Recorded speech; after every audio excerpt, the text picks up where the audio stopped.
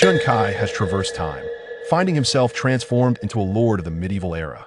Witness his extraordinary journey as he employs his wisdom, honed over a millennium, to navigate the ignorance and darkness of this age, heralding the dawn of the Industrial Revolution. But wait, why is there a dragon circling overhead? And why are goblins scurrying beneath his feet? Director, has there been a mix-up with the script? How did he become the last descendant of the dragon bloodline? Chapter 1. A flawless transition. Chen Kai, please prepare 5 more reports for this month. A voice resonated from above. As Chen Kai was packing his bag to head home, he ceased his movements. Looking up in surprise at his supervisor, he noticed the individual was burdened with a hefty stack of documents, which he knew all too well signified additional work. With a tone tinged with resignation, he replied, "But I have just completed the annual audits for 15 stores and have already been working overtime for 3 consecutive days. Moreover, this should have been your responsibility." Adjusting his glasses perched on his nose, he appeared like any timid, inexperienced accountant fresh out of school, exuding an air of vulnerability. However, his supervisor seemed to appreciate that very quality. With an authoritative tone bordering on command, he stated, "What do you mean it should have been my responsibility? The client just made this request today. Completing it is your obligation. I know you are capable, so shoulder the burden. Besides, with the economy in decline, the firm across the street has laid off half its staff this month. Surely, you wouldn't want me to speak ill of you in front of the boss, would you?" The inexperienced Chen Kai was taken aback by the latter remark, and he reluctantly accepted the pile of documents from his supervisor. Despite knowing that the head accountant had offloaded work onto him to leave early and socialize with the receptionist, he could only acquiesce silently. Satisfied, the supervisor turned to leave, allowing Chen Kai the briefest moment to make a face at him, though it served no purpose. Before long, the vast office was left with him as its sole occupant. He reopened his computer, deleting some light novels and historical resources from his desktop, realizing he wouldn't have time to indulge in them that night. With a sense of melancholy, he glanced out the window, observing the vibrant metropolis transformed into a spectacle of lights and nightlife, while he faced another lonely night in the office. He toyed with a figurine beside his computer, muttering to himself, "It seems yet another fulfilling night awaits, doesn't it? My lord, please open the door." "My lord," a rough voice called out from a distance, leaving Chen Kai enveloped in darkness. Who could be so noisy, disturbing his peace? All he could feel was a throbbing headache and a wave of discomfort radiating from his back. "My lord, please open the door." This time, an elderly voice chimed in. Deciding to ignore the commotion, he remained unresponsive. "How much did he drink last night?" the rough voice inquired, clearly agitated. "Not much, just 2 pints of rye beer," a nonchalant voice replied. Rubbing his throbbing head, Chen Kai frowned. This bunch was incredibly bothersome. They were discussing matters he couldn't comprehend in the slightest. Forget it seemed sleep was not an option. After a fierce internal struggle, Chen Kai opened his eyes, instinctively adjusting his glasses, only to discover they were absent from his nose. Damn it, where had his glasses gone? Squinting, he attempted to locate them, but to his astonishment, the previously blurry surroundings now appeared distinctly clear. Strange, perhaps a nap had miraculously cured his nearsightedness, could apply for a national patent. Yet, in the next moment, he froze in disbelief as he realized he was in an entirely unfamiliar room. Slowly rising, he discovered the discomfort stemmed from having fallen off the bed. However, this bed was exceedingly rudimentary. The rough linen sheets were interspersed with straw, resembling a medieval-themed chamber. Wait a moment, Chen Kai pressed his head, completely at a loss for the events of the previous night. The only thing he remembered was the relentless tapping of keys until the figures on the screen seemed to leap out at him, and then darkness enveloped him. No, he shouldn't be here. Panic surged through him as he jumped up, realizing he had unfinished work in the office. Who knew if his supervisor would report him to the boss? He hurried toward the door, intending to check the time on his phone, only to find no pockets in his clothing. Wait, this wasn't even his attire. What the hell? Who swapped his clothes? More importantly, who had tossed him into this themed inn? Chen Kai's frustration mounted. Surely, his colleagues weren't playing a prank on him? Beside the door stood a full-length mirror, and as he placed his hand on the doorknob, he caught a glimpse of an entirely unfamiliar face reflected back at him. He pressed his face against the mirror, confirming this was not his visage, but that of a foreign-era white man with unkempt stubble and a chaotic mop of brown hair. He pinched his own cheek, ensuring it wasn't merely a mask. Could it be that he had truly traversed time? As a seasoned recluse, this notion was the first to cross Chen Kai's mind. "Open the door, my lord," the voice continued to call from outside. Yeah, just a moment," Chen Kai replied irritably, only to be astonished to find himself speaking an entirely different language evidently. This transition came with a built-in translation system, he scrutinized his new countenance. Once more, though it belonged to an unfamiliar individual, he felt no profound disappointment. The face bore a certain charm, and he had always wished for such a prominent nose. Furthermore, this body was slightly taller than his own, approximately 6 feet tall, without any significant flaws save for a pallor that suggested a history of excess. "My lord, if you do not open the door, I shall break it down." Impatiently, Chen Kai swung open the door, only to be nearly tackled by a burly man. "What on earth?" He leaped back in fright. "My lord, are you unharmed?" A white-haired elder in a black robe gazed at him with concern. Without a doubt, Chen Kai's mind was a blank slate regarding this individual, as it appeared this transition had not been seamless, lacking even the most basic background information. "Who are you?" he asked hesitantly. Oh no, oh no. I warned that drinking so much would eventually muddle your thoughts." The elder appeared on the verge of tears. "My lord, I am your chief scholar, Roman." The name Roman sparked a flood of memories in Chen Kai's mind, akin to a search engine yielding results. He was instantly presented with a wealth of information about the elder's life and achievements, reminiscent of a Wikipedia entry, revealing that Roman had served their family for 30 years as a scholar, essentially a strategist. Roman the scholar. My mind must be clouded from last night's revelry, and this must be Chen Kai unconsciously masked his disorientation, turning to the tall man who had nearly barged in. "Indeed, I am Korodov, your knight commander." Korodov? In a mere fraction of a second, Chen Kai processed all available information about him, but a knight of considerable renown. He had won numerous tournaments, equating him to a general. "I must say, it's rather exaggerated to sleep so soundly after just a couple of drinks," a young man with black hair interjected, entering Chen Kai's line of sight. Naturally, Chen Kai had no idea who he was. The man sighed. "You surely do not remember me. I am your friend and nominal squire, Robert." Upon hearing Robert, Chen Kai was instantly reminded of him as bosom companion, a fallen knight from a grand family, now aligning himself with Chen Kai, akin to a court jester. Chen Kai recalled how they had just addressed him as "my lord" and "your excellency." Was it possible that he was regarded as some esteemed noble? It appeared fortune was on his side. He had not been transmogrified into a beggar or a slave, and heaven seemed to favor him. Thus, the individuals before him constituted his entourage. Although their numbers appeared modest, they were still capable of managing affairs, and Chen Kai felt a sense of contentment with this new existence. Nevertheless, there remained a pressing question that Chen Kai yearned to clarify. Namely, who was he? Chapter 2. The Lord's Responsibilities. I Stannis Chaston. This is the name that Chen Kai now bears. He is the ruler of the kingdom of Kawini. This is the identity he now holds. A striking black and red dragon emblem serves as his family crest. It took him nearly a minute to sort through his thoughts, only to be astonished at how dismal his situation was as a lord transported to the Middle Ages. Although he is nominally an hereditary count of the empire, the title appears rather grand, yet he governs merely 3 pitiful villages and a solitary castle. Despite the vast expanse of his territory, most of it is an uninhabited black forest, indicating that his ancestors squandered their wealth. Furthermore, one cannot expect any relatives to provide support, like many protagonists. He is now an orphan, devoid of siblings, making him the last descendant of this lineage. With no tangible advantages, he must rely on his innate knowledge. Chen Kai meticulously examined his own capabilities, realizing that he had not crossed over in a state of death. Thus, there was no goddess accompanying him. However, one would think there should at least be some form of transition gift, perhaps a powerful artifact or extraordinary abilities. After careful consideration, he arrived at a sorrowful conclusion. He was utterly blank, devoid of any special traits, and his attributes were dismal. His intelligence had plummeted, and much of his memory had been erased. His character traits had morphed from timid and cautious to timid and cautious, talkative. Nonetheless, he consoled himself with the thought that he possessed knowledge a millennium ahead of this era, an astonishing reservoir of information. With this in mind, Chen Kai resolved to showcase the mysterious powers of the East to the ancestors of these Anglo-American barbarians, such as gunpowder. After all, as Marx once said, gunpowder has shattered the chivalric class. Thus, once he unleashed this black technology, these primitive men of the early Middle Ages would undoubtedly revere and worship him as a deity. Gunpowder is a mixture of sulfur, saltpeter, and charcoal, but the proportions Chen Kai tugged at his hair, regretting his decision to pursue the humanities rather than the sciences. Now, in the Middle Ages, he couldn't even be part of an industrial faction. Could he possibly recite poetry to impress these Westerners? Your Grace, please do not dawdle here. The deadline is this afternoon. Roman, his chief and sole scholar, nervously reminded him of his obligations. Deadline? What deadline? Chen Kai asked, bewildered. Have you forgotten?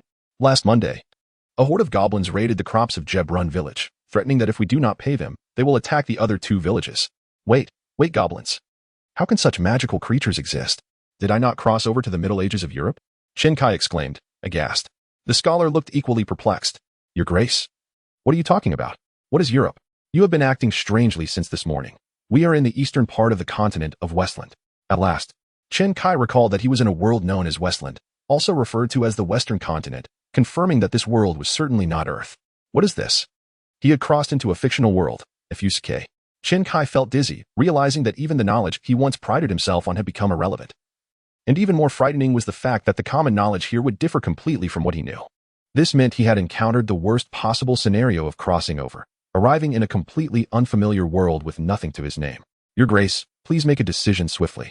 This time, his knight commander, Korodov, looked at him anxiously, clearly aware of the gravity of the goblin invasion.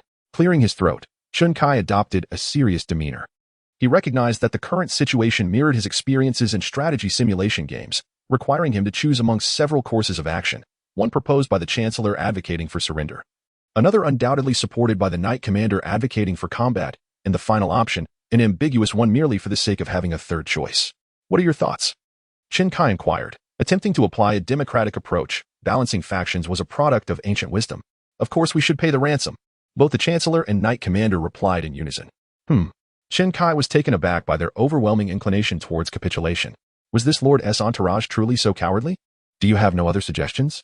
Chen Kai, or rather Count Stannis, felt a twinge of dissatisfaction. Yielding so readily would undermine his authority. The Chancellor and Knight Commander exchanged glances, perplexed by their Lord S. erratic behavior. When the goblins had first attacked, Count Stannis had been impatient to offer them gold. Since the upheaval a year prior, the Lord of Kawini had seldom resolved conflicts with swordplay. Realizing he had slightly lost composure, Stannis propped his chin on his hand, contemplating. As a time traveler, he understood the importance of maintaining a low profile, even when dealing with a level 1 creature like a goblin. Is there no army in my territory to handle such emergencies? Stannis queried. Korodov looked troubled. Placing his hand on his breastplate, he replied. It is the busy season for farming. If you summon the peasants to war suddenly, they may not return from the fields in time. Damn it. Truly a backward dark age, still employing such an outdated system of peasant soldiers, lacking a standing army ready for immediate deployment. It seemed he would need to take the time to reform this antiquated military structure, but there was no room for that now. Furrowing his brow, Stannis pondered briefly before resolutely declaring, goblins are not dragons. They raid out of necessity, not for the sake of obliterating a nation. I shall accompany you. If their demands are not excessive, we shall acquiesce. If we can coexist peacefully, that would be even better. Having immersed himself in fantasy worlds for years, Chen Kai believed it was time to utilize the eloquence he had honed through gaming to persuade the goblins. If he could convince them, it would buy time for his militia to assemble. With that, Chen Kai issued his first command, outwardly calm, yet inwardly his heart raced. To avoid arousing suspicion, he feigned composure as he stepped outside. Scholar Roman exchanged glances with the remaining 2 individuals in the room, whispering, what should we do now? Korodov scratched his head in exasperation. While their lord had been erratic last year, he now seemed to be processing matters with a semblance of normalcy, which was quite peculiar. Robert, you have been closest to his grace. Do you know what transpired last night? Robert, the ever-smirking, disheveled knight, innocently shook his head. How would I know? I returned him to his chamber and left. At that moment, Stannis' head poked back to the door. What are you all babbling about? And who is defecating at the entrance of my castle? Is there an unsanitary barbarian rampaging through my domain? The 3 individuals in the hall quickly concluded their discussion. Robert shrugged, conceding that they would have to comply with their lord's wishes. Negotiating with the goblins was not out of the question, considering their previous demands had been outrageous. However, to be on the safe side, I suggest we bring the ransom money along. Roman nodded, securing a small iron chest close to him before following the others outside. Outside the castle, Stannis inhaled deeply while surveying his territory. Although the overwhelming stench of excrement and decay nearly made him retch, it was nonetheless the first breath he had taken outdoors since becoming a lord. He had recovered from the initial shock of his unexpected journey. And while he could not fully comprehend why such an occurrence had befallen him, his inherently optimistic nature allowed him to accept the whims of fate. Until he discovered a way to return to his former life, he resolved to continue embodying this new identity. Though it was far from ideal, he reassured himself. It was imperative to strive and survive in this unfamiliar land. Chapter 3 The Duties of the Lord 2, Is It Not Here Yet? Stannis, who had been jolted on horseback to the point of disorientation, lamented incessantly. Although riding was the default skill of this body, Stannis had never ridden a horse, let alone a tractor, before his transmigration, and thus had yet to acclimatize. Furthermore, the roads were nothing but muddy paths, where the horses' hooves sank deep, significantly hampering their speed. He silently resolved that once this matter was settled, he would undertake to repair the roads in his territory. While he could not pave them with stones like the Romans, he could at least learn from the Qin Empire's compacted earth roads. "We're almost there, my lord." Kordov, who was leading the way, called back. Stannis glanced over his shoulder to see Scholar Roman clinging desperately to the horse's neck, appearing no less miserable than himself due to the jostling. In contrast, his friend Robert seemed at ease, exhibiting riding skills that surpassed his memories. "We have arrived, my lord," Kordov announced as he dismounted, revealing they stood in a dilapidated, impoverished village. As the farmers approached, Stannis felt a swell of pride. Let them gaze at him with eyes filled with hope, as if he were their savior. But wait, why did their expressions betray contempt and skepticism? After all, he was their lord. "Daddy, is that the Dragon Slayer?" A small child, barely reaching his father's knees, tugged at his trousers and asked. "Dragon Slayer?" Stannis perked up, intrigued by such a flamboyant moniker. He had not anticipated that the original owner of this body possessed such a formidable reputation. Yet, why did he not recall any details about this nickname?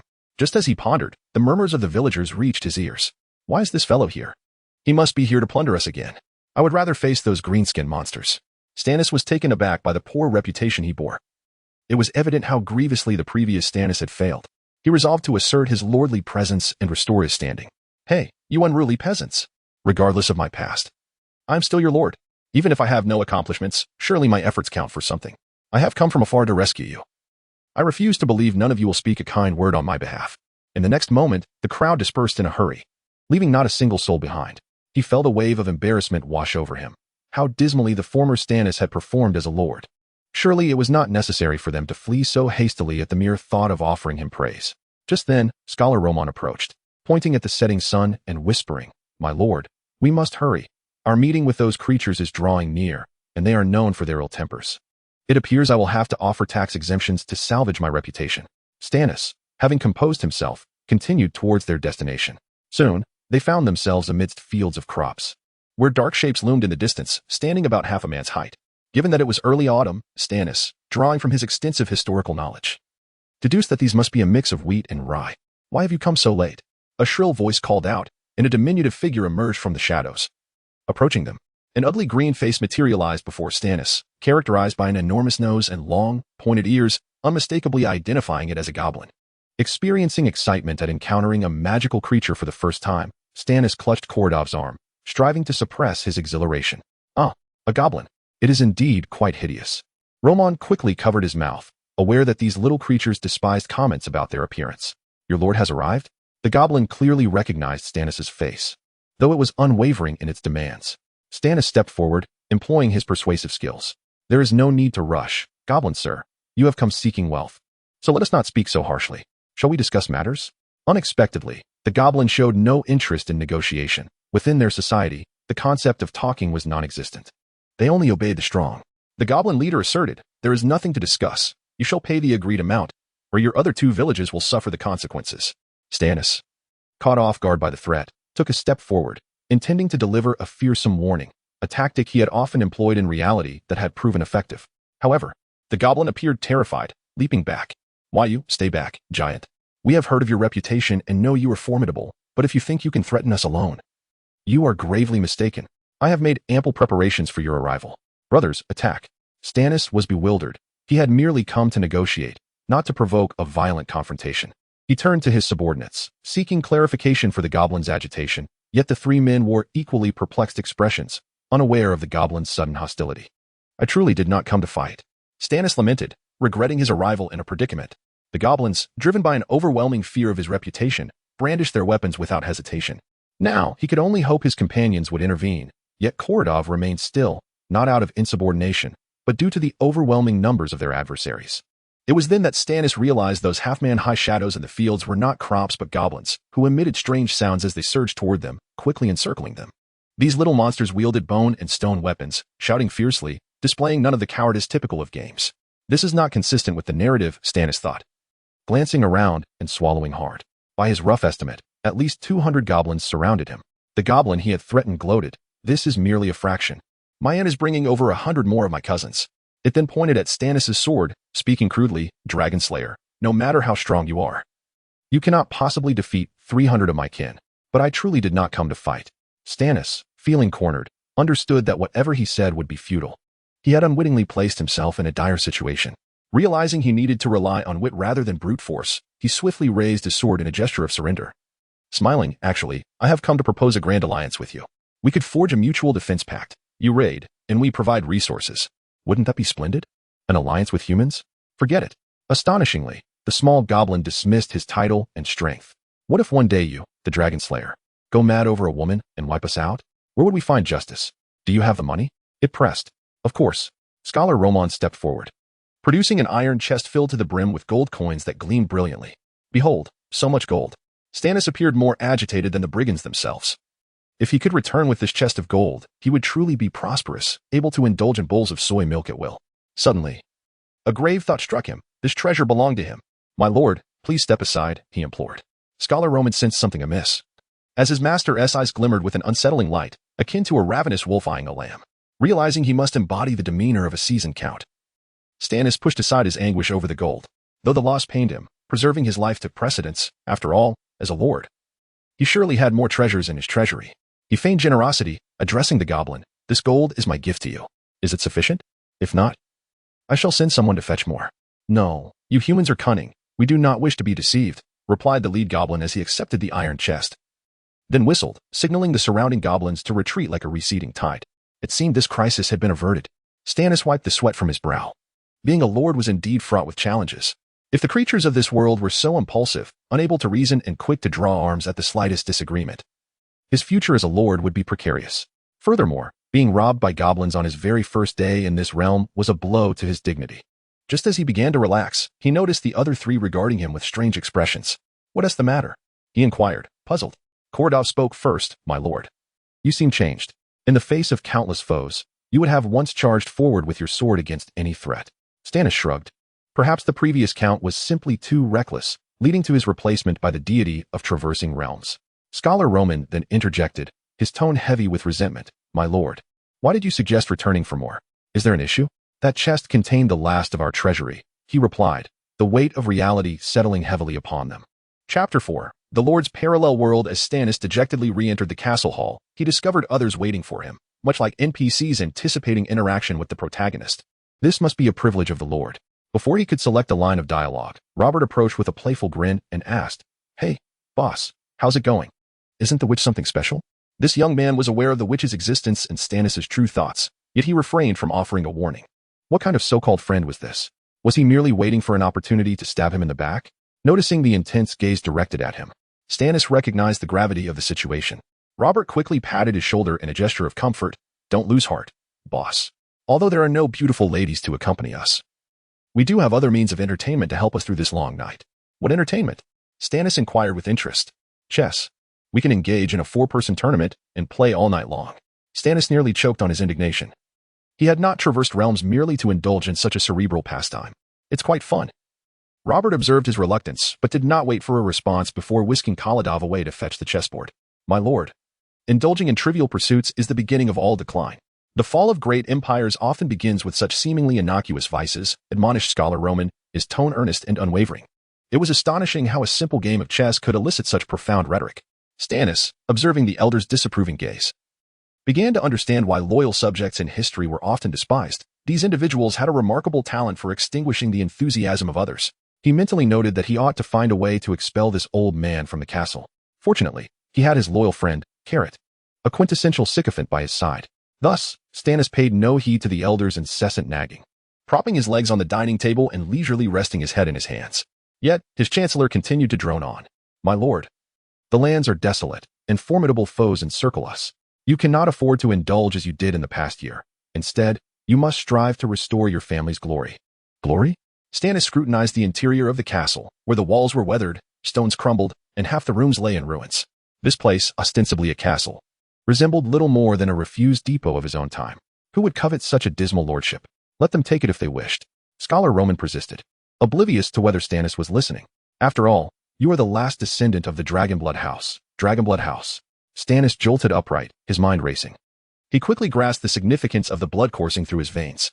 The ancestors of this Stannis were indeed incarnations of true dragons. Tracing back, he found not only was he a descendant of dragons, but also one of the rightful heirs to the illustrious Elysian Empire. though this once mighty superpower had waned. Being an emperor, even in a diminished state, was infinitely preferable to being a fallen lord. How remarkable is this lineage? Stannis murmured to himself, sensing that fate had not abandoned him. While many imperial heirs existed in the central lands, here in the west, he appeared to be the sole and final true son of the dragon. Excitement coursed through Stannis as he rubbed his hands together. He had found his ambition to become the most formidable entity, akin to all other traversers. And in this world, there seemed to be no existence more majestic than that of the Emperor of the Elysian Empire. However, before pursuing this grand aspiration, he first needed to address his personal desires. "Boss, I brought the chessboard," Robert announced with the exuberance typical of a sycophant. While traversers were generally indifferent to such intellectual games, they had no choice but to occupy their time with them. "All right, you all play first. I shall observe," Stannis deflected, ensuring no one discovered his utter inability to play chess. "Excellent," Robert responded without a hint of concern. "Old man, last time you caught me off guard with your knight. This time, I shall vanquish your pride." The very scholar who had just cautioned Stannis against trivial pursuits was now rolling up his sleeves. "You think you can defeat me? Return to your milk for another 20 years. Kaladov, though lacking the intellect for such games, joined in the excitement, reveling in the mere act of participation. Stannis propped his chin on his hand, never imagining that his first night in this new realm would be spent engaged in such a saintly pastime. Perhaps the counterpart of himself in the parallel world might experience something far more exhilarating. Chapter 5. The Lord's Carnal Ticket. Stannis lay upon the austere wooden bed, its unforgiving surface causing discomfort to his neck, yet he found himself indifferent to such trivialities, his hands instinctively resting on his abdomen as he sighed in exasperation. Repulsed by the women around him, he had climbed into bed without partaking of dinner. In truth, since awakening in this unfamiliar realm, he had not consumed a single drop of water. Initially, excitement had masked his hunger, but now, in the silence, the consequences of his neglect began to manifest.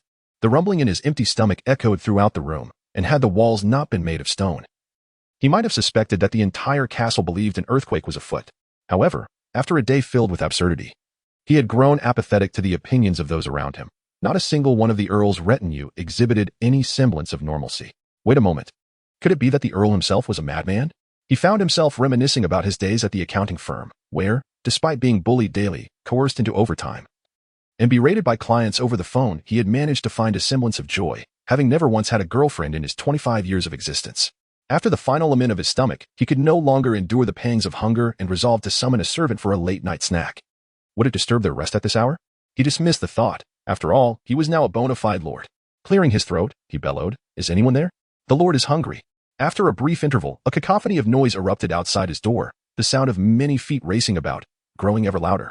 It appeared that as the lord of the castle, his commands held considerable sway, inciting such fervor among his subordinates. A flicker of hope reignited within Stannis. However, something felt amiss as a multitude began to shout. Their excitement over preparing a midnight meal seemed excessive. He strained to listen. "The witch has fled. That wicked woman has vanished." What? It was the witch who had escaped. Stannis grimaced in discontent. He could scarcely muster the energy to rise. Irritated that his incompetent subordinates could not even keep track of an old woman, the clamor outside intensified, seemingly closing in on his chamber. "Have you found the witch?" I longed to see her approach the Lord's quarters. What a bunch of imbeciles. Wait, they were coming toward his room. Before Stannis could comprehend the situation, the door burst open, and before he could utter a scream, a shadow leaped into the room, swiftly wrapping an arm around his neck. He was being abducted. This was an experience entirely new to Stannis, leaving him momentarily paralyzed with fear. Instinctively, he attempted to push the arm away, only to discover it was a slender limb, smooth as silk to the touch. It had been some time since he had enjoyed such intimate contact with a woman, under different circumstances. He might have reveled in it for days. At that moment, the castle guards, led by Koradov, arrived rather belatedly, with Bachelor Roman and Robert appearing, bleary-eyed, among the crowd. What has happened?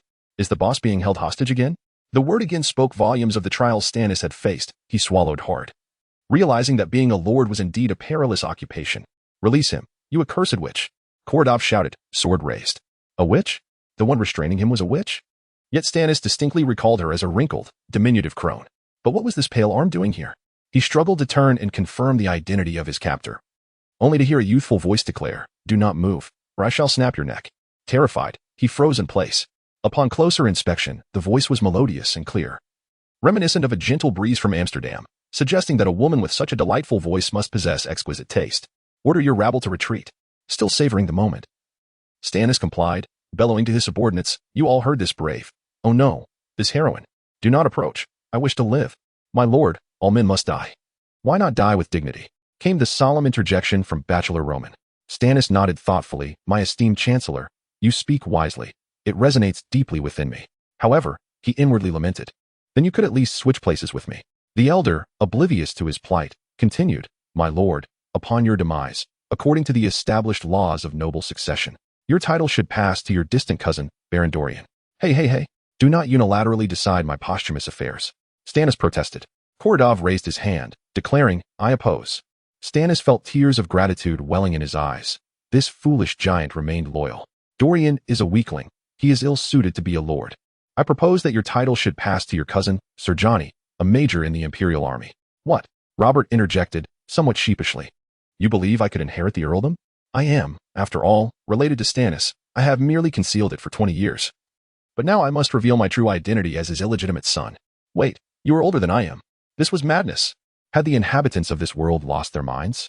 The three men squabbled passionately over their choices, entirely forgetting the grave situation unfolding before them. You've done remarkably well as a lord. Your subordinates are fiercely loyal. The woman behind him interjected, dripping with sarcasm, observing his inept subordinates. Stannis' sole desire was to prevent them from embarrassing themselves further. Even in death, he wished to avoid witnessing these three clowns making fools of themselves. Hey, you lot. Stop your chatter. I'm still alive. He finally roared, but remarkably, a powerful aura emanated from him, stunning all present into silence. They gazed at him in fear, as if beholding a monstrous awakening. What is happening? Stannis wondered, surveying the room. Was this the natural charisma of a protagonist? Indeed, just as the legends foretold.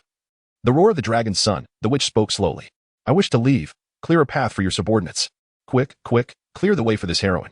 Stannis hastily urged. Yet someone finally remembered the gravity of the situation. Korodov stood resolutely before them, sword drawn. You shall not pass. I will not allow a witch to leave this place alive. Stannis was aghast. He was but a lamb to the slaughter. Have you lost your mind, you foolish giant? I am the hostage here. Korodov slowly raised his head, his expression chilling. I am sorry, my lord, even at the cost of your life. I shall eradicate all evil from this world. Stannis could hardly believe his ears, nearly wetting himself in fear. It appeared that after just one day in this world, he was destined to meet his end, a mere day of adventure, and he had already secured the title of the most unfortunate traveler in existence. Chapter 6. The Goddess of Vengeance. I am dying. Stannis gasped. The specter of death looming so near that every breath he took felt infinitely precious. The events of the past 24 hours replayed incessantly in his mind. And he gradually came to realize that being a lord was not wholly intolerable. Though the castle's decor was somewhat meager, the enemy forces were exaggeratedly numerous. The treasures in the treasury pitifully scant, the women of the territory distressingly unattractive, and his three subordinates regrettably inept. Everything else was within the realm of acceptability. Because, above all, he truly did not wish to meet his end. At that moment, Scholar Ramon stepped forward to deliver the final blow. I concur with Sir Korodov. We cannot allow any witch to escape our domain, lest the church lay blame upon us. What do I care for the twisted thoughts of those perverse individuals? I am a lord. Stannis cried out in despair. Meanwhile, Korodov, his knight commander, had succumbed to a state of utter self-indulgence, proclaiming, witches are evil, and evil must be purged. My lord, prepare yourself for sacrifice. Observing the fervent display before him, Stannis understood that his time was rapidly drawing to a close. It seems I must save not only myself but you as well. The witch's voice echoed once more, now laced with a teasing tone. Enough. Who asked for your help? Even at this juncture, he stubbornly resisted. Korodov thrust his sword forward. Stannis promptly capitulated, pleading, Please, take me with you. As you command, my lord, the witch replied suddenly, seizing his collar and pulling him back, then loudly chanting an incantation. In the name of the god of 1,000 faces, shift and change. Stannis felt his body rapidly merge with the woman behind him, and then, like a whirlpool, he was instantaneously drawn into a singularity. The two vanished before the eyes of the onlookers. 2 miles away, by the riverside, two figures materialized upon the grass. Experiencing teleportation magic for the first time, Stannis, like others before him, promptly retched into the river. My head feels like it is splitting open. He moaned as he heaved. However, compared to the witch's magic, he was not particularly astonished. In a fantastical world, the absence of magic would be the true anomaly. The witch knelt beside him, gently patting his back. Adopting a composed and graceful demeanor, she said, I apologize. I forgot to warn you that using shift and change would have intense side effects. Once he had expelled the contents of his stomach, he splashed his face with clean water, then looked up at the witch. At that moment, he felt as though his very soul was being drawn in by her presence, in stark contrast to the gaunt old woman from before. She now appeared as a youthful maiden, clad in a purple hooded cloak that draped elegantly over her form. Her long, golden hair, curling like gilded strands, cascaded from beneath the hood, shimmering alluringly under the moonlight. He had never encountered such exquisite beauty, neither in reality nor in this realm. Her allure was beyond verbal description, akin to a nymph of the lake, pure and ethereal. Any attempt to articulate it felt woefully inadequate. Even more captivating was the air of mystery surrounding her visage, as if it were partially obscured, inviting yet elusive. Only her eyes, strikingly clear against the backdrop of darkness, shone like sapphires, their clarity reminiscent of an endless sky. Stannis stood transfixed, feeling a rush of infatuation for the first time in this world, already pondering names for the children he might have with this witch. He began to formulate words, hoping to leave a good impression, yet entirely forgot the cowardice that had just consumed him. "Sister, I wish to share a bed with you," he blurted, revealing his innermost thoughts. No, I meant to inquire of this lady. Tonight, the moon is exceptionally bright. Might I join you for? How can there be two moons in the sky? Stannis exclaimed, feigning an invitation to dinner only to be struck by the sight of not one, but 3 moons hanging in the heavens. An affront to natural order that sent him tumbling to the ground in terror. The witch regarded him with curiosity. 3 moons in the sky, do you not know? In her eyes, the lords of the West were indeed a bunch of dullards, unaware even of such simple truths. 3 moons. Then the tidal phenomena in your world must be quite severe, Stannis lamented as he scrambled to his feet. But how can one of them be invisible? The unseen moon is the dark moon, hidden behind all things, and it is the source of my powers as an illusionist, she explained with a sweet smile. Illusionist? Stannis recognized this as a type of mage. So you were that old woman just now? The young woman nodded. The fundamental skill of an illusionist is the ability to alter one's appearance at will, to mimic any form. Does that mean your current visage could also be a facade? He muttered under his breath. She suddenly leaned in closer, and Stannis could even sense the fragrant breath escaping her lips. Feeling somewhat timid, he took a step back. His painful experiences with women in high school warned him that a beautiful woman's smile often concealed grand schemes. He rubbed his neck, still sore from her earlier grip. If you are so powerful and can escape using that magic called shift and change, why then did you abduct me? The witch circled around him, seemingly scrutinizing this lord who was decidedly different from the locals who would typically cry for her blood. Because my hands were shackled in chains, she replied. So, it seems my virtuous act of caring for the elderly inadvertently saved you, he mused. Indeed, I seldom encounter such kindness, she remarked, causing Stannis to momentarily lose his composure. By the way, why were you imprisoned in the castle dungeon? As the lord, I was entirely unaware of this situation. Because I am a sorceress. While it may not be an issue in other parts of the West, it is a grave crime in this ignorant and backward place. What is this? Such blatant gender discrimination, he exclaimed indignantly. And I also happened to kill a dozen or so people.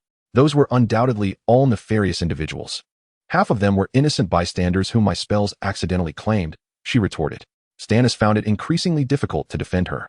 But fear not, those bystanders were all wicked soldiers. I sent them to meet the god of 1,000 faces, and many families will be grateful for my actions. Though Stannis had always held a fondness for beautiful women, he retained his rationality. This woman claimed to have slain evildoers, yet without external validation, he could not fully trust her. Why would she openly admit to murder? He could not discern any pretense of innocence. Stannis felt overwhelmed and resolved to cease pondering the matter. The witch shot him a glance. You are quite the intriguing fellow. Not at all resembling the lords here. Stannis felt a jolt of alarm. Could she see through his true nature as a time traveler? Then why are you here? Would it not be better to remain in other places? He deftly diverted the conversation. Her expression hardened with determination. I am here for vengeance. Chapter 7. Advance towards the Duke. It turns out this is all for vengeance. Truly, a valiant woman, a daughter of the rivers and lakes. Swift in her quest for justice. How admirable. The infatuated Stannis, oblivious to decorum, shamelessly fawned. Unfortunately, I avenged the wrong target. That wretch confessed before his demise that he was but a trifling accomplice, while the true perpetrator lurked in the shadows. Stannis, resigned, expressed his inability to assist. Despite his foolish infatuation, he was unwilling to entangle himself in a quagmire of troubles. Well, I can only wish you success in your revenge. By the way, after avenging yourself, perhaps you could become part of my harem. Oh no, I mean, my guardian mage. At that point, no one would dare pursue you to burn you. Your current standing is insufficient, the witch replied with a smile, shaking her head. Stannis remained unsatisfied. What stature would justly allow me to protect you? At the very least, a duke. Suddenly, Stannis found his purpose in this world. It appeared that a duke could command the elements, act with impunity, and pursue whomever he desired. Unlike the emperor of the empire, who seemed so distant and unattainable. All right, he resolved to strive for the title of duke. He received the main quest, path to dukedom. Although no quest system had appeared since his arrival, Chen Kai and Stannis concocted one in their minds. After all, what did homebodies lack but imagination? As he let his thoughts soar, the witch had already turned to depart. Huh? Are you leaving? Yes, the pursuers are nearly upon us. Then, could you tell me your name? Suddenly, the surroundings fell silent, as if even the earth held its breath to listen to her name. Anya. What a beautiful name. Stannis was enraptured. Then where shall I find you in the future? The day you become a duke will be the day we meet again. With that, the woman slowly stepped into the shadows and vanished completely. The next morning, the Kordov family discovered Count Stannis asleep beneath a tree by the river. His face still adorned with a blissful smile. A group of them hurried to carry him back to the castle, and it was not until noon that he finally awoke. Upon opening his eyes, he found himself on an uncomfortably straw bed, with two of his subordinates and a close friend at the foot of his bed, their faces tinged with shame. You lot were exceptionally loyal last night. Stannis yawned. The three immediately began to divert the conversation, clearly aware of their misdeeds. My lord, we were truly in the wrong last night. We were bewitched by that wretched witch, which led to our indiscretions. The scholar Romon spoke first. Stannis shot them a glare. Did you even discuss the heir while under her spell? The three exchanged awkward glances, and after a moment, the seasoned scholar, having seen much in his 70 years, attempted to lighten the mood. The scene last night was too chaotic, in the heat of the moment. We acted to ensure your family's legacy. The red dragon banner shall never fall. His words were more melodious than a song, reminiscent of the flattery one hears when requesting a raise. Stannis scoffed dismissively. By the way, my lord, where did that witch go last night? Kordov inquired. Still unwilling to let go. Stannis glared at him. How would I know? She hypnotized me, and I have been asleep ever since. He fabricated a small lie. How could he allow such a beautiful witch to be sullied by the hands of these brutish men?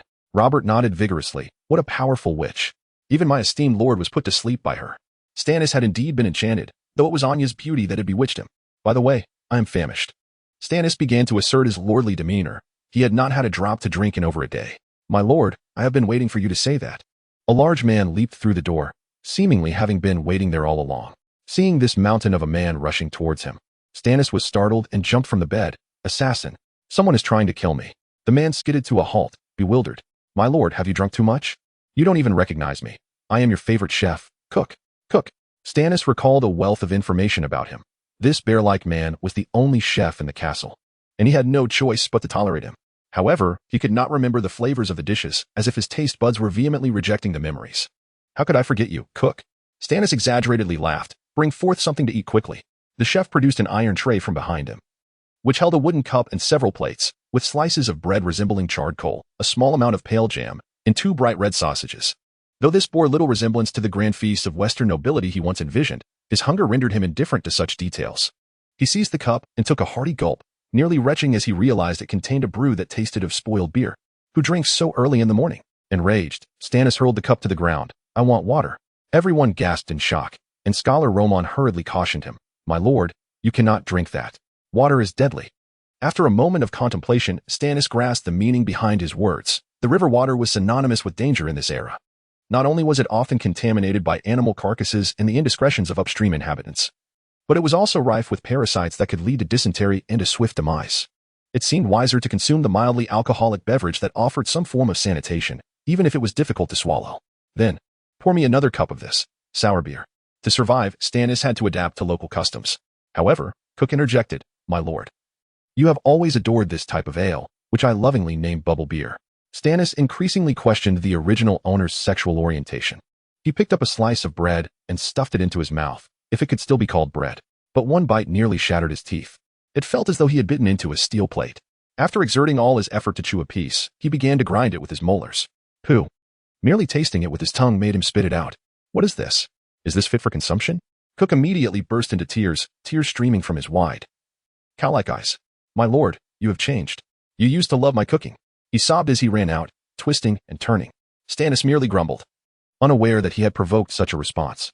Great, this chef is a lunatic. Is there not a single sane person in this castle? Chapter 8. Wealth beyond measure. At this juncture, it was Master Ramon who stepped forth to mediate the situation. Your Excellency, you cannot place all the blame upon him, he remarked, for the current fiscal state of the territory is quite dire, and he lacks the resources to enhance the provisions. This is, indeed, the utmost he can accomplish. Even in such destitution, it is unacceptable to feign hospitality with mere stones arranged on a plate. Furthermore, observe that the jam is infested with maggots, and blood still oozes from these sausages. Though he was ravenous, Stannis would never succumb to indulging in the unsightly fare before him. It was Robert's cleverness that turned the tide. He suggested, why not have the hunter outside present us with a few freshly caught rabbits, stewed with herbs? It would be a delightful dish. Stannis could scarcely contain his salivation at Robert's proposition. Ah, your conscience is quite commendable. Do not delay. Indeed.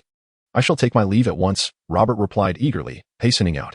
While awaiting the feast, Stannis's mind was abuzz with pressing inquiries. As a count of noble standing, how could he be so impoverished? Ah, yesterday, during my negotiations with the goblins, you mentioned that paltry gold was my entire fortune?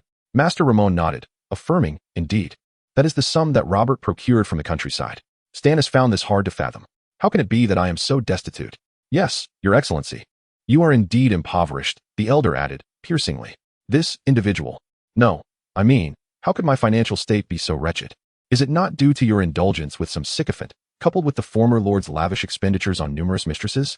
As Ramon spoke, he glanced at Robert, who was returning with rabbits in hand, only for the latter to retreat at once. How can I ascend from such poverty? No, I must clarify my accounts. For the first time, Stannis felt that the knowledge he had brought from his former life might serve him well. That is to say, his accounting skills. He reminisced about the days when he was known as the accounting prince. After all, how else could he have been recruited by a prestigious firm immediately upon graduation, though he later discovered that the firm merely sought someone who consumed little and worked tirelessly. Bring all accounting vouchers pertaining to the past 5 years of income and expenditure to my study, Stannis commanded. He recalled that there was indeed a study within the castle, though he had never set foot in it. Accounting vouchers? The master was evidently perplexed by this term. I mean the ledgers. Surely this territory must maintain some record of its financial transactions. Stannis insisted. I know, those documents are piled in the basement, the elder finally recollected. For he had only been recording figures without understanding their implications. Fetch those items to the study at once, so that I may scrutinize them carefully. Kaladov remained oblivious to the gravity of the situation. In his memory, the lord had never shown interest in such matters, always merely extending his hand for funds. What use are these records? Stannis shot him a disdainful glance. If I do not examine these records, I shall soon find myself bankrupt. My good man. Are you to sustain me? Kaladov promptly fell silent. Stannis rubbed his hands together, invigorated by a sense of purpose. The ignorance of these wretches regarding economics was staggering. Armed with his formidable financial knowledge and keen intellect, he was determined not only to become a duke but also the wealthiest man in the West. However, merely an hour later, he found himself disillusioned regarding this ambition. He had never encountered such chaotic accounts. Even the humble ledger of the vendor selling fried dough was 100-fold clearer and more affluent. Astoundingly, he discovered that numbers could be arranged in such bewildering sequences, which was taxing on his mind. Fortunately, the rabbit stew at last replenished his energy. Such unrefined, natural delicacies were not something a man of his former era could easily procure. After an exhaustive day of nocturnal study, Stannis finally managed to make sense of the jumbled figures. Yet, upon comprehending the income and expenditures, he nearly choked on his own blood.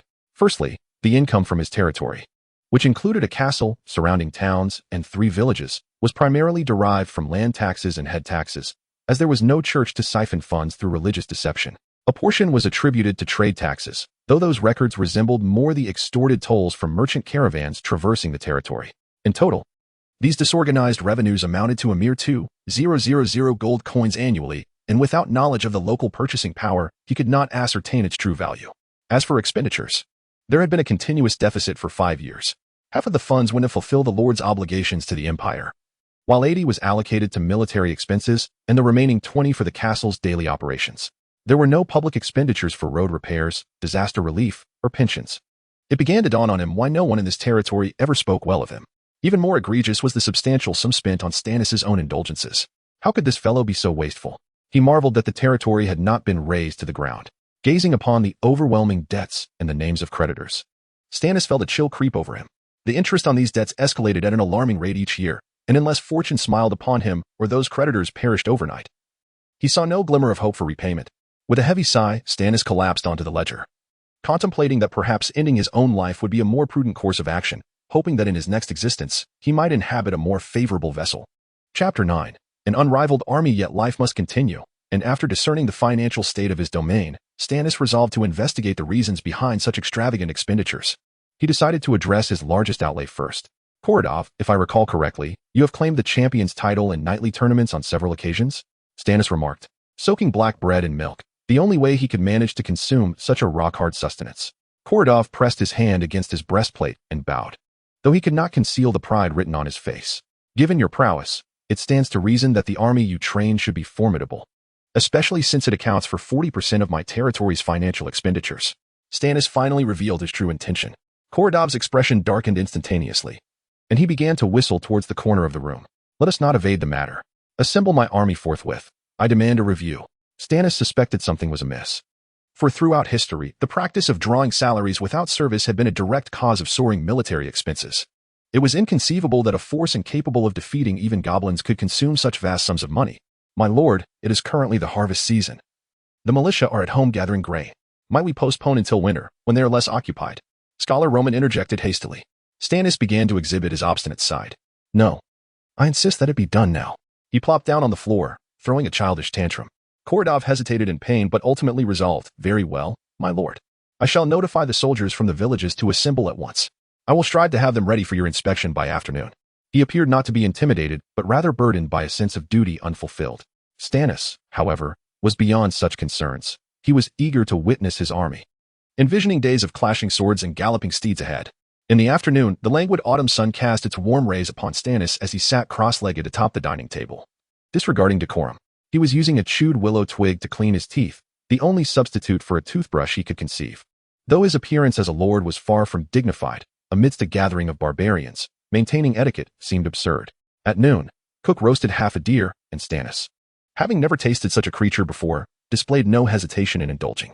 With only salt as seasoning, the sizzling, oily meat proved delectable, and he savored a leg of venison alongside his bubble wine. After a satisfying meal, he now awaited the arrival of his grand army. Scholar Roman and Robert exchanged uneasy glances, perplexed by their lord's sudden interest in his military, especially considering he had not touched a sword in over a year. Suddenly, the door burst open, and Korodov, fully armored, strode in. He pressed his right hand against his breastplate and performed a precise military salute. My lord, all have gathered and await your inspection. Huh. I've been eagerly anticipating this, Stannis exclaimed, leaping up and discarding the twig before rushing out. 5 minutes later. This is my army. Stannis gazed in disbelief at the line of individuals before him, as his worldview was once again shattered. A group of farmers, appearing barely better off than beggars, stood haphazardly, struggling to maintain their balance.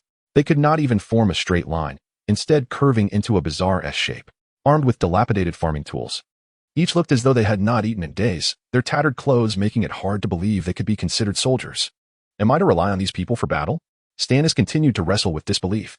Robert interjected, Boss, technically speaking, you've never fought with this lot. They've merely followed others waving flags. Stannis felt a headache creeping in again. Sending this motley crew to the battlefield would likely result in the enemy dying of laughter. These wretches have consumed 40% of my budget. Stannis reevaluated the depths of his territory's mismanagement. Korodov, as my knight commander, how have you trained my army? My lord. This is my oversight, Korodov admitted candidly. However, Stannis recalled certain matters. It seemed Korodov had some understanding of military affairs. In this world, lords were expected to provide their own supplies and arms. Previously, whenever the higher lords summoned troops, the indifferent Stannis had dispatched Korodov with this ragtag band of beggars.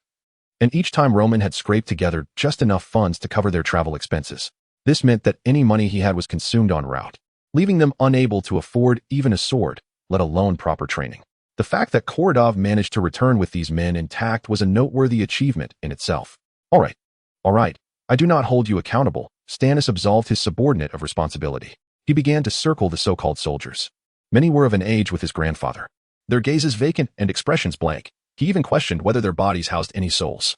Most clutched farming implements like pitchforks as makeshift weapons, while only a few robust young farmers bore rusted longswords at their waists.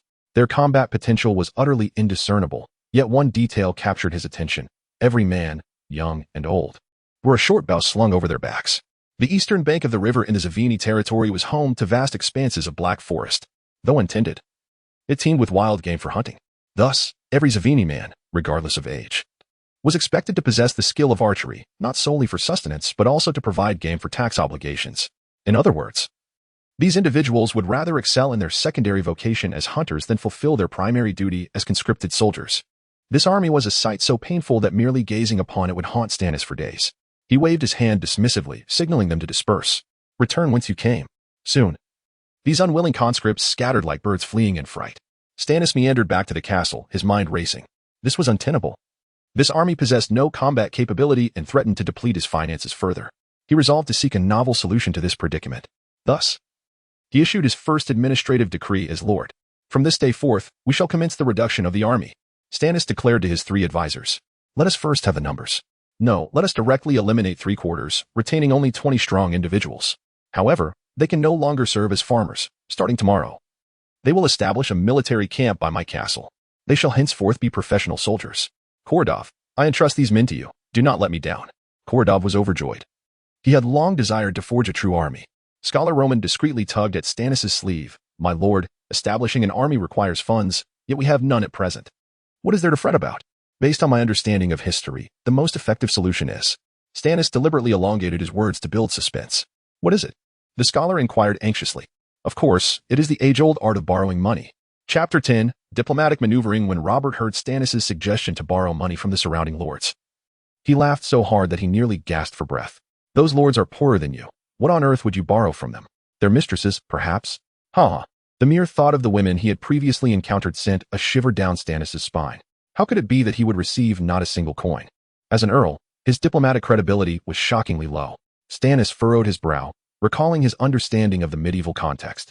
These lords were all interconnected, and surely, out of familial ties, they wouldn't refuse him entirely. My lord, I need not remind you how your reputation stands on this land. Stannis suddenly recalled something significant. This Stannis had indulged in revelry and must have borrowed money, and it was clear he would not repay it. The consequence of not repaying would tarnish his reputation. I had intended to borrow money, but I see now I have been preempted. He lamented. Surely there cannot be no one willing to lend to me. Robert interjected. You can indeed borrow, though the people around here are as reluctant to part with their coin as they are to part with their lives. However, if you seek. Scholar Roman quickly gestured to him to silence him. Stannis found their exchange curious, but he was more intrigued by his neighbors. What sort of tight-fisted individuals valued money over reputation? Pray tell, you lot, enlighten me on the situation surrounding my territory. Stannis realized he was utterly uninformed about the diplomatic landscape. Although Kholodov was a knight, he had never shown interest in such tedious matters, being a warrior who preferred the sword to discourse. As for Scholar Roman, he was far too old. His knowledge of the local nobility frozen in time 3 decades past. He had focused too much on internal affairs, neglecting the world outside. At this moment, one person stepped forward. Finally, my time to shine. I am, after all, a knight and a noble heir. This knowledge is second nature to me. Robert stepped forth, shedding his previous nonchalant demeanor, his eyes gleaming with pride.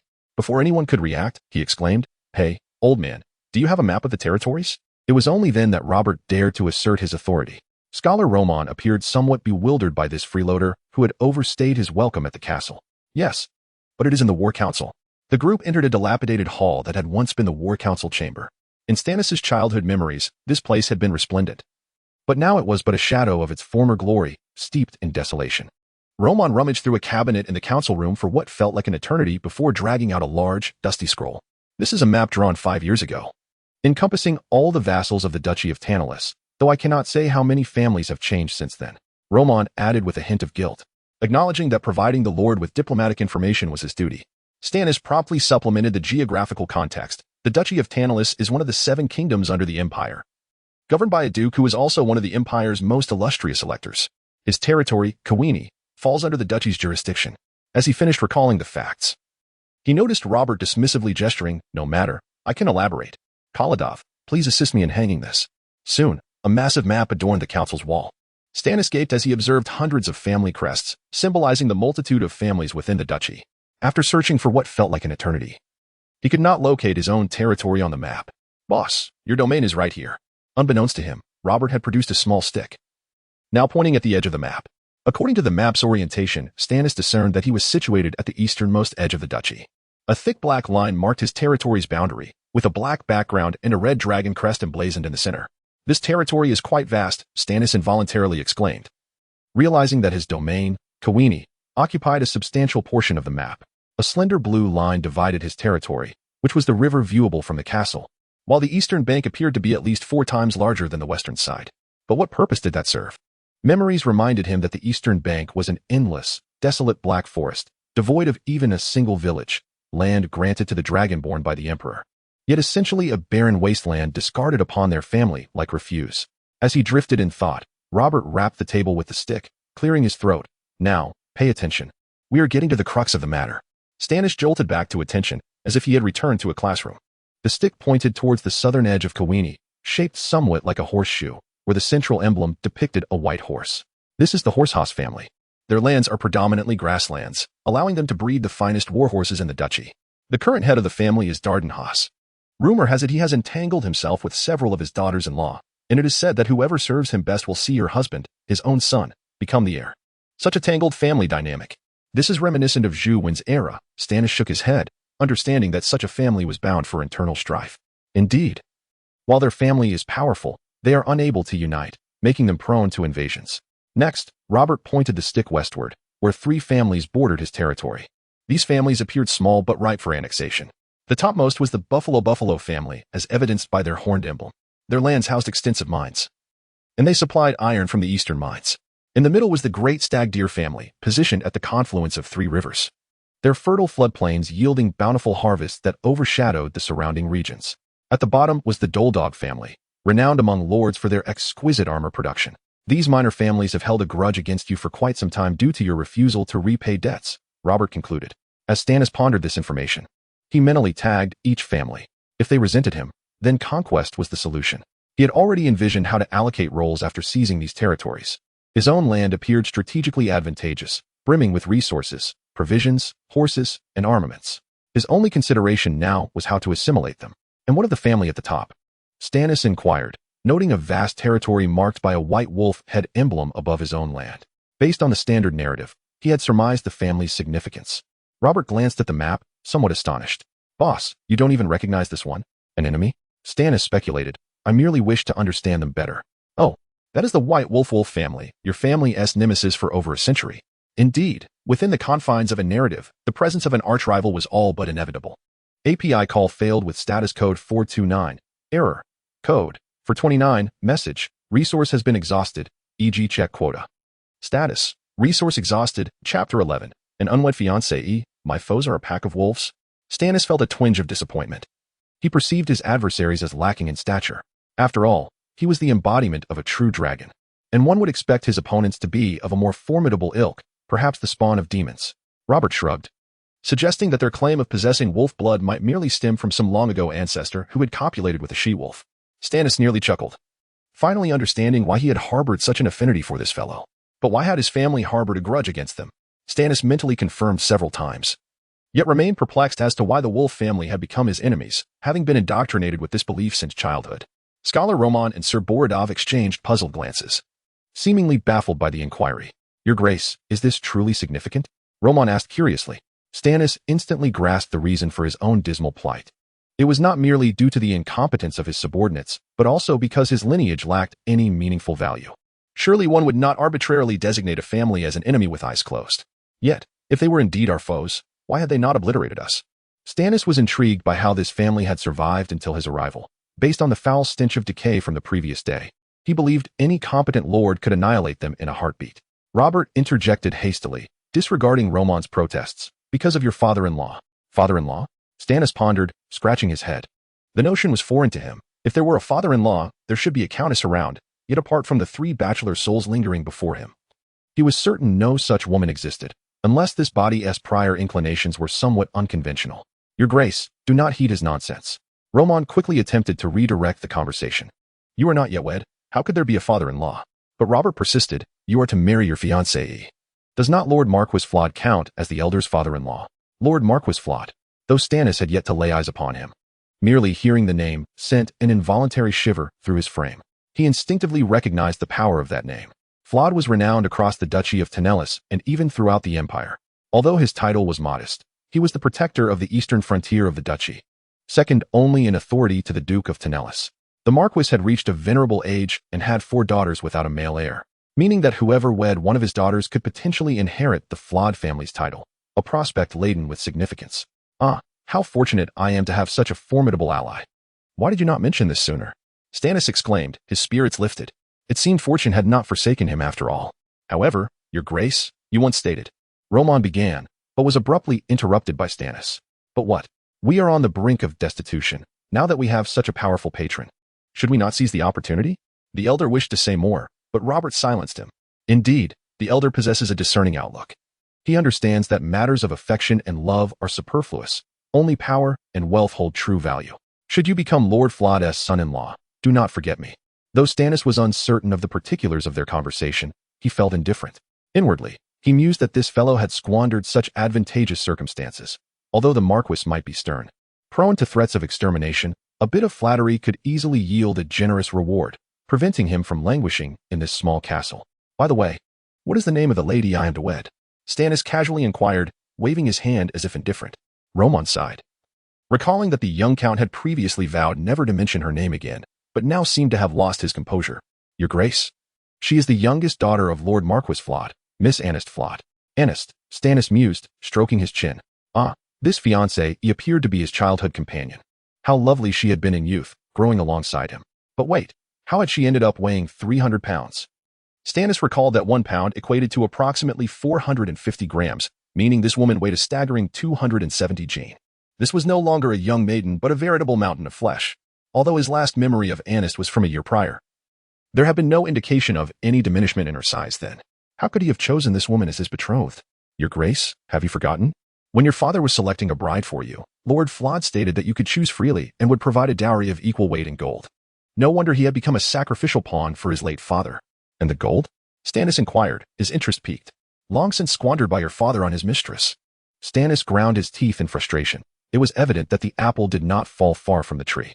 Suddenly, Scholar Roman recalled something. Ah, Your Grace, since you have come to terms with this matter, I happen to have a letter to deliver to you, from Miss Annist, inviting you to a soiree the day after tomorrow. She expressed her eagerness to dance with you. The thought of twirling with a nearly 300-pound mass filled Stannis with trepidation. Initially, he contemplated declining outright, but then reconsidered. This was indeed an opportune moment to curry favor with his future father-in-law. Of course, I shall attend. Please reply that I am eager to see my dear Annist, whom I have longed for. Upon uttering this last line, he recognized the absurdity of his own sentimentality. Clearing his throat, he feigned nonchalance. Very well. If there is nothing further, you may all take your leave. Robert, do visit the kitchen and have the cook prepare something for me. Anything but that sour, moldy bread. Once they had departed, Stannis cracked his knuckles, steeling himself for the challenge that lay ahead. He was about to face an overweight fiancée, and he would need to muster all his strength to navigate this predicament. Chapter 12. The rustic lord, you look rather decent in those fine garments, Stannis remarked to Robert, who walked alongside him. Indeed, adorned in a new outfit, Robert finally exuded a semblance of nobility, reminiscent of the legendary man who had once traversed the beds of the noble women throughout the East. Yet, he appeared to be nothing more than a fleeting indulgence for the thirsting ladies, akin to a mere dalliance, used and then discarded. Oh, come now. Nothing compares to the brilliance of our esteemed leader. Robert couldn't resist the urge to flatter Stannis in return. While flattered, Stannis couldn't help but feel a wave of melancholy wash over him. The mere thought of his fiancée's physique filled him with dread about his impending married life. At the very least, the joys of youthful romance seemed forever out of reach, even less appealing than the prospects he faced in his current life. Shouldn't the noble maidens of this fantastical world be fair, fragrant, and delectable enough to tempt even a dragon? Yet, if every noble maiden resembled his fiancée, it was no wonder dragons found them appealing. One could only hope they wouldn't choke on such fare. After a 3-hour ride, they finally arrived at their destination, the grand city of White Lily, home to the Florid family. Oh, this is my first glimpse of a medieval metropolis, Stannis exclaimed in awe. The city's exterior walls glimmered like pure white jade, not only showcasing its grandeur, but also reflecting the wealth of its lord. What a magnificent city. If it were in the present day, enclosing it and charging admission would surely yield great profits. Robert, oblivious to Stannis's musings, merely assumed his friend was having another one of his whimsical moments. Indeed, it had been a year since Stannis's last visit, and the changes were quite remarkable. As they approached the city gates, they noticed a cluster of guards standing sentinel, their charge being a strikingly beautiful young woman. Stannis swallowed hard. She was indeed stunning, equally enchanting as the witch he had previously encountered, albeit with a different allure. The witch exuded an unpredictable wildness, while this girl radiated innocent vitality. Her vibrant red hair danced in the breeze, drawing attention like her fiery red lips. She exuded an aura of clarity. Even the most despondent soul would find their spirits lifted at the sight of her playful smile, adorned with a hint of mischief. The Creator had once again sculpted a perfect lover for the world.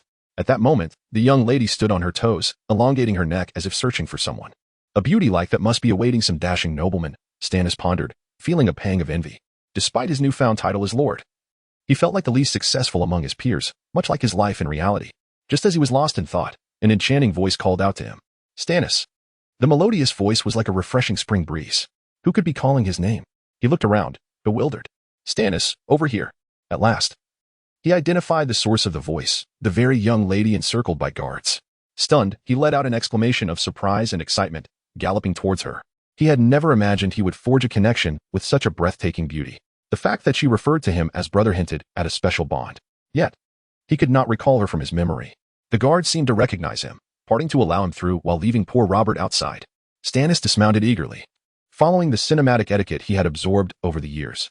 Taking the young lady's hand and attempting to suppress his inner turmoil as he leaned in for a delicate kiss. The girl giggled at his gesture. "Oh, Stannis. What are you doing? You're tickling me." Stannis lifted his gaze, striving to project the most soulful expression he could muster, hoping to elicit an affectionate response from her, as he struggled to contain his growing desires. "Stannis, what's the matter?" she asked, blushing under his gaze. "It's the first time you've looked at me like that." The name sounded familiar. Anist, Stannis exclaimed, recalling his fiancée, who had once been a hefty 300 pounds, resembling a balloon. How could she have transformed into such a slender beauty? He rubbed his eyes, ensuring he wasn't imagining things. "How did you become so?" he stammered. Anist's cheeks flushed as she responded. "Oh, stop it. You were just teasing me about my past. I lost weight a year ago. You've seen me since then. How could you forget so quickly?" "Seen you?" Stannis was certain that the memories of the previous Stannis did not include Anist's transformed visage. Yet, the young lady had taken his arm, beaming, "Yesterday.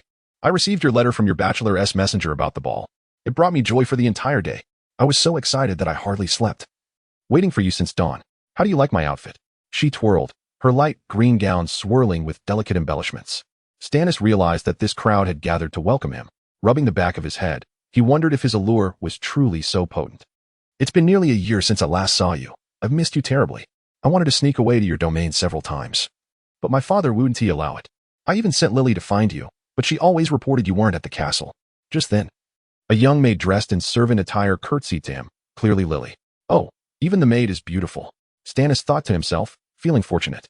Perhaps a double rendezvous was not as unattainable as he had once believed. As he mentally shifted through fantasies, he barely registered the conversation unfolding before him. "Stannis, you're not still holding a grudge against me, are you?" Annis said softly, her eyes pleading, as if she bore the weight of a great transgression. "Grudge?" Stannis was utterly perplexed. His memories of the past seemed entirely blank. Moreover, a beauty like her, with a heart as pure as her exterior, couldn't he possibly have committed any grave misdeeds? Even if she had, her beauty alone would compel him to forgive her. "I could never harbor resentment towards you," he declared, adopting a playful tone, knowing that any wrongdoing would only concern the prior Stannis, not him. "Wonderful," Anist exclaimed, her face lighting up with joy. "I knew Stannis would be kind to me. Let us hurry to the carriage. The ball is about to begin." Stannis eagerly climbed into the carriage, relishing the intimate space that seemed perfect for clandestine escapades. "Boss, what about me?" Robert shouted from outside, witnessing the unfolding scene. Stannis contemplated dismissing him with a casual excuse, but reconsidered, as it was his first time in the city, he needed someone to cover for him. "Come join us," he called to Robert, then turned to Anist. "Is it all right if we bring him along?" "Of course, it's no trouble at all. Besides, isn't Robert always by your side? So, you are acquainted." Stannis felt a sense of being toyed with. Soon, Stannis, Robert, and her maid Lily settled into the carriage, while the guards lined up in 2 rows, closely following the carriage into the city. Amidst such a crowd, Stannis found it challenging to suppress the sudden desire to transform into a zombie. Along the journey, the group engaged in cheerful banter, exuding happiness, and chattered away like a magpie, her delightful voice a pure pleasure to hear, rendering the content of her words nearly inaudible. Stannis, legs crossed, feigned comprehension, nodding along incessantly. Yet, inadvertently, he caught Robert whispering in his ear, "Congratulations, old chap, you have truly forgotten her." Stannis was taken aback. Who was this her? Chapter 13. Meeting the father-in-law, Annie took Stannis's hand as they descended from the carriage, clearly relishing the intimacy of their connection. Despite the delightful sensation of being embraced by such a stunning beauty, Stannis felt an inexplicable resistance within him. Yet, he had already formulated a plan for the evening, as his visit was not solely intended for flirtation. They entered an opulent mansion, lavishly adorned, where numerous elegantly dressed nobles engaged in conversation. Stannis felt somewhat out of place. A natural introvert at heart, preferring to blend into the crowd. However, the radiant presence of Annie kept him perpetually exposed. It seemed he recognized no one, while Annie busily greeted others, leaving him to stand awkwardly by her side. "Why are you so quiet?" Annie finally inquired softly, sensing something amiss. "I know you dislike these gatherings, but you must at least engage in basic pleasantries. These are all acquaintances of yours." "Acquaintances? What acquaintances?" Stannis lamented internally, grappling with his face blindness. Nevertheless, he feigned eloquence, replying, "Your voice is too enchanting. I cannot bear to interrupt the melodious notes of your nightingale-like tones." Annie beamed at his flattery, her cheeks blushing as she playfully nudged him. "You're incorrigible, Stan." At that moment, the atmosphere shifted to an unexpected silence. Stannis sensed that a significant figure was about to make an entrance. Sure enough, much like the grand entrances of prominent figures on television, the sound heralded the arrival of a man. Accompanied by a resounding cough, a bald man named Wook appeared at the top of the staircase, his gleaming head shining brilliantly under the lights.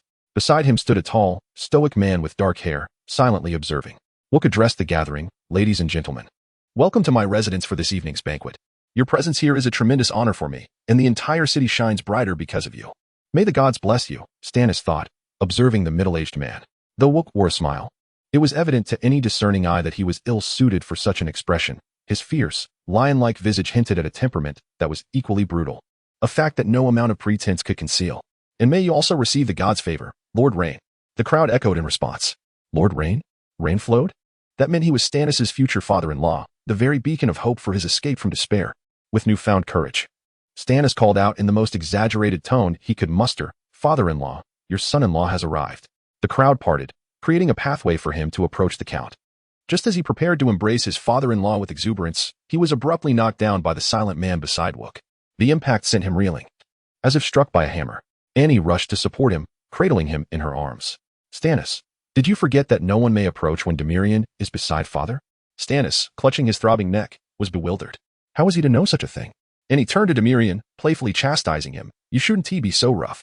He is my Stan." The Marquis barked. "This boy has the audacity to show his face here. Is he here to humiliate me in front of so many?" Stannis was taken aback by the apparent animosity between Demirian and his father-in-law, realizing why his body quivered at the mention of that name. "Please, father, don't say anything more. Stannis finally came, and you still criticize him. You used to think highly of him." "Humph." The Marquis tossed his sleeve dismissively. "That was before I did something so shameless for that wretched girl." Annie's expression turned fierce. "Father, we agreed never to mention that in front of Stan." Gasping, the Marquis seemed to struggle with his lingering anger, but eventually his furrowed brow relaxed. "Very well, let bygones be bygones. Since you are here, I shall assume you acknowledge your errors. For my daughter's sake, I will forgive you. Annie, help him up." Annie gently assisted him to his feet, but Stannis instinctively shielded his face, fearing another blow from the ever-cool Demirian. However, the Marquis merely stated, "We must observe the necessary courtesies."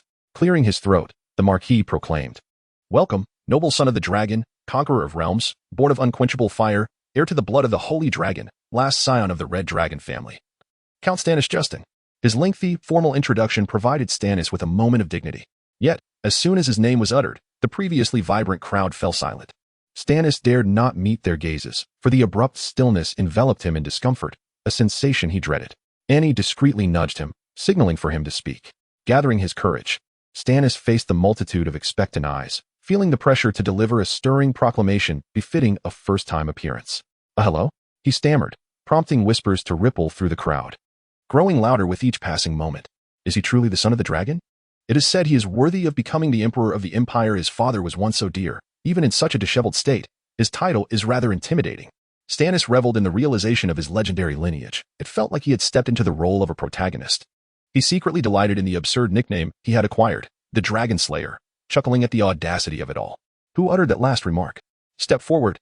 Stannis fumed, seeking the one who dared to speak ill of him, only to find himself pushed forward by Annie. Confused, he stumbled before the Marquis, who regarded him with a gaze as resolute as iron. Stannis swallowed hard, fearing the Marquis could see through his disguise as a time traveler. Suddenly, the Marquis opened his arms and embraced him, declaring proudly, "Ladies and gentlemen, allow me to present my future son-in-law." Stannis gasped for air, overwhelmed by the embrace. Such displays of Western custom were unbearable. Two grown men should not engage in such antics. Yet, it was clear that despite their differences, his father-in-law harbored a sense of pride for him. But what merit was there in having a frivolous country lord as a son-in-law? As he pondered this perplexity, the Marquis returned to the staircase, arms wide and a smile upon his face, announcing, "Let the feast commence." Chapter 14. Rivals also have their pleasures. Stannis devoured the delectable dishes laid out before him with an insatiable hunger. Ever since his arrival in this new world, he had not relished such a feast. The monotonous dark cuisine he had endured daily had drained him of hope. "Slow down, Stan," and urged anxiously from beside him. Bewildered by the ravenous appetite her beloved had developed. Yet, Stannis paid her no heed, shoveling snails into his mouth with abandon. "These are exquisite. And, could you fetch me another plate?" "Thank you." With a sigh, and realized her brother's willfulness had been a constant since childhood, she turned, intending to summon a servant to fetch another plate of snails, only to find no one nearby, compelling her to head to the kitchen herself. Stannis, content, patted his belly. Having only satisfied 8/10 of his hunger, he planned to pack some food to take home, eager to show Chef Cook what true cuisine should be. At that moment, a stooped old gentleman approached him, a benevolent smile gracing his face as he gazed at Stannis with kind eyes. Stannis, unable to recall the man's identity, felt a shiver run down his spine. "Excuse me, sir, may I assist you?" The old man appeared taken aback by the question, retracting his smile. "What is this? You don't remember me, Stan? I once held you as a child." "Of course. But who are you?" Stannis struggled to place him. The elder stroked his face, sighing, "Indeed. Age brings significant change. I am your Uncle Bernard, an old acquaintance of your father." Upon hearing the name Seanbean Bernard, Stannis recalled an imperial city dweller who had ventured to the Empire's fringes long ago, a friend of the spendthrift count, with whom he had shared many adventures in youth. Though his current pursuits were unknown to Stannis, now that he had pieced together the man's identity, Stannis greeted him with enthusiasm. "Uncle Seanbean, how could I have forgotten? It has been nearly a decade and a half since we last met." Bernard sighed wistfully, his expression distant. "Yes, it has been 16 years, and it feels as if we are worlds apart. Regrettably, I never got to see your father one last time. That remains my greatest sorrow." Stannis feigned sorrow in response. "Your father was the bravest man I ever knew. May you inherit his courage." "Enough of this melancholy," Bernard continued. "If you encounter any difficulties, do not hesitate to seek me out." Stannis nodded like a chick pecking at grains, though internally he scoffed at the thought of how an old man could assist him. The elder patted Stannis on the shoulder before amicably departing. At that juncture, and returned, carrying a steaming plate of snails. As she passed Bernard, they exchanged polite nods. Stannis eagerly snatched the plate from her hands, tossing the snails into his mouth one by one. "What were you discussing with Lord Bernard?" he inquired, his mouth full. "I hardly know. He rambled on about my father," she replied softly. "He is an envoy of Emperor Elijah, after all." "An envoy of the Emperor? Sounds quite impressive." Stannis mused, contemplating the significance of this man, and waved her hand in front of his face. "Hey, are you full yet, glutton?" Stannis returned to the present. "What is the matter?" With a playful grin, and snatched the plate from him and took his hand, leading him to the center of the hall. "It's time to dance." "Please, no." Stannis protested, for dancing was his greatest dread, whether in reality or this fantastical realm. His fiancée pouted. "You finally made an appearance. Can't you indulge this small wish of mine?" Despite his reluctance, Stannis found himself swept into the dance floor, wherein twirled gracefully around him, her skirt spinning in perfect rhythm. "Come on, Stan." He sighed, grateful that remnants of his memory still contained knowledge of how to dance. However, just as he prepared to unleash his dance prowess, he was suddenly shoved from behind, landing unceremoniously on the floor. "Ah!" and gasped, rushing to his side. "Are you all right, brother?" Stannis grimaced in pain as he raised his head to identify his assailant, only to find a blond man standing where he had just been. The man's eyes sparkled with a sinister glee, despite his handsome exterior. "My sincerest apologies, Sir Justin. I became so engrossed in the dance that I accidentally bumped into you," he said with a smirk devoid of sincerity. Stannis bristled at the audacity of the man. "Do you truly believe that is an apology? Galro, what on earth are you doing?" and interjected, defending her brother. Galro shrugged nonchalantly. "I merely demonstrated that this fragile fellow is unworthy of a woman like you." Stannis recalled this man, who had pursued and relentlessly before her weight loss, harboring animosity towards him. "Your taste is rather peculiar," he retorted, rising to his feet. "Enough of this chatter. I have coveted Miss, and for quite some time." "You do not deserve her," Galro declared. "She favors me. That's just the way it is." "Good looks afford certain privileges," Stannis replied with a tone bordering on insolence. Galro's irritation flared. "Women belong to the strongest. Let us duel, so she may witness who is truly worthy of her affection." "You reek of juvenile bravado," Stannis quipped. Unfazed, Galro drew his sword, prompting the surrounding crowd to part and create a space for their confrontation. "I have heard that every member of the Justin family possesses true Dragonblood, endowed with formidable strength from birth, either legendary warriors or mythical sorcerers. I am eager to witness this." Oh, Stannis was oblivious to any such family legacy. He rummaged through his thoughts, contemplating what profession he might embody. Was he a legendary knight in divine armor? A cataclysmic sorcerer commanding the elements? Perhaps a genius adept at both martial and magical arts? Yet, after a thorough mental search, he found no evidence of any combat prowess. What a disaster! Has my reincarnation reset my abilities? Let us duel. Let her see who possesses the true courage. Galro continued to spout his overzealous rhetoric. Stannis glanced at him, hoping for her assistance to defuse the situation, only to find her gazing at him with an almost fanatical admiration. "Go for it, Stan. I have unwavering faith in your swordsmanship." A cold sweat drenched his back. It seemed today would not only yield no treasure but possibly bring about his demise. Chapter 15. The Knight of the Laurel, just as Stannis was steeling himself to step forward, he was unexpectedly restrained by another. Boss, how could I possibly let this opportunity for glory slip by? It was Robert, his face earnest as he looked at Stannis, hoping to claim the chance for the duel for himself. Haha, just when I was worried. A willing scapegoat appears, Stannis thought to himself with a smirk. Yet he maintained his composure and replied, this fellow has insulted me publicly. How could I forfeit my right as a knight to duel? Robert quickly leaned in. Boss, you have such a beautiful fiancée. Let me resolve my lifelong affair today. With so many noble ladies present, this is the perfect opportunity for me to make a name for myself. Please, I beg you, boss. With Robert's earnest plea, Stannis decided to drop the pretense. He nodded, feigning reluctance, and said, very well, I shall not neglect my duties as your elder brother. This duel shall be yours. Robert was overjoyed, exclaiming, thank you, boss. Stannis stepped back, shrugging at Anist, signaling his helplessness. Meanwhile, Robert had already drawn his sword and strode into the center of the square. Upon realizing that his opponent was not Stannis, Gallo immediately shouted in dissatisfaction, my opponent is Stannis, not some random vagabond. Get lost. You dare call me a vagabond? Robert retorted, hopping mad. I am a knight, sworn by Sir Maurice. At the mention of Sir Maurice's name, a stir rippled through the crowd. Sir Charlie Maurice. A name that resonated widely, he was known as the first swordsman of East Loik, reputed never to have lost a duel. The number of those who perished beneath his rapier could encircle the city. Stannis regarded his friend with newfound respect, realizing the impressive stature of this man. Gallo, too, felt a twinge of fear. If he truly was a knight sworn by Sir Maurice, it indicated that his swordsmanship had been recognized by such a figure, putting him at a disadvantage. Yet, the young baron quickly reasoned, but you are not him. What gives you the right to fight in his stead? Robert smirked, seemingly anticipating Gallo's protests. I am his proxy knight, thus I am fully responsible for all matters of the duel. The proxy knight system was a privilege applicable only to lords of count rank and above, for many of these nobles were either rotund or aged, making the notion of them wielding swords in battle a farcical joke. Hence, to safeguard their interests, this ingenious system was devised. Any noble of Marquess rank or higher could appoint a knight to act as their proxy in duels, bearing the consequences of victory or defeat. Stannis found himself quite enamored with the inventor of this system.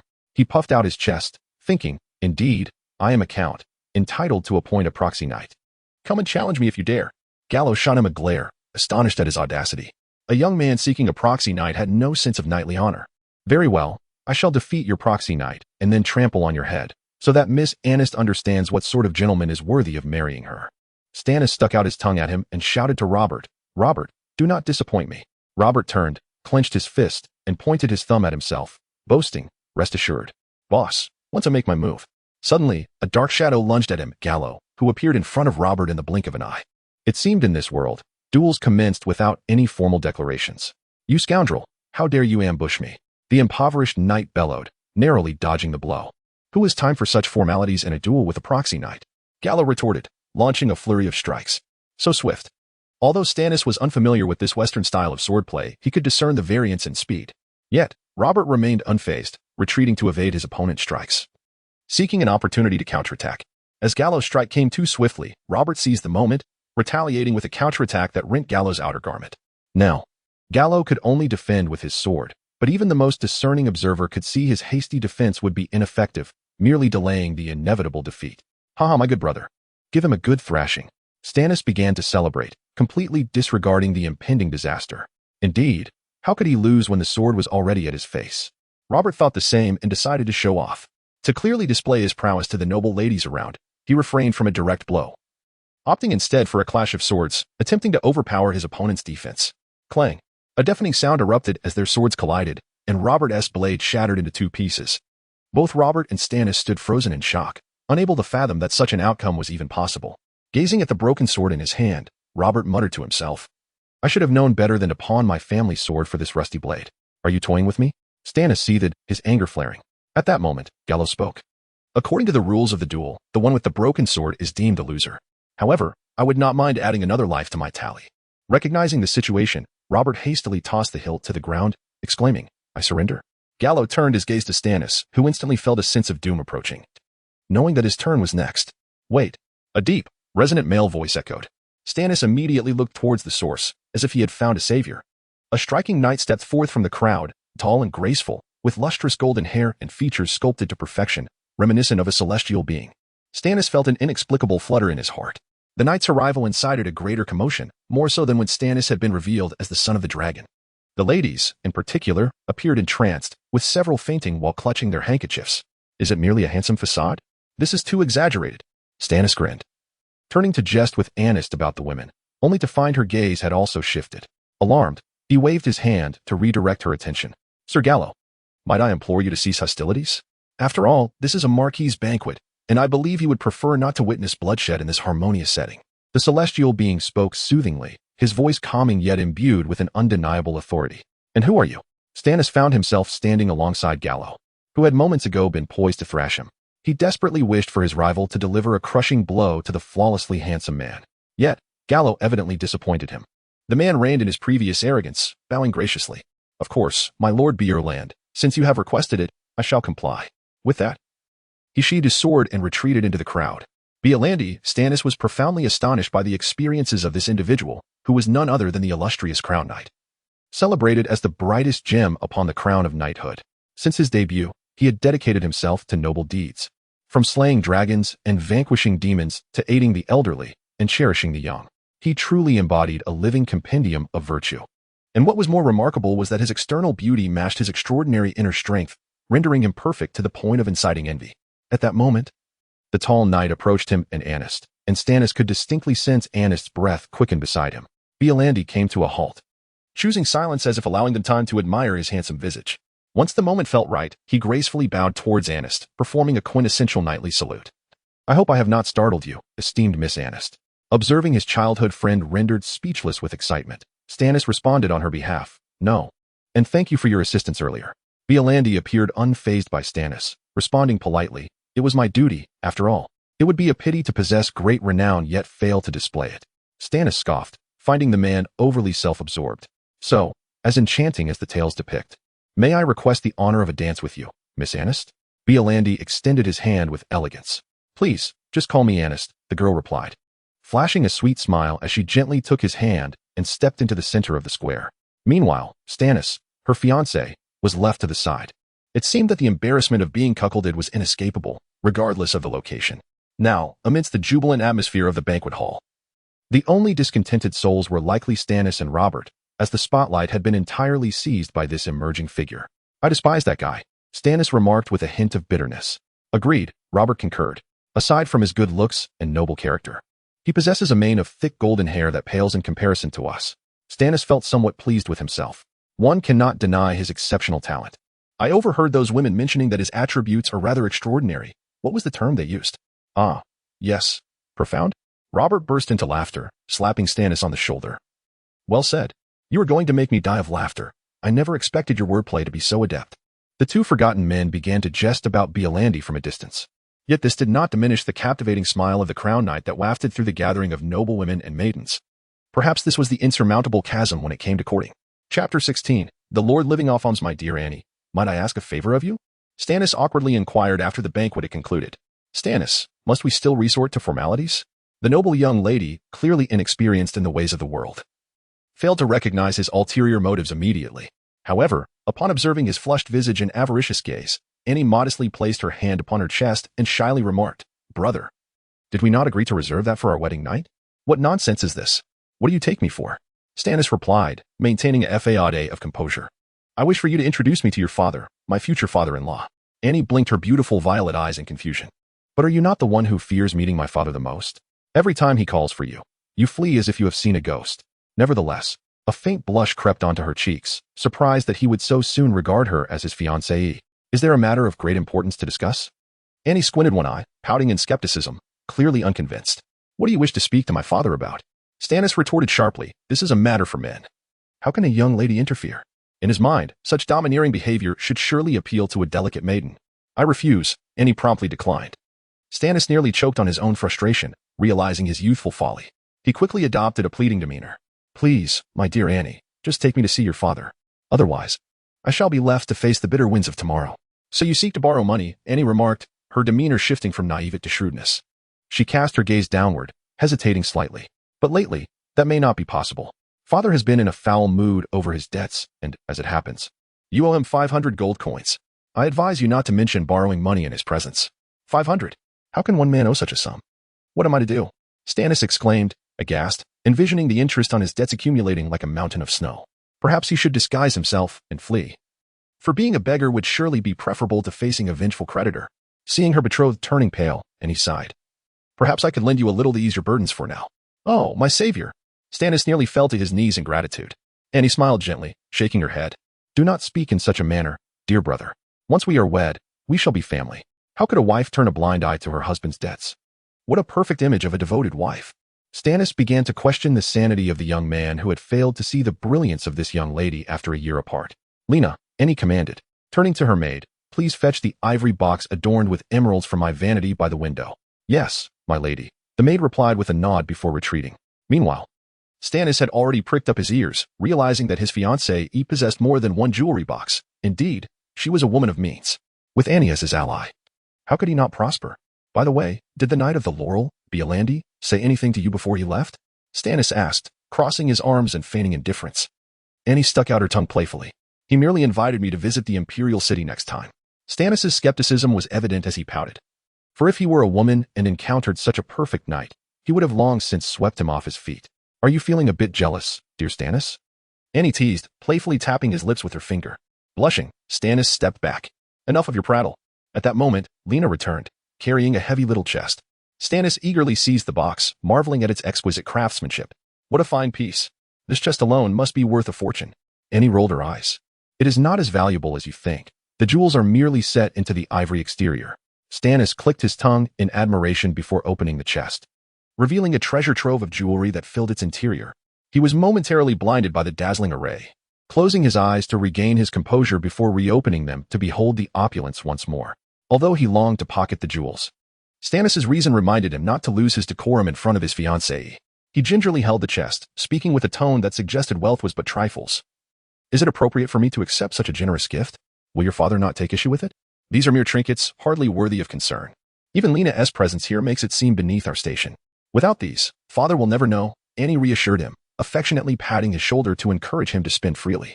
Stannis promptly discarded his pretense of gentility, stuffing the jewelry box into his belt, no longer caring for appearances.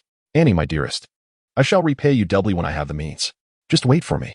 Even at this juncture, Stannis insisted on putting on airs. Annie quickly pressed her lips together and waved her hands, gazing at him with her pure, innocent eyes. As long as you can forgive me, I am willing to give you everything. Hours passed, and though it was already past midnight, Stannis rode through the countryside, his spirits high. In the distance, the dark silhouette of his grotesque castle loomed against the sky. Ordinarily, he would have cursed such an abominable structure, but tonight even this eyesore evoked a sense of fondness. Old man, he called out, a new nickname he had given to Roman the Scholar.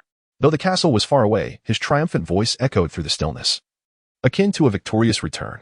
What is it, my lord? The old man rushed from the castle, knowing that when his master called, it usually meant he needed funds. Stannis, beaming with pride, tossed the chest filled with jewels to him. Store this in my treasury. Roman opened the chest, momentarily blinded by the gleaming wealth. My lord, where did you acquire such riches? Do not inquire. Use these jewels to settle those damnable debts, Stannis ordered with a snap of his fingers. In his heart, he believed that such treasures would suffice to clear his obligations, leaving him with a little extra for indulgence. The thought of repaying Annie seemed almost laughable. After clearing his debts with the surrounding lords, the three families with whom he previously had amicable relations turned sour in an instant. Yet, a day later, Stannis sat on the ground, clutching an empty jewelry box, weeping uncontrollably. Old man, I instructed you to repay the debts, but not so foolishly. You spent it all. Every last coin. Chapter 17. Moving towards the goal, Stannis roused himself from the bed, his disheveled hair resembling a bird's nest. Ever since his traversal, it had been perpetually infested with lice. He sat at the edge of the bed, bleary-eyed and reluctant to move. Although he had slept until noon, he felt no shame in his lethargy.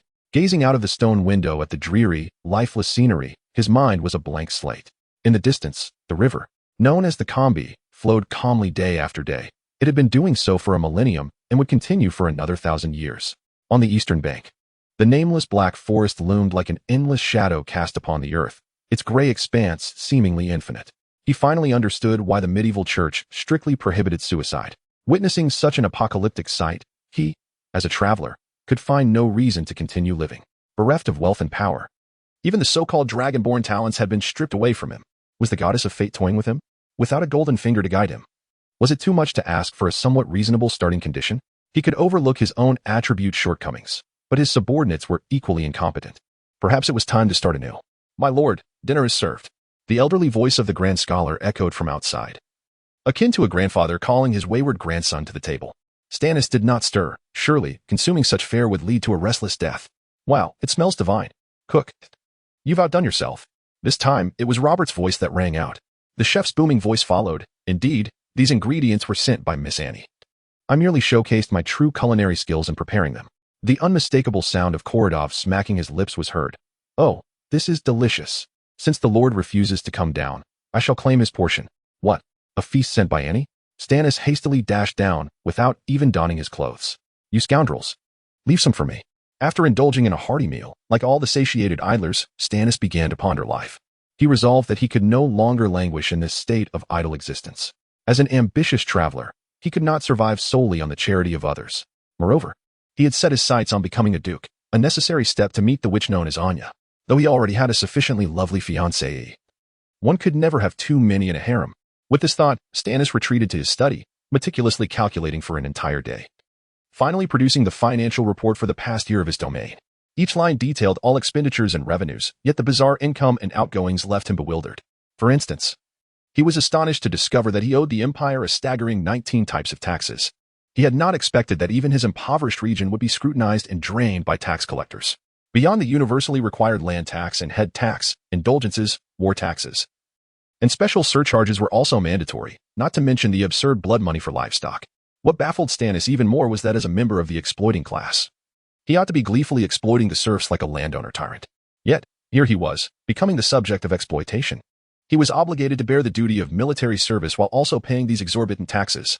Was this fundamentally different from the feudal system described in textbooks? Indeed. One cannot apply ordinary logic to a fantastical world. In summary, these expenditure entries were chaotic and contradictory, with many items being duplicates. As an accountant, he instinctively felt there was a significant amount of excess that could be eliminated.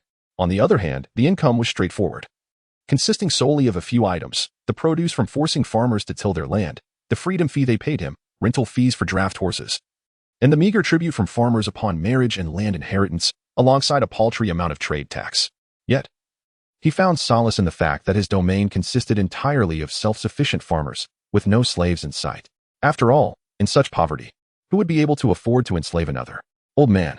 Stannis stretched lazily and tossed his quill onto the table, shouting, a title he had whimsically assigned to his chief scholar during their university days. The scholar, who had been waiting at the door for quite some time, promptly entered. "My lord?" Seeing how he had to deal with such chaotic matters, Stannis felt a pang of frustration. "I could almost unleash a dog to bite your rear. But since I'm too poor to even afford a dog, I'll let it go. I have good news. I have finally sorted out last year's finances under my governance." The scholar, Roman, was taken aback by his master's sudden engagement with numbers, and he eagerly accepted the parchment Stannis handed him, unable to contain his anticipation. However, he quickly became befuddled by the intricate formulas that yielded the figures. Resorting to the most common calculating tool of the era, his fingers, to clarify his thoughts, Stannis could hardly believe that a man bearing the title of Grand Scholar, a privilege reserved for the highly educated, possessed such poor mathematical skills, leading him to doubt whether people of this age could count from 1 to 100. "Stop calculating. These numbers are accurate." Stannis remained rather confident in his financial acumen. Regardless, Roman, unable to decipher the figures, chose to trust him. However, he posed a question. "But what use are these numbers? After all, no matter how we calculate, the money remains minimal. It will not multiply." "Pardon my candor, my lord, but I truly fail to see the utility in such endeavors." It was indeed an era of ignorance and darkness, unaware of the power of knowledge. Stannis shook his head, tapping his finger on the table.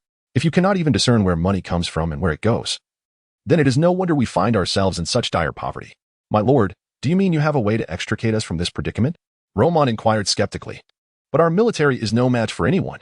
Even he, well-versed as he was, believed that the only path to wealth lay in plunder. Stannis's finger nearly broke from its vigorous tapping on the table. "We are all civilized individuals. Must we resort to violence daily? In truth, alleviating our financial woes is not as difficult as it seems. It merely requires increasing income and reducing expenses." Increasing income and reducing expenses? Roman, lacking any financial knowledge, were a perplexed expression. Finally, Stannis could impart some wisdom, exhaling deeply. "Increasing income means augmenting our revenues, while reducing expenses entails curtailing our outgoings." Roman nodded, somewhat understanding, but quickly realizing this merely explained the literal meanings of the terms. Yet, how exactly does one implement this, my lord? Chapter 18. Unveiling Potential. Part 1. With an air of assuredness, Stannis reached for his beard, only to recall the stark reality of his current, smooth-chinned existence. My confidence in summoning you stems, of course, from a well-considered plan. However, a granular approach is paramount. I must first reacquaint myself with the intricacies of this domain, which have grown somewhat hazy. Consider, for instance, an item within our expenditures. A staggering 50 gold pieces are allocated annually for the rental of donkeys. Why, I ask? Should a count of my stature expend such a sum on these beasts? Are they perhaps my kin? Surely, we could simply commandeer those raised by the peasantry. Master Romon regarded him with undisguised astonishment. My lord, your memory appears to be failing of late. How could common farmers possibly rear such exquisite creatures?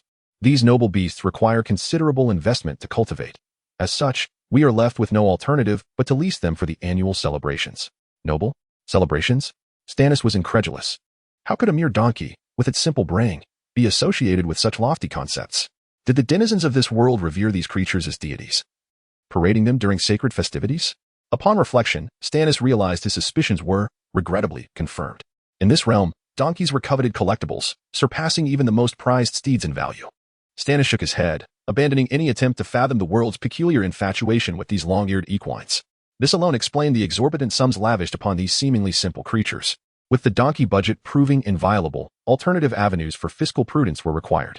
Pray tell, do you have any further suggestions for augmenting revenue or curtailing expenditure? Master Romon inquired tentatively, loath to deflate his lord's newfound confidence. Stannis, however, remained undeterred by this minor setback. Indeed, I do. For example, the words hovered on his tongue, yet he struggled to articulate his thoughts, the chasm between his modern sensibilities and the antiquated mindset of his retinue proving too vast. A solution soon presented itself. Mere words are insufficient. Come, let us traverse my lands, and I shall elucidate my vision firsthand, and summon Coridoff and Robert. Those two idle about aimlessly, feasting at my expense. Thus, Stannis, accompanied by his impromptu council, embarked upon a perambulation of the countryside, the verdant fields abutting his very castle. Peasants toiled diligently upon the domain, their efforts enriching the coffers of House Justin. The free folk, of course, lent their hands voluntarily. The bucolic tableau, seemingly lifted from the pages of an ancient pastoral poem, filled Stannis with a sense of tranquility, a sensation swiftly dispelled by a profound inhalation. The pungent effluvium of manure and decaying vegetation assaulted his olfactory senses, causing him to recoil. After a moment's recovery, he remarked, the aroma is, shall we say, robust, akin to a mouthful of garlic-infused kimchi followed by a hearty belch. Kimchi? Robert inquired, perplexed. Stannis waved him off, urging them onward. How many souls dwell within this village adjacent to my fortress? 200 households, perhaps 600 individuals, Master Romon replied. Impressive. Verging on a township, wouldn't you say? Stannis mused, recalling the hamlets inhabited by his rural relatives, seldom exceeding a few hundred souls. Though their dwellings are scattered, for land here is plentiful, Master Romon added. Stannis stroked his chin. A dispersed populace presents administrative challenges. One fears the presence of malcontents shirking their tax obligations. What, then, is the extent of cultivated land? His companions exchanged perplexed glances, having never considered such a question. What? You neglect to survey the land, a task of utmost importance to rulers throughout history? Stannis exclaimed, incredulous. Robert shrugged. To what end? Land is in abundance. Vast tracts lie fallow. Anyone with the inclination may claim and cultivate them. Stannis conceded the point. In the early medieval period, scarcity of labor, rather than land, often constrained productivity, leading to extensive fallowing, a luxury unimaginable in the densely populated, intensively cultivated East. Roughly how much land does each family cultivate? Perhaps 15 acres, with a third dedicated to oats, a third to pasture, and the remaining third left fallow. 15 acres. Stannis calculated. Approximately 90 acres per household. Almost utopian. And what of the total arable land within my domain? Surely you possess some estimate to guide future reclamation efforts? Stannis's expectations were low. Surprisingly, Master Romon raised his hand. Indeed, my lord. 50 years ago, I had the privilege of accompanying your grandfather on a tour of the entire territory. Based on the calculations of the esteemed scholar, Master Amon, my mentor, your western lands encompass approximately 230 square leagues, a third of which is suitable for cultivation. Stannis resumed his mental calculations. 230 square leagues equates to approximately 600 square kilometers, or 20,000 hectares, 50,000 acres, of arable land. Theoretically, at current productivity levels, this could sustain approximately 3,300 self-sufficient peasant families. His companions exchanged bewildered glances, struggling to comprehend their lord's arcane pronouncements. and my lands should provide for far more than that. Master Roman inquired cautiously, "My lord, what are you saying?" Ignoring their incredulity, the young count sat upon the ground, seizing a stick to perform calculations in the dirt. Based on the population density of medieval France, 100 souls per square league, and assuming maximum productivity in the absence of industrialization, my domain should be capable of sustaining at least 23,000 inhabitants. 23,000, Robert exclaimed. That rivals the population of a sizable city. Such a populace would provide ample manpower, substantial tax revenue, and abundant labor, sufficient to secure a count's position and ensure self-sufficiency. Precisely.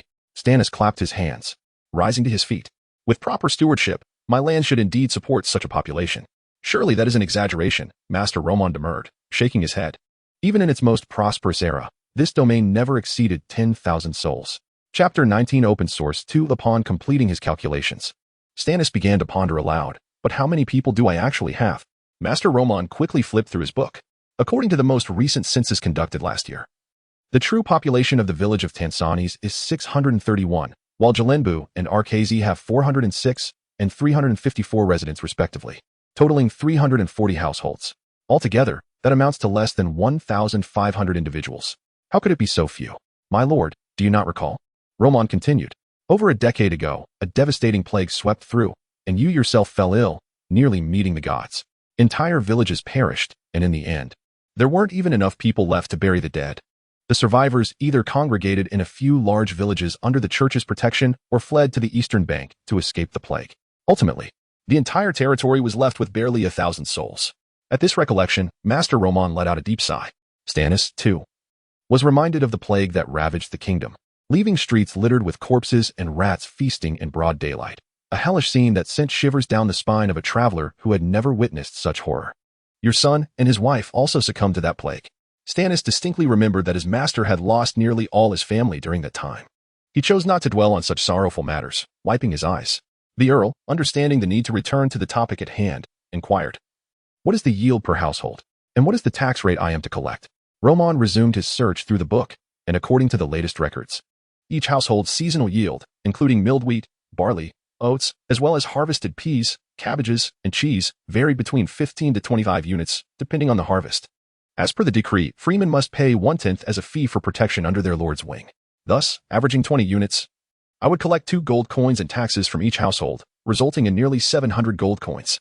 Stannis felt a sudden brightness illuminate his existence. However, he soon noticed that the 3 men before him appeared less than enthusiastic, particularly Korodov, who was still counting on his fingers. These fellows' arithmetic skills were inferior even to those of elementary students, Stannis lamented, shaking his head. You mentioned seasonal income. If we consider 2 harvests per year, that means I should double. But Robert interrupted Stannis, who was reveling in his calculations. Boss, you seem to be mistaken. What do you mean?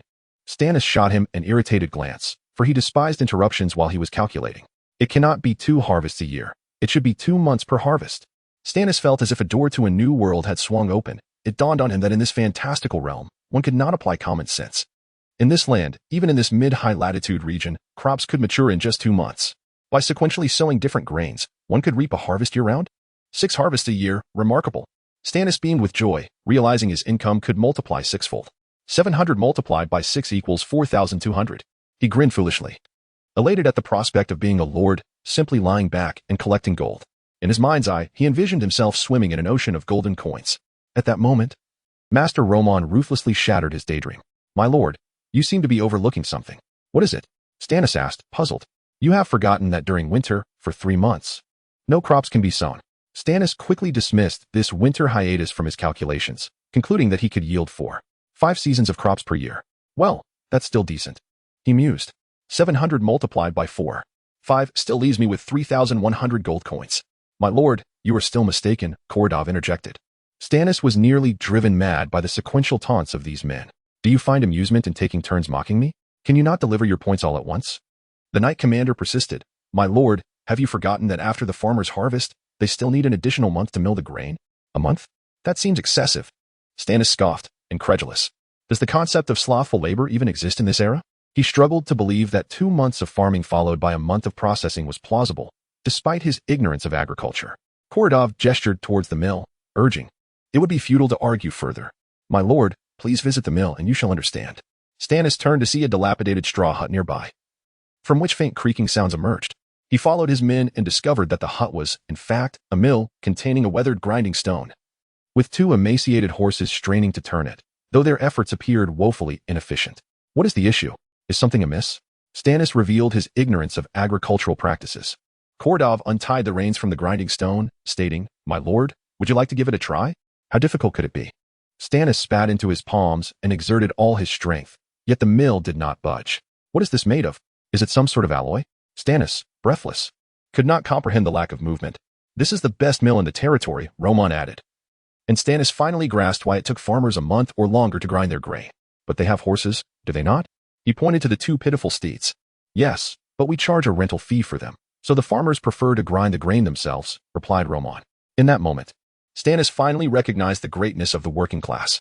Yet mere sentiment was insufficient. The low productivity of these men meant he could only collect taxes for 3 seasons, leaving him with an unsettling feeling of money slipping through his fingers. A watermill. Stannis suddenly had a brilliant thought. If such a structure existed, productivity would surely increase by 50%. Are there no water-powered mills or similar structures here? He inquired with intrigue. Roman decisively shook his head. Of course not, my lord. Stannis was not disheartened. In such a backward place, it was hardly surprising that advanced machinery was absent, although he himself lacked the knowledge to construct one. He finally realized that those sketches had some utility after all. It seemed that medieval advancements were unattainable, and without the arrival of a resourceful, scientifically minded traveler, he would have to shelve the idea of building a watermill for now and seek alternative avenues for resource generation. Chapter 20. Open Source 3. Relying solely on the land tax paid by the farmers may ensure that one does not starve. Yet it is futile to hope for wealth through agriculture alone. Thus, Stannis sought alternative means to amass fortune.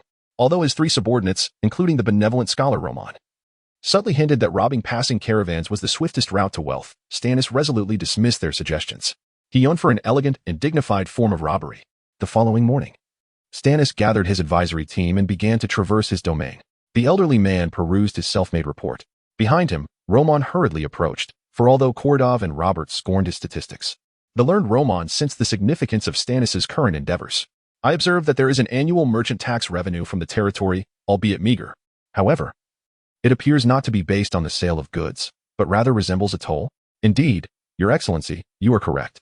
These cunning merchants never deign to trade goods within our territory. They merely pass through. Thus, we must intercept them to collect a small fee, which they resent deeply. I believe we should teach them a lesson. Kordov and Robert concurred. What future lies in perpetual violence? Stannis admonished, then began to ponder. How frequent are the caravans? Roman, stroking his graying beard, contemplated for a moment. There are indeed many, for our lands are expansive and centrally located, allowing a continuous flow of merchants from the north to the south and from the east to the west. A vital thoroughfare, indeed, which we might exploit. As they spoke, they noticed several merchant caravans resting in the vast square before the castle, their ox-drawn carts laden with goods. Upon sighting the lord of the territory approaching, the merchants hastily packed their wares and scattered like frightened birds. Why are these fellows so fearful of us? Stannis inquired, puzzled. It is as I suspected, Chief, Robert interjected. According to the law, these merchants must pay taxes on the grain they procure from your lands. Yet, they sneak in to avoid taxation. Thus they flee at the sight of us, much like a mouse before a cat. Oh, Stannis nodded, issuing a command. Kordov, capture 1 merchant for me, alive. Yes. Kordov cried, cracking his whip and charging forth, sword drawn, shouting praises to the gods. After a tumultuous scuffle, the knight returned triumphantly, dragging a short, plump merchant behind him. The rotund fellow, having been abandoned by his companions in his haste, cowered in despair, not daring to meet Stannis's gaze. Dismounting, the count brandished his sword before the merchant. You certainly ran swiftly, did you not? Please, my lord, spare me. The frightened merchant stammered. Why did you flee upon seeing me? Stannis demanded sternly. The merchant, shifting his small eyes, momentarily abandoned his cunning. We humble folk dare not intrude upon the side of your noble lordship. We are merely aware of our own shortcomings. Stannis chuckled derisively. At that moment, Kordov brought forth the merchant's cart, similarly brimming with bulging sacks. Stannis plunged his sword into the contents, green peas spilling forth. Surely these goods are not from my lands? The merchant hastily shook his head, bowing profusely. No, my lord, these were acquired from elsewhere. I merely passed through. Ah, I see. Stannis waved dismissively. Knight, take him to the river and execute him. I am faint of blood. Kordov positioned his sword at the merchant's throat. The plump fellow crumpled to the ground, pleading, My lord, I have done nothing wrong. Stannis shrugged. I have a profound disdain for liars. If you wish to preserve your life, I shall grant you an opportunity to articulate your defense. Such a chance does not arise every day. This tactic proved effective. The merchant, like a bamboo shoot spilling forth, divulged the truth. I confess, my lord, you are indeed sagacious. These goods were forcibly sold to me by your subjects. I was entirely unaware of the situation until my card overflowed. Cunning in speech, perhaps he might yet prove useful, Stannis mused.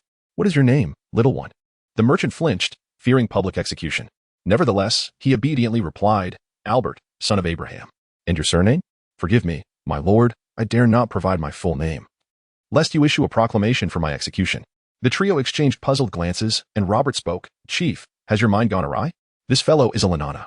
They possess only a given name. The Lanana people are a commercial ethnic group, lacking a homeland, wandering the west. Their sharp intellect makes them renowned merchants. Yet their insular nature breeds animosity among other nations. Did you not notice? Stannis jested. Very well, little one, I have a task for you. Albert trembled. Why, you may command me. I wish for you to return and convey a message. Stannis began to pace thoughtfully, weighing his words. Inform them that henceforth no tolls will be collected for passage through my lands. What, chief, are you mad? That is a veritable source of revenue. Robert protested vehemently. Stannis, undeterred, continued, furthermore, I shall exempt you from all taxes incurred while purchasing grain within my territory. This declaration struck like thunder, leaving all present in stunned silence. Indeed, he intended to establish a tax-free zone. Unsurprisingly, the people of this era would scarcely comprehend such a concept. Robert, incensed, attempted to seize Stannis by the collar, only to be restrained by Kordov and Roman. Do not restrain me. I must deliver a sound thrashing to the chief to awaken him. Albert, equally bewildered, remained frozen until Stannis patted him on the shoulder. Did you understand clearly? Why, yes, the merchant stuttered, regaining his wits. Ensure that you relay this to all your kin, urging them to traverse my lands. Moreover, I intend to construct a grand market in the very space where you rested, facilitating your procurement, trade, loading, and unloading, as well as providing accommodations for overnight stays. Why, yes. Albert nodded vigorously like a chick pecking at grain. Satisfied, Stannis released him. You may depart now. And remember to promote this, otherwise. He brandished his sword once more. Certainly, certainly. API call failed with status code 429. Error. Code 429. Message. Resource has been exhausted, e.g. check quota. Status. Resource exhausted, Chapter 21. Thrift at Robert. Do you know of any expedient methods to amass wealth in this world? Stannis inquired, propping his chin upon his hand as he addressed Robert, whom he had affectionately dubbed Radish. I would need to know that before I continue associating with you, Radish replied absently. Despite the issuance of several fiscal decrees, Stannis was acutely aware that such measures would take considerable time to bear fruit. Thus, the most immediate way to bolster his treasury was to curtail expenditures. Eliminate the cost of renting a donkey for the celebrations. It's an unnecessary expense, he declared, brandishing a quill over Robert's ledger, having already sold his goose quill, and marking a bold cross through the entries. The old man, with a mournful expression, hastily interjected, that simply cannot be, my lord. Everything may be trimmed, but not this expense. Each lord must present a noble donkey at the Festival of Lights every quarter. It is a tradition that has endured for millennia. Failing to do so would be a grave embarrassment. What a ridiculous custom, treating a donkey as a sacred offering. Stannis retorted dismissively. I am nearly destitute. Why should I concern myself with appearances? Next time I attend that festival, I shall proclaim my donkey has perished from my ire. 50 gold coins spent each year on this? Do you take it for my father? He exclaimed, his frustration palpable. Robert, who had just been mocking the cook, now burst into tears. The remaining scholars and knights trembled in trepidation as Stannis circled them, yet he remained unsatisfied. Knight Commander, henceforth, the castle shall no longer reimburse the cost for the maintenance of your arms and armor. You will need to negotiate with the blacksmith at the village's edge. And you, scholar, though you are 76 this year, in my pursuit of financial relief, your so-called pension for the elderly over 70 is hereby revoked. The old man attempted to argue. But that is a decree from Emperor Philip. It is meant to benefit the elderly. Indeed, and you may seek his favor for that. Stannis flatly rejected him. Through a series of cuts, Stannis calculated he could save approximately 200 gold coins annually.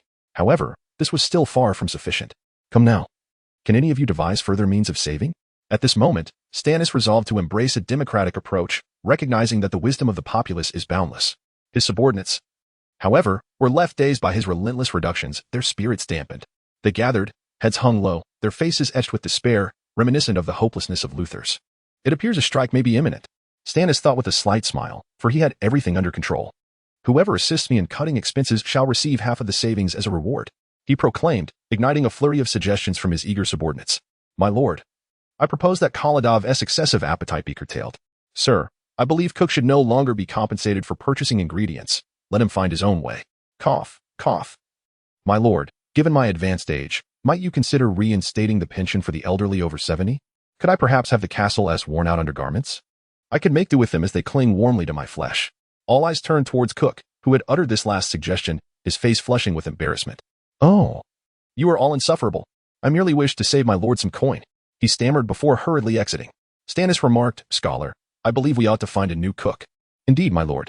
After much discussion, they ultimately concluded that the only avenue left to explore was to scrutinize the taxes imposed.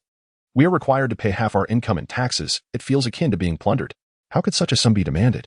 Stannis fumed, indignant that the ruling class could be so mercilessly exploited. Roman shrugged helplessly. We know not how this transpires. It is always at the discretion of the tax collectors. Stannis suddenly realized that these financial imbeciles were utterly oblivious to the nature of their tax obligations. Were it his decision, he would seize upon these foolish donkeys and mercilessly fleece them. There must be some foul play afoot. Is it not apparent that integrity has long since eroded in this age? Stannis mused, his ire mounting. How infuriating. To think of the wealth that silently flows into the pockets of tax collectors while you remain indifferent. How can one possibly justify such exorbitant payments? He clenched his fists, an urge to strike boiling within him. Yet, it was Robert who counseled him. My lord, do not dwell on this any longer. The tax collectors will arrive this afternoon. Best to confront them directly. Today? Stannis mused, counting on his fingers. This is neither the start nor the end of the month. What brings them here now? Ah, it is the harvest season, he concluded. Realization dawned upon him. Clearly, the denizens of this world were not ignorant of tax evasion tactics. Oh, these tax collectors lurk like hounds, ever ready to track the scent of riches. Robert nodded in agreement. Indeed, it does seem quite fitting. Sure enough, shortly after lunch, a portly tax collector arrived in front of his castle, accompanied by several carts. Stannis had been awaiting their arrival with keen anticipation. The corpulent collector appeared somewhat taken aback. Lord Chaston had never before shown such concern for mundane affairs. This time, however, the young lord was present, flanked by his entire entourage. Even the cook standing at the forefront, casting amiable glances in his direction. The collector felt a chill of apprehension as he noted the predatory expressions on their faces. But he steeled himself, for today's mission was more burdensome than any prior. He was tasked with collecting an even greater sum in taxes. Chapter 22. Streamlining to my lord. What merit do I possess that warrants your personal reception? The tax collector, Locke, understood the necessity of pleasantries. However, Stannis disregarded all formalities, cutting straight to the point. Enough of this idle chatter. Tell me, how much tax are you here to collect this time? Clearing his throat awkwardly, Locke acknowledged the youthful fervor of this hero, noting his zeal for the nation as taxes. Upon my return, I shall surely extol your virtues before the governor. He then unfurled a prepared parchment and stated, according to the records, as per usual, you are required to pay 19 types of tax, totaling 400 gold coins. This amount coincidentally amounted to half of his current income, revealing the cunning nature of these officials. Stannis remained impassive, watching the tax collector's performance with keen interest. Furthermore, he continued, this time, an additional war tax must be levied due to the impending conflict with the Rhodoks to the north. Military expenditures have surged, prompting His Majesty to decree a special war tax. I trust that Count Justin, being so loyal and patriotic, will not shy away from this duty. Stannis clapped his hands together, feigning enthusiasm. Of course, for the sake of the nation, I shall do my utmost. Yet, before I part with the coin, may I first examine His Majesty's decree? Locke cast a glance at him but harbored no suspicions. He retrieved the leather scroll and handed it over, convinced that this notorious spendthrift lord would lose patience and fail to scrutinize the lengthy legalities justifying the taxation. However, Stannis merely skimmed the document and immediately perceived a glaring loophole. Wait, this decree states that only lords with 50 or more cavalry must pay this war tax. Have you visited my domain? Count the horses. Do we even have 50? Ah, how could this be? I was unaware, Locke exclaimed, though internally he lamented the unexpected acumen of this foolish lord. Pretending to review the decree, he slapped his thigh. Indeed, you are correct, my lord. You need not pay this sum. Yet this only fueled Stannis' suspicions regarding the legitimacy of the 19 taxes he was being asked to pay. Might I also request a detailed account of the taxes due and the corresponding regulations? Stannis employed the same tactic again. Locke sensed something was amiss, but upon noticing Korodov, standing behind the lord and idly toying with his sword, he complied and produced an array of scrolls, laying them upon the ground. My lord, these are all the decrees related to your taxes. We collect taxes based on sound reasoning. Stannis ignored his words, sitting cross-legged as he began to meticulously cross-reference the listed taxes with the decrees. Before long, Locke regretted revealing such documents to the lord before him. Huh. No wonder I was being asked to pay such an exorbitant amount. The land tax clearly states that freemen within the kingdom owe only 1/10 of their income to the emperor. Yet you are charging me 1/3 as if I were a serf. This can't be. Locke stammered, feeling increasingly flustered. Stannis, invigorated by this revelation, demanded, "Open all the other decrees. I must ascertain where the discrepancies lie." Beads of sweat began to form on Locke's plump face as he fumbled for a handkerchief to wipe away the evidence of his distress. Indulgences paid to the church must be collected by the Lord and personally delivered to the nearest church. What audacity! How dare you assume the role of the collector? Return my money. I shall deliver it myself. And here, according to Article 33 of the Emperor's decree, commoners are exempt from tax on daily necessities. And any taxes collected must be refunded. Ah, there's a refund policy. Unbelievable. This waterworks fee was instituted 3 centuries ago for the construction of a new bridge. After all this time, who knows if that bridge still exists, yet you demand payment? Locke continued to wipe his brow, the handkerchief now resembling a soggy rag. Ultimately, Stannis managed to clarify his tax declaration. Rising with a sense of relief, he stretched languidly. "I have finally unraveled the mystery of my tax obligations," he declared. Robert, unable to contain his excitement, interjected, "So, what is the final verdict?" "The final verdict is that I shall not pay a single coin." He raised his fist triumphantly, as though delivering a declaration of victory. The trio behind him, Korodov, Robert, and Cook, embraced joyously, exclaiming, "He did it." Meanwhile, Scholar Roman nodded approvingly, stroking his long beard. "No taxes? How is that even possible?" Locke, having spent 3 decades as a tax collector, had never encountered such a scenario. Stannis, however, motioned for him to listen further. "Feel free to calculate it for yourself. I arrived at this conclusion based solely on the decrees, which are, after all, well-founded and justified. Moreover, not only do I owe nothing, but you are also obligated to refund me 600 gold coins that were over-collected in the past." "Oh." The trio behind him erupted in ecstatic cries. "I adore you, my lord." Robert shouted like an ardent fan. "Refund. Refund the money." Locke was on the verge of madness. "Indeed, if you do not refund the money, I shall have to impose a penalty for late payment." The hefty tax collector firmly rejected the notion. "How can that be? Once money enters the royal treasury, it does not simply re-emerge." "I care not. For it is written in your decree in black and white. If it is not refunded, do not blame me if I create a scene before your superiors." Before he could finish, his companion silenced him. "What are you doing?" Stannis struggled to break free. "Do you value your life? How dare you provoke the highest official stationed here by the Empire?" Robert appeared frightened.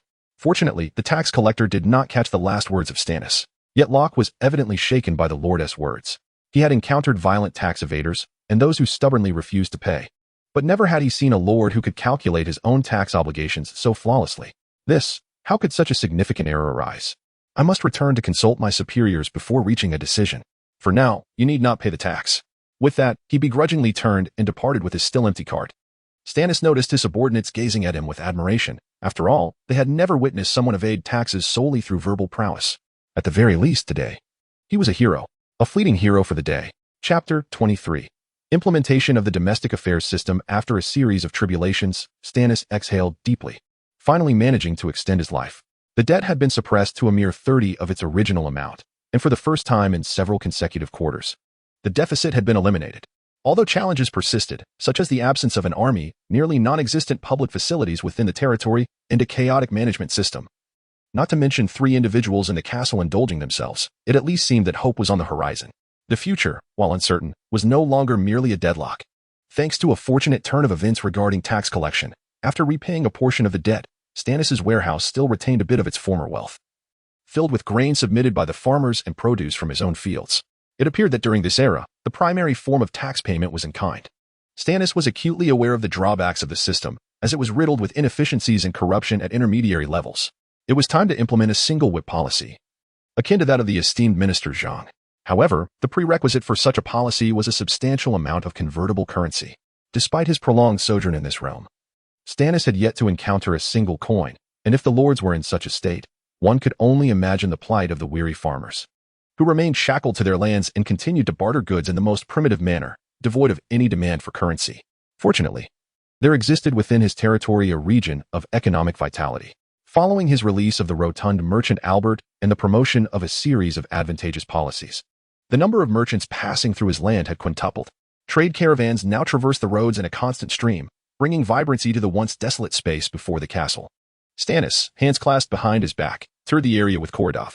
Due to his lack of funds, He was unable to fulfill his promise to the Knight Commander regarding the establishment of a military camp, which had led the latter to follow him around in a disgruntled manner, much to Stannis' annoyance. "Good day, esteemed lord." A lively figure sprang before him. It was Albert, whose keen eyes had spotted the lord from afar. Stannis smiled and nodded in acknowledgement, noting that the merchant's promotional efforts had yielded impressive results. He had not anticipated such an influx of traders. He had thought this remote locality to be economically stagnant. "This is merely a fraction of it. More of my compatriots, having heard the news of no taxes, are on their way here," Albert replied, his face beaming with delight. Stannis felt increasingly optimistic, as his net was capturing more and more fish. "By the way, what goods are you all trading in?" he inquired with curiosity. The rotund merchant shot him a puzzled glance. "My lord, are you not aware? Merchants across the eastern territories are frantically acquiring grain to transport northward." "Northward? What significant events are unfolding there?" Stannis asked, still bewildered. "The Empire is at war with the Rhodok Republic. The Rhodok Republic, recently unified in the northern region, was vying for dominance over the western lands against the Empire. The two powers were locked in a protracted struggle along the southern Rhodok front." "No wonder," Stannis mused. It was indeed a prime opportunity to amass wealth from the war. Enlightenment dawned upon him, and a sly smile crept across his face as he regarded the rotund merchant. "Then you must be prospering. Care to contribute a portion to my territory for prestige?" At the mention of money, Albert quickly lamented. "Prosperity? Not at all. The roads are fraught with bandits, and we lose nearly half our earnings just on protection fees, even if we manage to reach our destination. Greedy military officers often seize our goods in the name of the Empire, leaving us with nothing. How outrageous. The authorities are worse than the bandits," Stannis mused, feeling somewhat out of place as a lord. It was no wonder his subordinates constantly urged him to raid merchant caravans. "By the way," he recalled, "how do you and my villagers conduct trade? It seems you do not carry any currency." Albert appeared to have long been troubled by this issue. "We have no choice. Your farmers only accept goods in exchange for their grain and materials, so we must bring a load of daily necessities to barter with them. Sometimes the grain they provide is insufficient to match our goods, and they resort to offering us green fir wood as a substitute. If we refuse, they surround us and refuse to let us leave." "Green fir? What on earth is that?" Stannis asked, having heard of purple silk, fir, and spruce, but never green fir. Was it perhaps from the neighboring green pine family? Kordov interjected. "It is a tall and sturdy tree, suitable for building and bow-making." "Indeed, these logs are large yet worthless. What use have we for them?" Stannis pondered, amused by the predicament. "Quite troublesome indeed," Albert replied, echoing Stannis' sentiment. Stannis feigned contemplation before articulating an idea he had long conceived. "Henceforth, when you procure grain, simply pay them in currency." Albert's face reflected his reluctance. "We would welcome that. But your farmers, the simple folk, do not readily accept our coins. They refer to them as shiny trinkets." Stannis waved dismissively. "That is of no consequence. I shall issue a decree today stipulating that henceforth, taxes must be paid in currency. This way, when they sell to you, they will have no choice but to accept coins." As soon as he finished speaking, the Grand Scholar Roman emerged seemingly out of nowhere, ready to voice his objections. "This is absolutely unacceptable, my lord." Stannis was startled. "Where did you spring from, old man?" Without answering, Roman began to expound dramatically. "My lord, this is a rule established by the First Lord of Chaston. Only the fruits of the labor of his subjects may be accepted, keeping them away from the greed associated with currency. Your wise ancestor recognized long ago that wealth is the source of corruption." Stannis scoffed. Surely it was the dire poverty that necessitated such a system. He was taken aback to find that this world harbored reactionary forces clinging to the notion of ancestral laws being immutable, with the old man before him as a prime example. Roman continued to prattle on, quoting various sources, from the lofty matters of state to the mundane concerns of the populace, all the while maintaining his self-righteous demeanor.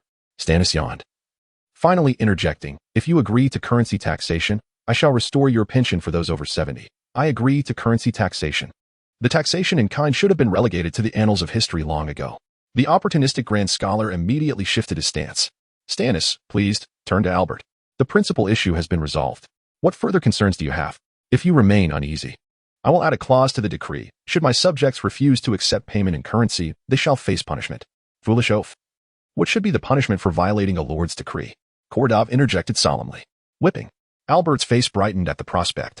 However, Stannis shifted his tone. "You must purchase at market prices. Should I discover that you dare to deceive my subjects, underpaying them or overcharging humph? Foolish oaf. What should be the punishment for deceiving a lord?" "Execution as a public spectacle." Albert's face turned pale. "Is it that severe?" Stannis mused, feeling that perhaps he had gone too far. Albert cautiously inquired, "My lord, may I offer you a suggestion? The yield in your domain is alarmingly low, particularly the milled wheat, of which nearly a third is tainted with chaff. This will not fetch a good price in the market. I have been troubled by this as well. I have long desired to establish a water mill, yet it appears there are no engineers in the vicinity. While Stannis has a reasonable understanding of the workings of a hydraulic mill, entrusting him with the design and construction is rather ill-advised. A spark of inspiration illuminated Albert's eyes. Since you mention this, I may indeed assist you. Just a few days ago, I heard of a lord intending to sell a hydraulic mill from his territory. If you are genuinely interested, I could act as an intermediary, for a fee of 100 gold coins. I assure you that I will dismantle the machinery and reconstruct it in its original form for you. Can such a thing be sold? Stannis expressed his astonishment. Given the size of the apparatus. Certainly. Not only this, but should you wish to sell your noble title, I can find you a buyer for that as well. Stannis felt a surge of temptation. He gestured toward the castle behind him. Then assist me in exchanging this unsightly structure for the water mill. Albert's expression faltered. This may prove quite challenging to find a buyer for. The dilapidated ruins appeared indeed difficult to sell. In a desperate bid to expedite the construction of the level 2-foot water mill, Stannis depleted his resources, clearing out the entire surplus from the warehouse. He even contributed the jewelry box that Annie had gifted him, ultimately gathering the requisite 50 gold coins for the down payment to Albert. Very well, my lord. When I return next, I shall bring the water mill and have it assembled for you. Albert, filled with exuberance, departed from the square, laden with goods. Chapter 24. The ladies of Isaci. On the following day, Stannis stood with great satisfaction before his castle, surveying the flourishing landscape of his territory. The square before him had spontaneously transformed into a vibrant marketplace, as nearby farmers eagerly brought their grains and vegetables to sell, no longer waiting for merchants to collect them. To Stannis' surprise, these traditionally steadfast farmers readily accepted the new monetary exchange, for who could resist the allure of shiny gold and silver trinkets? His attention was drawn to a nearby colorful caravan, which had not been present the day before. It was not merely the caravan's circus-like hues that captivated him. Rather, it was the several red tents that surrounded it, from which men occasionally emerged with expressions of satisfaction. This piqued Stannis' curiosity further. What goods might be found within? Resolute, he approached to investigate the treasures housed within the tents. As he prepared to enter one of the tents, he collided with Robert, who was emerging from inside. The man seemed lost in a reverie, a blissful smile gracing his face. Ah, my lord, fancy a taste of something new? Robert squinted at Stannis knowingly. This left Stannis perplexed. What did he mean by taste? Were they selling sashimi? But the surrounding waters teemed with freshwater fish, surely consuming them raw would invite parasites. However, after years of restraint, even a lord must seek some form of release. As a man skilled in flattery, Robert effortlessly supplied an excuse for Stannis' interest. Still bewildered, Stannis had a sudden epiphany regarding a certain matter and urged Robert to introduce him.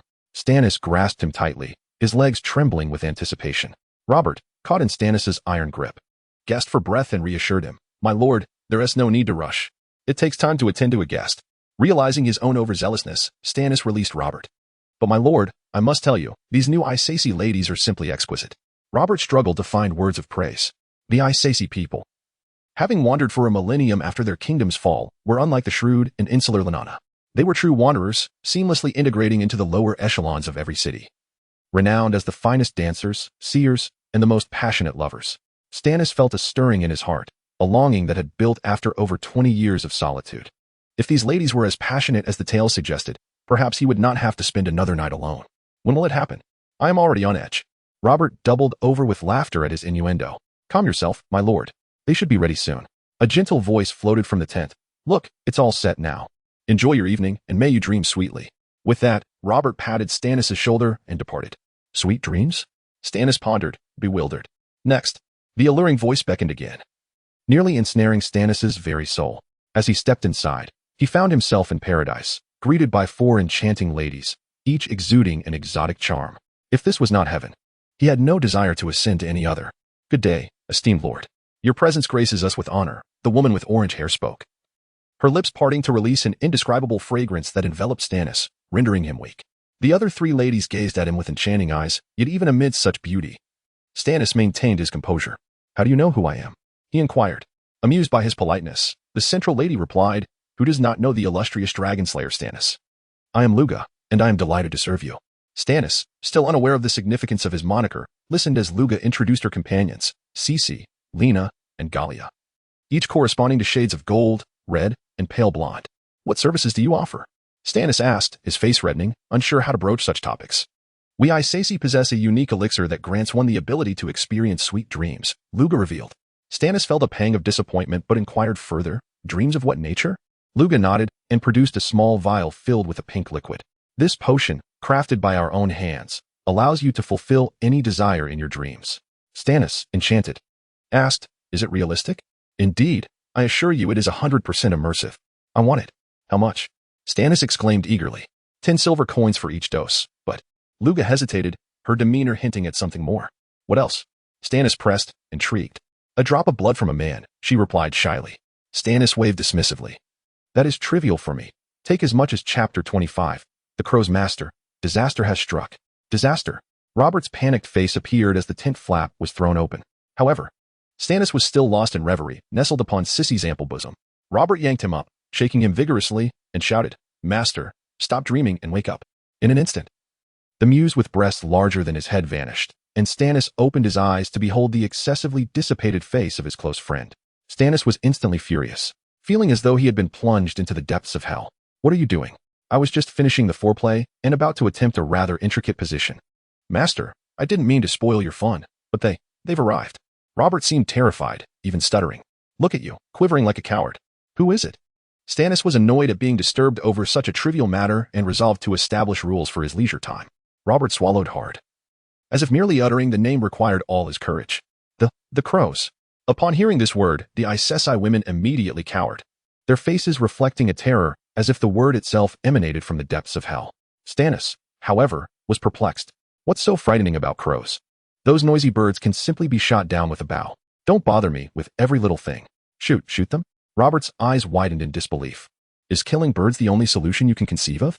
Does some Crumother reign in this era? Master, are you truly unaware of what crow signifies? Robert asked cautiously. Of course.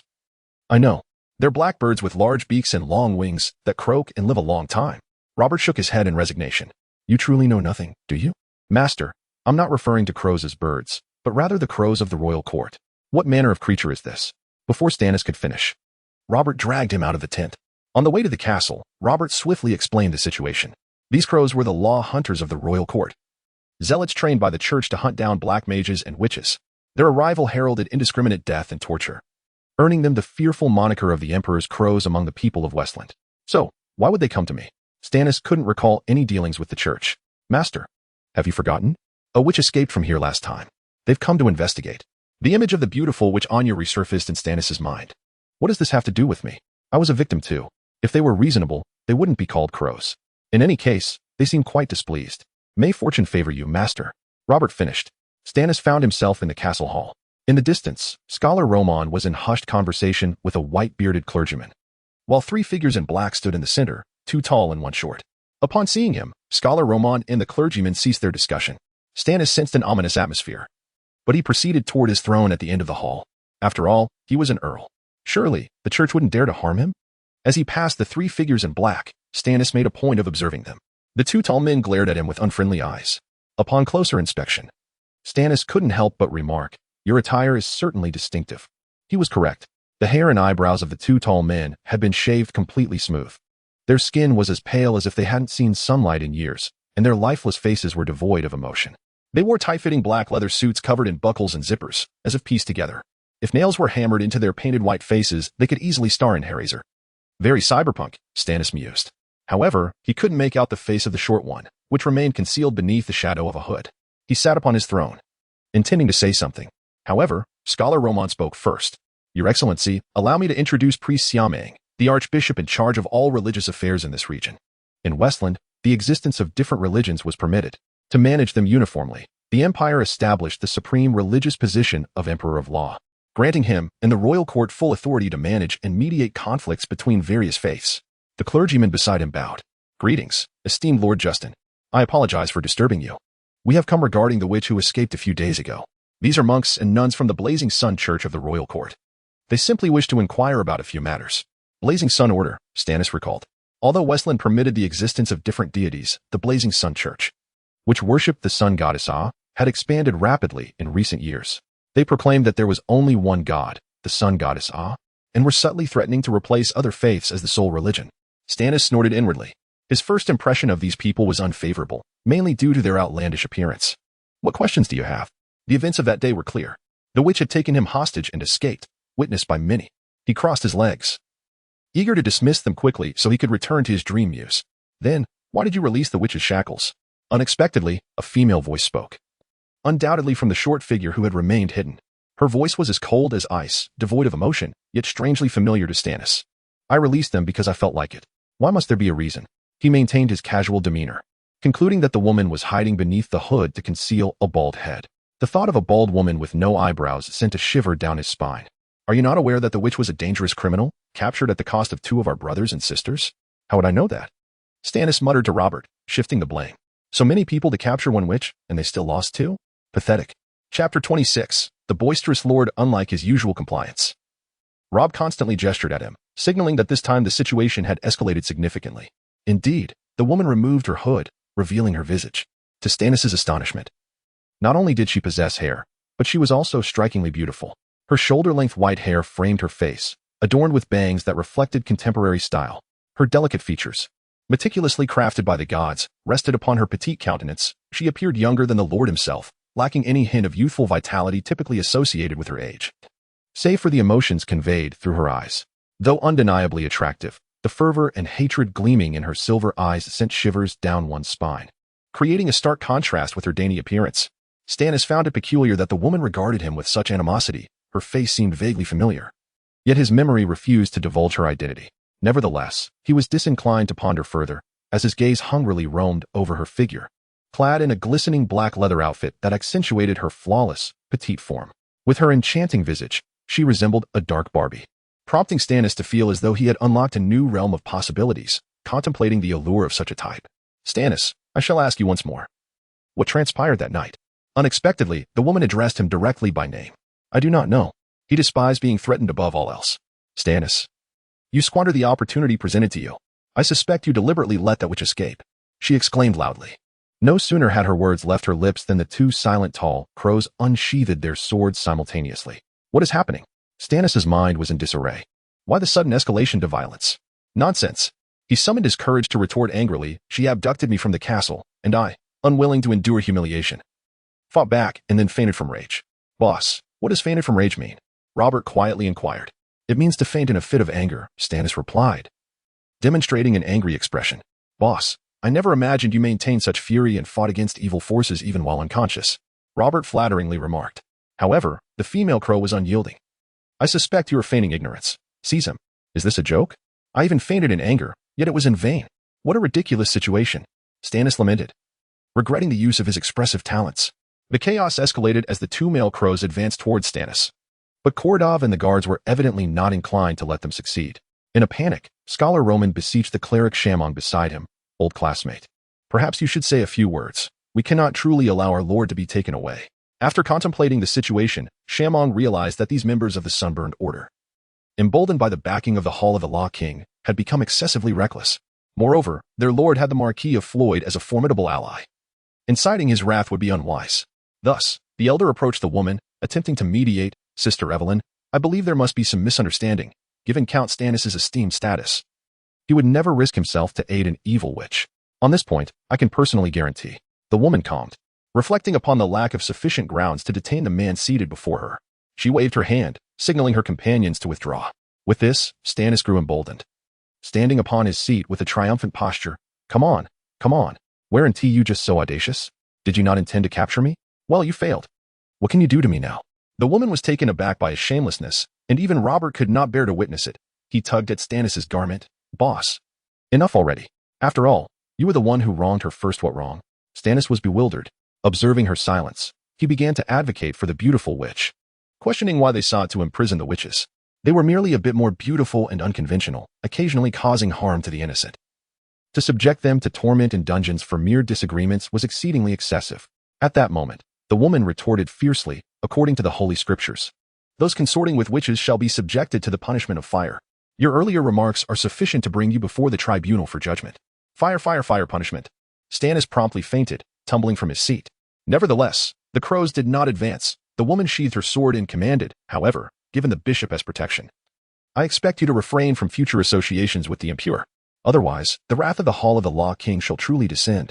Farewell. With that, the woman and her companions turned to leave. As they prepared to depart, Stannis rolled his eyes and clumsily rose, shouting, What? You audacious woman dare to threaten me? Do not leave. What is your name? Aside from the two tall crows, everyone regarded him with astonished expressions. After all, the tumultuous events surrounding these two had stirred the entire city, even reaching the ears of the secluded cleric Shaman.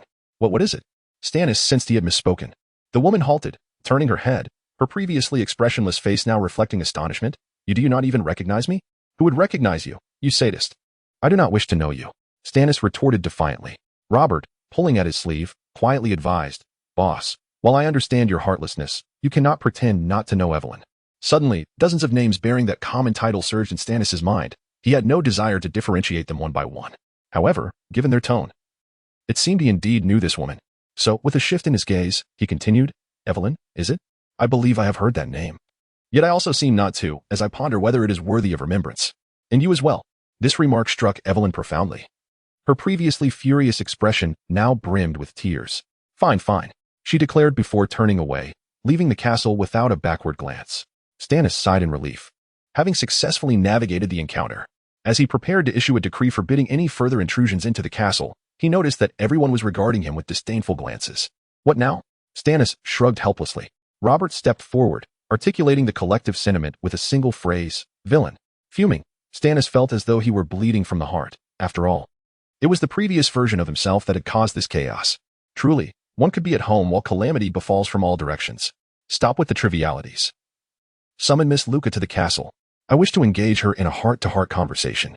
Upon uttering this command, Stannis realized his subordinates remained motionless, their disdain seemingly intensifying. Those who refuse shall have their wages docked. He barked. I did not pay you to glare at me in such a manner. 10 minutes later, Stannis found himself reclining upon Luca's bosom, finally reunited with his dream muse. Chapter 27, The White Wolf Boss. Trouble has arisen. Trouble has arisen. Stannis, engrossed in a conversation with Lugia, paid no heed to the frantic Robert. Oh, my dear boss, this time it is truly serious. Robert exclaimed with a look of utter distress. Damn, I've only been alone with Sister Lugia for less than 5 minutes. Can the sky not collapse until I finish my chat? With that, Stannis resumed his light-hearted banter with Lugia. Seeing that Stannis remained oblivious to the gravity of the situation, Robert grasped his head and shook it twice. This is far more serious than the sky collapsing. It's that scoundrel, Packins Wolf, who's arrived. Upon hearing the name Packins Wolf, Stannis felt an uncontrollable rage surge within him. After a moment's reflection, he understood why. The individual in question was the heir of the rival White Wolf family. Although Stannis had grown up alongside Packins, their relationship had soured long ago, not merely due to their family's enmity, but also for personal reasons. In their youth, Packins and his sister had been sent to the Standing family as hostages, and from their very first meeting, the two competitive spirits had engaged in a lifelong rivalry. Competing in everything from academics to swordplay, neither willing to concede defeat. Their contests often escalated from quarrels to physical altercations, only to be resolved through the intervention of Packins' sister and another girl. It seemed that this individual was indeed his arch-nemesis. Stannis did not send Lugia away. Instead, he invited her to sit beside him, preparing to confront his adversary with an air of disdain. Let him in, he commanded. Robert retreated, and soon a tall, silver-haired man stood before them. The newcomer possessed strikingly handsome features, with sharp black eyes reminiscent of a wolf. But what drew immediate attention was his flowing white hair. Stannis had encountered yet another individual with such a rare trait today. Clad in lightweight leather armor and draped in a black cloak emblazoned with the White Wolf family crest, he carried a long sword that glimmered with a silver sheen, its hilt adorned with the carving of a white wolf's head. Stannis remained nonchalant, continuing his playful exchange with Lugia while casting a dismissive glance at his adversary, admiring his own ability to diminish the other's imposing presence. However, the silver-haired man appeared unfazed by Stannis' rudeness, casually pacing about as if he were in his own home, surveying the surroundings. After half a year, you still prefer to consort with courtesans, the silver-haired man remarked after his inspection. Stannis raised a hand. Hold on. Don't slander her. Sister Lugia is not a courtesan. She is merely providing me with companionship. The other let out a scoff, producing an envelope from his cloak and tossing it to Stannis. My father has sent me to inform you that next week, a tournament will be held on our Wolf family's territory, and you are required to attend. Required to attend? Stannis bristled. What do you mean, required? Are you treating me like a servant? He sprang from his seat, exasperated. You dare to invade my castle and issue commands? Packins tilted his head like a wolf, seemingly reassessing his 20-year-old rival. Weren't you always fond of such festivities? Toppling your foes and basking in the applause of the crowd, before adorning some fortunate lady with a crown woven from mistletoe to win her heart. As Packins spoke, Stannis recalled that he had indeed claimed victory in several tournaments, though he couldn't remember crowning anyone as a knightly queen. Nevertheless, Stannis had no desire to attend this gathering. especially since it was held on enemy territory. What if it turned out to be a trap, a banquet leading to his demise? Shaking his head, he declined. I'm sorry. But that was in the past. I have many pressing matters in my domain and must beg your pardon for not attending. Packins laughed. You remain as cunning as ever. Fear not. Many esteemed nobles and knights will be present at this tournament. I would not be foolish enough to dispose of you at such a time. He added. The champion will receive 500 gold coins, along with a legendary sword. Stannis' interest was piqued by the mention of the gold. Though he had no intention of participating in the tournament himself. Yet, he could send the oafish giant and Robert to compete. Winning would be splendid, but if they lost, the castle would lose a mouth to feed. It truly seemed a win-win situation. With this thought, Stannis eagerly agreed. Very well, at my name. I will attend the tournament. Splendid. Packins clapped his hands in satisfaction, then recalled something. I heard from your subordinates that my sister visited just now. Sister? Stannis was perplexed. He could not recall having met any woman with the last name Wolf. Before he could respond, Packins continued, that little girl has truly accomplished something remarkable. She has become the Crow. Father will surely be furious upon hearing this news. What? That silver-haired woman is Packins' sister? Stannis' jaw nearly dropped in astonishment. The network of relationships surrounding the former Stannis was utterly chaotic. He resolved to chart it out someday. You mean that fierce woman, the one named Evelyn, is your sister? Packins asked, bewildered. What's wrong? Have you forgotten what she looks like?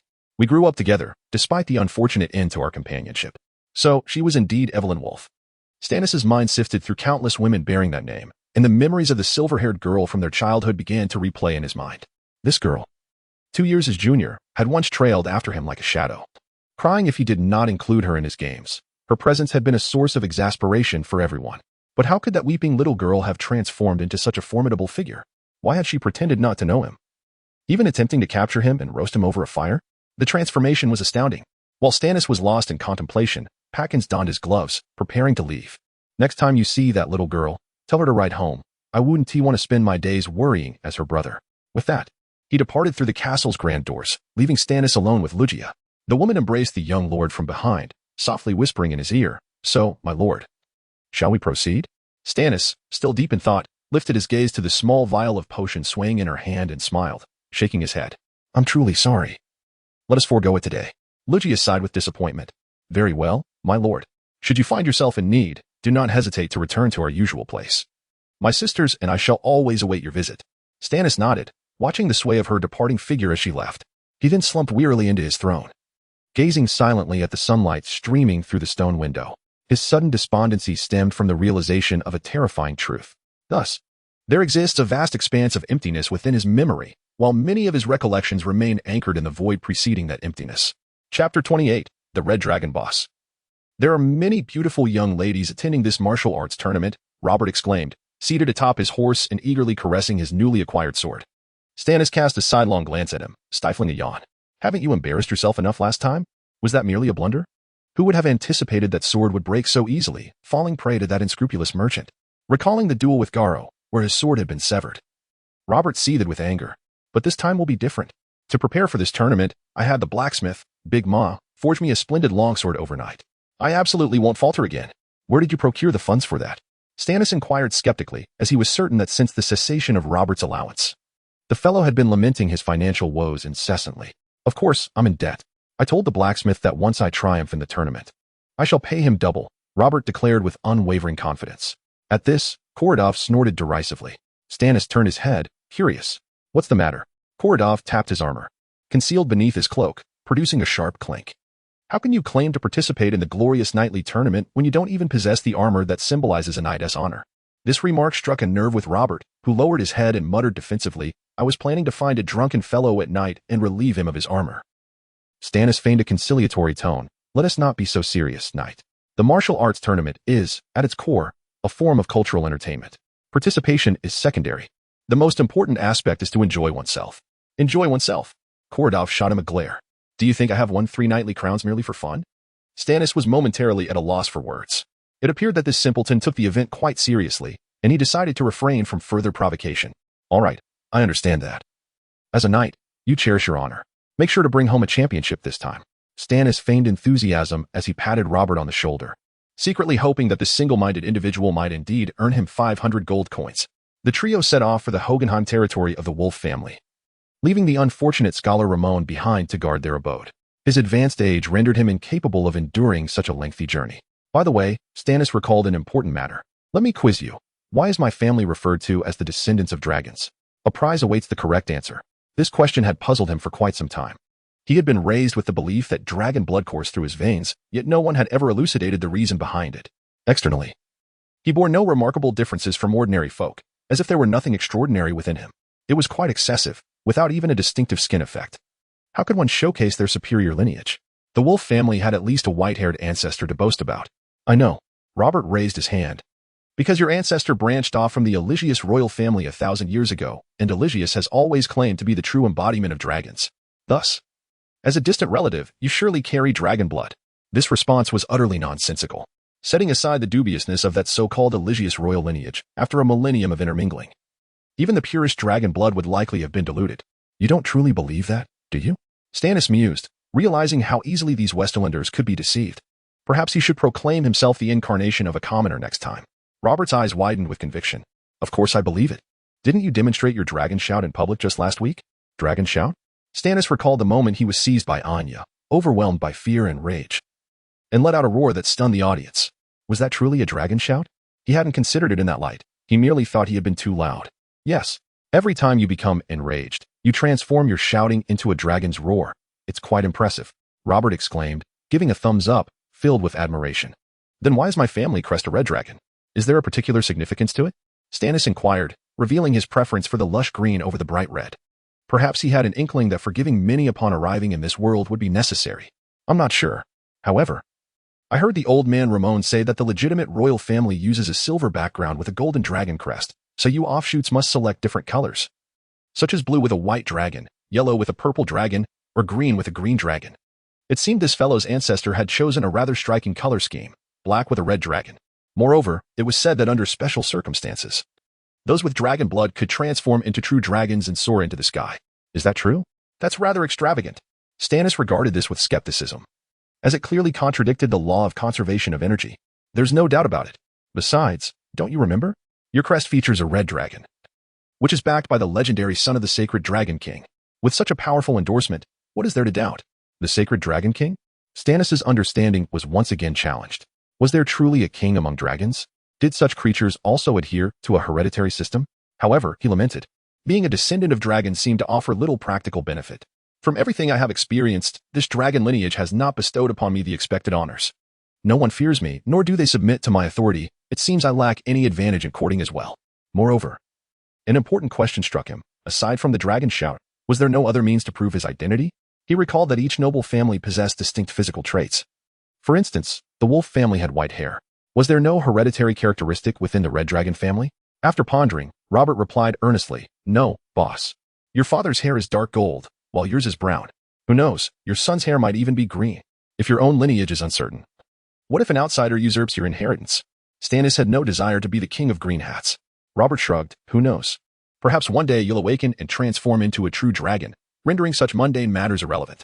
Just remember, I shall claim the rights to your territory.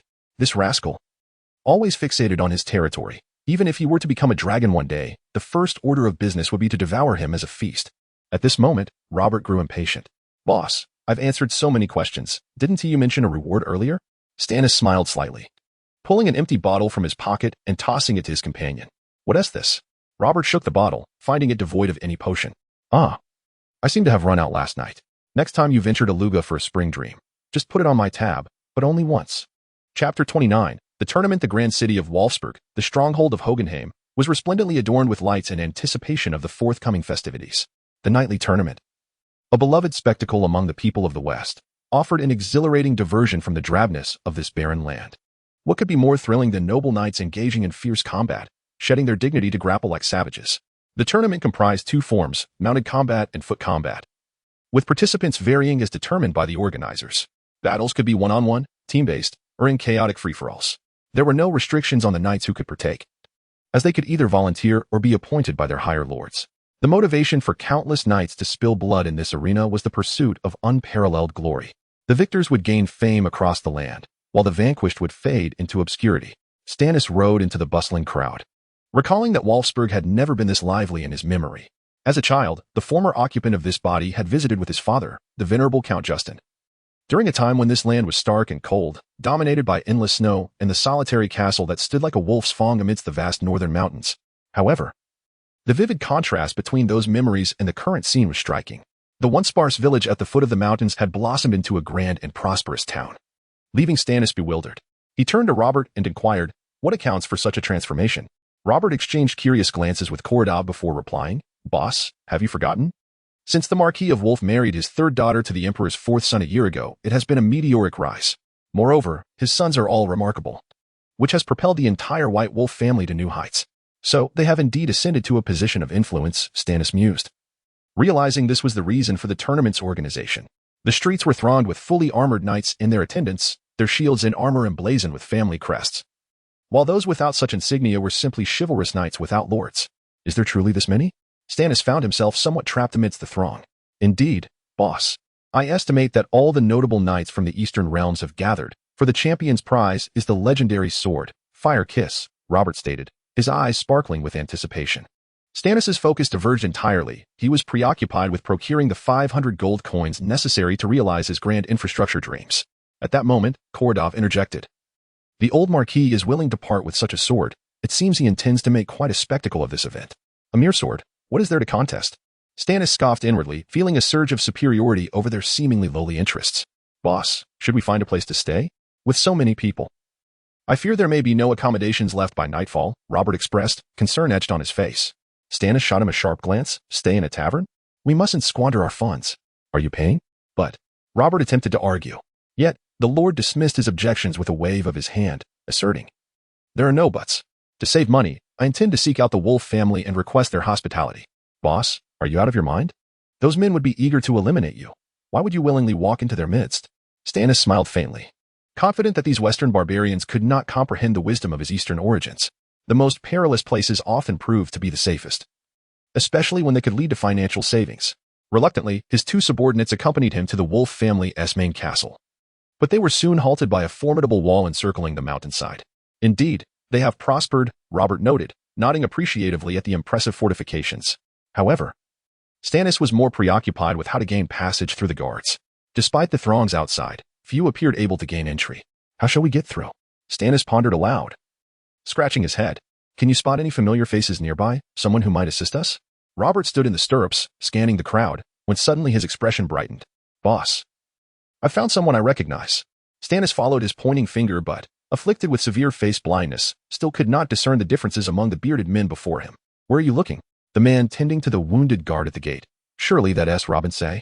Robin-Say, the solitary black wolf of the White Wolf family, was the illegitimate son of the elder Count Wolf. Thus, according to the laws of the West, he bore no right to the Wolf surname. Yet he surpassed any true-born heir, even the eldest son, Patkins, by a margin. More impressively, amidst the generally hostile Wolf clan, Robin-Say stood out as one of the few with a friendly disposition. Stannis approached, observing the tall, slender figure clad in a black coat, with dark hair and eyes, diligently tending to a common soldier's wounds. "Robin-Say?" Stannis tentatively called out, testing the waters. The dark-haired man turned, exuding an air of martial prowess. His face was clean-shaven, a stark contrast to the scruffy soldiers surrounding him, and two black swords hung from his belt. "Oh, it is Lord Stannis. It has been quite some time since I last saw you," he greeted warmly, just as Stannis remembered, feeling a warmth in his heart. Stannis was pleasantly surprised by Robin-Say's openness, which inspired a desire for camaraderie. "Robin-Say, what brings you here?" he inquired, seeking to forge a connection. "Forgive my appearance, Lord Stannis. One of the men was bitten by a wolf in the mountains, and with no doctor in the castle, I was obliged to step in," Robin-Say explained. "I see. You remain as compassionate as I recall," Stannis noted, pleased by Robin-Say's character. "No need for such formality, just call me Stannis." "Very well, Stannis. What brings you to our domain?" "Some here are not always so welcoming," Robin-Say cautioned, his tone laced with significance. At his words, Stannis became acutely aware of the unfriendly gazes surrounding him. These were lords loyal to the Marquis of Wolf, who recognized the scion of the Red Dragon family. Indeed, it was audacious to flaunt his presence on enemy territory. Nevertheless, driven by his desire to economize, Stannis lowered his voice. "Robin-Say, I must confess. It was Patkins from your household who invited me as a guest. Is he not here?" "My brother is away. But I have heard that father extended an invitation for you to attend the tournament," Robin-Say replied. Stannis felt a surge of joy, with the main party absent. He could weave any tale he wished. "Could you arrange accommodations for us?" Patkins assured me of a warm welcome, yet since our arrival, it seems no one has attended to us. My companions and I have journeyed all day, weary and famished. Might you assist us? Robin's expression shifted to one of regret. I apologize for the oversight. Please, come inside. I shall escort you to the guest quarters immediately. With that, he exchanged a few words with the guards. And Stannis and his entourage were granted passage through the castle's gates. What an honest man, Stannis mused, silently admiring his own cleverness. Expeditiously, the trio was accommodated in a commodious chamber proximate to the castle. The opulent, velvet-draped bed, a stark contrast to the austere palace to which he was accustomed, nearly sent Stannis into raptures. Disregarding his lordly decorum, he frolicked with unbridled glee upon it. Meanwhile, Robert and Korodov were assiduously engaged in consuming a lavish repast that Robin had thoughtfully arranged. Is this the veritable existence of a lord? Stannis mused, yearning to become one with the comforting embrace of the bedding. The chieftain's sagacity is irrefutable. Only a lordly reception is befitting of our station. To squander coin on avaricious ends is the height of folly. Robert, with characteristic obsequiousness, chimed in with flattery. The corpulent knight, his mouth replete with victuals, appeared eager to concur. Stannis arose, the warmth emanating from the hearth enveloping him in a vernal embrace. Nevertheless, we must remain vigilant, Robert cautioned, his tone shifting to one of grave seriousness. What is amiss? Stannis inquired, perplexed. We are, as it were, ensconced in the very maw of the wolf. I have observed several individuals casting malevolent glances, their hands instinctively drifting towards their swords. These words sent a tremor of trepidation through Stannis. Yet he endeavored to maintain a facade of fortitude. They are, without a doubt, preparing for the tourney, he asserted, attempting to assuage his own fears. Nay. I beheld the fourth scion of House, his lance held menacingly, glaring at you with palpable animosity from the steps. Furthermore, their seventh and eighth progeny were cleaving wood with axes, as if rehearsing decapitation. And the 13th lurks in the shadows, a bowstring glinting ominously in the dim light. And the 14th, 16th, and 19th. Enough, Stannis interjected. In summation, chieftain, your position is precarious. There are scores, if not hundreds, who harbor lethal intentions towards you. While I concede the merit of your notion that the most perilous locale is often the safest, I would, nonetheless, petition for a separate chamber in the adjacent wing. With these words, Robert began to amble towards the egress. Stannis, in haste, extended his hand to restrain him. Do not depart, or I shall revoke your sustenance. Robert, with alacrity, resumed his seat. Indeed, my situation is rather perilous. Had I known, I would not have heeded the specious pronouncements of military strategy, such as, and ventured here to offer myself as a sacrifice. Very well, to ensure our collective safety. We shall institute a rotating watch. 3-hour shifts, alternating between you, Robert, and the hulking simpleton. A flawless plan. Robert, with narrowed eyes and a look of discontent, queried. And what of you, chieftain? I shall be ensconced in slumber. I am not to be disturbed unless an exigency arises. I intend to engage in a profound colloquy with the bedding. With that, Stannis divested himself of his garments and plunged into the welcoming warmth of the bedclothes. Within mere moments, sonorous snores reverberated throughout the chamber.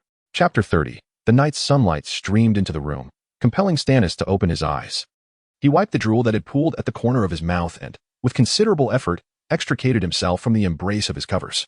Having not slept in a proper bed for quite some time, he let out a languorous sigh.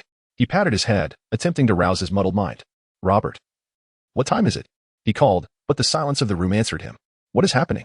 Struggling to fully awaken, he peeked around the guest room and found it utterly deserted. No way.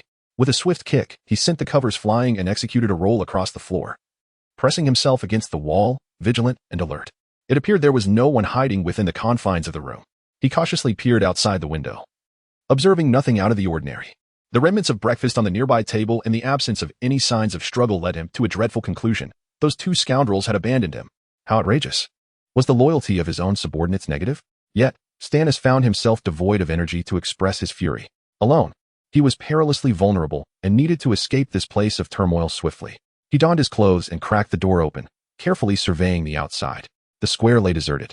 It seemed there was no better opportunity to make his escape. Taking a deep breath, he flung the door wide and dashed out. However, as he turned to step forward, an arrow whizzed past, embedding itself in the doorframe just behind him. Stannis, startled, collapsed to the ground, his legs turning to jelly, as a melodious laughter echoed from afar. This is it. I'm done for. The singular thought permeated his mind as he found himself caught in the act. A silver-haired woman approached him, the source of that laughter, her beauty exuding a regal air as she towered over him. Stannis swallowed hard. She wouldn't crush him with her high heels, would she? Long time no see. Son of the dragon, the woman languidly remarked. She appeared only slightly older than Stannis, yet the lines on her face spoke of a life well lived. Naturally, Stannis did not recognize her. Who are you? The woman seemed taken aback, but then recalled that the last time he had seen her was before her marriage. So it was understandable that he wouldn't remember. I am Fanny Bell, the eldest daughter of Marquis Wolf. Fanny Bell? Who is that? Stannis's mental archive yielded no information. But he quickly shifted his thoughts. Bell must be her married name. Her birth name was likely Fanny Wolf. As he pieced together the information, he realized she was the oldest child of the Wolf family, who had married the youngest son of the Haas family 3 years prior. It was said that the union was a love match, much to the dissatisfaction of both families. Yet, according to some archaic customs, a daughter was expected to remain with her husband's family for life.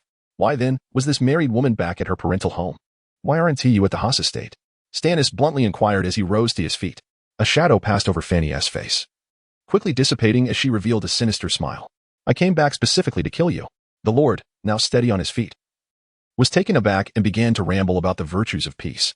I bear you no ill will, nor do we have any recent grievances. The enmity between our families is a relic of our ancestors. We, the younger generation, should strive to avoid the whirlpool of hatred and work towards mending the rift for a harmonious future. Such eloquence.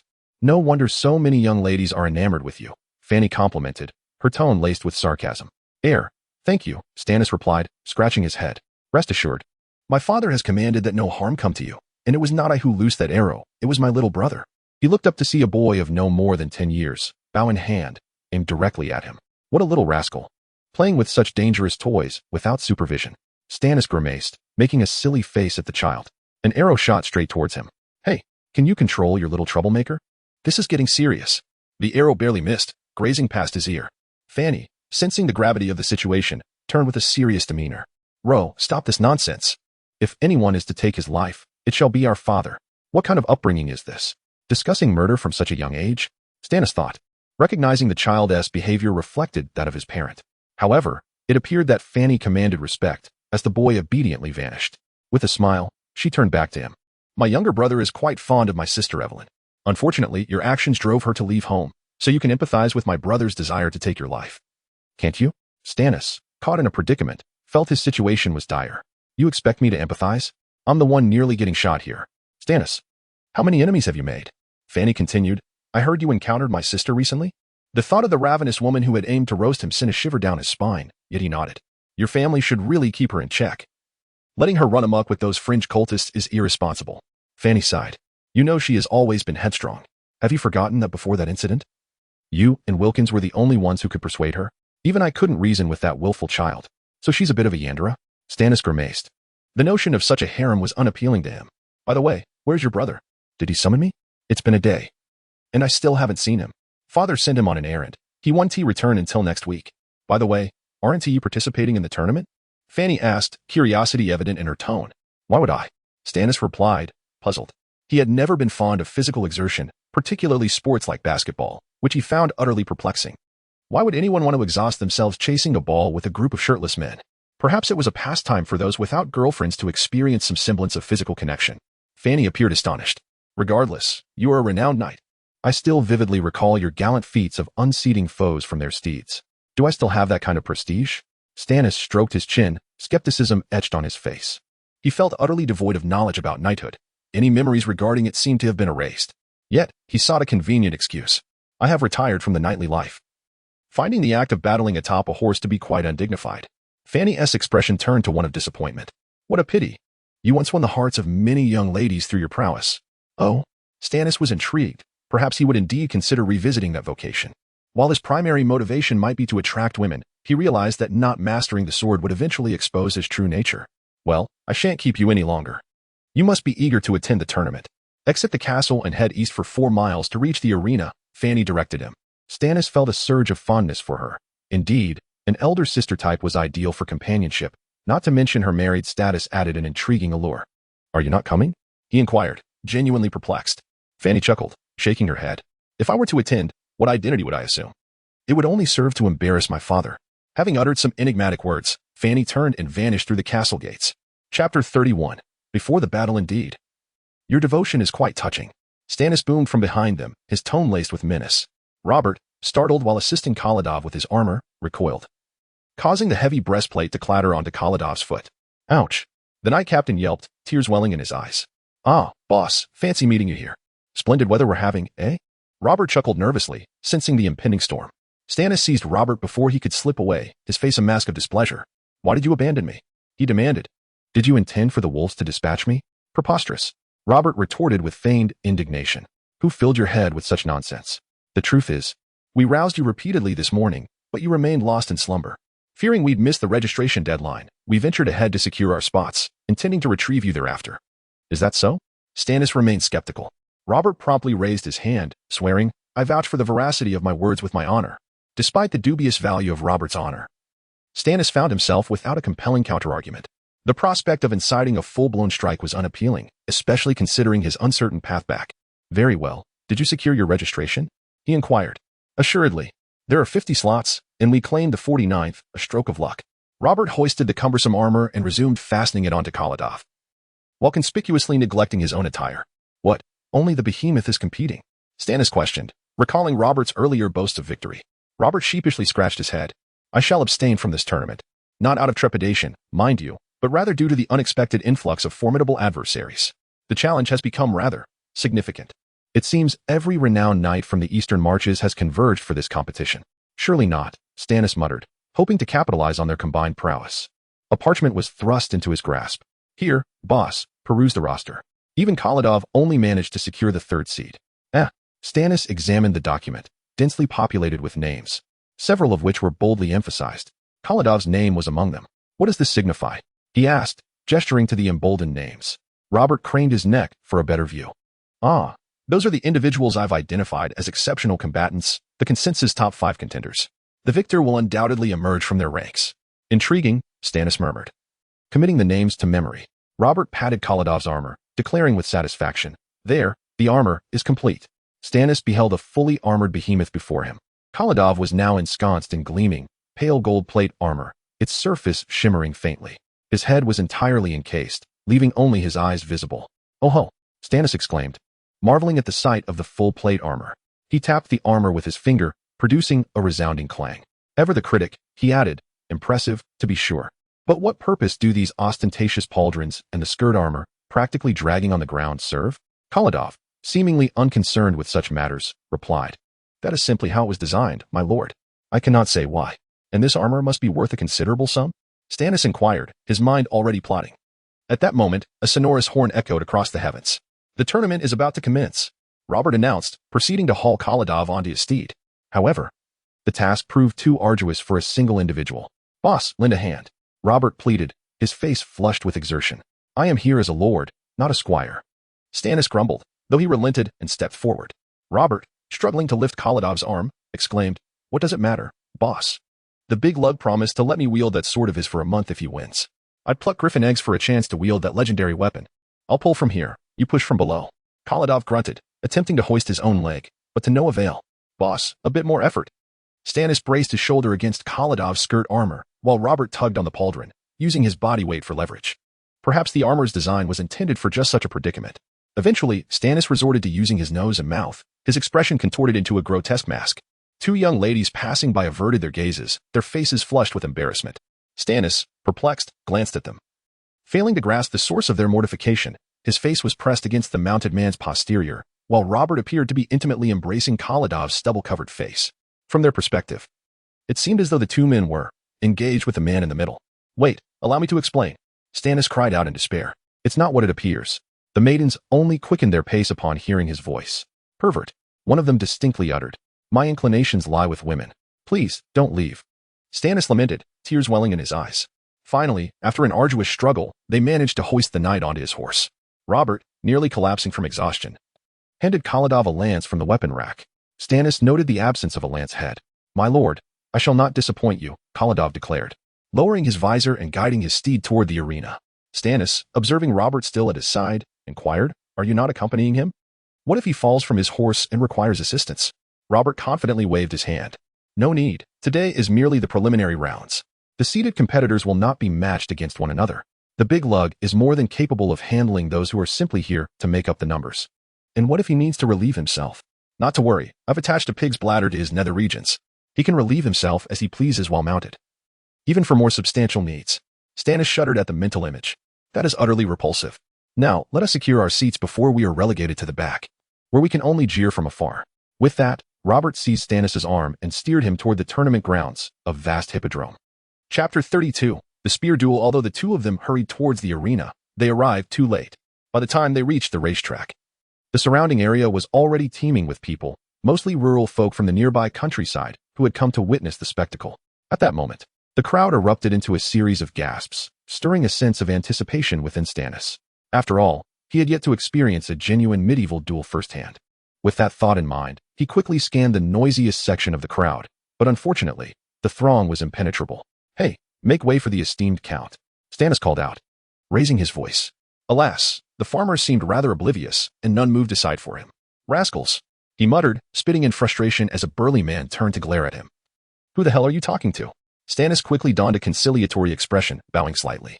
"My apologies for the intrusion. I spoke thoughtlessly. Please, carry on, boss." "We should just push through," Robert suggested, equally anxious as the cheers from the front grew louder. It seemed there was no other option. Stannis rolled up his sleeves, ready to fight his way forward.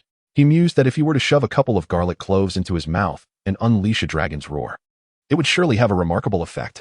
After a vigorous struggle shoulder to shoulder, the two men finally squeezed into the front row. Stannis had lost count of how many times he had been greeted with curses along the way, yet his thick skin allowed him to secure a prime position. In the center of the racetrack, several targets were set up, and archers were taking shots from 50 meters away. It turned out they were merely practicing archery. Stannis felt a wave of disappointment. He had always skipped over archery competitions while watching television in the modern world. "There's no need to rush, boss. Watching the archery contest as a warm-up isn't so bad, especially since these are seasoned archers, and their aim is quite precise," Robert remarked, which only amplified Stannis' disillusionment with the simple-minded crowd around him.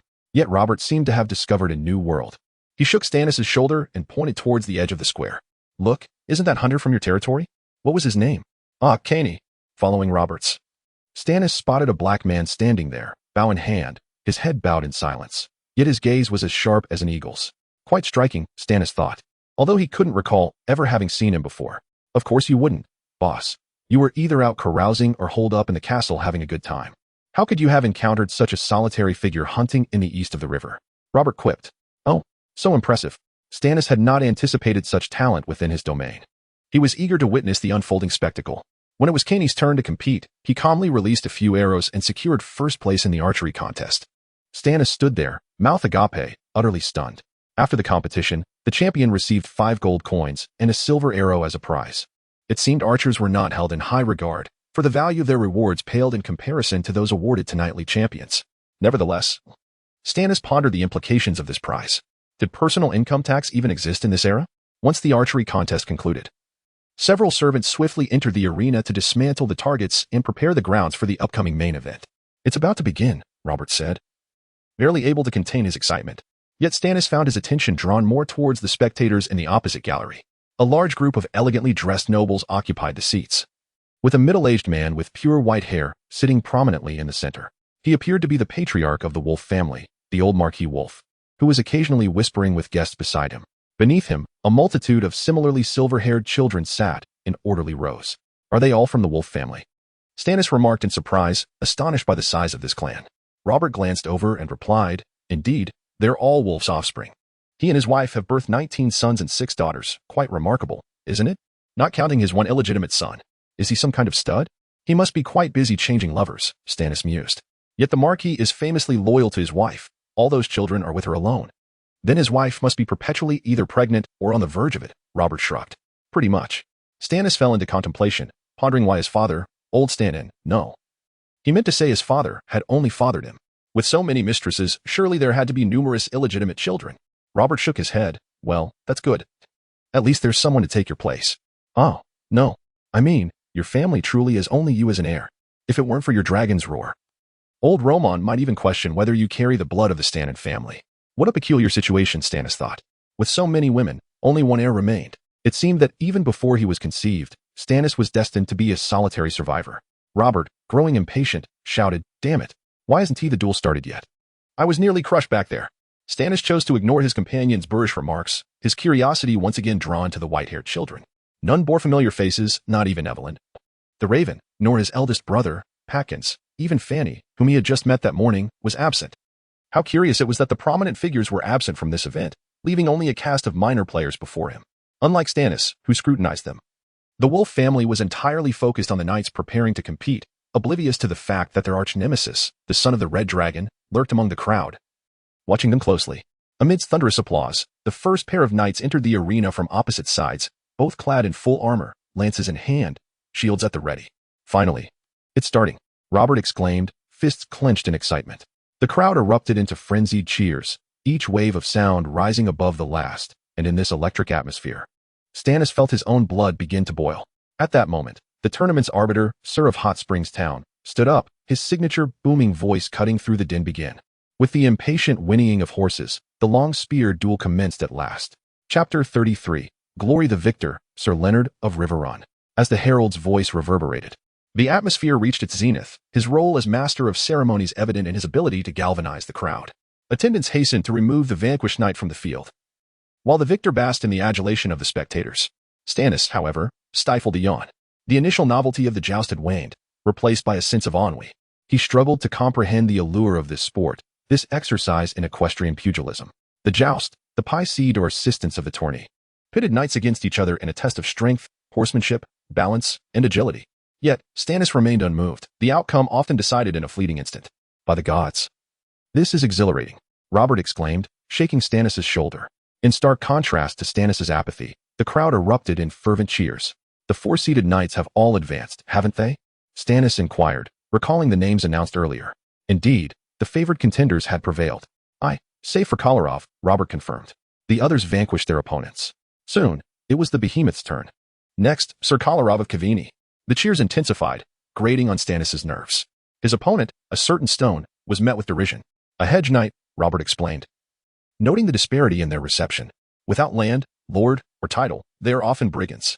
Those who cling to chivalry seek fortune and glory in tourneys. He gestured to Stone's rusted armor. A pitiful wretch. Stannis felt a pang of sympathy for the scorned knight.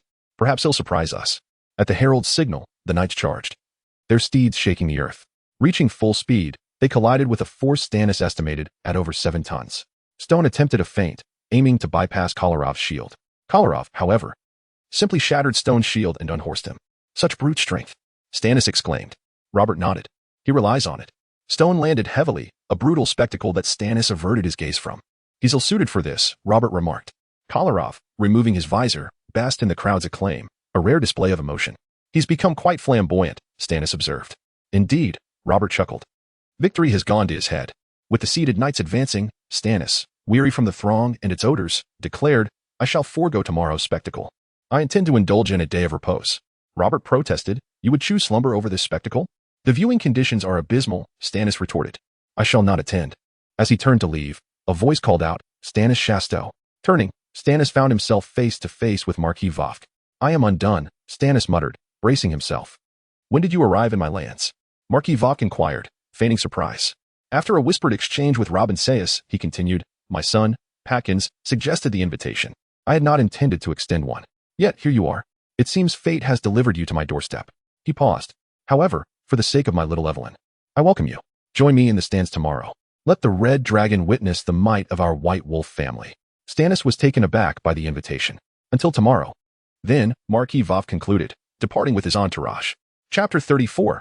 Champion, my predilection truly lies with the fairer sex. Pray, do not flee, but lend an ear to my explanation. Following yet another instance of misinterpretation and futile attempts at clarification, Stannis and Robert assisted Koradov onto his steed, bidding him farewell as he entered the lists. Subsequently, they eschewed engaging with the throng of onlookers, as they had done the previous day, and instead took their places in the stands. Stannis deliberately sought out an inconspicuous seat, as he harbored no desire to attract the attention of the Wolf family. After a morning of rather lackluster jousting, the first significant event of the tournament finally arrived. The contestants were none other than 2 highly regarded contenders, the renowned Shadow Knight Lucas and the Moonlit Knight Malou. According to Robert, one was the 5th seed in the competition, while the other held the 4th position.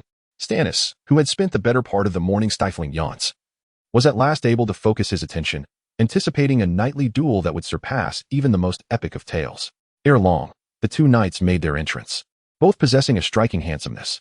The Shadow Knight Lucas was clad in a suit of jet-black armor, his long, dark bangs cascading down, partially obscuring his face and revealing only a single, stern eye.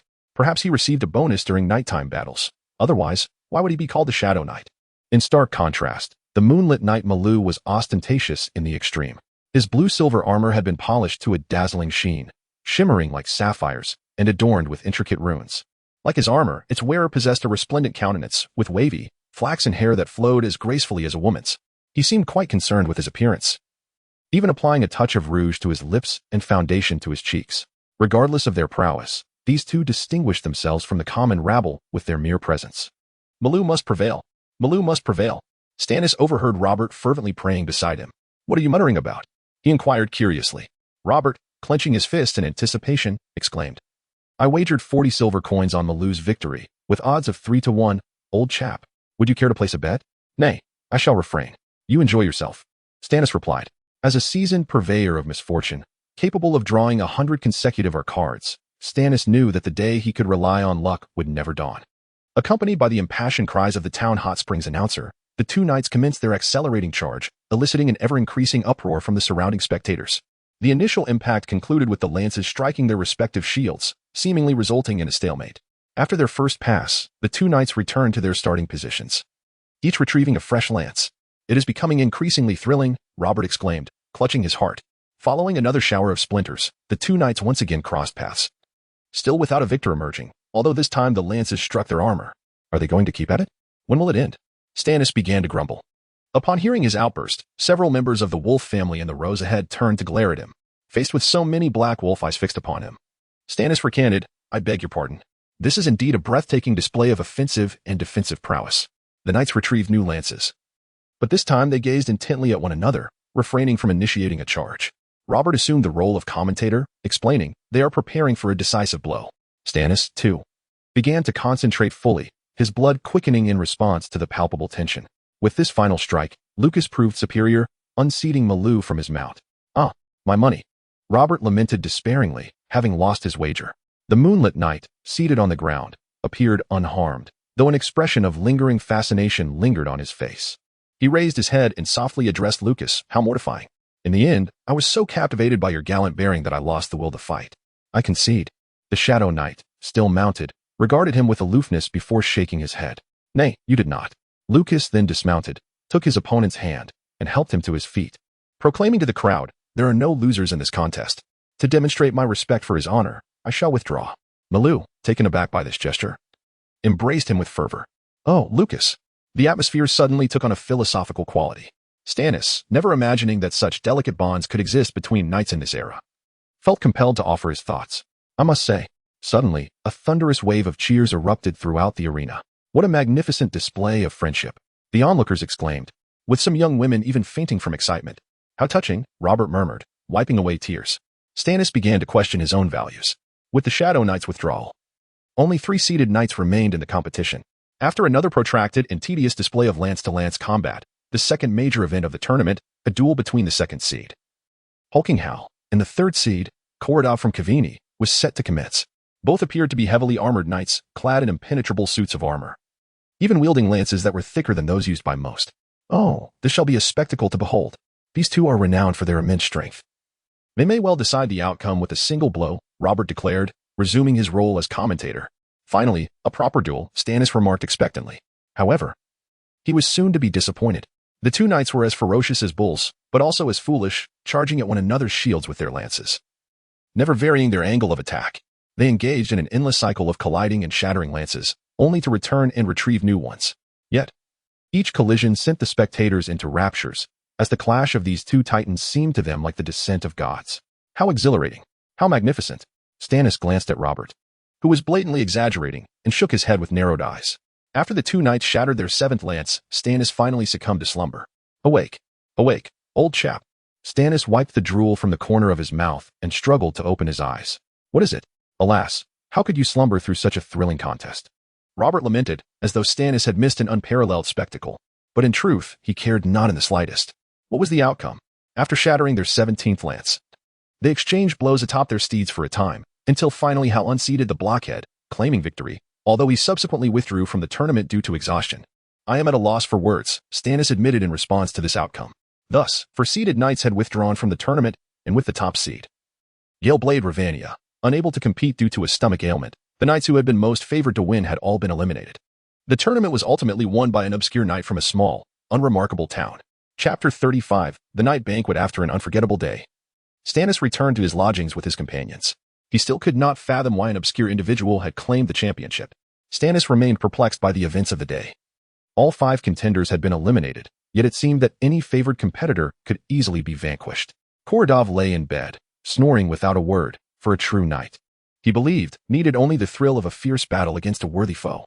Meanwhile, Robert bristled with indignation, lamenting that had he known the championship would be so easily attainable, he would have participated himself. Stannis patted his shoulder, adding salt to the wound. My young friend, do not be naive. It is simply not in your fate to seize the championship. But I refuse to accept it. The champion is someone whose name I have never even heard. Why should he triumph? Such is your destiny. Accept it. With that, Stannis reclined on his bed, adding, alas. You are on watch tonight. Do not slack off. What? Robert exclaimed, his eyes widening. However, the lumbering giant had already succumbed to slumber, leaving Stannis incredulous at the thought of being forced to stay awake all night. Stannis retorted, I care not. I am the Lord, and my word is law. With that, he nestled under the covers, ignoring Robert's lamentations. Wake up, my lord. Stannis felt a gentle push as he drifted into a deep slumber, struggling to open his eyes. He noticed Robert gazing at him with the expression of despair, while Koradov's thunderous snores filled the air. What is it? He asked, rubbing his eyes.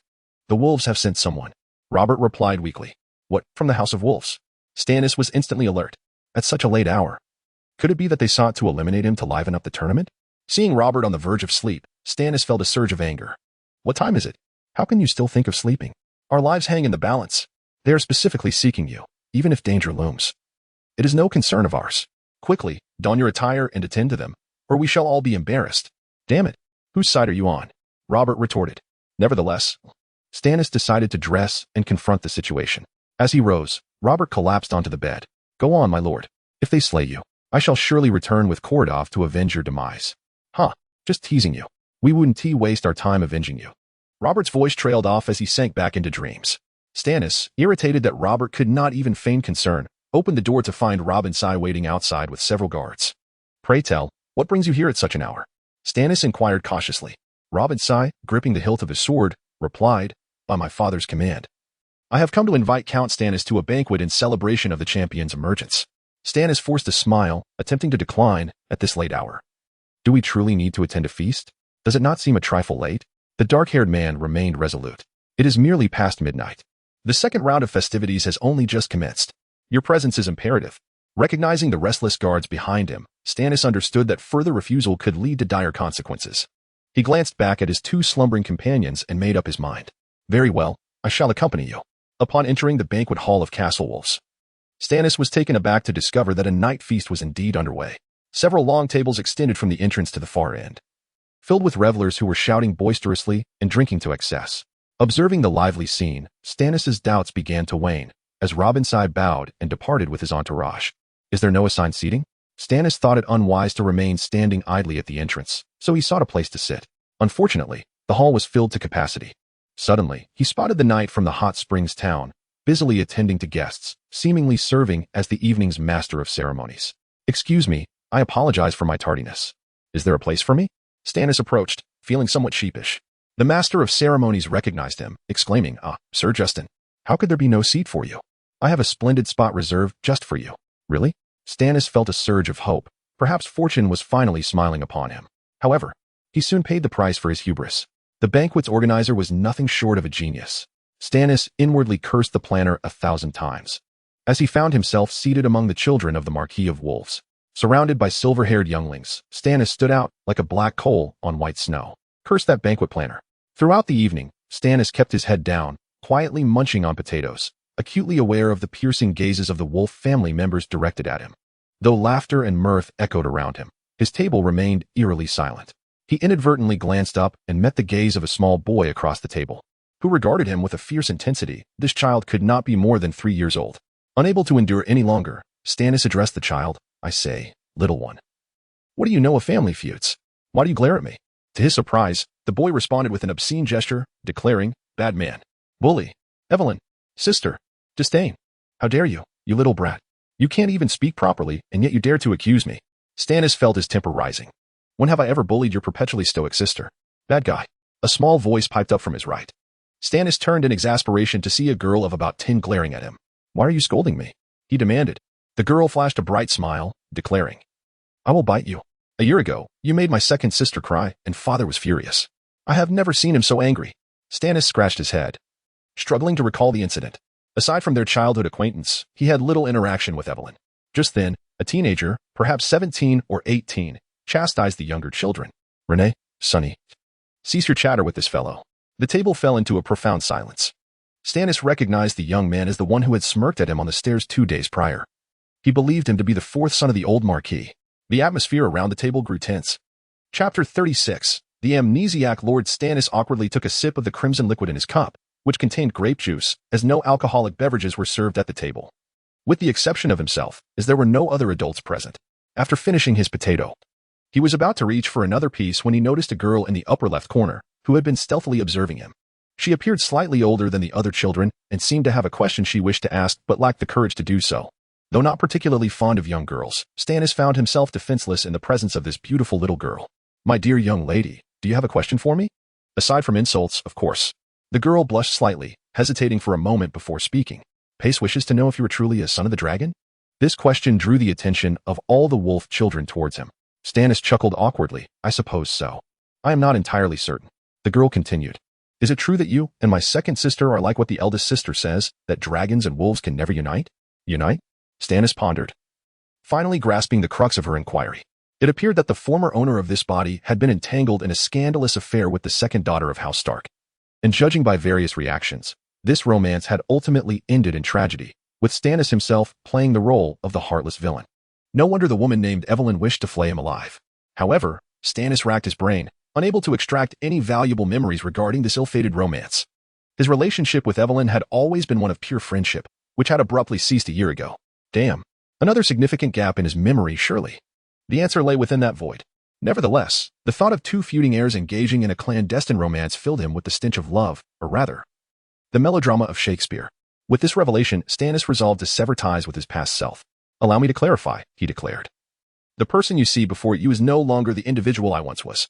I have completely disassociated myself from my former self, and thus, any matters that transpired between your sister and my previous incarnation hold no relevance to who I am now."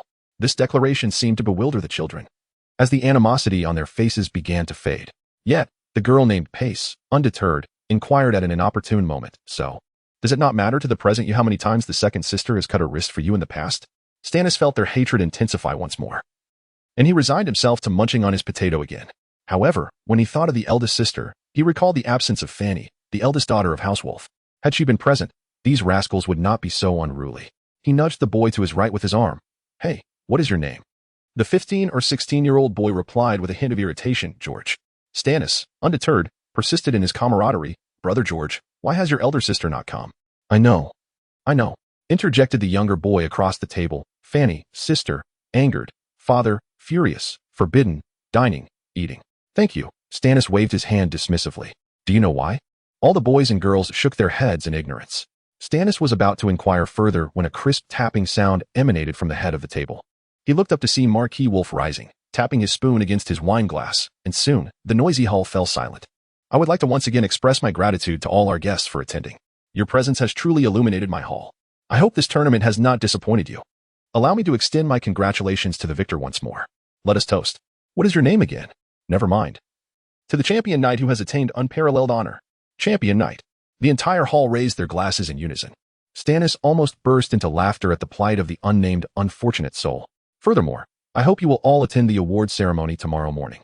In addition to the legendary Swordfire's Kiss and a chest of gold coins, a mysterious prize will also be revealed, which I assure you will not disappoint."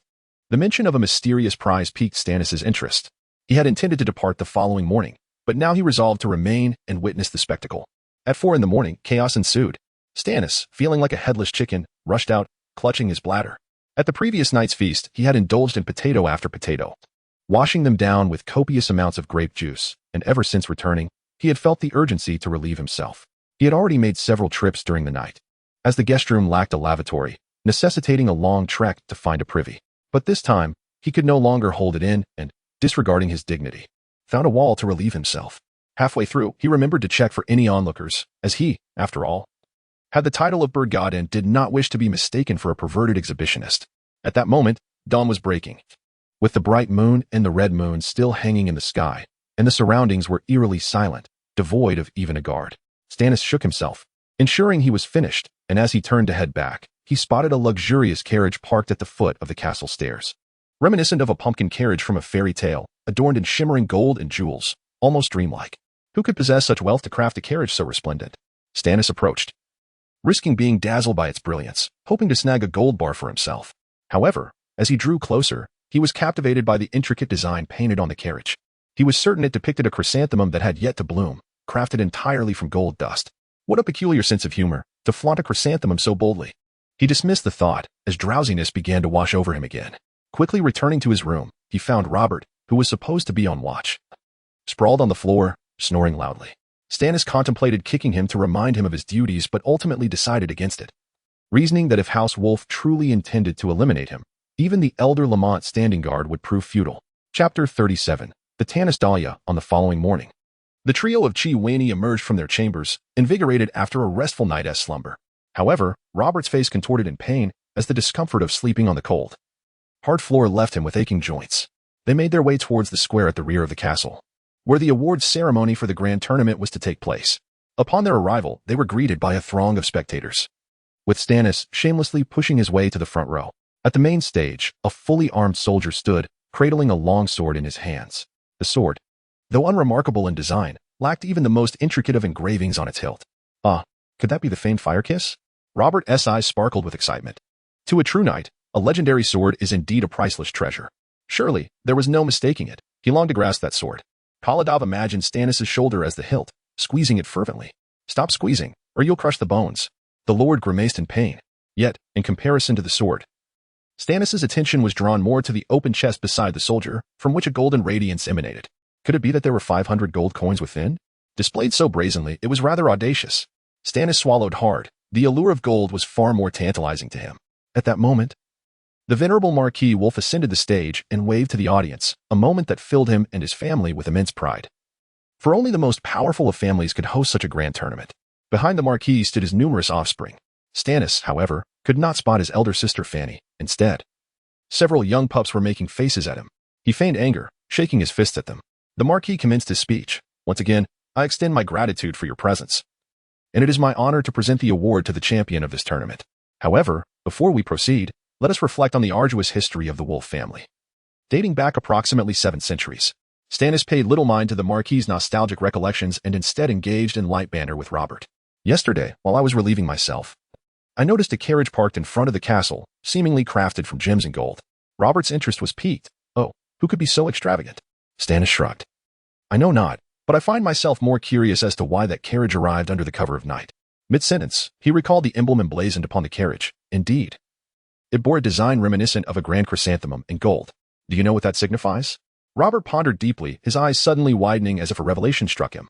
The golden grand chrysanthemum, the grand dahlia, the Tanis Dahlia. He stood there, frozen like a statue. What is wrong with him? Stannis inquired, patting him, but received no response as Robert appeared petrified. Just then, the Marquis concluded his reminiscence, and his children vacated the stage, clearing the way for the forthcoming performance. I sincerely apologize. One tends to ramble with age. Now, please welcome our champion knight. Wait, it's not your turn yet. The old Marquis interrupted the victor's ascent. Clearing his throat, I present to you the mysterious prize I announced yesterday, the illustrious Miss Tanis Dahlia. A gasp rippled through the crowd, particularly among the gentlemen, whose reactions were nothing short of exaggerated. Both commoners and nobles seemed to succumb to a frenzied state. They had not anticipated encountering a woman capable of captivating the entire kingdom. Miss Tanis Dahlia. Miss Tanis Dahlia. The men began to chant in rhythmic unison. Miss Tanis Dahlia. I would die for you. Several knights, caught in the fervor, drew their swords, prepared for a tragic sacrifice. Is it truly that dramatic? Stannis raised an eyebrow, recalling that Tanis Kawakami was merely a renowned courtesan known as the Tanis Dahlia, perplexed that she could have such a multitude of ardent admirers. Amid the clamor, a graceful lady adorned with a dahlia atop her head entered the arena. She was clad in a delicate silk velvet gown that elegantly revealed her alabaster shoulders, her hair sparkling like radiant jewels, exuding an air of opulence. Yet, she seemed no more than a high-class courtesan, her true renown derived from her unparalleled beauty. With hair as vibrant as camellias, a slender figure that would be marred by even a pound too much, and a perfectly sculpted face framed by lustrous black eyes, a refined nose, and sensuous lips, she embodied an unforgettable allure with each smile and glance. While Stannis conceded that the lady was indeed stunning, He felt her beauty was only on par with his betrothed. The surrounding fervor seemed excessive. Had these men never encountered a woman before? The Marquis's voice rang out once more. Indeed. The prize is an evening spent with the illustrious Miss Tanis Dahlia. Let us cheer for our fortunate champion knight. He raised his hand, igniting the atmosphere. Robert appeared enraptured, astonished that the old wolf family had indeed spared no expense in inviting Miss Tanis Dahlia. He envied the lucky lad on stage. But I say, she is merely a courtesan. It cannot be difficult to procure her company for a night, Stannis remarked, puzzled. Robert glared at him, indignation etched across his face. How dare you insult my goddess? What do you mean merely? You are unaware. The starting price is 100 gold coins. What? 100 gleaming gold coins for merely one night? Have you all lost your minds? Stannis exclaimed, incredulous. You must understand, if you wish for more than just conversation.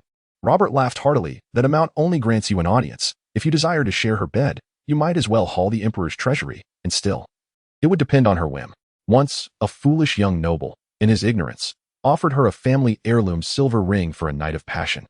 And he was denied even a touch. Alas, I shall never have the chance to know her. Stannis shook his head. Realizing that the people of the West clearly knew not the pleasures of self-reliance, or they would not inflate the price of a courtesan so extravagantly. Just as the fortunate recipient prepared to ascend the stage for his award, Stannis noticed two dark figures in the sky, growing larger, their wings flapping rhythmically. Hey, Robert. What is that? Still entranced by the beauty of the Dahlia, Robert looked up, his pupils dilating in shock. Dual-winged dragons. A shriek shattered the jubilant atmosphere. Chapter 38. An assault in a world of fantasy. Everywhere lay corpses, amidst screams, wails, and cries. The acrid scent of burnt flesh permeated the air, a nauseating stench. Stannis, his garments scorched and steaming, lay supine upon the ground, seemingly admiring the azure dome above. Suddenly, the two nightmarish silhouettes streaked across his vision once more. The fiend astride, one of them cackling madly as he hurled fireballs earthward, this infernal scene entirely of his making.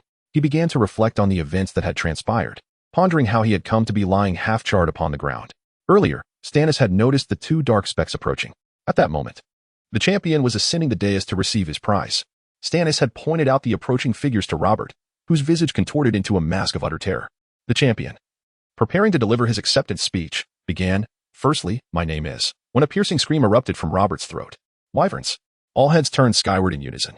Two immense ebony wyverns hovered in the air, wings beating powerfully. Astride the smaller of the two sat a grotesque figure, diminutive in stature, a finger bone piercing his nose. Clad in a jerkin fashioned from ribs. Performance art? Stannis wondered aloud. At that moment, the figure upon the wyvern spoke. Why were we, the brothers of eternal youth, not invited to such a grand gathering, Count Wolf? I've come to provide a bit of pyrotechnic entertainment, if you don't mind. Ha ha ha. The brothers of eternal youth were a nefarious cult that had flourished half a century prior. Their doctrine, a crude and brutal one, attained immortality through cannibalism, after successfully corrupting several small villages on the fringes of the kingdom of Tanis. These self-proclaimed immortals sought to spread their doctrine throughout the Westlands. However, their ambitions were cut short when a coalition of inquisitors organized by the royal court descended upon them, driving the cultists, tails between their legs, into the northern mountains, where they faded into obscurity, occasionally emerging to feast on the unwary and sow chaos. The figure upon the wyvern appeared to be one of their number, cackling as he casually conjured a fireball and hurled it toward the main stage. Lady Tamini had already been tackled to the ground by several men, while others leapt from the platform. Only the champion, still in the midst of introducing himself, was instantly consumed by the flames. Fire erupted in all directions, shards of debris from the explosion scattering among the audience, instantly igniting a conflagration of fear throughout the assembly. Panic-stricken, the crowd surged in every direction, their terror-fueled stampede overwhelming the guards, preventing them from responding in time. The rib-clad figure upon the wyvern continued to rain down fireballs upon the throng, the indiscriminate attacks detonating amidst the crowd, overturning tables and chairs. Meanwhile, the larger wyvern swooped down, wantonly preying upon the fleeing humans. In that moment, the lives of noble and commoner alike were rendered worthless in the face of death. Stannis, witnessing such a fantastical assault for the first time, stood frozen in place, while Robert had vanished, nowhere to be seen. A fireball exploded nearby, sending Stannis flying through the air, after which he found himself lying upon the ground, as described at the beginning. Finally piecing together the sequence of events, he struggled to his feet, spotting the Knight Commander Korodov in the distance, brandishing his longsword in a futile attempt to engage the wyvern.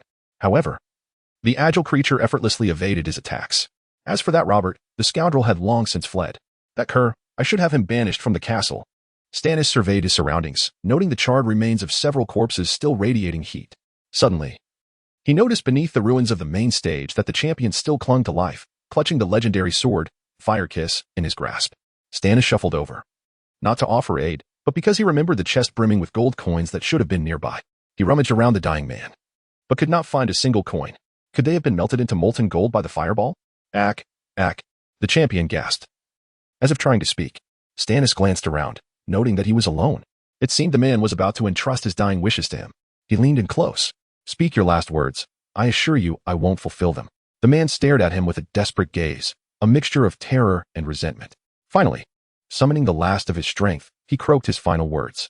Would it have killed them to give me a name? With that, he breathed his last. Stannis shrugged, preparing to resume his search for the gold. However, the Fire Kiss sword caught his attention, seeming to tremble as if beckoning its master. As if drawn by an irresistible force, Stannis reached out and grasped the blade. At the instant his hand closed around the hilt, his true self awakened. A torrent of fire coursed through his veins, and the blade of the sword burst into roaring flames. It was as if the dragon blood within him was surging to the fore. Stannis gazed up at the wyverns in the sky, suddenly understanding his destiny, to save the world. It was time for him to take center stage. After playing the fool for over 30 chapters, and being criticized for being more doltish than endearing, it was time to let loose, lest he be stripped of his protagonist status. Stannis, gripping the flaming sword in one hand, strode forth from the ruins. In the blazing light, time seemed to slow, even the scorching air seemed to congeal. The searing heat of the flames whipped his coat about him, and in this world devoid of redemption, only he and the flaming sword he wielded could bring hope. A smile played upon his lips, though the heat from the blade was somewhat discomforting. Like a savior, he spread his arms, offering a benediction for the carnage about to unfold, not for himself, but for the unfortunate souls who would soon face him. I salute you, my enemies.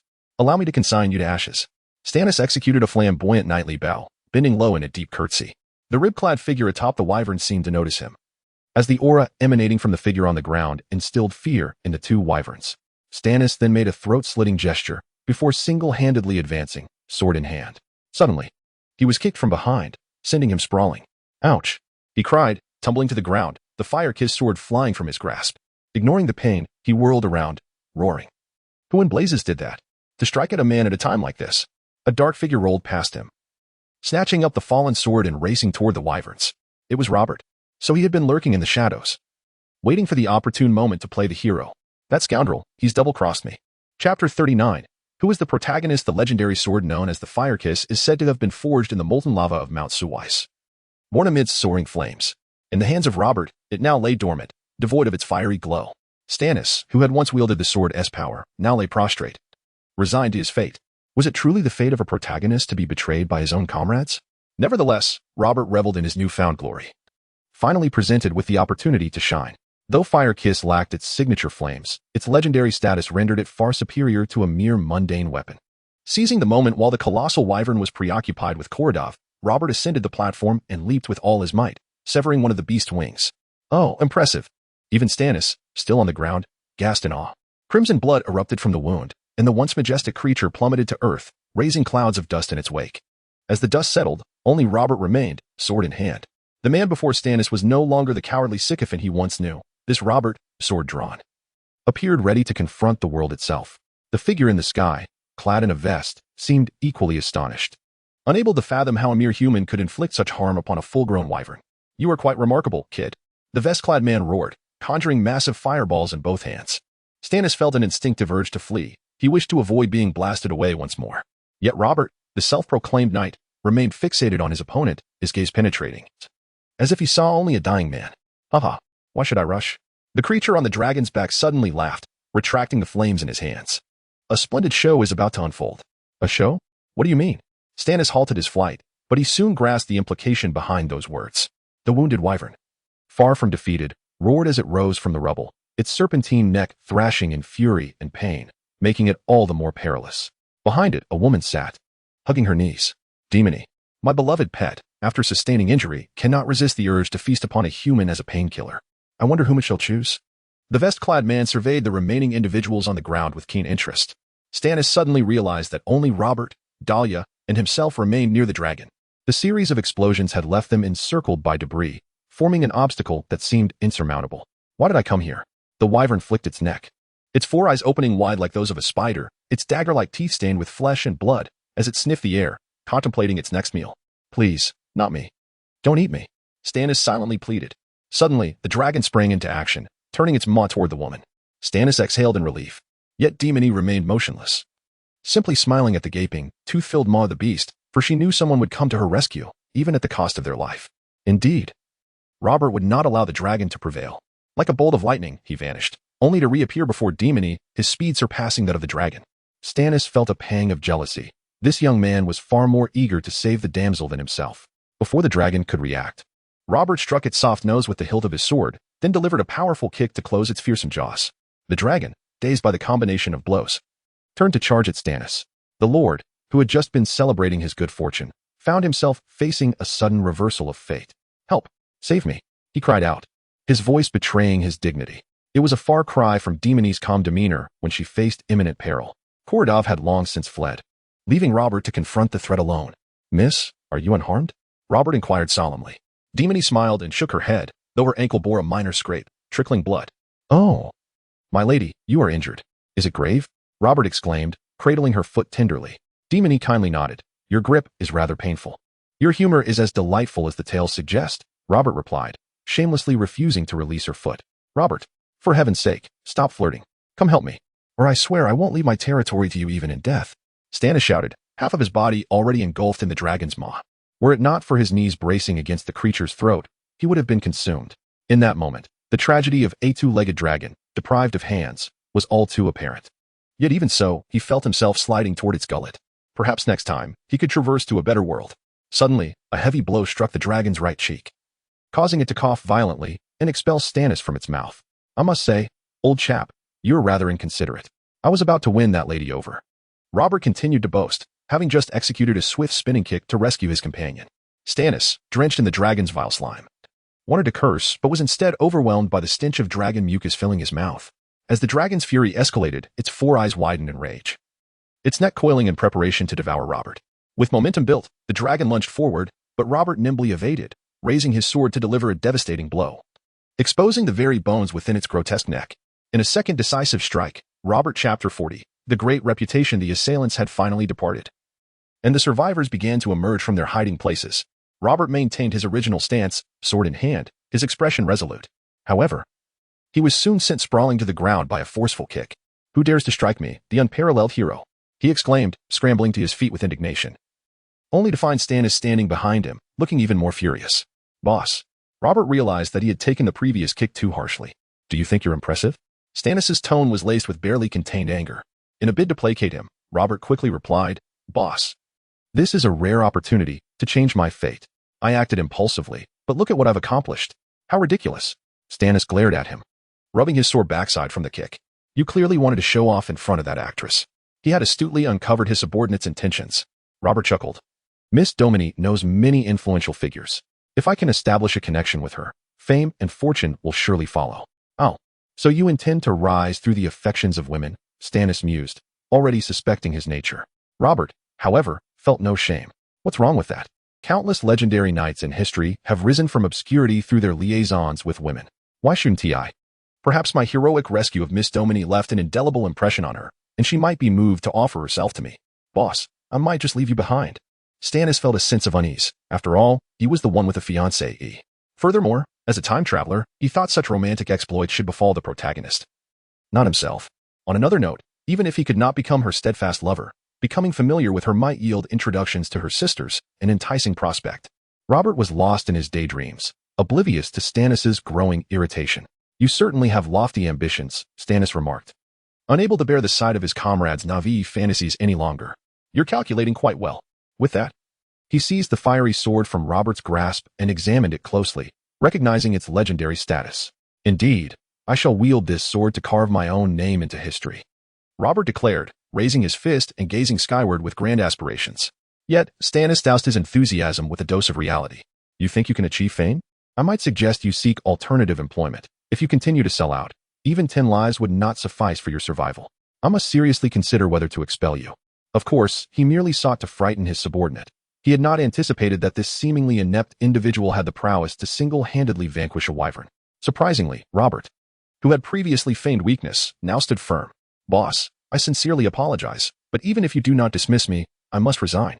After this battle, my reputation shall echo throughout the East. Even if I am not recognized by the great lords, Becoming a son-in-law to a minor lord would be a delightful prospect.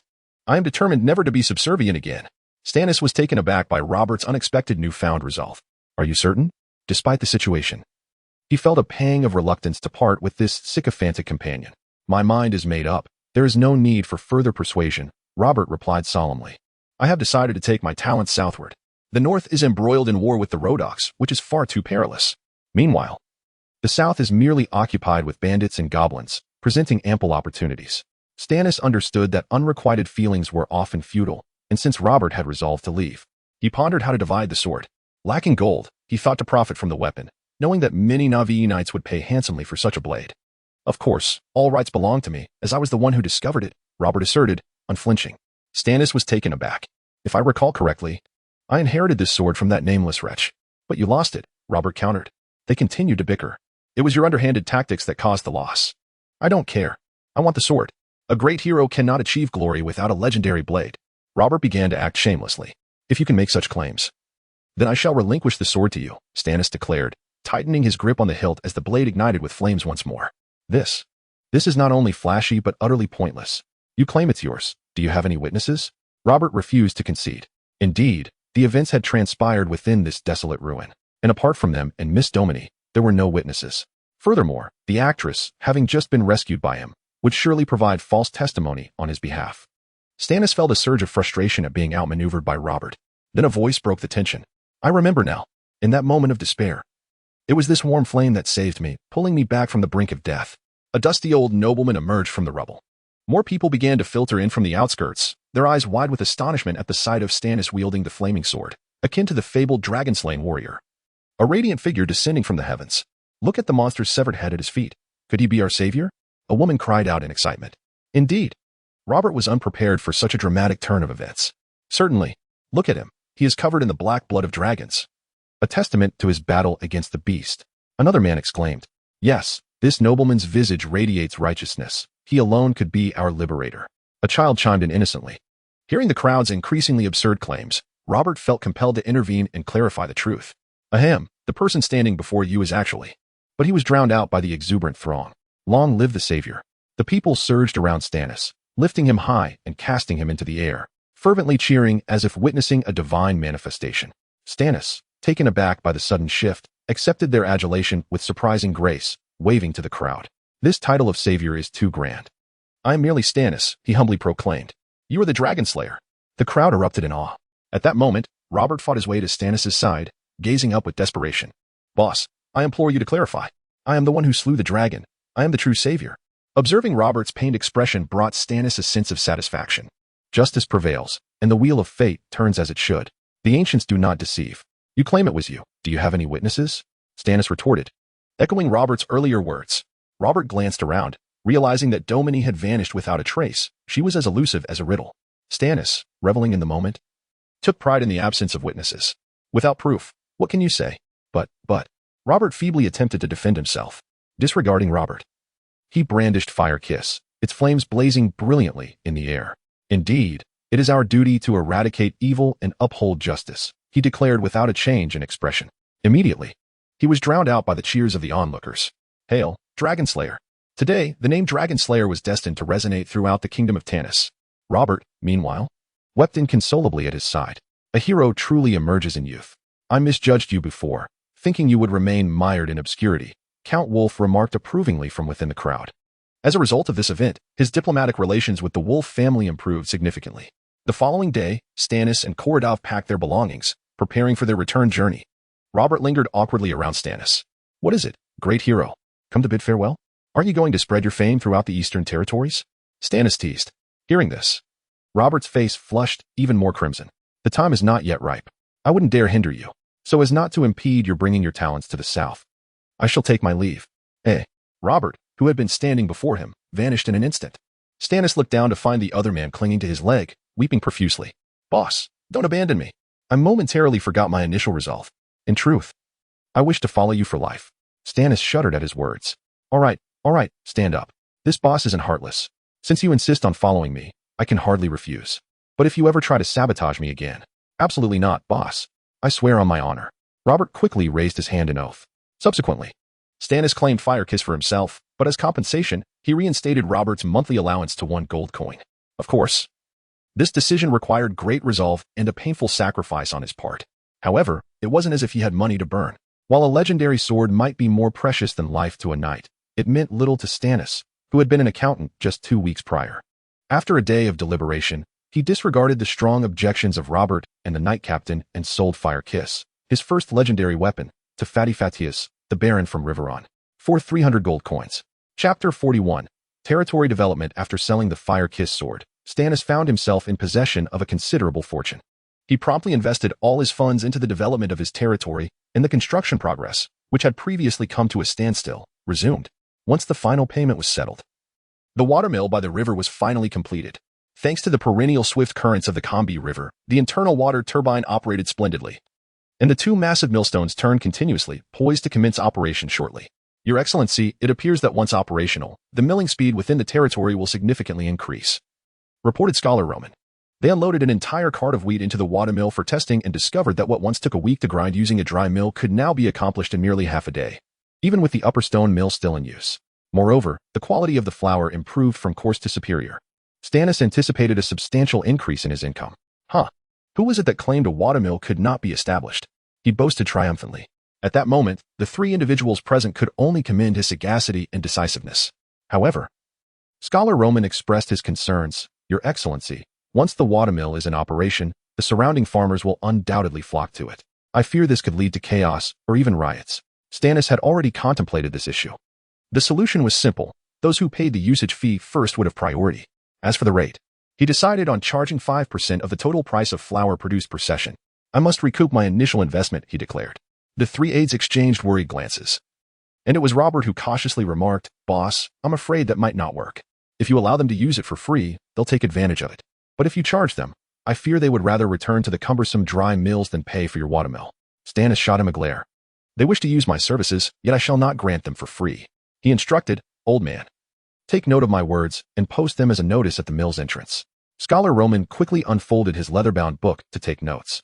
The watermill's hours of operation will be from 8 in the morning until 8 in the evening. It must remain closed at all other times, not even for a minute. Furthermore, after every 6 days of operation, it shall be closed for a day for maintenance. Boss, what is this? Robert and the others were astonished. Isn't this going to prolong the time it takes to recover the investment? Stannis inwardly scoffed at their lack of marketing acumen. As a seasoned enthusiast of commerce, he understood such rudimentary tricks well. While they might deceive the astute keyboard warriors, it would be a simple task to fool the illiterate medieval populace. By the way, Robert, hire a few idle vagabonds like yourself to queue in front of my mill. If anyone inquires, tell them they are here to wait for their turn to mill. If any farmers wish to bring wheat, inform them that the schedule is fully booked for the week, and they must wait until next week. And you, big fellow, do not remain idle either. Transport a cart of grain back and forth throughout the day to create a bustling illusion. Remember to cover your face. You are too distinctive. After issuing his orders, Stannis departed, leaving the 3 men in a state of perplexity. However, as Stannis had anticipated, his strategy bore fruit swiftly. The local farmers, upon hearing that what once took half a month to mill could now be accomplished in a single day, were astounded, although they were required to pay a considerable fee. The superior flour could be sold at a price 30% higher than the original coarse flour. Moreover, with Stannis fueling the flames of excitement by informing Albert that henceforth merchants would only purchase fine flour, a collective panic ensued, and more people flocked to the watermill. They didn't mind paying the fees, and disputes arose over the order of payment. Stannis had Scholar Roman stationed at the entrance to collect fees. This elderly man stood from dawn until dusk, collecting money until his hands became sore. However, after Stannis reinstated the pension for seniors over 70, he even volunteered for overtime. Watching the daily accumulation of copper and silver coins and bags filled Stannis with joy. He not only restored the salaries of the guards and cooks in the castle, but also awarded a bonus, which garnered him widespread acclaim from all within the castle. Boss, you see, it is quite tiring for me to find different idle vagabonds to queue every day. What do you think? Robert, noticing Scholar Roman and Knight Korodov had received their allowances, began to contemplate a little pocket money for himself. Stannis patted him on the shoulder earnestly. How could I shortchange my brother? I will forever remember your kindness. He then commanded Scholar Roman to increase Robert's allowance by 5 silver coins. Robert fainted in disbelief in the restroom. Yet, Stannis did not lose himself in the praises, for he understood this was merely the beginning. After investing an additional 250 gold coins, the barracks for Kawini's troops was also completed smoothly. Gazing upon the structure that had risen beside the castle, Stannis felt an overwhelming sense of ambition. From this day forth, he was taking his first step toward greatness. If history were to record this moment, it would mark the day the wheels of fate began to turn, thus heralding a new era. Although this barracks consisted only of a low wooden fence enclosing a muddy lot, with a few tents sparsely erected and a training ground that was only slightly leveled, the scarecrows meant for practice appeared malnourished. Stannis strongly suspected that Albert had deceived him. "My lord, if you provide me with 250 gold coins, I assure you I will construct a luxurious barracks to your specifications," had been the merchant Rana's exact words. Yet, to Stannis, this military camp seemed barely of level 1 quality. Having already paid that little chubby fellow 350 gold coins for the watermill and barracks combined, he was disheartened to find that such a sum yielded only a dilapidated barracks in return. However, he found some solace in the fact that, after pouring so much gold into his territory's development, he had finally acquired an architect. Spiel, a man of Hilo descent, had come with Albert and was responsible for the planning and construction of both the watermill and the barracks. Yet, he appeared taciturn, having spoken less than 10 words in the 3 days he had been at Stannis' territory. Stannis, unfazed, had no desire to delve into this man's background. As long as he performed his duties well, he did not mind his silence. Chapter 42, Military Construction, my lord, Robert exclaimed, his exuberance akin to a monkey's as he vaulted over the camp's palisade. "This barracks is far more intriguing than I had envisioned. Due to fiscal constraints, only the parade ground and the shooting range have been inaugurated, facilitating the training of infantry and archers. The equestrian facilities necessary for cavalry training necessitate a further investment, according to Spear's projections. Nonetheless, the current state suffices, as the territory possesses a mere handful of steeds suitable for warfare, excluding draft horses. Moreover, in this realm, donkeys are exceedingly precious, rendering the aspiration of assembling a donkey cavalry unattainable." Stannis pushed open the barracks gate, where the black banner emblazoned with a red dragon fluttered in the breeze. "Attention all, form ranks." He and Robert entered to find Koradov striving to align a contingent of men into a coherent formation. The camp's capacity is capped at 20 trainees, congruent with Stannis' envisioned streamlined force.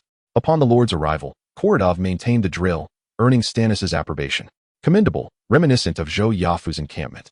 However, the recruits, conscripted from villages following Roman's levy, lacked martial bearing. The allure of unclaimed land proved insufficient to entice them into a standing army, compelling Stannis to remunerate them with 2 gold coins monthly, in addition to provisions and lodging. Despite being ostensibly robust, their posture mirrored that of their forebears, forming a sinuous line. Koradov's face flushed crimson, given the onus of military training. Stannis, however, remained unfazed, his expectations tempered by experience, particularly after witnessing a hen leading her brood in a more disciplined formation than his troops. "Are poultry being reared in the barracks?" he mused. A farmer raised his hand. "My lord, my mother insisted I bring them, asserting that idle time could be used to supplement our income." Laughter erupted, prompting Koradov to lash out with his riding crop. Stannis responded with equanimity, recognizing the lack of cohesion within his ranks. Historically, shared interests, kinship, creed, ethnicity, nationhood, and ideology have galvanized armies. Regrettably, he could offer none of these. Moreover, proselytizing the illiterate peasantry on the rationale for war proved futile, especially given the absence of a discernible adversary. Abandoning the futile endeavor of aligning the ranks, Koradov transitioned to paired combat with wooden swords. Stannis remained skeptical. Predictably, the neophytes wielded the weapons with trepidation, flinging them aside at the slightest contact, lest they incur injury. Despite Koradov's exhortations, the farmers hesitated to strike their kin. "Knight Captain," Stannis interjected, "should we not commence with spear formations rather than immediate melee combat?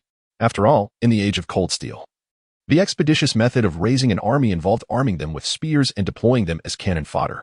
"Nay," Koradov retorted, adhering to knightly dogma. "All combat originates with the sword. Without the courage to draw steel, victory remains elusive." Stannis acquiesced to the knight captain's discretion. After another half-hour of fruitless training, Stannis resigned himself to the situation. Koradov, exasperated, exclaimed, "Incompetence! I must demonstrate proper swordsmanship."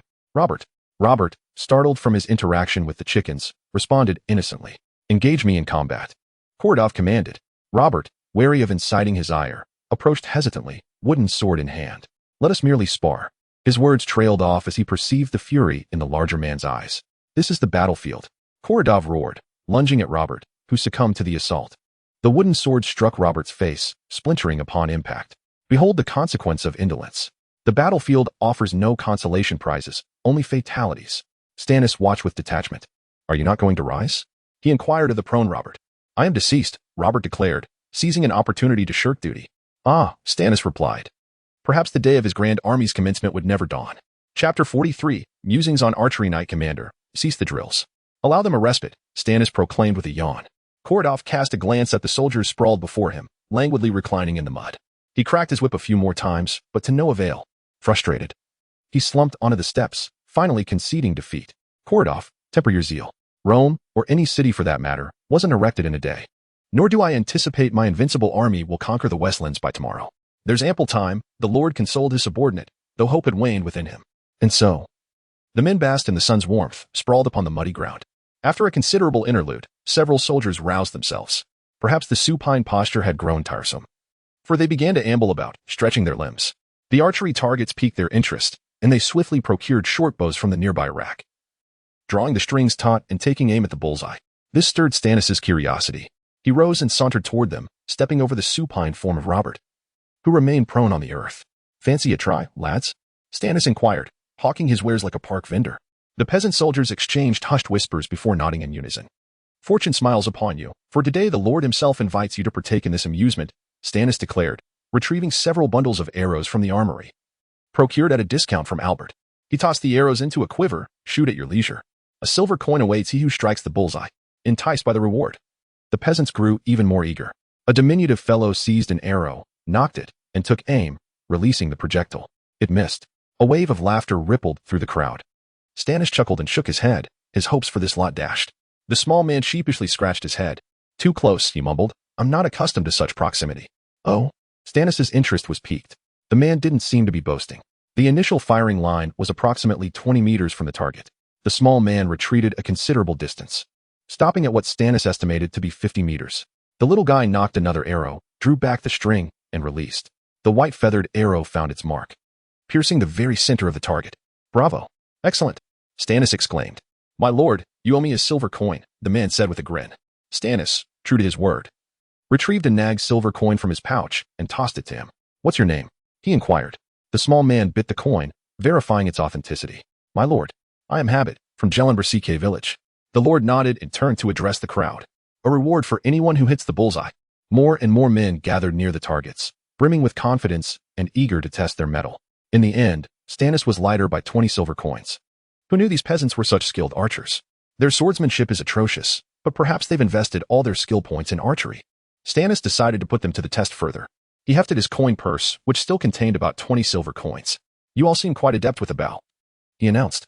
Now, whoever can fire 10 consecutive arrows and hit the most bullseyes will claim the entire purse. Everyone clamored to participate.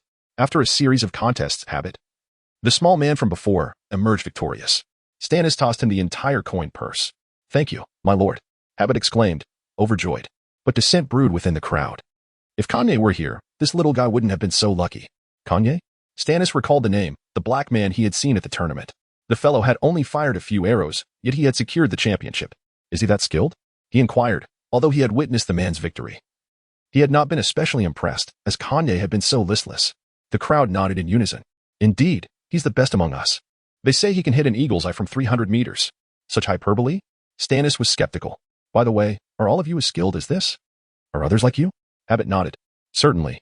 We all hunt in the Black Forest. You could say every man in every village has been practicing archery since childhood. Archers by birth, requiring no training. An audacious idea began to germinate in Stannis' mind. Do you enjoy archery? Stannis began, employing a bit of reverse psychology. The crowd nodded. Absolutely. We've practically grown up with bows in our hands. Besides farming, archery contests are our only form of entertainment. And do you enjoy learning swordsmanship from that oaf? Stannis inquired, gesturing toward the still sulking Kordov. The crowd shook their heads. What if we switch to archery training? Stannis finally revealed his true purpose. Predictably, the crowd erupted in cheers. Long live the Lord. Archery held a place in their hearts akin to the Jewish ideology in North Korea. Amidst the joyous uproar, Stannis sauntered away from the crowd, a satisfied smile playing on his lips. Robert, who had been feigning death on the ground, scrambled to his feet and approached him. Boss, what did you say to get these guys so riled up? I merely introduced a few unconventional ideas, Stannis replied, still speaking in riddles. What ideas?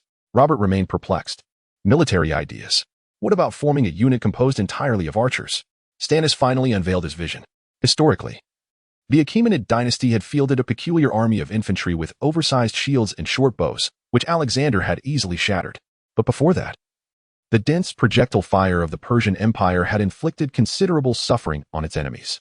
Building upon this foundation, Stannis aimed to go even further, forming an all-archery force. How would they handle melee combat? Simply overwhelm the enemy with arrows before they got close. Of course, Stannis wasn't foolish. He knew that a heavy cavalry charge would decimate his all-archery formation, and he couldn't rely on the world's inhabitants being as foolish as French knights, charging headlong into stakes. This was merely a temporary measure, as rapidly assembling a capable fighting force was the most pressing issue. In this perilous world, lacking an army, he was like a small boat sailing on a turbulent sea, destined to be swallowed by the waves, leaving no trace. Chapter 44. The Ranger, my lord, you're quite mad. Do you truly intend to assemble an entire company of archers? Robert exclaimed, astonished by Stannis' proposition. Across from him, Kordov gnashed his teeth, his fists clenched, yearning to strike him down. After gathering his 3 subordinates in the war room, Stannis unveiled his grand strategic vision. However, the reception from his men was less than enthusiastic. Even Maester Roman expressed his reservations with a trembling voice. My lord, he began, while I possess no martial expertise. I have never encountered such an army in my long life. Our battle tactics have always revolved around cavalry charges and infantry advances. To suggest that archers, traditionally relegated to a supporting role, can determine the outcome of war seems, frankly, rather frivolous.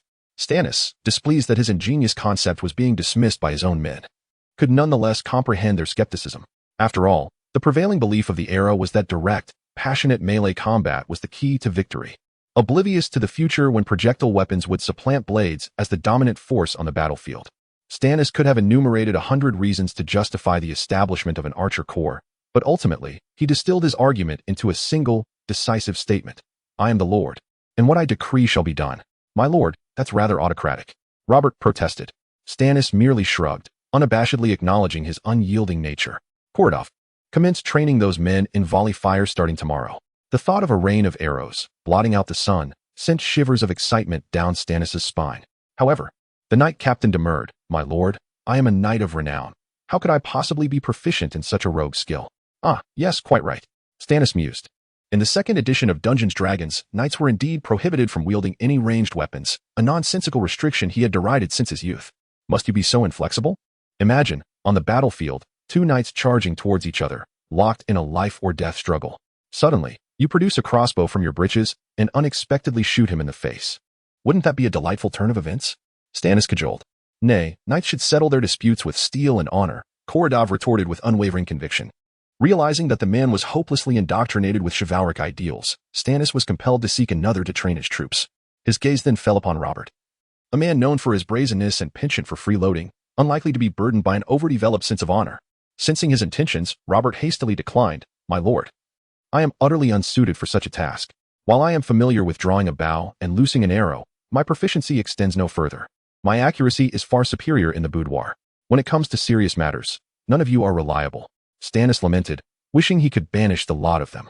Perceiving his displeasure, Robert quickly interjected, However, my lord, I can recommend a candidate who will assuredly meet your expectations.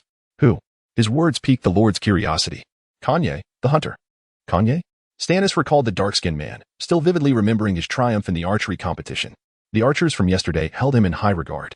Could he truly be so skilled? Yet, he was merely a hunter, likely lacking in the intricacies of military training. I have my doubts, he said. After all, expertise lies in specialization. That's where your good fortune lies, my lord. The man was not always a hunter, nor even a native of these lands. He hails from the primordial rainforests of the south, a veritable jungle ranger. It is said that he served as the captain of the archers in Silverfall City. A professional soldier through and through. Remarkable. Stannis rejoiced. He resolved to meet the man without delay. Let us depart immediately, he declared. But Robert continued to impede his progress. Surely, my lord, we cannot depart before luncheon? Or perhaps you would prefer to venture forth alone? Nay, you and Kordov must accompany me. For I have a contingency plan that requires your assistance. Stannis snapped his fingers with an air of confidence. Several hours later, the party arrived at the entrance to a hunter's cabin. After traversing the Coombe River, they had wandered aimlessly through the Black Forest, finally locating the secluded dwelling of the hunter named Kanye, thanks to the directions of a woodcutter. The dense canopy of leaves overhead allowed no sunlight to penetrate, hence the forest's somber name.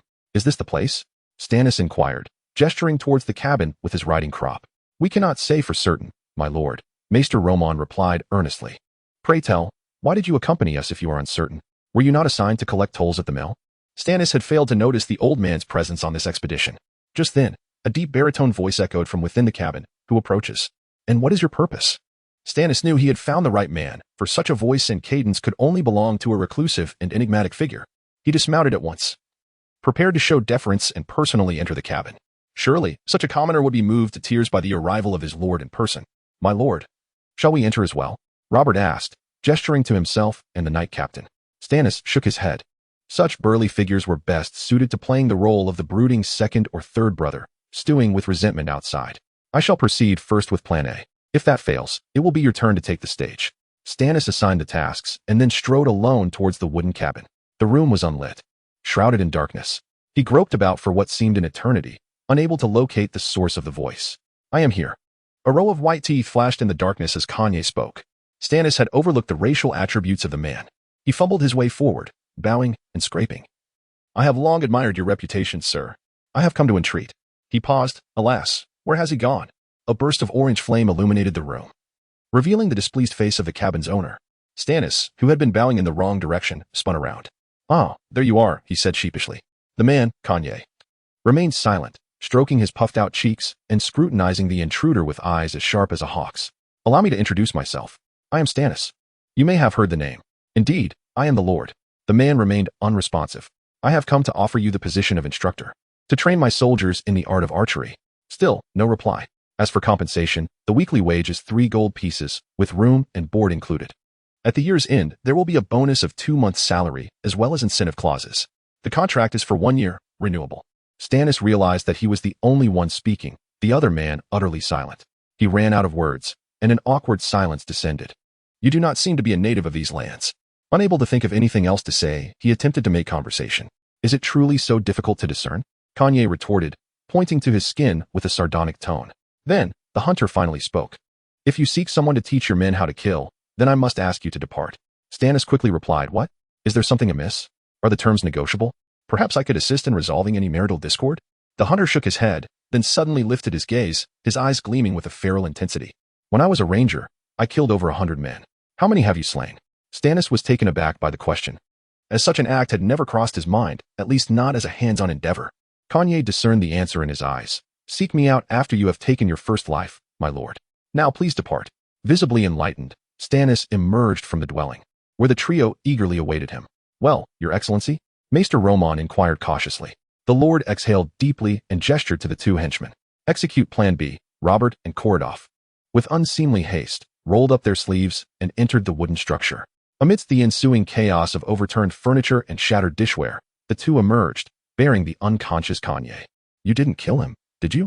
Stannis questioned. Rest assured, boss. A single blow from each of us, and this brooding fellow was rendered senseless, Robert boasted. Stannis gave him a thumbs up. Well done. Your reward will be increased rations this evening. Now, take him back to my castle. This time, he will have no choice but to train my troops. Mwalahatha, he concluded, a sinister grin spreading across his face, though the acquisition of Kanye transpired without impediment. The conundrum of how to persuade him to willingly embark on their endeavor occupied the Stanislaus syndicate, leading to conspiratorial deliberations within their secluded chamber. I shall posit that one of you, without my cognizance, apprehended him. Upon our entrance, you will proactively confess your transgression, whereupon I shall feign contrition. Surely, he shall be moved to acquiesce of his own volition, Stanislaus articulated, outlining his scheme of shared culpability. The ensemble regarded him with palpable disdain. Robert was the first to object. Boss, you cannot perpetually foist blame upon us. It was you who, en route, mooted plan B, suggesting that should he demur, we should render him unconscious and abduct him. You cannot now disavow responsibility. As the leader, I cannot deign to confess. It would be an affront to my dignity. Furthermore, the raison d'etre of subordinates is to shoulder the burdens of their superior. Robert vehemently demurred. I shall not bear this burden. Let he who desires it assume it. Not I. The remaining cohorts echoed his sentiments, assiduously disclaiming any involvement. These reprobates, they balk at the mere suggestion of accepting blame. Stanislaus possessed a means of compelling their compliance. He who volunteers to accept culpability shall receive 2 gold coins. The liege lord leisurely elevated his hand, extending 2 digits. Robert lunged forward, seizing his hand, exclaiming, I shall bear it. I am most enamored of accepting blame. Let none contest me, lest I resort to hostility. Behold your lack of decorum, forsaking dignity for mere lucre. Stanislaus chided, yet inwardly he rejoiced. Verily, money possesses the power to achieve all. Swiftly, The coterie entered the chamber where Kanye was sequestered. The hunter, recently roused from his stupor, bore a head swathed in copious bandages, rendering it conspicuously enlarged. Alas, what transpired here? Stanislaw queried, adopting an affected air of concern as he hastened toward Kanye, assuming his thespian persona. Master Ranger, you have sustained grievous injuries. Kanye regarded him with icy detachment. He then turned to his underlings, admonishing them, how uncouth you are. Master Ranger is a man of refinement. How could you abduct him after rendering him unconscious? Such conduct is indistinguishable from that of brigands. Indeed, even Korolev, a man of stoic demeanor, struggled to suppress his mirth at Stanislaw's egregious performance. Stanislaw glared at them, signaling them to maintain the charade, then beckoned to Robert, urging him to assume his role. Robert reluctantly approached, murmuring in a near-inaudible tone, "Forgive me. I misinterpreted the leader's intent, harboring a slight misapprehension of the word invite. Pray, overlook this transgression." Stanislaw seized the opportunity to fan the flames. Well, will you grant him absolution? Do you demur? Korolev, escort this miscreant hence and execute him. Hold, boss. This was not in the script. You cannot unilaterally alter the narrative. Cease your impertinence. Must I endure your objections even as I order your execution? Remove him forthwith. Venerable one, you shall officiate as the executioner. Away with him. The seasoned elder swiftly comprehended, directing the captain of the guard to drag the lamenting Robert away. With this spectacle concluded, only two remained within the chamber. Kanye sighed, resigned to his fate at the hands of this liege lord. My lord, I am not unappreciative. I am honored by your esteem. Should I persist in my refusal, I would be remiss indeed. He has acquiesced. Stanislaw exulted inwardly, his manipulative stratagem having achieved resounding success. However, his interlocutor shifted his stance. Let me be forthright. I shall merely train your troops. I shall not participate in martial engagements. Stanislaw readily assented. Assuredly, provided you impart instruction to these dullards, even should adversaries breach my gates and press a blade to my throat, I shall not compel you to intervene. Kanye, recognizing the inevitability of his acquiescence, extended his hand. From this day forward, I am your subordinate. The following day, the soldiery welcomed their new instructor. They were astonished that the liege lord had indeed secured the services of the solitary hunter, thereby augmenting their fealty tenfold. Stanislaw stood upon the dais, exulting in his triumph. With the addition of this blue-quality NPC, his combat efficacy had been significantly enhanced. However, noting the protracted delay in the commencement of training, he grew apprehensive. Kanye seemed disinclined to impart instruction in formation volley fire, instead opting to scrutinize each archer's bow, brought from their respective domiciles. What troubles you? Stanislaw inquired, his curiosity piqued. Kanye sighed. Your soldiers are armed exclusively with short bows of 30 pounds draw weight. Initially, Stanislaw remained uncomprehending. However, his familiarity with sundry arcana soon enabled him to discern the import of this pronouncement. His troops' bows possessed insufficient potency, while a 30-pound bow sufficed to inflict mortal wounds. At extended ranges, its diminished force would barely penetrate the hide of a sedentary individual, particularly one bereft of attire. To engage armored adversaries, a robust bow of at least 100 to 120 pounds draw weight was requisite. Alas, such formidable bows were nowhere to be found within his domain, as the populace primarily employed short bows for close-range hunting. Though Stanislaw could expound upon recurve and composite bows with erudition, he lacked the practical expertise to fabricate them. What of the self-bow? He suggested, envisioning a potent medieval projectile weapon. Kanye nodded. Acceptable, provided you can procure suitable materials for its construction. Alas, Stanislaw summoned Robert, inquiring, Are there any yew trees hereabouts? Yew? Robert echoed, unfamiliar with the term. What is yew? A pink fir tree? Would not such a hue be excessively flamboyant? Evidently, the world lacked yew, the quintessential material for crafting English longbows. He would be compelled to explore alternative avenues. He recalled Korolev's assertion that his lands abounded in green fir. Could this verdant wood, suitable for short bows, be adapted for longbows? Again, he beckoned a soldier, requesting the loan of his bow. This is fashioned from green fir. Indeed. My lord. Cleave it asunder, he instructed Robert. Robert drew his blade and bisected the bow.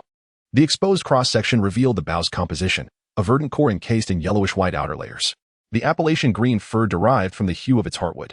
Drawing upon his knowledge of yew's properties, he realized with astonishment that green fir, too, constituted a natural composite material.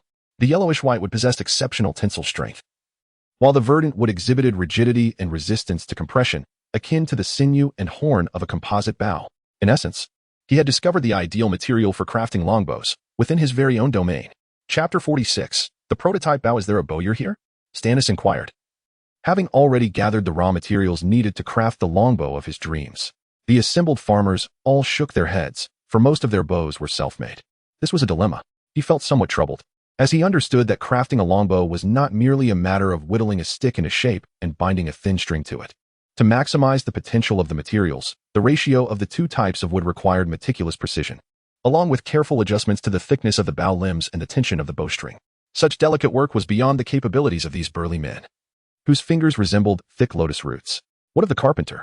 Stannis ventured, clinging to a glimmer of hope. My lord, Robert piped up, your words remind me of someone. Who? Stannis asked eagerly. An elderly carpenter, I believe his name is Wood, lives right next to your castle. Hurry, take me to him. Stannis urged his companion, and soon he and his entourage arrived at the carpenter's abode. The old carpenter, who appeared to be in his 60s, was packing his belongings, preparing to join his daughter who had married and settled near the capital. Can you make a bow?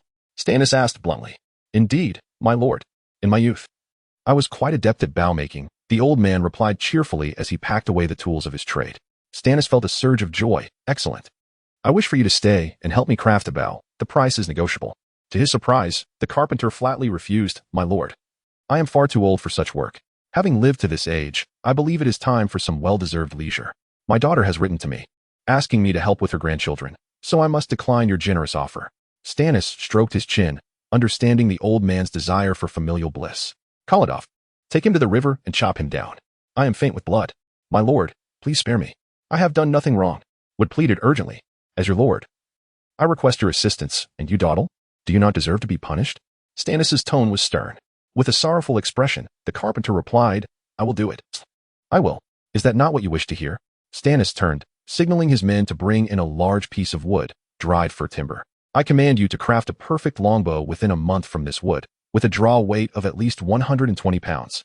I shall concern myself with nothing else regarding its shape, craftsmanship, or wood proportions.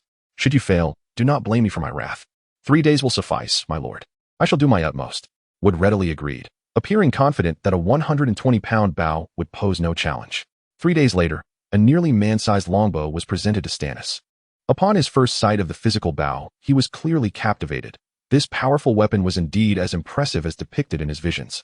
Resembling the bows of a fantastical realm, he drew the bowstring, noting its tautness. Kanye, come and try this bow, Stannis called. The archery instructor approached, meticulously examining, adjusting, and testing the bow. After a lengthy inspection, he remarked, indeed, it is a fine bow. I estimate it could achieve a draw weight of 180 pounds. But its range and accuracy must be tested firsthand. Such a prototype is indeed formidable. Even a simplified production model should exceed 150 pounds.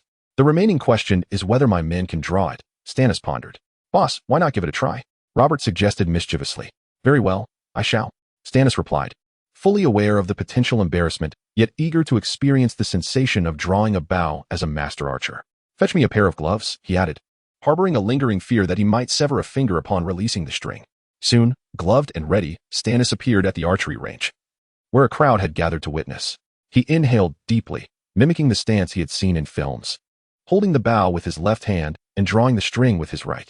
However, despite exerting all his strength, he could only manage to pull the string halfway back. Kanye, unable to bear the sight, approached to assist Stannis in adjusting his posture. My lord, drawing the bow is not solely about arm strength.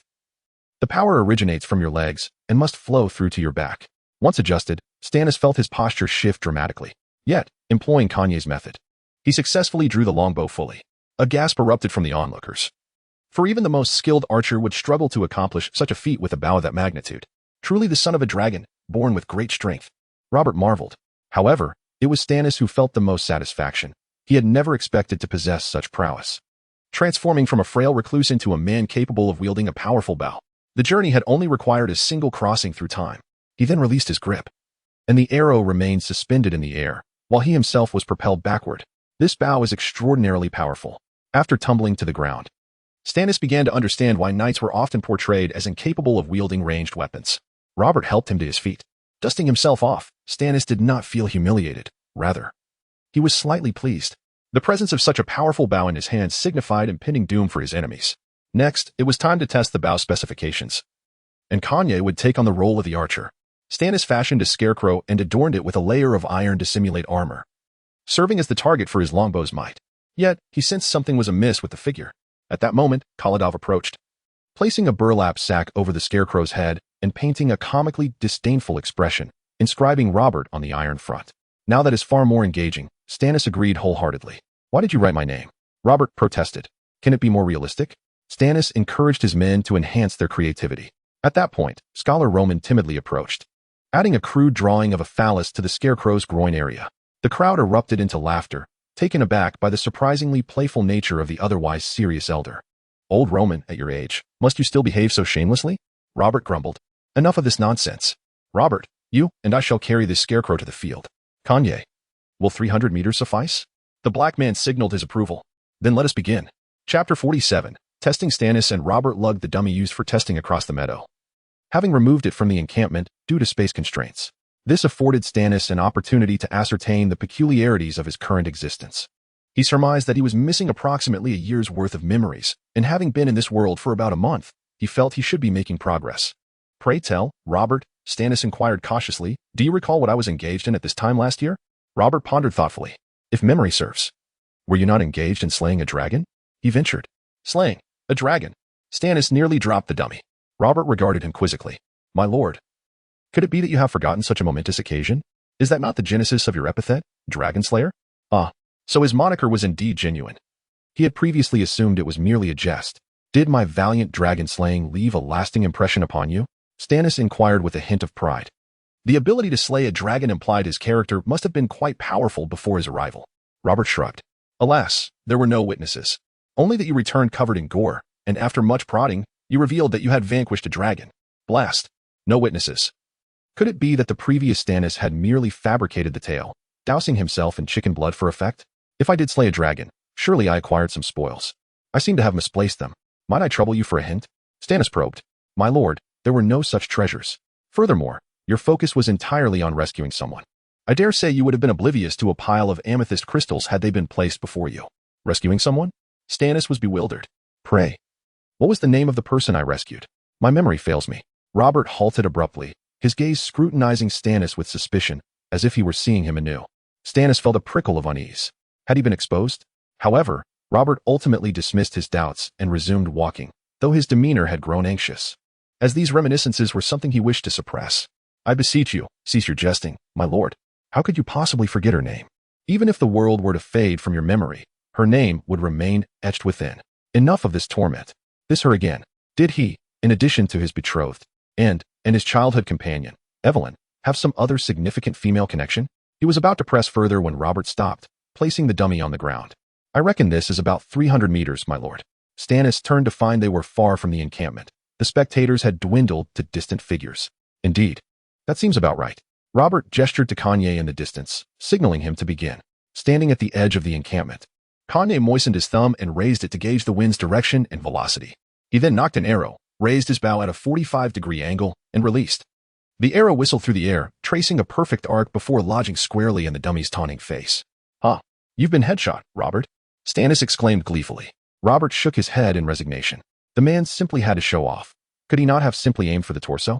It appeared that the longbow had ample range and precision at 300 meters. Stannis decided to increase the distance. For 100 meters, he instructed Robert. And they proceeded onward with the dummy. Along the way, Robert continued to grumble about the headshot. He found the southerner increasingly irritating. And you dare call others barbarians? You western savage. Stannis, as an easterner, felt a surge of superiority from his position atop the regional prejudice hierarchy. What can you tell me about this Kanye? Stannis inquired. He realized that despite having eagerly recruited the man, he knew nothing of his past. Robert was dismissive. What sort of tale could such a man possess? He likely merely stirred up some trouble back home and fled here to live out his days in obscurity. Trouble? What sort of trouble? Stannis pressed. Women, of course. My lord, why this sudden interest in our backgrounds? You've never inquired before. Robert impatiently planted the dummy in the ground. They had reached the 400-meter mark. Another arrow descended from the heavens, piercing the dummy's chest and exiting through its back. The iron plating seemed to offer no resistance.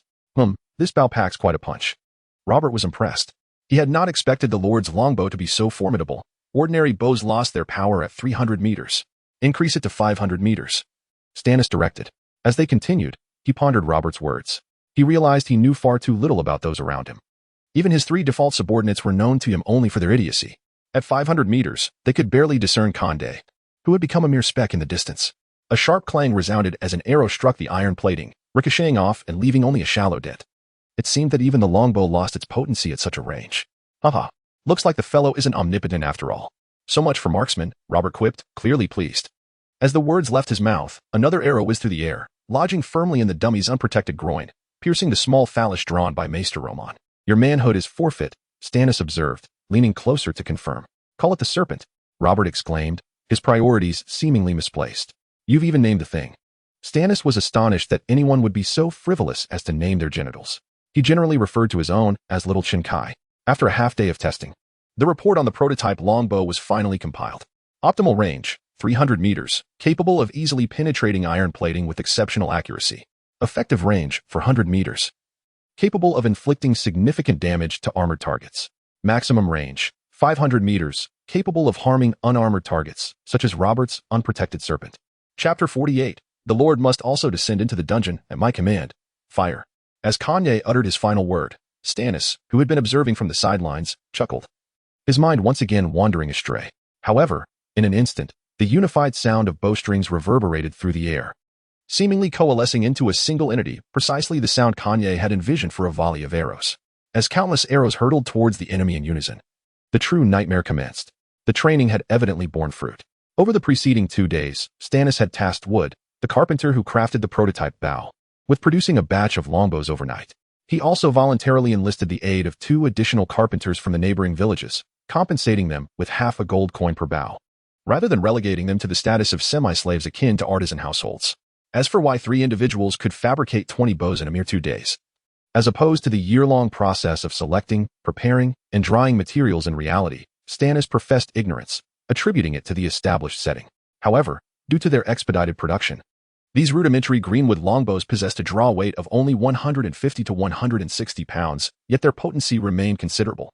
Within a single morning, the soldiers, who had been familiar with bows and arrows since childhood, had largely grasped the techniques of wielding the longbow, with nearly all capable of drawing the formidable weapon.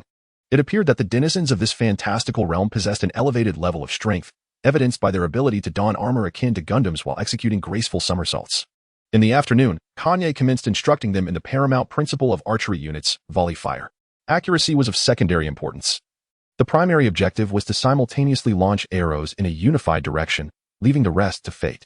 Stannis had remained seated for the entire morning, resuming his observation of their training after lunch, thoroughly engrossed in the spectacle. He derived a sense of accomplishment that had eluded him in his former role as a mere subordinate.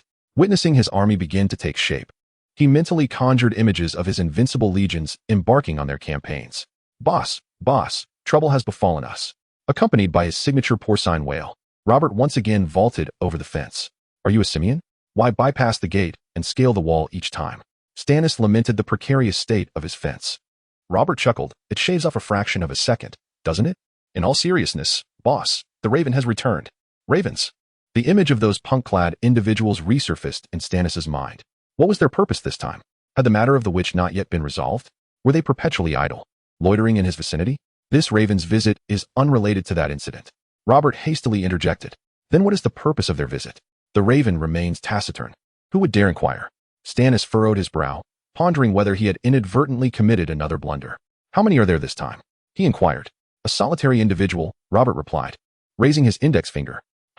Stannis anticipated the identity of the visitor.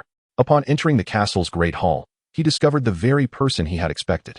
Snow-white silver hair, a captivating black bodysuit, and those unforgettable eyes. Evelyn, the second daughter of the Wolf clan, the Raven of the Hall of the King. The woman inextricably linked to him, and a source of perpetual vexation. Stannis cautiously edged along the wall, wondering if she intended to abduct him for roasting once more.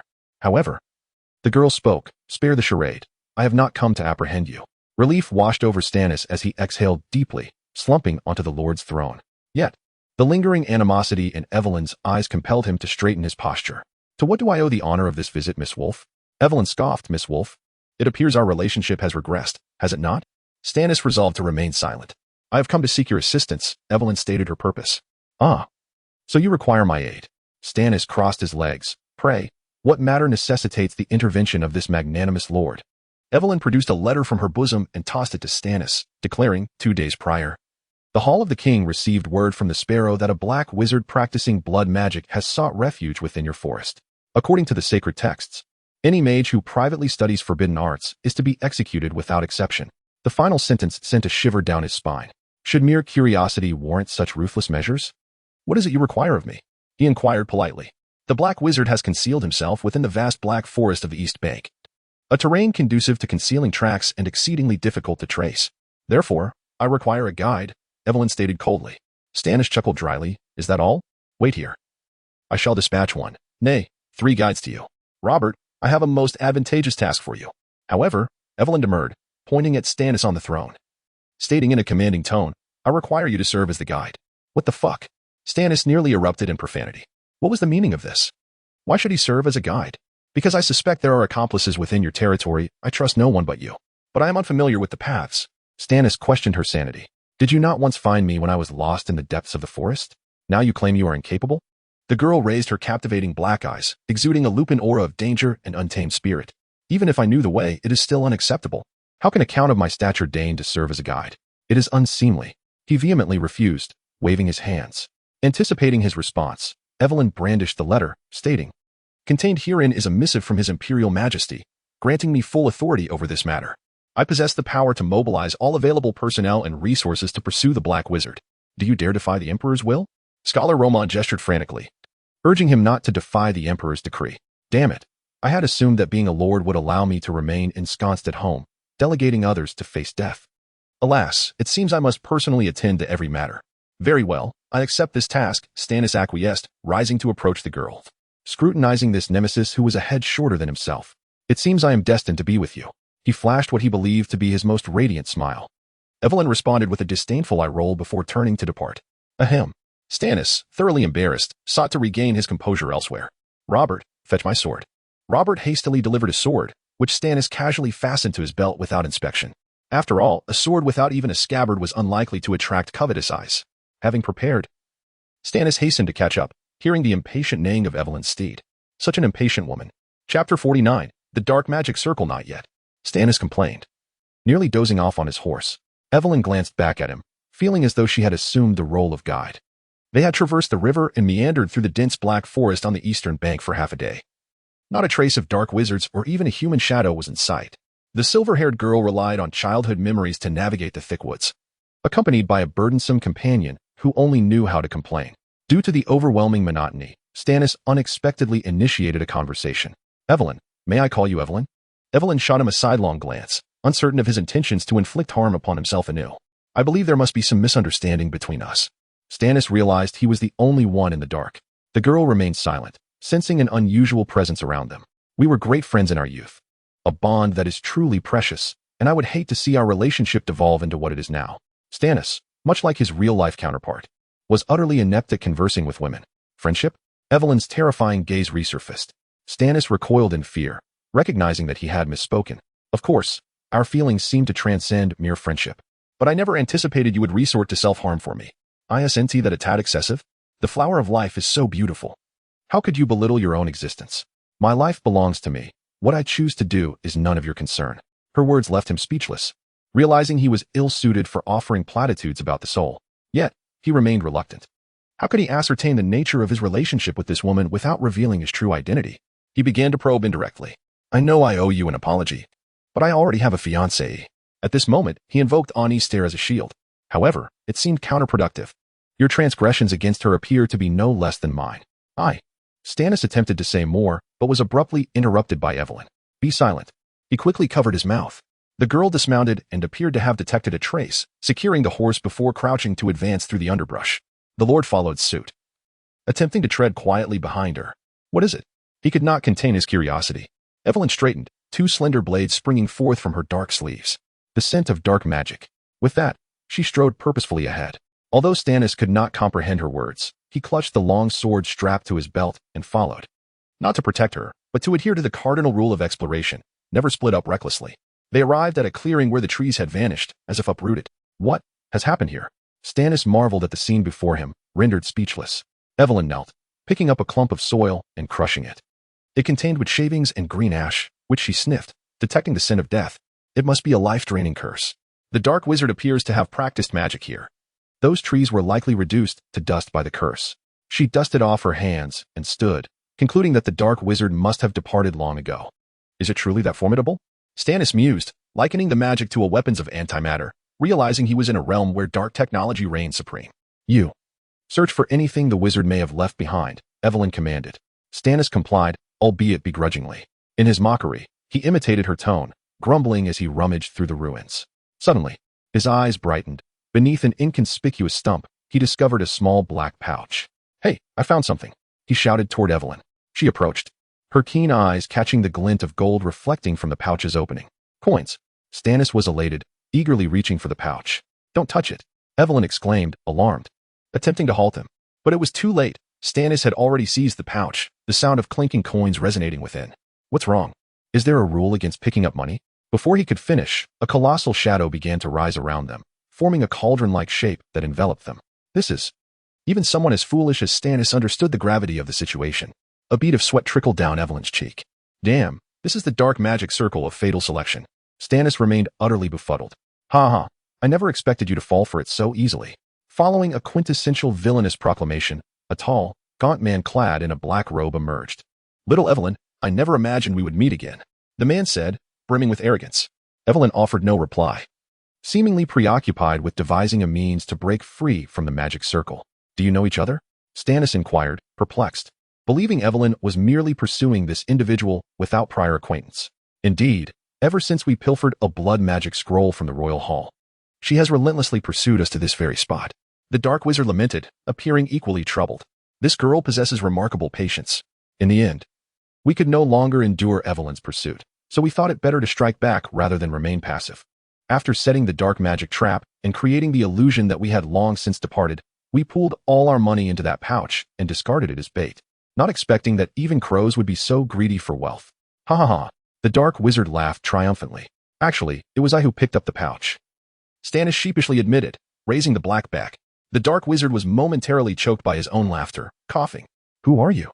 "I am the lord of this generation. Pleased to make your acquaintance." Stannis scratched his head.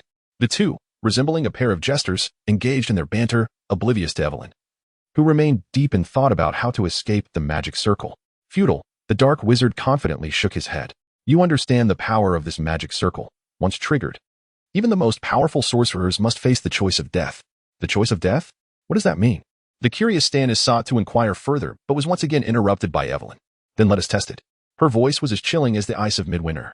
"Let us see how many chances a heartless person has to survive." With that, she fixed her gaze upon the man beside her.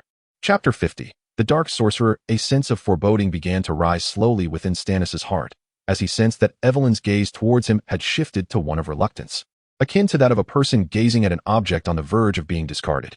He was acutely aware that a tremendous conspiracy lay beneath this facade, and he was certain that reconciliation with her was far from his grasp.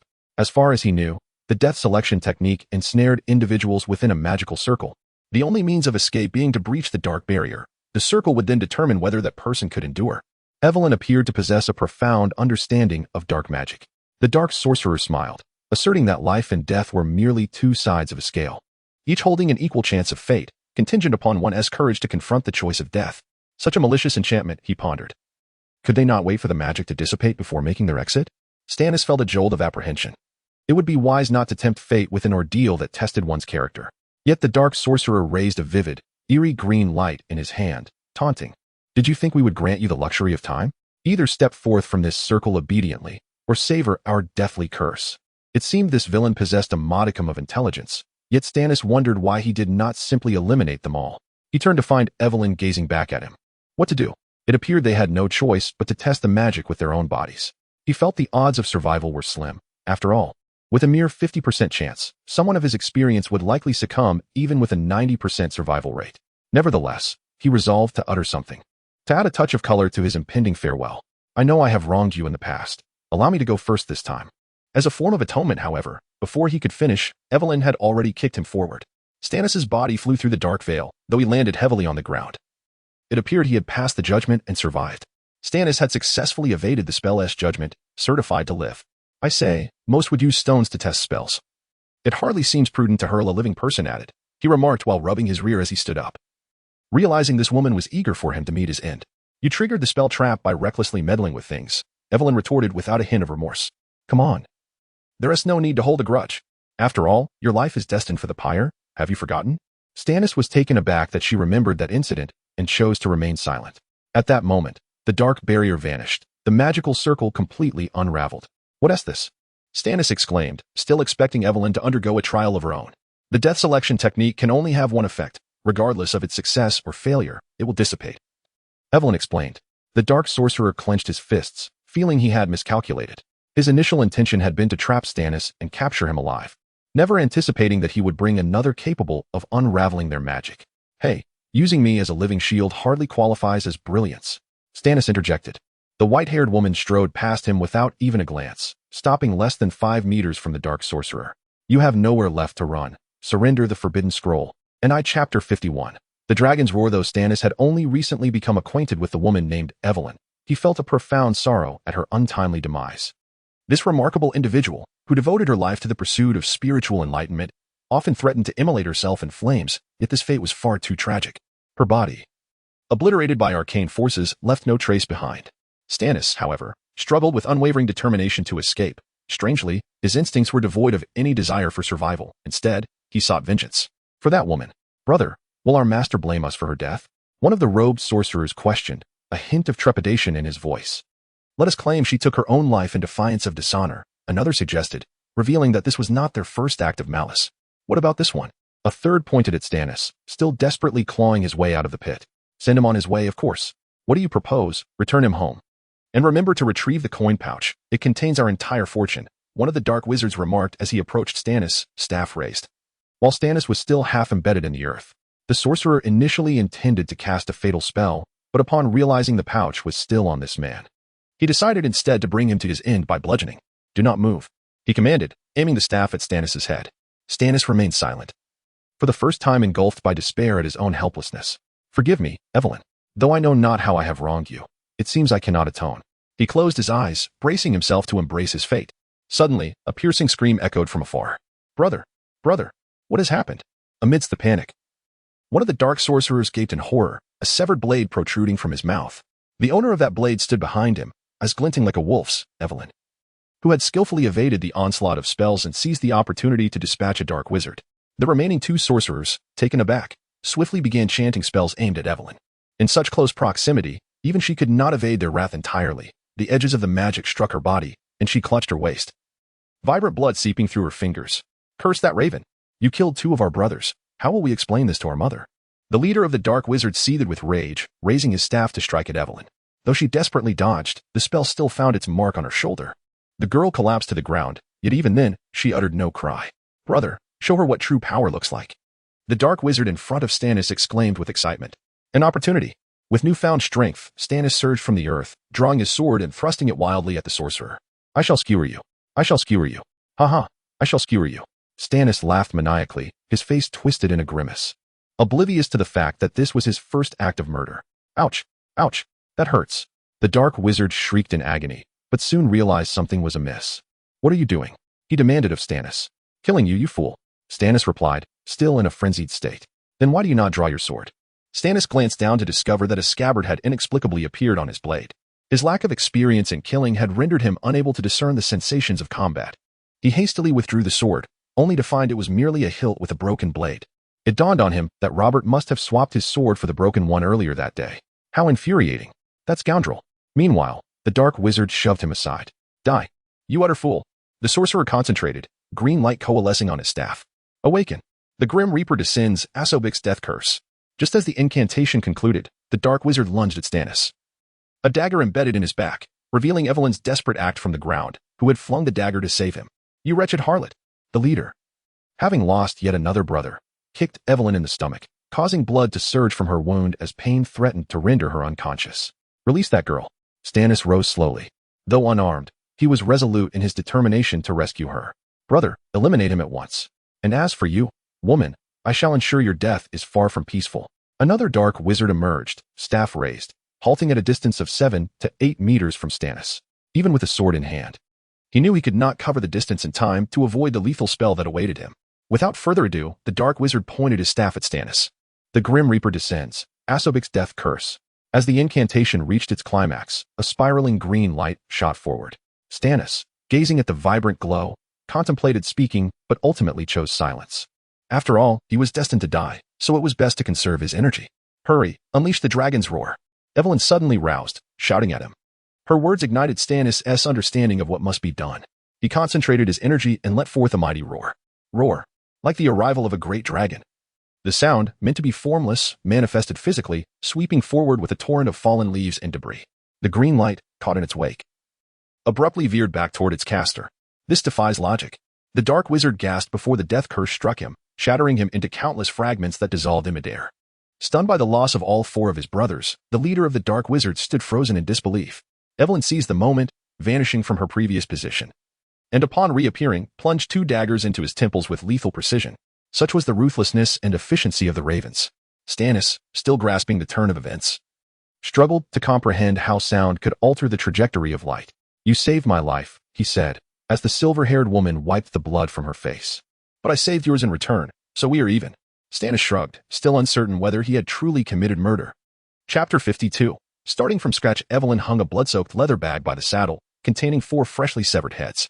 One of the black sorcerers had been obliterated by his own death curse, leaving the 5 brothers with only 4 heads to present to the crows. "Have you found that blood magic scroll?" Stannis recalled their true objective for this venture. Evelyn shook her head. Despite her thorough search of the remaining corpses, the stolen scroll remained elusive. It seemed the words of the initial black sorcerer were indeed true. It had already been taken. As for the identity of the mysterious mastermind, there were no clues aside from a ring engraved with flames. An iron ring? Stannis mused, biting the surface of the ring, which caused him discomfort. It appeared this mastermind was not well off, resorting to iron for his jewelry. Nevertheless, despite the near-fatal escapade, they had secured some spoils, a bag of gold coins. The entirety of the quintuplets treasures meant to entice him. Evelyn tended to her wounds briefly before preparing to mount her horse and depart. "Are you leaving? Will your body be all right?" Stannis felt a pang of reluctance. A woman as striking and formidable as her was a rarity. Evelyn gazed at him in silence, struggling to suppress the urge to leap into his embrace, reminiscent of her younger days. Stannis shrugged, aware that her resentment towards him had not dissipated. "Well, I wish you safe travels. By the way, your brother asked me to convey a message. Write home often, lest he worry too much as the elder sibling." With that, he turned to leave. "Ah, I forgot to tie up my horse when dismounting. I wonder where that beast has wandered off to." Just as he scratched his head, perplexed, her cold voice pierced the air once more. "Stannis Justin." She addressed him by his full name. The Lord turned around, apprehensive that she might have reconsidered her intent to exact revenge upon him. Evelyn bit her lip fiercely, vibrant blood spilling into her mouth. A sorrowful sight akin to weeping crimson. "Did you ever love me?" "What?" It was more than mere affection. It was love. This inquiry surpassed Stannis' comprehension. Since high school, aside from the 5th girl, he had not charmed any other woman. I don't know." He finally spoke the truth, unable to make decisions on behalf of the former Stannis. The silver-haired girl covered her mouth with her hand. She had sworn never to shed another tear for this man. Yet upon hearing his words, tears flowed unbidden. However, her resilient voice regained its icy calm, mechanical in its detachment. "I will inform the envoy under the King of Magic of your contributions during this mission. A commendation will ensue shortly. Lord Stannis." With a nod, she turned and walked away, never looking back, leaving Stannis alone in the wind, engulfed in melancholy. It seemed he would have to walk back to his territory. A day later, while partaking in breakfast, Stannis received an urgent letter from the capital, signed by Evelyn Wolfe. He tossed the letter across the table to Robert, signaling him to open it. Robert, with a piece of stone in his mouth, tore open the correspondence, revealing a sheet of copperplate paper bordered in gold. The scholar Roman, seated to Stannis' right, perked up. He recognized the distinctive paper used by the church for commendations. So soon? Stannis was taken aback. They had only vanquished the black sorcerer the previous evening, and already the commendation had arrived. Robert cleared his throat and began to read the text inscribed upon the page. "To His Excellency, Lord Stannis Justin, for his valiant and fearless performance in the hunt for heretics, which left them no avenue of escape. This commendation is awarded, with hopes that the Earl will continue to strive diligently, remaining humble and vigilant for a brighter tomorrow." Stannis felt a shiver run down his spine. He gestured for Robert to cease reading. It appeared that such formalities were timeless, transcending both era and realm. "Boss, you've made it big. This bears the signature of the Emperor. He might have actually taken a glance at it," Robert exclaimed, patting his horse. Yet, Stannis remained skeptical. "Does this come with any accompanying reward?" he inquired. "No. Will it instill fear in the surrounding lords?" "Not at all. Will it enhance my charm with the ladies?" "How could it? Then what use is this worthless piece of parchment?" Robert pondered briefly, concluding that the document held little value. He tossed the commendation aside like refuse, while Roman hastily picked it up, distressed by its treatment. Soon, breakfast concluded, and Stannis began assigning tasks for the day. First, in a demonstration of the traditional values of cherishing the elderly and the young, he granted Roman a 3-day leave. "Boss, what about me? I am but 16. still youthful in spirit, merely bearing an older visage. Robert interjected, seeking to gain favor. Patience, your turn is next. Considering your diligent efforts, I hereby impose the following reward. Your entire allowance for this month is forfeited, and during Roman's leave, you will stand guard at the mill's entrance to collect fees. What?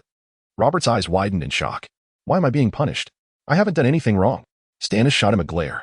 Do you still have the audacity to ask? You secretly swapped my sword yesterday, nearly causing my demise. Consider yourself fortunate that I didn't expel you. That was unavoidable. The blacksmith in the village was pressing for debts, leaving me no choice but to resort to such desperate measures. Besides, boss, how long has it been since you last used that sword? It was on the verge of rusting. I merely facilitated its purpose. Truly shameless. Stannis threatened. Stop your prattling and comply with your punishment, lest I confiscate your allowance for the entire year. Robert hurriedly sat back down, chastened. Oh, and cook is included. Stannis called out loudly. The chef, having appeared from nowhere, stood beside him. What do you need from me?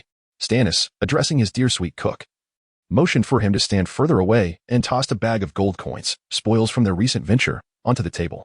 I see you idling away all day, making mediocre food. This is beneath your talents. Here, take this money to open a tavern, set up a tent in the merchant square to sell food. I've surveyed the area for a few days and found it to be bustling with potential for profit. We'll split the earnings 3 to 7. With you receiving 3, Cook was elated. He had not anticipated anyone investing in his venture and quickly gathered his assistant to procure supplies. And what about me, my lord? Koradov inquired, as Canny was currently responsible for training the soldiers, leaving him the most idle within the castle. Stannis, I certainly haven't forgotten you, my large friend. I shall assign you the most important task at present. I will give it my utmost effort. The knight exclaimed eagerly. What is it? To begin anew. Teach me how to be a knight. Chapter 53. Sword training, my lord. I must have misheard you. Koradov expressed his skepticism, as the lord intended to personally instruct him on becoming a knight. Stannis, feigning a thoughtful demeanor, remarked, after much contemplation. I have realized that the soldiers' reluctance to embrace your training stems from the urgent need for improvement in your methods. You have consistently measured others against the stringent standards of knighthood, which naturally dissuades them. Therefore, as your lord, I willingly offer myself as a novice, a mere farmer's son, to be trained thoroughly as a warrior and subsequently as a knight. Together, we shall discover avenues for enhancement. Is that not a brilliant idea? His 3 subordinates remained silent for an extended moment, seemingly captivated by his cleverness. This approach would not only refine the training methods, but also allow them to learn the ways of knighthood without raising suspicion, truly a stroke of genius. Stannis reveled in his own brilliance. At that moment, Robert voiced the collective sentiment of the group. Boss, have you nothing better to do? The unexpected dismissal of his painstakingly crafted plan nearly sent Stannis into a fit of rage. I ask, do you have any objections to my proposal? He glowered at the trio. Your words hold great merit. I wholeheartedly agree. Robert was quick to shift his stance, with the others nodding in reluctant agreement. Satisfied, Stannis declared. Then it is settled. The elder will take a break, Robert will stand guard, and the giant shall commence our training this afternoon. As the afternoon unfolded, accompanied by the synchronized release of arrows from nearby archers, Stannis and Koradov, clad in knightly attire, stood in the training grounds. So, my lord, where would you like to begin? The knight commander inquired. Let us start with the fundamentals, sword practice, Stannis replied, drawing the long sword from his belt. The battle with the dark sorcerer had left him acutely aware of his own inadequacy. Had he possessed combat skills then, perhaps he could have spared Evelyn from injury. Although he harbored aspirations of becoming a sorcerer capable of vanquishing foes with ease, the absence of a magical tutor in his domain compelled him to pursue the path of the swordsman first. However, Koradov appeared perplexed. Sword practice? But my lord, your swordsmanship far surpasses mine. Stannis glanced at himself, realizing that the previous fellow was not merely a drinker and womanizer, but indeed a skilled swordsman, truly a master. Then you must be rather foolish. Stannis quickly devised a strategy to counter his confusion. You must treat me as a complete novice. Now, tell me, what is the first thing you would teach me? Sword practice, Koradov replied, his lack of insight evident. Stannis inwardly rejoiced. Then let us begin. I am ready to accept the challenge. 10 minutes later, utterly exhausted, he leaned on his sword, panting. As a recluse, he had never anticipated that wielding a sword would be so demanding, unlike the graceful depictions in animated films. Merely holding the 3 to 4 pound longsword in a steady position strained his shoulders, let alone using it to strike. After a brief spar with Koradov, he found himself flustered, his breath ragged from the exertion. Each swing felt like a monumental effort, and even defending against a simple attack seemed an insurmountable task. Please, let me rest, Stannis gasped, collapsing onto the ground. Koradov frowned. That amount of exercise hardly qualifies as a warm-up, my lord. Stannis, chest heaving, managed a laugh. Look at how convincingly I play the novice. The giant shook his head, struggling to grasp the situation with his limited intellect. After a half-hour respite, Stannis began to recover. Why is swinging a sword so exhausting?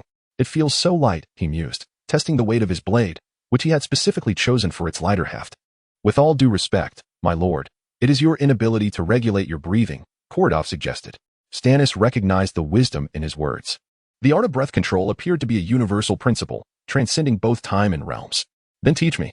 Show me your most valuable techniques. And see if you can instruct this newcomer, Stannis challenged, although he was aware that few would accept his sincerity. Kordov, however, took him seriously, responding earnestly as he began to teach him how to maintain steady breathing during combat and appropriately manage his stamina. Under Kordov's guidance, Stannis resumed sword practice, and indeed, the earlier breathlessness dissipated.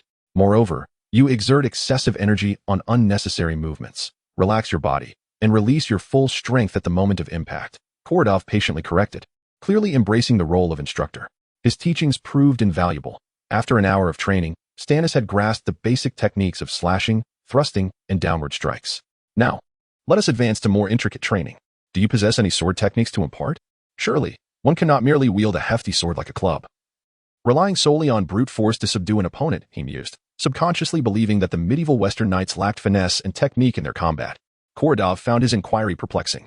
My lord, do you not recall that you are learning the slash sword technique? It is a form of swordsmanship that emphasizes the balance between power and agility. A true martial art. The slash sword technique was a courtly swordplay popular among the upper echelons of society, characterized by its unparalleled elegance. Both offense and defense were executed in graceful arcs, with movements emphasizing the shoulder, elbow, and wrist, utilizing the weapon's balance to pierce the enemy's head, disrupting their central nervous system, rather than relying on the weapon's brute force. The rationale behind its name remained elusive. While I may articulate the theory eloquently, executing it is akin to chasing phantoms, Stannis lamented. Such swordplay is far too ostentatious. Let us commence with the most rudimentary techniques. Is that not how you intend to teach me? He hastily concocted an excuse to dismiss the notion. Chapter 54. An unexpected dinner after a day of rigorous sword practice. Stannis returned to the castle utterly exhausted. Indeed, for someone as untainted as he, this substantial amount of training proved overwhelming. Somewhere along the way, his knight commander had mysteriously vanished, but Stannis paid it little mind. Upon his return, he eagerly instructed Cook to prepare a meal, only to remember that he had dispatched him along with the kitchen staff to procure supplies, leaving the castle devoid of any cooks. Thus, the lord had no choice but to drag his famished body to the kitchen, hoping to scavenge any remnants of food. He was so hungry that he could gnaw on stones, perhaps even the stone like black bread. Upon entering the kitchen, he discovered someone already slumped over the table. It was Robert, who appeared equally starved. Hearing footsteps, the man feebly lifted his head. Oh, it's you, boss, Robert said with a hint of disappointment. Are you also waiting for Cook? Stannis found a seat and collapsed into it. Yes, that fellow has become so engrossed in selling food that he seems to have forgotten his primary duties. I truly don't understand why we let him go out. Now we must fend for ourselves at dinner. How utterly unreasonable, while openly criticizing the chef. Robert was subtly mocking Stannis behind his back. However, the lord was too weary to engage in a quarrel, after all. One must possess such zeal when it comes to making a profit. Gurgling sounds emanated from Robert's stomach in response. By the way, how did the collection at the mill go today? Stannis recalled this crucial matter. Previously, each evening, Bachelor Roman would promptly deliver the day's usage fees to him, which he would then tally and store in the treasury. With great effort, Robert straightened up and tossed a small cloth pouch onto the table. Here, this is what we collected today. Is this all? Stannis could tell with a mere glance that today's earnings were at least half of what they typically were. Could this rascal have embezzled funds? Faced with Stannis' skeptical gaze, Robert quickly waved his hands in defense. Boss, I swear I'm innocent. The meager amount today has a reasonable explanation. What happened? Stannis inquired, curiosity piqued. Well, everything was fine in the morning, but in the afternoon, two groups arrived with a large quantity of grain to mill. One group was from the village of Jalenbu to the east, and the other from RKZ village to the west. They were both adamant about using the mill first. Before I knew it, they began hurling insults at each other, which escalated into a full-blown brawl. You should have seen it, boss. Dozens of men fighting. It was quite a spectacle. Stannis was astounded that such regional conflicts could arise in such a small place. What happened next? He asked. I realized that a fight at the entrance to the mill was unacceptable, so I hurriedly shut it down and attempted to break up the fight. I spent the entire afternoon trying to separate them, and I even took a hit to the head. Eventually, through a mix of coaxing and intimidation, I managed to disperse them. Stannis touched the back of his head, where a lump had formed. I never thought you would take this so seriously.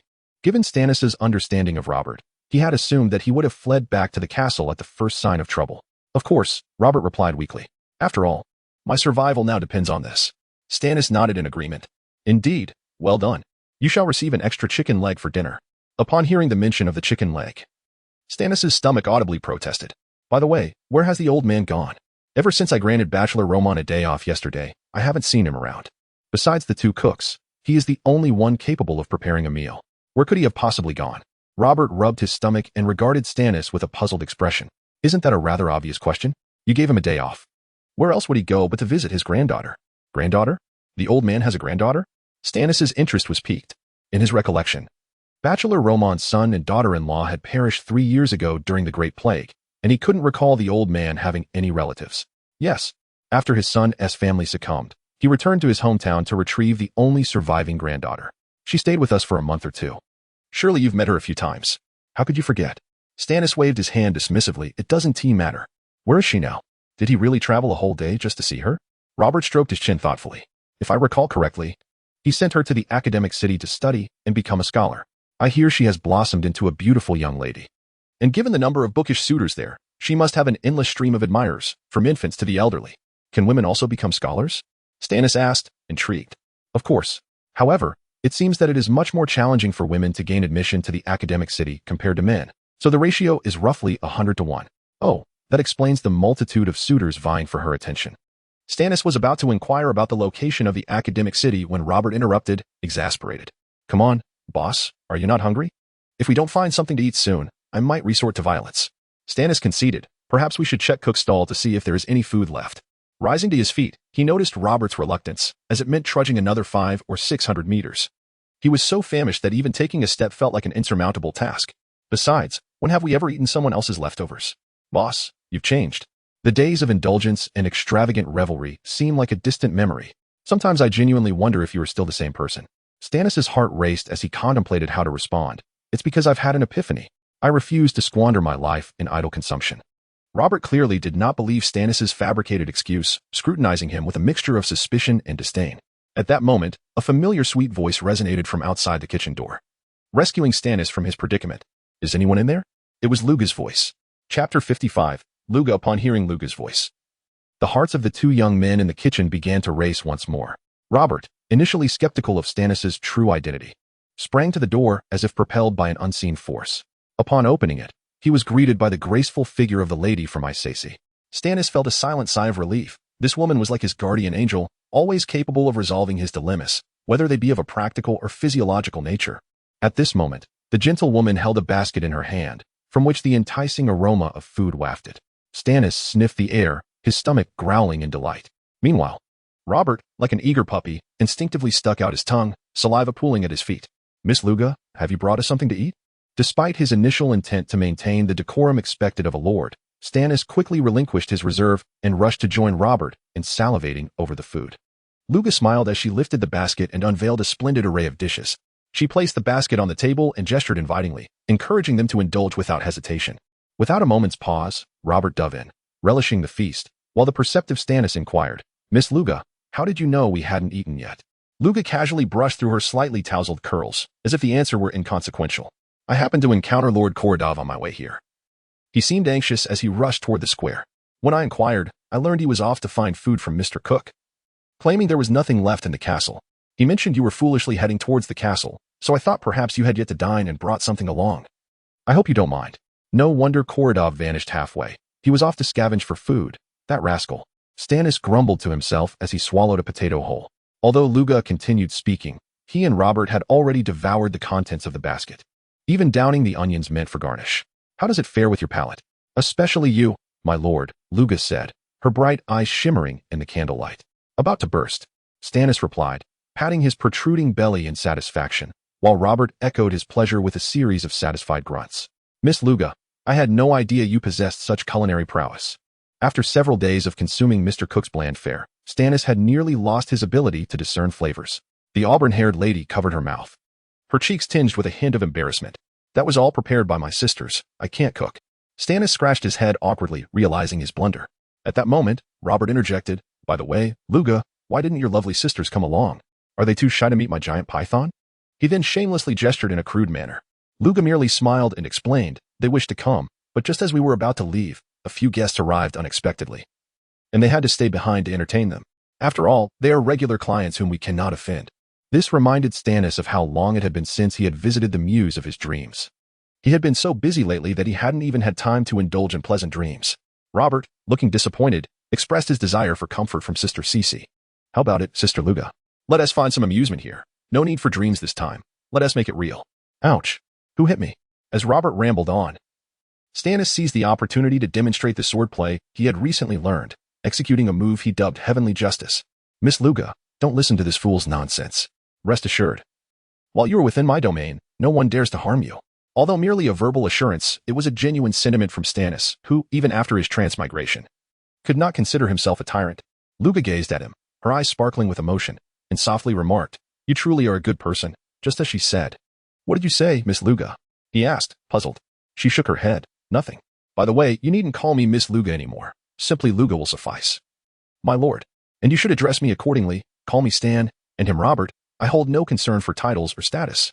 "Stan," Luga said, her lips parting in a delicate smile. Stannis was taken aback by how melodious the name sounded when spoken by her. Robert then chimed in, "Luga, you're not thinking of becoming the boss's lover, are you?" "Heavenly Justice," Stannis exclaimed, feigning an exaggerated response as he playfully struck Robert on the head. Watching the two men engage in their playful banter, Luga quietly pondered. She then retrieved a pendant from around her neck. At the end of the delicate chain was an exquisite emblem, a silver-gray hexagram set against a brass backdrop, with a firm grip. She detached the emblem and handed it to Stannis. "For you," she said softly. Stannis, caught off guard as he was about to strike Robert again, received the emblem. Still warm from her touch, feeling perplexed about its significance. "What is this?" "A badge of courage, a small trinket of our Isasi people." However, having not received a gift from a girl in quite some time, he was at a loss for words. "There's no need to thank me, just accept it. Don't underestimate this emblem. It will grant you boundless courage. In my view, it is something you desperately need right now." Robert chuckled and, whistling, discreetly exited the room. Clutching the emblem, which seemed to mock him, Stannis stammered, "Thank you. Don't mention it. It's my gift to you. I hope that whenever you see it, you'll remember me." Luga's lips curled into a smile, her eyes betraying a hint of reluctance. Yet Stannis, lacking the acumen to perceive any hidden emotions, pocketed the emblem in his right hand, feeling as though it were a farewell gift. Luga fell silent, quietly tidying up the remnants of their meal before lifting the basket to depart. The castle's master escorted her to the door. As darkness enveloped the sky, only the distant square remained illuminated. Luga turned, waving goodbye. "Well then, this is where I take my leave, Stan. My sisters are growing impatient for me." Stannis raised his hand in a wave, uncertain of what to say. Luga spoke first. "I hope we meet again in the future." With that, she vanished into the night. Chapter 56. The Choice. "My lord, you have nearly mastered the fundamentals of swordplay," Kaladov remarked as he sheathed his sword.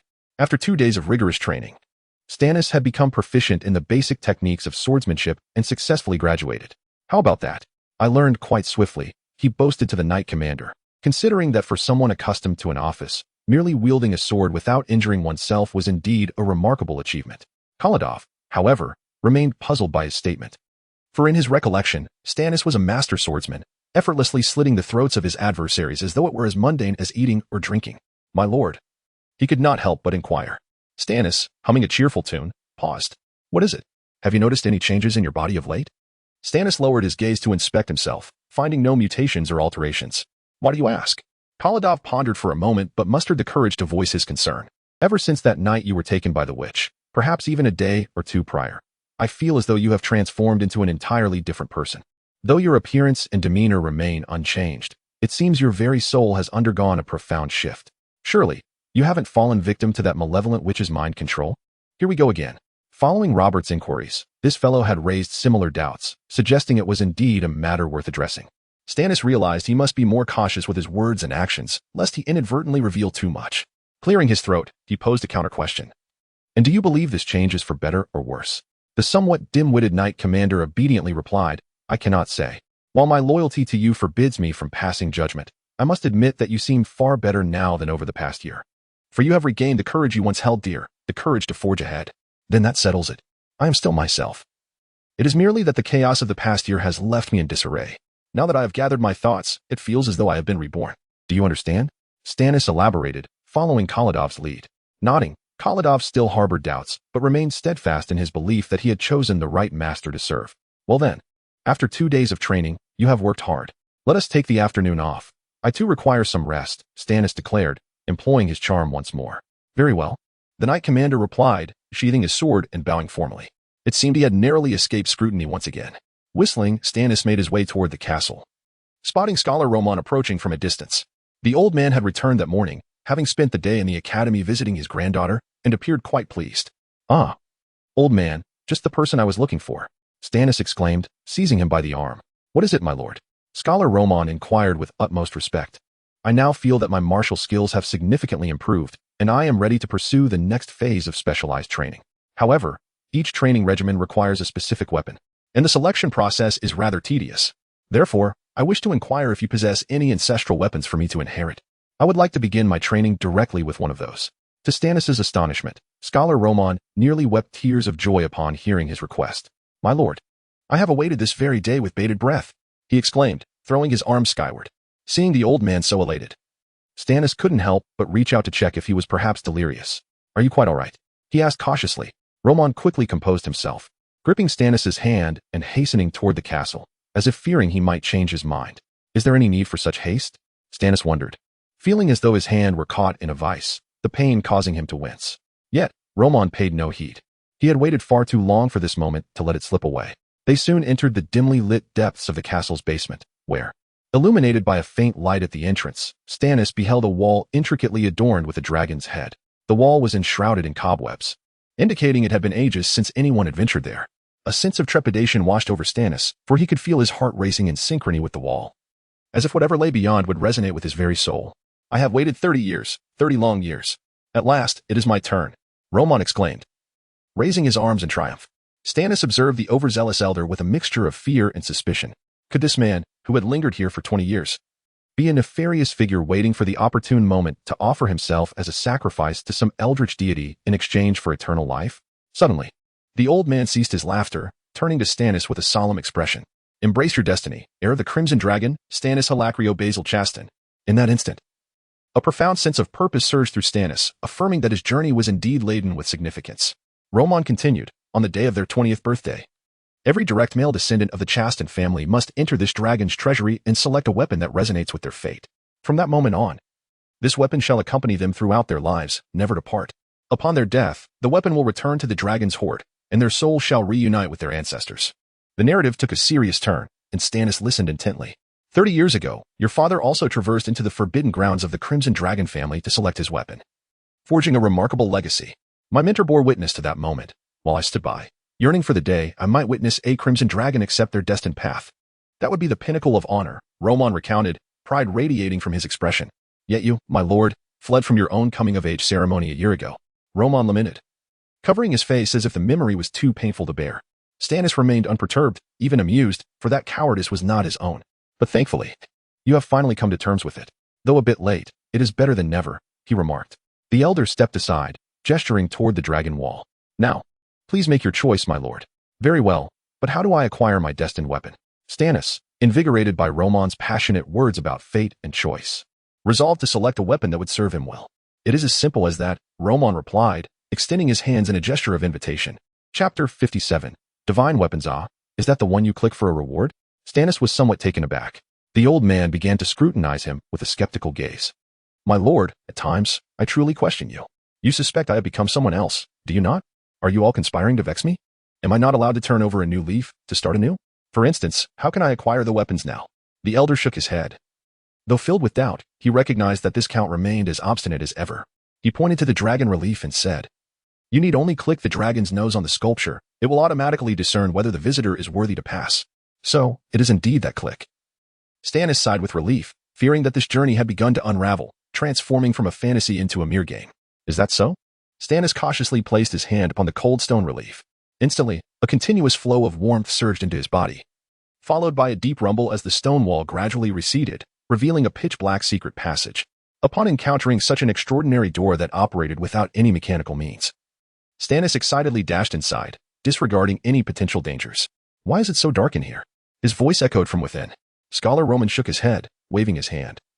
A blue flame ignited from his staff, illuminating the dragon vault. 11 dust-laden weapons were displayed on a meticulously crafted marble pedestal. seemingly recounting their millennia of history to any visitor. The marble pedestal was arranged in 2 rows along the path, each row containing 6 weapons, with 1 left empty, all awaiting the summons of their rightful owners. My lord, please walk past each of them. If any resonate with you, then you shall become their master, Roman instructed. Yet, Stannis thought otherwise. How can I choose in such darkness? Move them all out. I wish to examine each one in detail. But the old man was taken aback by his response, momentarily at a loss. Is there not a family edict against removing these from the vault? Stannis queried. Not precisely. The elder replied. Then what is there to deliberate? Call for the big fellows. Let them assist. Soon. The ancestral weapons of the Red Dragon family were laid bare in the light of day. Stannis took a keen interest in inspecting them. A mace, a flail, a war hammer, a poleaxe, and a spike club. The more he looked, the more he felt something was amiss. Why were they all brutal, merciless weapons? Designed for gruesome devastation? Why are they all such blunt instruments? He exclaimed in astonishment. Robert quickly chimed in. This is precisely what showcases your innate power, boss. Stannis ignored the flattery and summoned Roman. Old man, is there some mistake? Aren't ancestral divine weapons typically crafted from meteorite iron, like long swords, half swords, or various other types of blades? Scholar Roman shrugged helplessly. My lord, your family is somewhat unique. Unique? That hardly justifies such ostentatiousness. These weapons lack aesthetic appeal and are exceedingly heavy. Lifting them for a mere swing would leave one utterly exhausted. Roman replied, do not be deceived by their appearance. Each of these weapons embodies a fragment of your family's glory, reclaimed through the blood of your ancestors on the battlefield. Oh, Stannis' interest piqued. He had always been fond of stories. Roman appeared eager to showcase his knowledge. For example, this flail was wielded by the 17th Count, who personally defeated the legendary king of mercenaries, Warrenvich, during a crucial moment of negotiation, ambushing him from behind. Though Warrenvich did not perish on the spot, he succumbed to infection from the wound a month later. And this one, Roman lifted a spiked mace, its surface bristling with fearsome barbs, was used by your 20th ancestor during the infamous Great Turmoil Rebellion. He wielded it in the final battle of Thunder Clash, where he stealthily approached Sir Lloyd, the first champion of the rebels, and struck him down while he was tending to a wounded opponent. And this cannot go unmentioned. The old man produced a blowgun from the pile of weapons, a small trinket from the south, but a favorite of your grandfather. In his youth, he lay among corpses in the corrosive plains for 3 days and nights before striking down a local lord during his moment of convenience. Stannis was at a loss for words. It seemed his family had committed many heinous acts, and yet they took pride in them. No wonder their fortunes had dwindled. It was all retribution. What is this? His sharp eyes caught sight of a peculiar weapon. He reached out to take it. It resembled a finely crafted iron pear-shaped mace that could unfold into 4 petals. Roman rubbed his eyes. This is... Who placed this item in the dragon vault? What is it? Stannis asked, still amused by the object's unfolding mechanism. My lord, this is a pear-shaped instrument. The lord was alarmed and hastily discarded the revolting torture device. Surely, this cannot be an ancestral weapon. Of course not. It merely belonged to a certain ancestor with peculiar tastes. For tormenting female prisoners? Stannis inquired, intrigued. For satisfying his own needs. Stannis felt on the brink of collapse, desperately shouting, what is this? My family's weapon users are either ambushes, deceivers, or perverse sadists. Is there not a single respectable weapon inherited?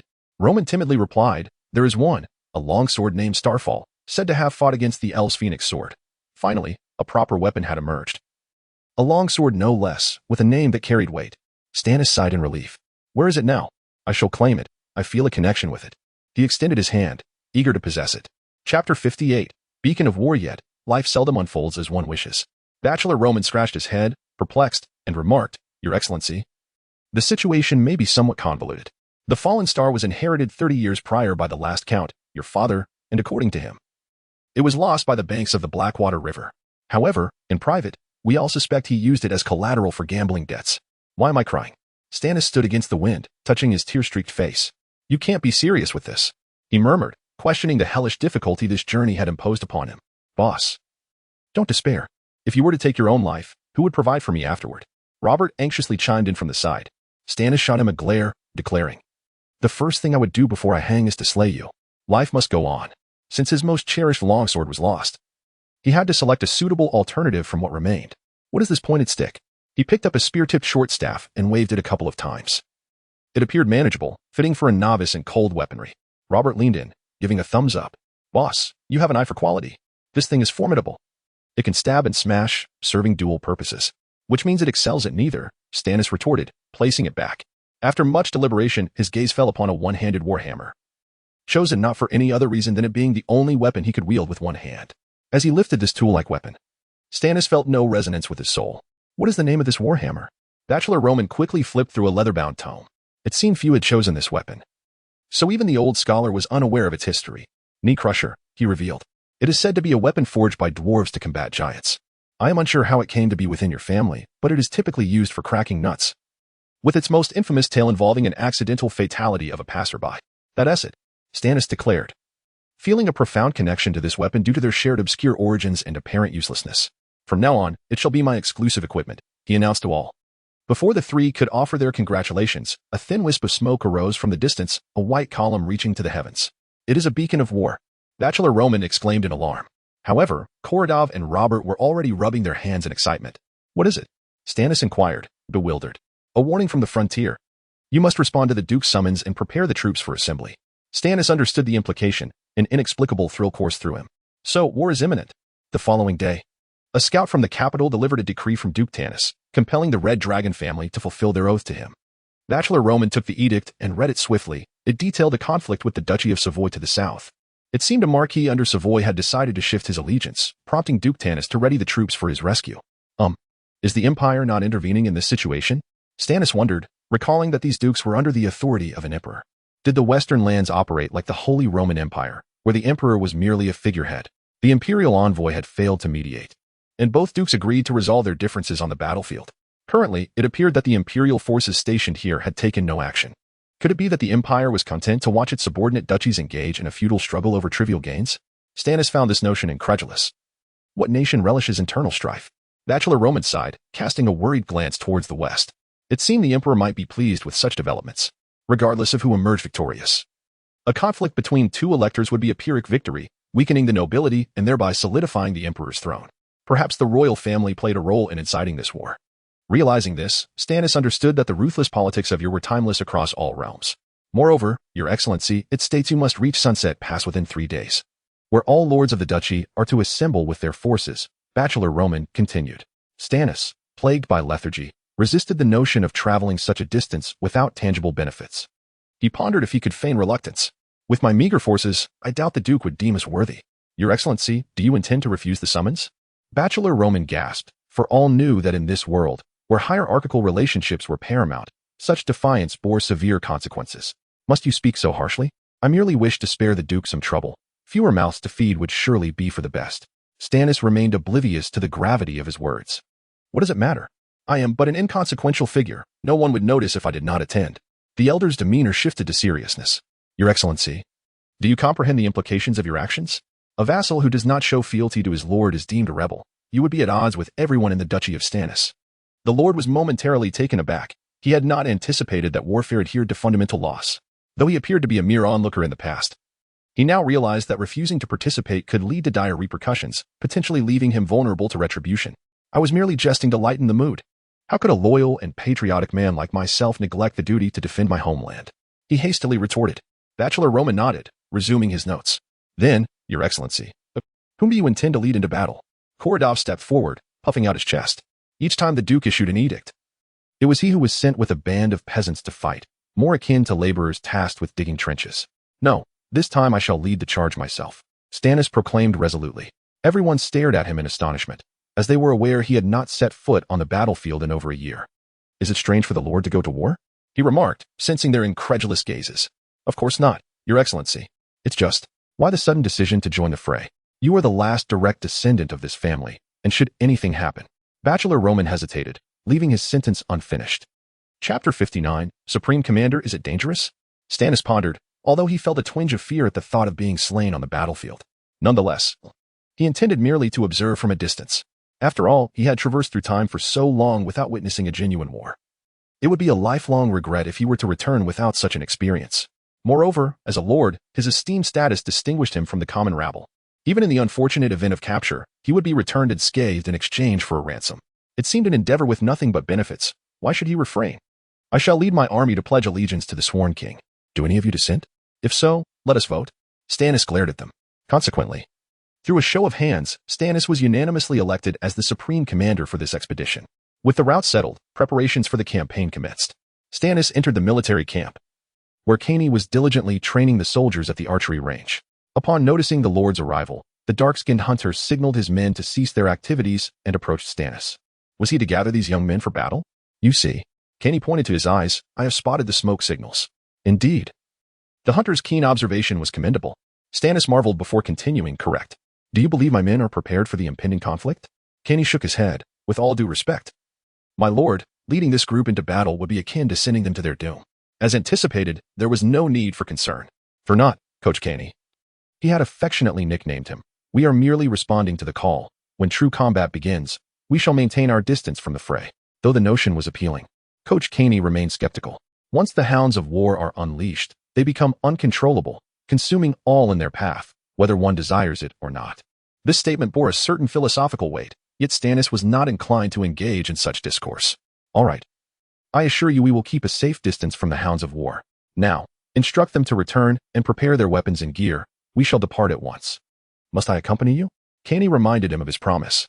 Of course. Otherwise, I would have no one to lead. But rest easy, Coach Caney. I shall not thrust you into the thick of battle. Your role is merely to maintain order.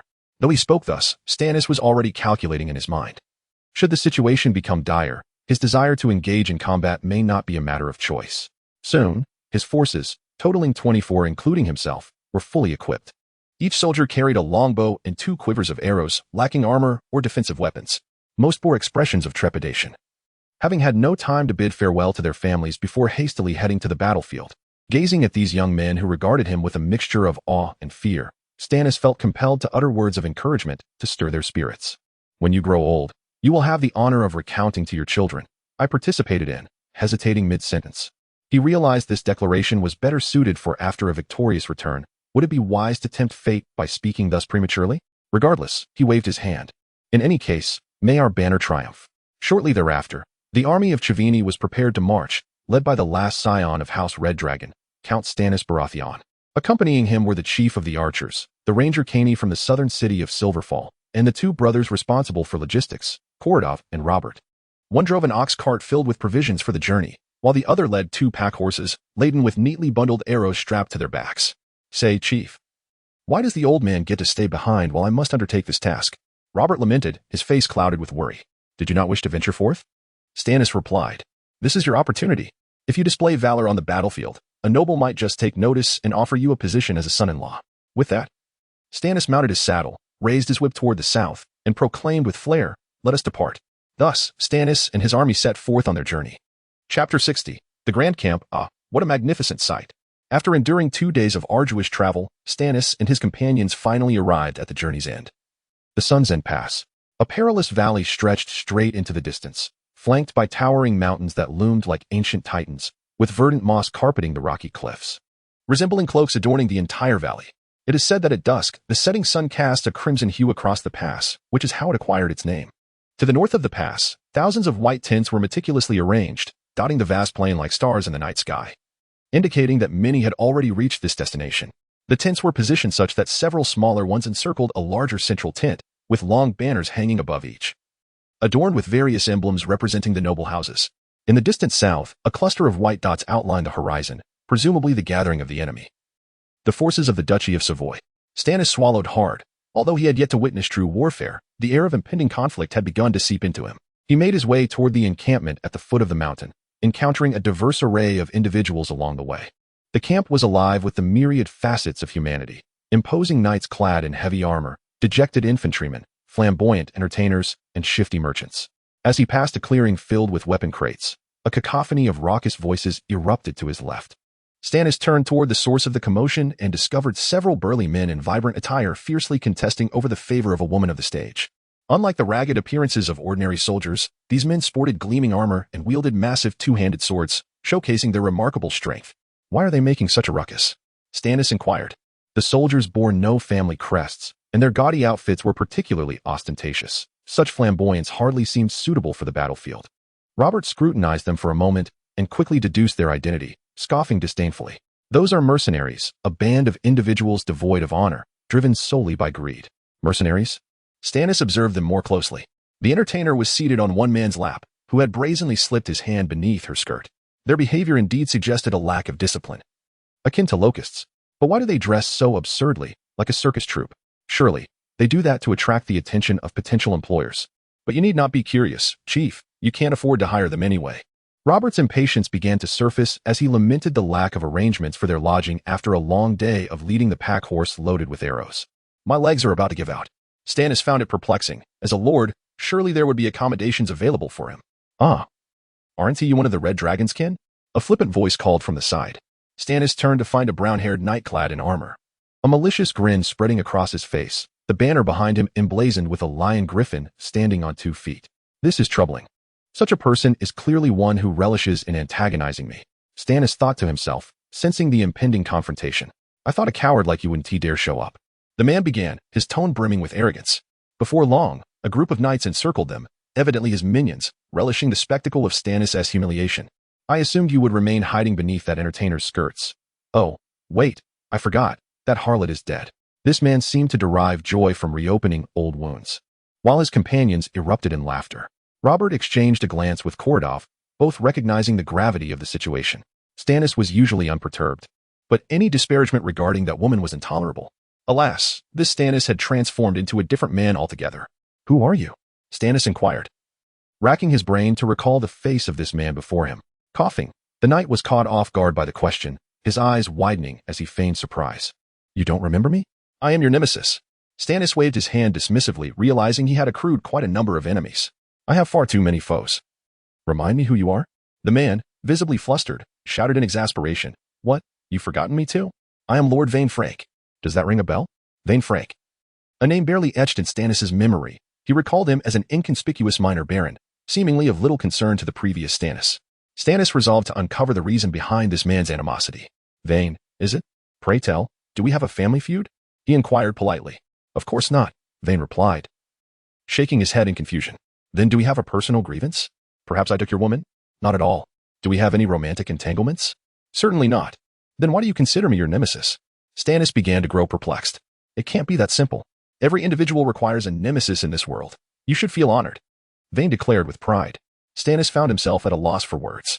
Lord Vain, I have never regarded you as a rival. I suggest you find a more fruitful pastime. Life is fleeting, and I cannot bear to witness you squander it on such trivialities. With that, he turned his back and departed, leaving Vain and his bewildered followers standing in his wake. Once assured they had distanced themselves from that group, Robert eagerly approached, eager to flatter. Boss, that was truly impressive. Was it? Stannis replied, playfully sticking out his tongue in self-satisfaction. I bet Vain and his lot were utterly stunned by your composure.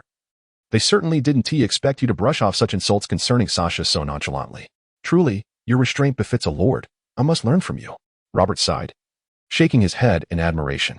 Yet, Stannis' smile faltered. Sasha, who is that? Chapter 61. The Imperial Envoy. After enduring countless disdainful glances from the knights, Stannis finally inquired about their encampment, specifically at the northwestern corner. It appeared that he was indeed unwelcome, for he realized that this previously secluded campsite had transformed into a public lavatory. Even upon his arrival, several individuals were relieving themselves in freshly dug pits, completely disregarding his presence. Should we not deal with them harshly? Robert exclaimed in frustration, drawing his sword. Stannis quickly intervened, not wishing to escalate matters. No, absolutely not. Our purpose here is to maintain a low profile. We must remain discreet. He turned to Kordov, instructing him to dispose of the offenders in the latrine. Soon, the unfortunate souls were wailing and struggling amidst the already fermented waste, and although the pit was only waist-high, climbing out proved to be quite the challenge.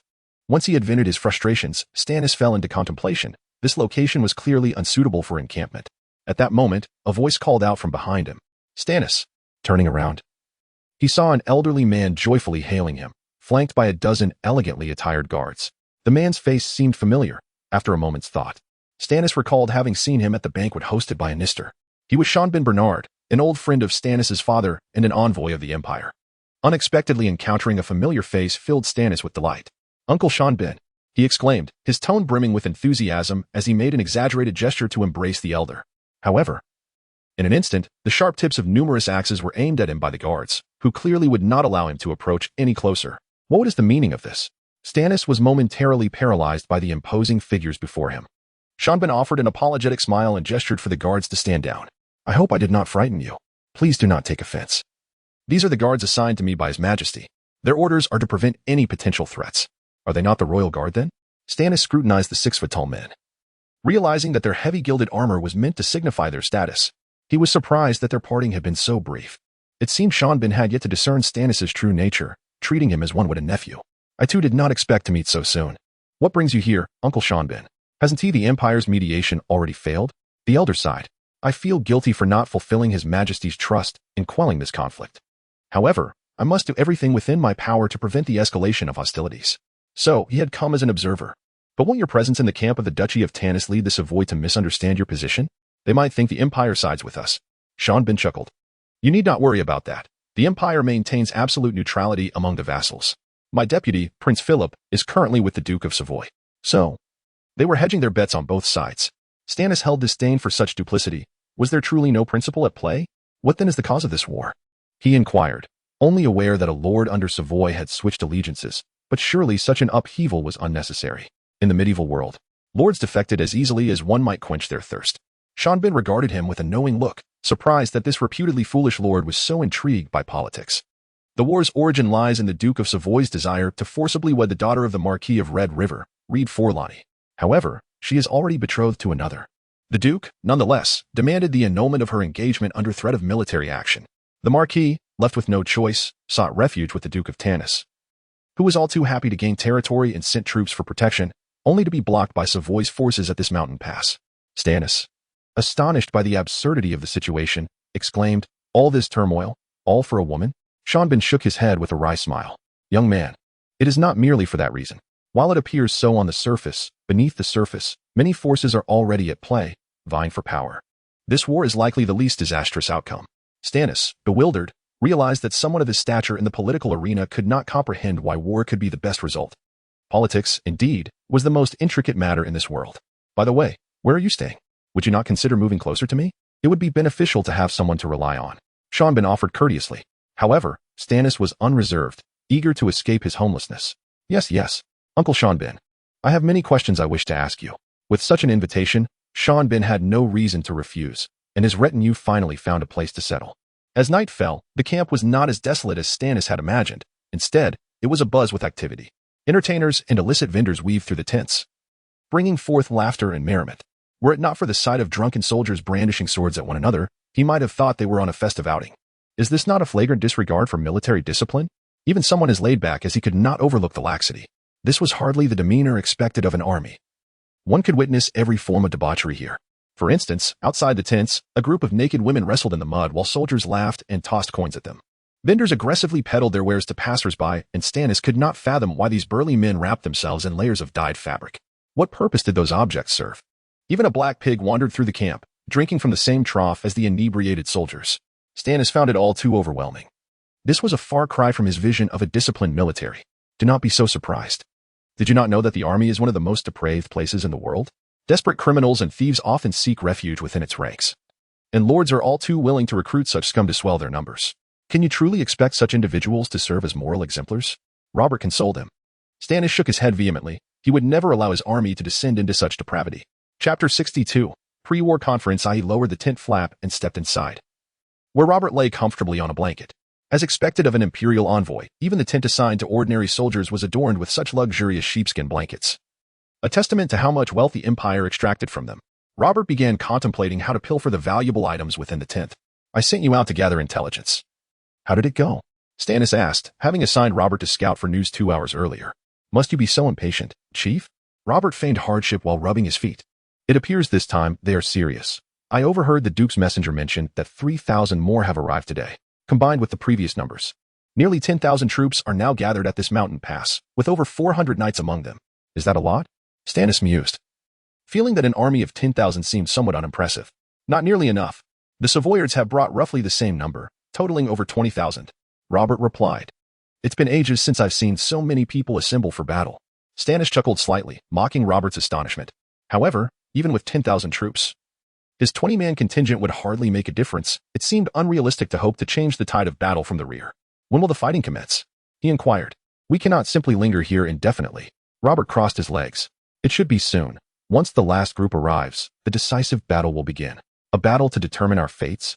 Stannis asked. Indeed, a battle to determine our fates. The following morning, the sound of neighing horses heralded the arrival of the final cavalry contingent from the valley, signifying the imminent clash. Stannis and Robert made their way to the central tent of the camp, where the last military conference before the battle would take place. Upon entering the vast tent, nearly an acre in size, they were astonished to find it filled to capacity. "So many people?" Stannis exclaimed, having anticipated that the pre-war meeting would consist merely of a few ostentatious figures repeating previously established plans. Robert surveyed the crowd in disbelief. "Goodness. I wonder what prompted such a turnout. Almost every lord with a parcel of land is present. Is this a strategic meeting or an award ceremony? What if our plans are leaked?" Stannis noted the Westlanders' apparent lack of discretion. "Where shall we sit?" he asked. Robert pointed to a few vacant spots in the corner. "Let us sit there. Fewer eyes on us is preferable to avoid drawing attention." Just as they were about to take their seats, a booming voice echoed throughout the hall. "How can the descendants of the Red Dragon deign to sit in those lowly seats? Who dares to mock us?" Stannis raised his head, slightly irritated, only to find a tall man calling out to him from the front of the tent. The middle-aged man possessed striking features and a stern expression that made him seem unapproachable. His dark skin hinted at exotic origins, and one hand was always resting on the hilt of his sword, suggesting he was not one to be trifled with. "Who is he?" Stannis whispered to Robert. "Chief. Have you forgotten him?" "That is Ser Juinian, the eldest son of Duke Tanis," Robert replied promptly. "The eldest son? So he is destined to inherit the Duke's title." Stannis realized, feeling the need to cultivate a favorable relationship with this individual. However, the latter shook his head. "That is uncertain. I have heard that the Duke favors his younger son." Seeing Stannis and Robert whispering, Ser Juinian's displeasure grew. "Stannis, why not come forward?" Stannis hastily made his way to the front, knowing he could not afford to offend such a prominent figure. "My Lord Juinian, it is a pleasure to see you," he said, attempting a fist salute, though it felt awkward. The other man was unconcerned. "I was just wondering where you were. I did not expect to find you seated there. Just nearby, I assure you. Besides, the front is filled, and there was no place for me." Stannis chuckled sheepishly. Juinian cast a disdainful glance at the occupants of the front row, scoffing. "No one is more entitled to choose their seat than a member of the Red Dragon family. If you wish, you may sit beside the Duke without fear of objection." "Oh, so the title of Justinian carries such weight. Though my circumstances are less than favorable, it seems the name Red Dragon still holds some value. Sit. If the seat you desire is occupied, have them move elsewhere. If anyone resists, they will find themselves at odds with me." Juinian Garcia. The impact of his words was palpable, as several individuals promptly vacated their seats. Consequently, Stannis and Robert were able to position themselves in the front rows. It was evident that the Duke's influence extended even to his son's words. Stannis understood now why the sorceress Anya insisted she would only agree to become his concubine or guardian mage once he ascended to the dukedom. The tent soon erupted into a cacophony of excited discussions among the lords, all eager to debate the impending conflict. "Silence, gentlemen," a herald called out. "The Duke approaches." Stannis turned to see a short, stout elder adorned with a crown entering the tent. He wore a pale yellow beard and a warm smile that made him appear quite affable, without the dazzling silver crown atop his head. One might hardly associate him with the title of Duke. As he smiled and nodded to the lords around him, he took his seat at the foremost position. To his left sat the imperial envoy, Sean Ben, and to his right, a sorrowful-looking elder, the Marquis of Red River, who had been expelled from his lands by Savoy and now sought refuge with their Duke. Knowing Stannis would be inquisitive, Robert preemptively began to explain. "I already know him." Stannis interrupted, feigning disinterest. At that moment, the Duke slowly rose from his seat. "Ladies and gentlemen, I stand before you to express my gratitude on behalf of myself and the Marquis of Red River for your support in our time of need. In the name of divine justice, we shall not falter." Except for Stannis, the other lords echoed their agreement in unison. It was clear that while they claimed to act for the sake of justice, their true motivations were rooted in self-interest. Stannis nearly burst into laughter at the absurdity of it all. Chapter 63, Pre-War Conference 2. However, this response suffices. Indeed, the deities gaze upon us from the heavens. The Duke nodded in satisfaction. The Duchy of Savoy had audaciously flouted the Emperor's edict, brazenly deploying troops to seize the Red River territory, thereby violating no less than 13 statutes of the Empire Code. Therefore, this time, we shall dispatch our forces to uphold justice for His Excellency, the Duke of Falani. And the gods shall stand by our side. The lords echoed in unison, the gods above. This proclamation only served to further embarrass the diminutive figure of Marquis Reed Falani, who stood nearby. The Duke, pleased, gestured for everyone to be silent, then snapped his fingers, prompting several attendants to unfurl a map behind him. "Now, let my son, Hanian, elucidate the specifics of our troop deployment." At that moment, the Duke's reticent eldest son stepped forward, removing his gloves to point at the map. "We have arranged for a decisive battle with Savoy at dawn tomorrow, with the battlefield situated in the valley ahead." Almost all present nodded in agreement. Although it lay between two mountains, the terrain was sufficiently broad, ideal for a cavalry charge and optimal battleground. "Your Excellency, Eisen," Will you position your men on the left flank of the battlefield tomorrow? Is there any objection? A burly knight, Count Owen-Eisen, along with 7 or 8 lords behind him, nodded affirmatively, indicating no issues. Are those all your vassals? Stannis inquired curiously of Robert, unaware that the Count commanded vassals. As he did not. Of course, a Count typically has no fewer than 5 vassals, else how would he differ from a beggar? He realized he had misspoken halfway through. I didn't mean you, my friend. Please, do not misunderstand. Stannis took no offense. Rather, he mentally deducted Robert's allowance for the following month. Pondering how he had fallen to such a pitiable state, with only Korodov as a knight under him. Robert shrugged. Have you forgotten? You actually have 2 knights. They simply exist as if they were not. What do you mean by as if they were not? Vassals who do not come to pay respects for an entire month. Do they intend to rebel? Before he could further pursue the matter, a familiar surname resounded. Frodo. You and my brother Lewis shall deploy your forces to the left flank.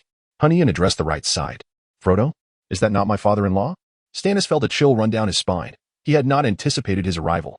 He discreetly scanned the front but did not spot the distinctive reflective bald head. The man referred to as Sir Frodo appeared to be quite young. What was going on? According to his memories, his father-in-law had no sons. Who was this individual? A distant relative of his father-in-law? You do not recognize him? He is the husband of the Marquis Frodo's eldest daughter, Sir Clumba Frodo. Oh, so he is my brother-in-law. But why has he changed his surname? In such minor nobility, joining a prominent family often results in the forfeiture of one's name. Besides, your father-in-law is rather domineering. I fear, my friend, that if you marry into his family, you may lose all claim to your ancestors. Robert remarked with a mischievous glint in his eye. At such a critical juncture, he jested about his own plight.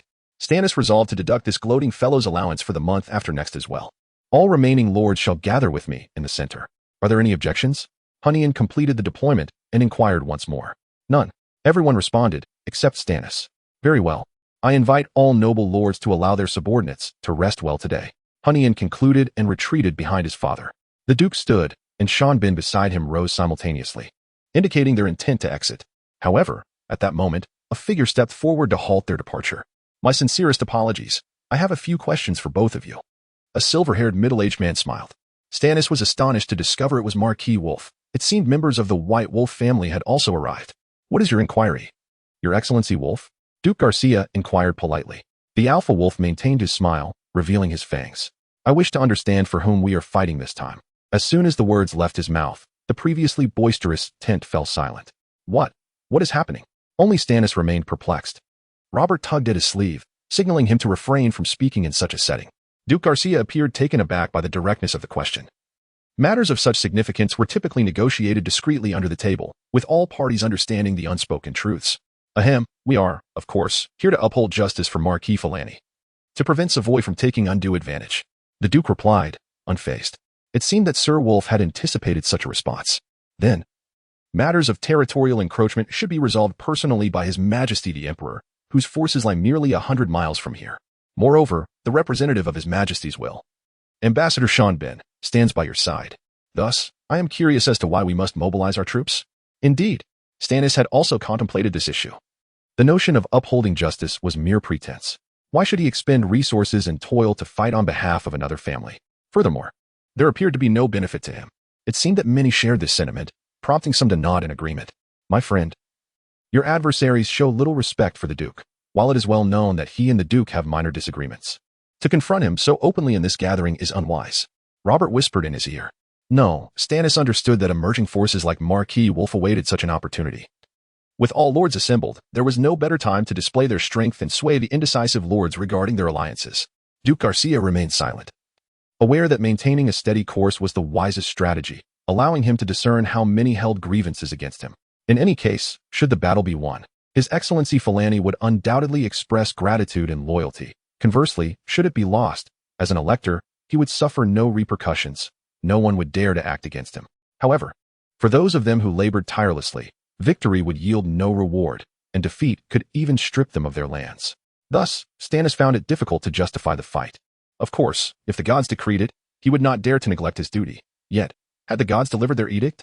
Stannis stifled a laugh, noting that even in this fantastical realm, the divine appeared to be treated as mere ornamentation. What is it you desire, Your Excellency Wolf? It was clear that Wolf was a seasoned political player. Duke Garcia deftly shifted the question back to Wolf, allowing him to articulate his stance. I have fulfilled my obligations as your vassal, bringing 1,000 soldiers from my family to answer your call. However, I will not permit my men to shed blood for another family in vain.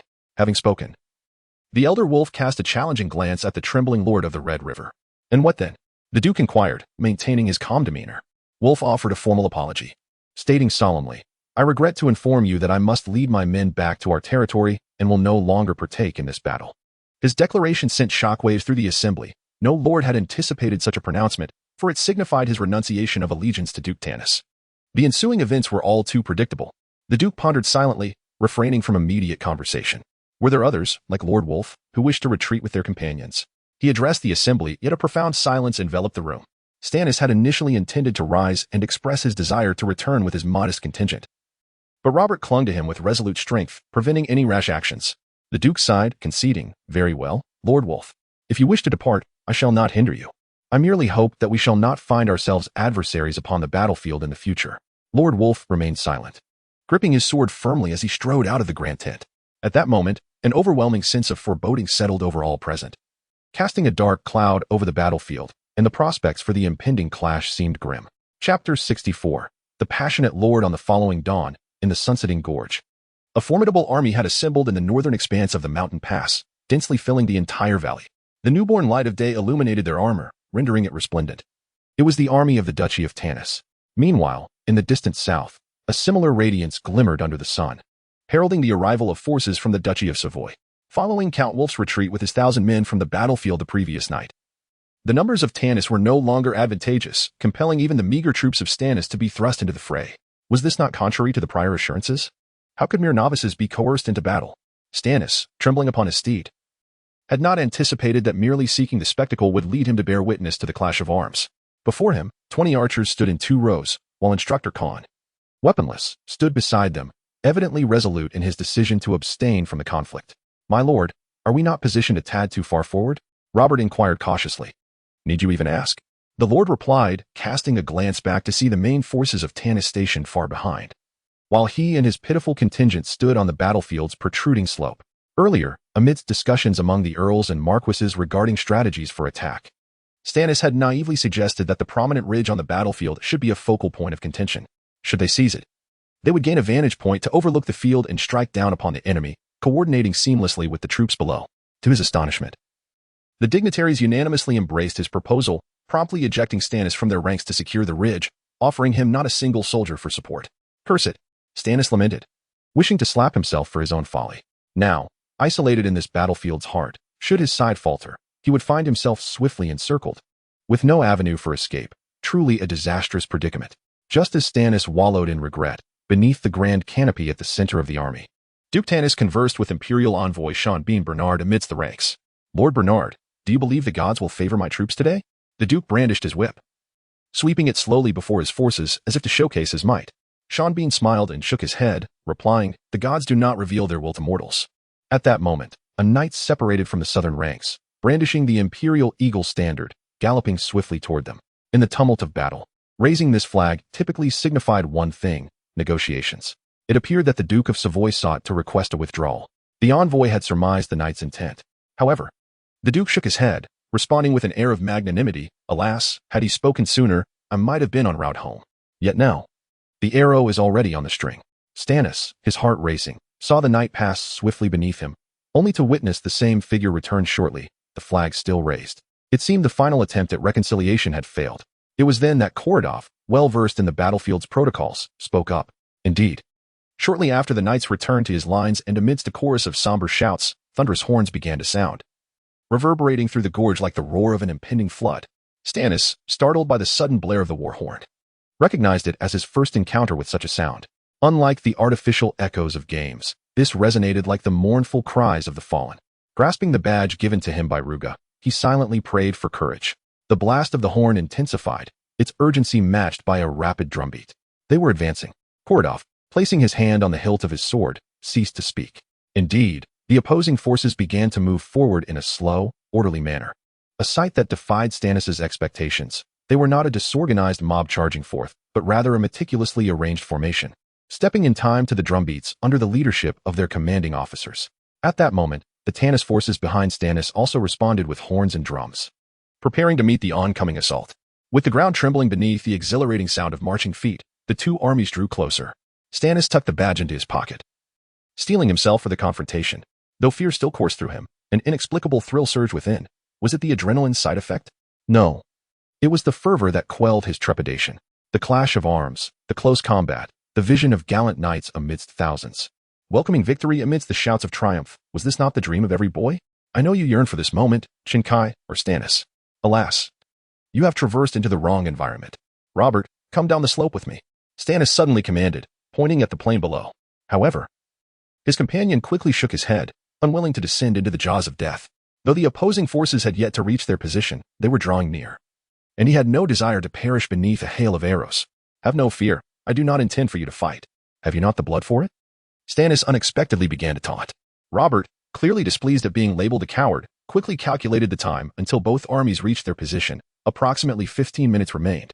Regardless of what madness the Lord might decide upon, he had sufficient time to return. Why did I ever accept you as my leader? Robert sighed. Yet he followed Stannis down the hill.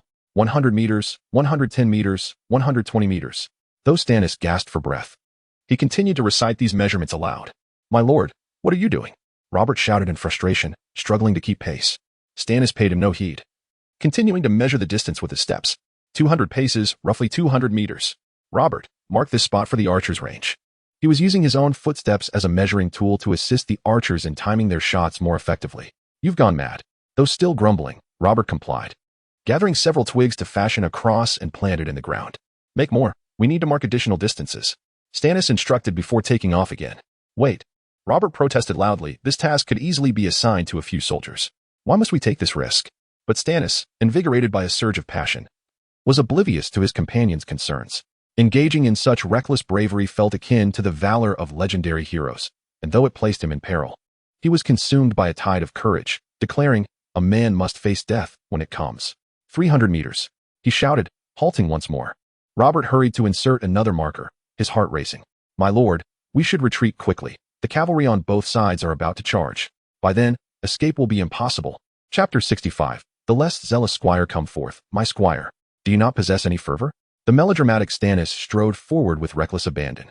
Behind him, Robert trailed in distress, pleading, my lord, please cease this madness. A confrontation is imminent. Moreover, I have always stated that I am merely your nominal squire. 300 meters, the lord exclaimed, reveling as though he had discovered a new world. Panting heavily, Robert managed to catch up. Once we finish this, let us return, he implored. Why must you always be such a wet blanket, you coward? Having finally found ourselves amidst a sea of warriors, we must seize the moment before retreating. Our next target, 400 meters. Fervor. With that, Stannis surged ahead like a sprinter. However, this time, Robert did not pursue. Instead, he paused to ponder why his lord had so suddenly succumbed to madness. Suddenly, he noticed a badge protruding from Stannis' pocket, joyfully fluttering in the air, tethered by a chain. Could this badge be the source of the issue? Robert mused, recalling what Luga had once told Stannis. This shall grant you boundless courage. At the time, he had scoffed at the notion that a mere piece of metal could bolster morale. Otherwise, he would have adorned himself with such trinkets to hunt the wailing and perhaps become the richest man in the realm after a year. Yet, it seemed this item truly could instill courage, for it was the only explanation for his lord's reckless behavior. Robert, come quickly. Do you not feel the flames of fervor reigniting? At this moment, Stannis was 100 meters away, bouncing with excitement, gesticulating wildly as if possessed, oblivious to his surroundings. He stood in the heart of the battlefield, precisely where all were converging, thus becoming the center of attention. Ah, is that young Stannis of the Justine family? I hardly recognized him, Duke Garcia observed, addressing Sean beside him. Indeed, it has been nearly a decade since I last saw him. I only encountered him again last month. And who would have thought my nephew could muster such valor, daring to perform a war dance in the midst of battle? No wonder he caused such turmoil a year ago. Sean and his companions had evidently misinterpreted Stannis' enthusiasm. The Duke nodded with a smile, lamenting that this was neither the arena of Elysis nor the battlefield of Abaddon, where valorous warriors thrived.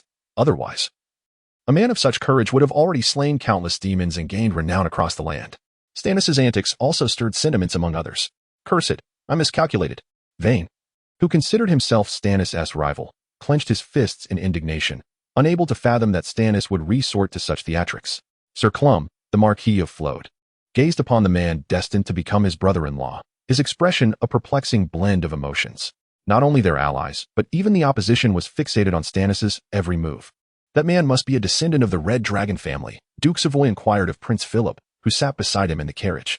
Indeed, Philip replied, stroking his finely groomed mustache with a smile. If he is not mad, then he possesses immense courage. Such a person would be a valuable asset. Sighing, Duke Savoy reflected on Stannis' audacity. As everyone marveled at Stannis' bravery, only Robert, who knew the truth, could no longer bear to watch. It was he alone who could prevent his lord from further embarrassing himself. Fervor, fervor. While Stannis continued to shout, Robert stealthily approached, tackling him to the ground. As Stannis struggled, Robert seized the badge from him. In an instant, the courageous Stannis deflated, awakening to reality. What has come over me? He stammered, recalling the recent events yet unable to believe he had acted in such a manner.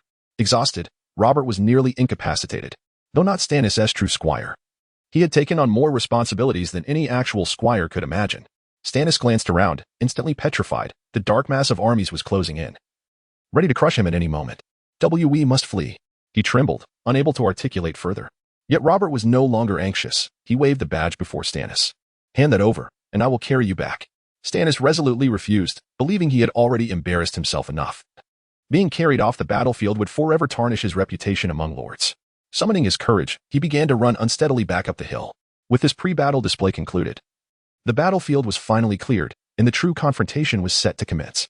Stannis, breathless, reached the summit, only to find nearly everyone gazing at him with admiration, especially Korodov, who looked at his lord with the awe of an ardent fan. My lord, you are the most courageous person I have ever encountered.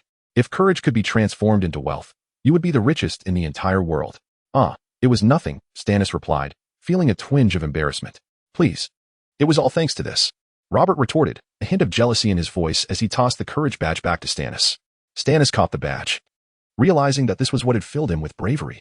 Luga had not deceived him, but he pondered where she had obtained it. Did the Isasians possess magical talents as well?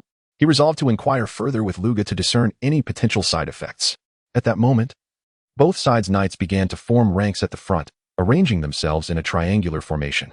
Stannis recognized this formation, the wedge, designed to penetrate enemy lines, suggesting both sides were prepared for a fierce clash.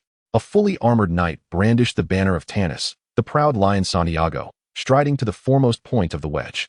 That is Swordwind Labania, the most formidable knight in all of Tanis, Robert identified. Isn't he the one who withdrew from the knight tournament due to a stomach ailment? Stannis recalled, scrutinizing the first knight carefully.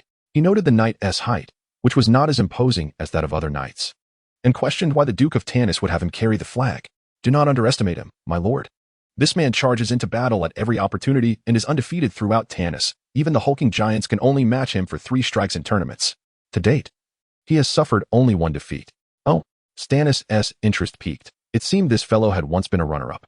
Who could he have lost to? The moment he posed this question, not only did his 2 companions react with surprise, but the soldiers also turned to look at him. For Labania's defeat had been a sensational event that reverberated throughout the kingdom, common knowledge to all. My lord, you need not be so boastful at this juncture, Robert scoffed, his expression one of disdain. Stannis, perplexed, found no recollection of any connection to Swordwind in his memories. Observing Stannis' demeanor, Robert assumed he intended to flaunt once more and resigned himself to comply. Very well, very well. I know you enjoy hearing it. The one and only person who has ever defeated Swordwind Labania is the dragon's son, Stannis Justine. Yourself. Chapter 66. Iron and blood. Amidst the resounding blast of horns, the cavalry on both sides launched their charge. They began at a slow pace, then quickened their steps, transitioning to a brisk trot, and finally, within the last 50 meters, leveled their lances and surged forth at full speed. In the midst of the swirling dust, the iron steeds struck the ground with a thunderous roar that echoed throughout the valley. A total of 2,000 heavily armored knights, alongside their squires, thundered across the plain, causing Stannis, positioned on the hillside, to feel the tremors beneath him. He finally understood why heavy cavalry could dominate the battlefield during the age of cold steel. When faced with these colossal beasts weighing nearly a ton charging at an unstoppable pace, it took immense courage for the untrained peasant conscripts, thrust into the fray as mere fodder, just to refrain from fleeing in terror. Did they truly intend to clash head-on? Was there no room for clever tactics? Stannis turned to Korodov, questioning if he would command the forces. He would certainly dig trenches, erect barricades, and employ every conceivable tactic: fire attacks, water assaults, and smoke screens, while these rigid Westerners merely charged blindly ahead. However, the seasoned knight commander decisively dismissed his notions, explaining that the open terrain was not conducive to laying traps, and inappropriate maneuvers could hinder their own forces' advance. Stannis felt acutely aware of his youth. It seemed that the ancient wisdom of the East he prided himself on was of little use here. At the forefront, Knight Swordwind Labania had plunged into the enemy ranks, his less-than-massive form quickly engulfed by a swarm of shadows. Hundreds of lances shattered in an instant, splintering wood and jagged tips flying through the air. In mere moments, nearly a quarter of the knights fell, shrieking from their mounts, while others halted, drawing their swords and engaging in frenzied melee. The clash of weapons resounded to the heavens. Yet this brutal hand-to-hand combat did not result in significant casualties, as the knights were protected by their superior armor and shields. Only bludgeoning weapons could inflict serious harm. The horns blared once more, summoning the knights to regroup. The first charge concluded, and most knights chose to return to their formation. Yet, at some point, the diminutive champion knight Rabania had single-handedly carved a path through the enemy lines, appearing bloodied before the opposing ranks. Truly, he was the foremost knight of Tanis. Stannis marveled. Was he prepared to challenge them all alone? It seemed Savoy's forces were also nervous, as the front ranks lowered their pikes, aiming at the knight. Stannis focused intently, eager to witness the astounding prowess of the humanoid dragon that frequently emerged in this fantastical realm. However, Swordwind did not continue his charge, after all. A 1 against 10,000 scenario was too exaggerated, even in a fantasy world. He turned his steed around 5 meters from the pikemen, executing a dramatic 180-degree maneuver and retreating. With the cavalry's charge concluded, it was now time for the infantry to engage. Kordov finally spoke. The drums sounded once more. And in rhythm, Tanis's infantry formed 16 battalions, advancing in an 8-by-2 formation. Each battalion comprised approximately 200 soldiers. While archers positioned on the hillside unleashed arrows upon the enemy. Why weren't the flanking forces advancing? Stannis noted that 2,000 soldiers remained stationary on either side. The central forces had yet to engage, and if they recklessly entered the fray, the enemy could potentially concentrate their cavalry against one flank, overwhelming their weak side. As they pressed forward, soldiers occasionally fell to arrows, yet no one paused to tend to the wounded or carry them from the battlefield. The dying were left to bleed out in agony. It appeared that there was no battlefield triage here. Stannis understood that the significant casualties in medieval armies often arose not from immediate deaths, but from the wounded receiving no aid. He realized he would need to find some skilled nurses to establish a classical battlefield hospital. Eventually, the forces halted within 50 meters of each other. And the front ranks drew forth their two-handed swords, heavy hammers, and other formidable weapons, akin to assault troops tearing open a breach. Amidst the sudden, horn-blasted roar, the soldiers emitted earth-shattering battle cries, and under the commanding shouts of their knight officers, the infantry charged, battalions collapsing into one another in a chaotic melt. Simultaneously, fireballs erupted in the densest clusters of combatants, spells cast by mages. Stannis observed a few robed sorcerers chanting incantations behind each line of soldiers. These were the protective mages of their respective lords, safeguarded by layers of soldiers, as crucial as heavy artillery. So, a mere mage could conjure such fireballs. What use was gunpowder? Stannis silently rejoiced that he was not a beleaguered scholar of the sciences. However, those few mages quickly grew exhausted after casting a few spells, indicating that unleashing large-scale magic drained tremendous stamina. Amidst the bloody melee, soldiers fell like harvested wheat, the front ranks perishing while those behind surged forward, each side competing to see who would break first. Was this merely a contest of numbers? Stannis observed that many in the cramped environment could hardly wield their weapons, relying instead on sheer force to crush their opponents. Indeed, Kordov shot him a curious glance. Was the decisive factor in war not simply the size of the armies? If it were merely a matter of manpower without intricate strategies and counter-strategies, Stannis felt confident that he too could partake in the art of war. The infantry fought fiercely, and at that moment, the cavalry finally began their advance, shouting and clashing together in a tumultuous melee. A rare and grand battle unfolded, shrouded in a mist of blood, the very air thick with the scent of iron and sweetness. Yet Stannis pondered how he would command the forces more effectively. Since this battle was a mere competition of numbers, why not concentrate their heavy troops on one flank to create a local advantage? In this clash of infantry, the strategy employed by Thebes against Sparta showcased its effectiveness by deploying heavy forces against the enemy's weakest link. A single breach could lead to the collapse of an entire line. Should I be in command? Stannis began to articulate his strategy. I would withdraw a squad from each of the 6 columns on the right and deploy them to the 2 columns on the left. Thus, while the right side would be diminished, it would still maintain a 2-to-1 ratio, allowing for temporary stalemate. While the surplus 5 squads deployed to the left would create nearly a 1-to-4 advantage, swiftly defeating the enemy on that flank, and subsequently coordinating with the right to encircle the remaining forces. Additionally, I would retain 1 squad as a reserve, splitting it into smaller units to reinforce and fill any gaps in the line as needed. Chapter 67. The Fearless Lord. As soon as he finished his proposition, Robert burst into hearty laughter. Boss, have you lost your wits? Is there anyone who fights like this? The troops are always evenly distributed along the entire front line. Only then can the formation appear flawless. Stannis shook his head. realizing that the military strategies of this fantastical world were still mired in the rudimentary stages of the medieval period, lagging even behind classical times. However, Kaladov, who possessed a keen understanding of military tactics, discerned the efficacy of such an approach.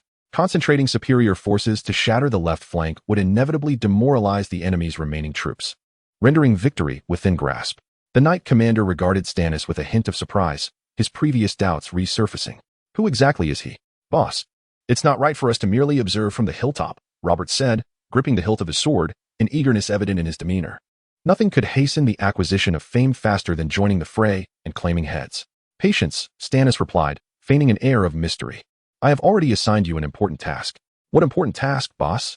Robert inquired, his eyes gleaming with anticipation. Stannis gestured behind him, where 2 pack horses awaited, laden with arrows. Unload all of them. Robert appeared dissatisfied with the assignment, yet he could not defy it, as his livelihood depended entirely on this man before him. Soon, the ground before each archer was dotted with arrows. They preferred this direct method of retrieval over fumbling in their quivers. Bigger fellow, your eyesight is sharp. Keep watch. If anyone crosses the 300-meter mark, order the archers to take them down, Stannis commanded. His aim in measuring distance was to provide the archers with a shooting range. Ideally, no enemies would encroach within 300 meters, ensuring a safe retreat. Even the sight of solitary soldiers would not instill fear, for the green for longbow was lethal at this optimal distance. He then addressed his soldiers, listen closely. This time, I do not require you to shoot in unison, but to target moving adversaries. As soon as you observe an enemy breach the safe distance, shoot to kill. Should I discover anyone slacking off, do not blame me for tossing you into the midst of those slaughtering hordes. He bellowed threats, understanding that soldiers inexperienced in killing might hesitate. Thus, he resorted to intimidation. The simple militia, indeed, appeared frightened, promptly drawing their bows and aiming towards the slope below. Yet, he harbored a hope that Canny would take action personally. For at 300 meters, this hunter was remarkably accurate. Are you still unwilling to shoot? The Lord pressed, clinging to a vestige of hope. Canny resolutely shook his head. Very well, Stannis conceded, raising his hands in defeat. Before long, several Savoy soldiers fell to arrows near the marked cross. These unfortunate souls, disoriented amidst the chaos of their comrades' skirmishes, inadvertently wandered into a death trap, only to be struck down before they could comprehend their plight. They had claimed several enemy lives through this stealthy method, yet it seemed to provoke little concern, as merely dispatching 100 men would suffice to dismantle Stannis' small force. Perhaps the enemy simply deemed them a negligible threat. Their indifference stemmed from the fact that the outcome of the main battlefield was about to be determined. After several minutes of stalemate, the forces of the Tanis Principality began to falter. Their numbers were insufficient, a fatal weakness. Soldiers had begun to flee, for none were more acutely aware of the unattainable nature of victory than those stationed at the front lines. Stannis and his companions on the hillside perceived the shift. My lord, the situation is dire. Should we not join the fray? Kaladov inquired anxiously. Stannis shot him a glare, exasperated. Join? We would merely serve as meat for the grinder. Stay put and pray that the fools below do not discover us. He began to contemplate retreat, realizing that if they did not escape promptly from this slope, they could easily be encircled. Yet, even if they fled in advance, his men, composed entirely of infantry, would be swiftly pursued and annihilated by the enemy cavalry. Boss, the center cannot hold. Robert's shout shattered his thoughts. Stannis glanced downward, confirming that the Tanis Principality's center was on the brink of collapse. Despite the officers' attempts to encourage or intimidate, dejected soldiers discarded their weapons and fled the ranks. The flanks were similarly struggling, unable to provide timely support. If only these fools would send me some reinforcements, just 200 archers. Lurking here and launching a surprise barrage from the sides would have secured our victory long ago. Stannis lamented in frustration. Boss, stop with the feudal talk. We should focus on how to save ourselves. Robert shouted in panic. For the first time, Stannis found merit in Robert's suggestion. Yet, it was too late. Kaladov spoke up. The enemy has finally noticed us, as 200-man squads charged towards him with fierce determination. Their earlier harassment had evidently provoked the enemy, and now they were ready to retaliate. We're finished. This thought surged through Stannis' mind as he rapidly devised countless strategies, the crux being to leave his men as sacrificial pawns to facilitate his escape. Boss, please don't abandon us. Robert wailed, instantly grasping Stannis' intent. All eyes turned to him, seeking reassurance from the leader they trusted implicitly, faced with their pleading gazes akin to that of a savior. Stannis realized he could no longer betray their faith, otherwise, the remorse would haunt him for a lifetime. It seems I have no choice. I never anticipated dying alongside you lot. Robert, raise my warhammer. But Robert refused. Boss, you didn't bring it with you. Stannis recalled that the iron hammer had indeed been entrusted to Scholar Roman for safekeeping. Then it settled. He unsheathed his longsword and stepped forward alone, raising his blade against the enemy. For freedom. Though not entirely fitting for the situation, he had longed to echo Wallace's rallying cry. His actions inspired all present. The soldiers, invigorated, unleashed a volley of arrows at twice their usual speed. Robert and Kaladov stood resolutely at his flanks, swords raised. Stannis marveled at how his fate had culminated in such a manner, dying heroically. Just as the tale of this time traveler was about to reach its conclusion, a deep, resonant horn sounded from afar. All combatants halted in astonishment, for the unfolding events were utterly unforeseen. In the sky, the banner of the White Wolf appeared. Chapter 68. Victory. Just as the Duchy of Savoy believed that victory was within reach and had committed all its forces to the offensive, 1,000 soldiers brandishing shields and wielding longswords emerged from the hillside. Following them was an aged man on a white steed, who raised a black horn to his lips and blew with all his might. A thunderous roar erupted from those behind him, surging down the slope with an unstoppable momentum. At the forefront of this imposing army, a banner depicting the head of a white wolf fluttered in the wind. The presence of this fresh battalion was enough to shift the entire tide of battle, causing all eyes on the battlefield to turn in astonishment. Was it the army of the Wolf family? Stannis was taken aback. Had they not retreated the day before? What was unfolding before him? Had they perceived the impending defeat of Tanis and sought to strike back? Or had Robert been the first to comprehend? So the discord during yesterday's meeting was merely a ruse for our benefit, and now, while everyone, even their enemies, believed they had vacated the field, they returned unexpectedly. How intriguing. A ruse? It was surprising that these Western savages would employ such a tactic, though it was executed with remarkable realism. Stannis was certain that aside from the informed, everyone would have believed that the relationship between Duke Garcia and Marquis Wolf had reached a breaking point. It appeared that the spies Savoy had embedded in the Duchy of Tanis had failed to see through the charade, and this intelligence blunder would herald catastrophic consequences. The Savoyard forces, already exhausted from prolonged melee, found their morale plummeting with the appearance of this new contingent. They had poured all their strength into the recent assault, leaving no reserves to counter this newly engaged army. The equilibrium on the battlefield was shattered, and the Savoyard troops began to crumble under the onslaught of the Wolf family's infantry, retreating in disarray. A colossal gap soon opened along the front lines. The tide of battle had turned. Even the 200-man squads that had initially sought to engulf Stannis and his men began to realize the dire situation and fled in the opposite direction. Stannis, who had anticipated a bloody engagement, was now filled with exuberance, hurling a stone at the retreating soldiers. Back you go. Off to drink your milk, you wretched boys. You wish to take my life? Go find out the name of the Red Dragon's son before returning to meet your demise. At that moment, the front lines had transformed from a minor defeat into a rout. As soldiers fled, their panic spread like a contagion, causing entire formations to disintegrate. Those caught in the chaos were swept into the tide of flight, and the morale among the Savoyard forces plummeted like a plague, triggering a shocking chain reaction of retreat. Everyone was fleeing for their lives. Naturally, the Tanis army embraced the fine tradition of punishing the vanquished, and those who had fled early surprisingly reappeared on the battlefield, perhaps hoping to claim a few scalps, raising suspicions about whether they had been covertly observing all along. In no time, the engagement devolved into a rout, with the defeated army screaming in terror as they ran, while the victors pursued them gallantly, and no one saw anything amiss. Stannis, however, was anxiously bouncing about on the hillside. Quickly, surround and cut them off. You fools, how can you turn a decisive battle into this? It's infuriating. In truth, he primarily hoped to seize the opportunity himself amidst the chaos to gain some spoils. Yet, Robert appeared displeased. A complete rout? Chief, that's rather cruel. Everyone here is merely fighting for a few coins, already a tragic plight. Now you wish to eradicate them entirely? Who will come to the battlefield to earn merit next time? What happened to chivalric principles? You think this is a life and death struggle like those with the Rodox to the north? Stannis, chastened by Robert's admonition, nodded repeatedly, realizing that the nobles here indeed adhered to some semblance of gentlemanly warfare etiquette reminiscent of ancient times. Yet, he still hoped to leave a few scraps for himself. After all, he had worked up quite a sweat and wasted a considerable amount of arrows. Had he known not to deliver such an impassioned speech earlier, he wouldn't have incited his men to waste so many arrows. However, fate did not favor him. The medieval soldiers seemed far more interested in the spoils abandoned by the fleeing enemy. After pursuing for a mere 10 miles, both soldiers and knights returned, satisfied. Stannis dusted off his clothes and descended the hillside to join the jubilant crowd. Long live Tanis! The surviving warriors erupted into jubilant cheers, celebrating amidst the blood-soaked grass. The atmosphere reached a crescendo as the Duke of Tanis and Marquis Wolf entered the fray. Countless individuals surrounded them, drawing their swords and raising them high in acclamation. Long live His Grace the Duke. May your reign be long and prosperous. Serving under your banner is the greatest honor of my life. The Duke of Tanis smiled and nodded at the cheering crowd, turning to the imperial envoy beside him. What do you think? The play that Lord Wolf and I performed was sufficiently convincing, was it not, Lord Bernard? Marquis Wolf, too, wore a satisfied smile. His significant contributions to this grand victory solidified his standing within the duchy. Jean Bernard, the envoy, shook his head, amused. He had not anticipated the plan would unfold with such secrecy, even deceiving the Duke himself. I foresee that after this resounding victory, the Savoyard envoys seeking peace will arrive post-haste. The Red River shall belong to you, your grace.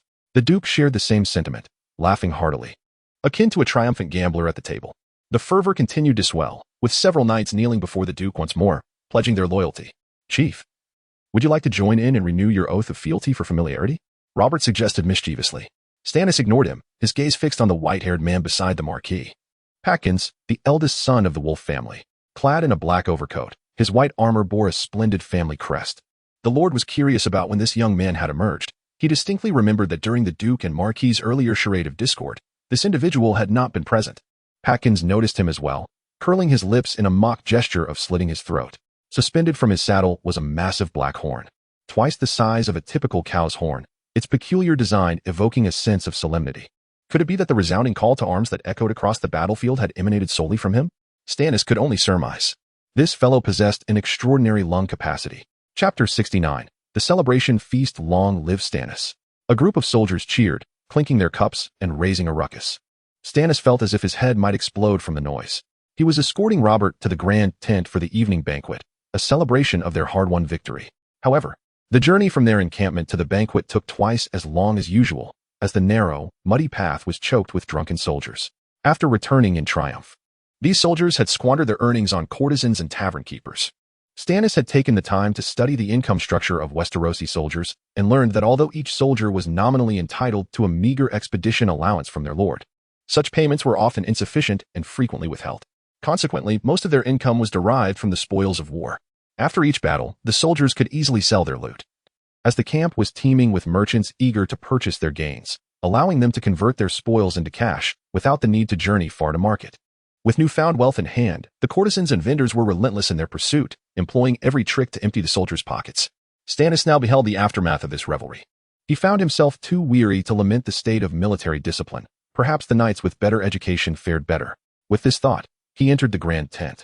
Long live Stannis. Another group of knights cheered, their voices booming. Stannis had no choice but to cover his face and take a seat. A long table was laden with food, yet no one had touched it. I could starve to death after a day of fighting, he grumbled. Patience, my friend. Robert reassured him. There's a customary toast before we begin. Soon, the festivities commenced. After enduring the Duke of Tannis's lengthy and tedious speech, just as Stannis felt he might faint from hunger, Lord Wolf approached the dais. Oh no. Stannis felt on the verge of despair, knowing the man's oratory skills all too well. Indeed, I wholeheartedly concur with the Duke of Tannis's earlier remarks. Lord Wolf, oblivious to Stannis's plight, launched into an impassioned address, proclaiming that today's victory was hard-earned, a result of the collective efforts of all present. However, we must first recount the inception of the Kingdom of Tannis 700 years ago. Time seemed to stretch indefinitely until the silver-haired man finally concluded his remarks. At last, Stannis eagerly reached for the bread, only to have Robert gently rap his knuckles with a knife. My friend, the toast hasn't been made yet. How can you eat? Robert appeared quite justified. Why so many rules for a mere feast? Just then, the Duke's eldest son rose, lifting his cup high as he proclaimed, Long live Tannis. Long live, echoed the crowd. Next came the imperial envoy, Sean Bean, who trembled as he raised his cup, wishing for the emperor's everlasting health. Health. One by one, lords stood to deliver their toasts, seemingly every notable attendee feeling compelled to partake. Finally, it was Stannis' turn. Starved and mentally fatigued, he felt no inclination to overthink his words. With the Duke, his family, lands, principality, and the emperor already acknowledged, he decided to extend his congratulations to the empire. Long live the Elysian Empire, he proclaimed, standing up with feigned enthusiasm. Instantly, the once vibrant tent fell silent, and all eyes turned to him as if he were a curiosity. Did I lack the skill to navigate this social faux pas? Stannis felt his heart race. Robert, did I say something wrong? He whispered, before his companion could respond. A voice he identified as his self-proclaimed rival, Vayne, rang out. We know you are a descendant of the Elysian royalty, but must you flaunt it at every turn? After all, we are on the territory of the Holy Eagle Empire. Isn't it the Elysian Empire? Stannis was utterly confounded. Since his arrival, everyone had insisted he was a scion of the sacred dragon family, and he believed himself to be a vassal of the Elysian royalty. How had he suddenly become a lord of this Holy Eagle Empire? However, Upon reflecting for a moment, Stannis realized he had made a fundamental error. He was not a vassal of the Elysian Empire, but rather a lord under the Principality of Tanis, which was one of the 7 kingdoms governed by the Holy Eagle Empire. Thus, he owed his allegiance to the Emperor of the Holy Eagle Empire. It dawned on him that he had mistakenly pledged fealty to the wrong crown. But what was this Holy Eagle Empire? The Holy Eagle Empire, also known as the Holy Eurasia Empire, was undoubtedly the unrivaled sovereign of Westeros, stretching from the Teian River in the north to the twin seas of the southern city-states in the south. From the Anchored Isles in the Endless Ocean to the Black Forest of Tanis in the east, almost 50% of Westeros's territory fell under its dominion or protection, rendering it the de facto ruler of the Western world. Although it faced challenges from the newly emerging power of the Rhodok Republic to the north in recent years, the empire's hegemony in the central and southern regions remained unassailable. Yet this was not the time for a history lesson. Stannis quickly sought a way out of his predicament and pivoted his speech, stating, "For only it can stand shoulder to shoulder with the Holy Eagle Empire for eternity." The moment the words left his lips, the tent erupted in applause. The lords beamed with delight. Although the Holy Eagle Empire had stood for nearly 4 centuries, it could not compare to the millennia-old Elysian Empire, which had been founded during the Silver Age and preserved the unquenchable dragonfire. Thus, the lords of Westeros, regardless of rank, sought to align their lineage with the Elysian pedigree. Now, a proclaimed descendant of the Elysian royalty had boldly asserted the equality of the Holy Eagle and the sacred dragon, and the lords beneath him felt a surge of pride. Their status elevated. This fellow truly knows how to speak. Stannis was flattered to hear multiple lords praise him, basking in his newfound confidence. As he settled back into his seat, Robert gazed at him with admiration. "I never expected you to be so eloquent. You left them all stunned." Of course, a traveler without a golden finger must hone their rhetoric, or they will find it impossible to navigate this world. Soon, all toasts were concluded, and Stannis was finally free to eat. However, before he could finish his first piece of bread, he noticed Bernard Seanbean beckoning him with a glance, seemingly urging him to step outside. Chapter 70. The Path to Dukedom. Uncle Seanbean, do you need something from me?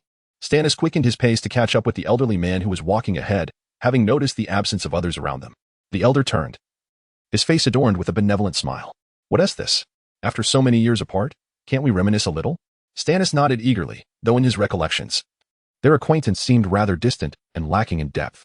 "Today, your performance on the battlefield was quite remarkable," the elder remarked, scrutinizing him from head to toe. A grand plan that had taken shape in his mind over the years beginning to materialize with clarity. Heh. Stannis rubbed the back of his head in embarrassment. He had not anticipated that his frenetic antics on the battlefield would provoke such a response. It seemed the people of the West were indeed not the sharpest. "Indeed. You are truly deserving of my endorsement, Duke Tanis." Stannis, mistaking the elder's words for flattery, continued, "I'm flattered, but what merit do I possess to be called Duke?" Duke? He doubted his ears. Was Uncle Seanbean being too direct? Was such a thing truly spoken of so casually? "Yes, you heard correctly. I support you, my nephew, in becoming the next Duke of Tanis." Seanbean's expression was serious, devoid of jest. Stannis was bewildered. He had merely relied on the effect of the courage badge to perform, and now found himself being proposed for the highest leadership of the Tanis Duchy. Wouldn't he this seem like? Perhaps he should seek a more capable candidate? Stannis was not being modest. Such matters could lead to dire consequences. However, Seanbean shook his head. "Do you think I am simply an old fool, making a whimsical decision? In truth, I began observing you a year ago. Although you have committed some rather foolish acts, I still discerned within you a fearless spirit, reminiscent of your father and me in our youth." Stannis remained silent, knowing well that while it was fine to jest about trivial matters, it was prudent to refrain from flippancy in matters of such gravity. "Tell me, do you believe you are capable of fulfilling the role of Duke of Tanis?" Seanbean gazed at him with eager anticipation. Scratching his head, Stannis recognized that his abilities were insufficient to govern the entire kingdom, let alone the endless intrigues lurking beneath such a position that could lead to his demise. Yet, on the other hand, who would not covet such a lofty rank? After all, it was the pinnacle of authority in the realm. Ascending to such heights would surely grant one unchecked power, with little oversight. "Yes, it is appealing," he hesitated. "But it cannot be as simple as merely wanting to be Duke. The position is already held by someone, and it appears he has no intention of passing it to me." Seanbean did not respond immediately. He studied the young man before him, contemplating whether it was worth risking everything. Ultimately, he made his decision. "If you desire it, I possess the means to elevate you to the Duke's throne." This declaration struck Stannis like a thunderbolt, leaving him stunned at the casualness with which Seanbean spoke, as if it were as easy as merely expressing the desire. "Uncle Seanbean, did I hear you correctly? The Duke of Stannis isn't something one acquires like vegetables at a market. Their family has ruled the kingdom for generations. Their hold on power is deeply entrenched. It cannot simply be exchanged for another." Shaban scoffed. Do you know how the Garcia family ascended to the dukedom of Stannis? They are a minor family from the south who only rose to prominence 30 years ago by marrying the widow of the previous duke and through countless schemes eventually claimed the title. If they could do it, why can't you, a legitimate descendant of the Eurasia royal line? Stannis shook his head, confused about connecting himself to Eurasia when he was indeed of Elise's descent. In any case, from a lineage standpoint, you are entirely qualified to inherit, Shaban concluded. But what would the specific method be? Stannis understood that medieval nobility often relied on familial ties, and there were always ways to find blood relations if one sought them out. This can be deliberated over time. You need only answer me. Do you wish to become the Duke of Tanis? Stannis bit his lip, his mind torn in conflict. Finally, he raised his head and spoke. Such a monumental decision requires some time for contemplation. He had begun to grasp the nuances of political discourse, responding ambiguously to avoid leaving himself exposed. Shaban seemed to anticipate this response. Very well, I shall not pressure you. Just know that it is not only I who wish to elevate you to the dukedom. There are substantial forces behind me. Stannis inhaled sharply, detecting a hint of threat in those words. The imperial envoy nodded at him before turning to return to the main tent.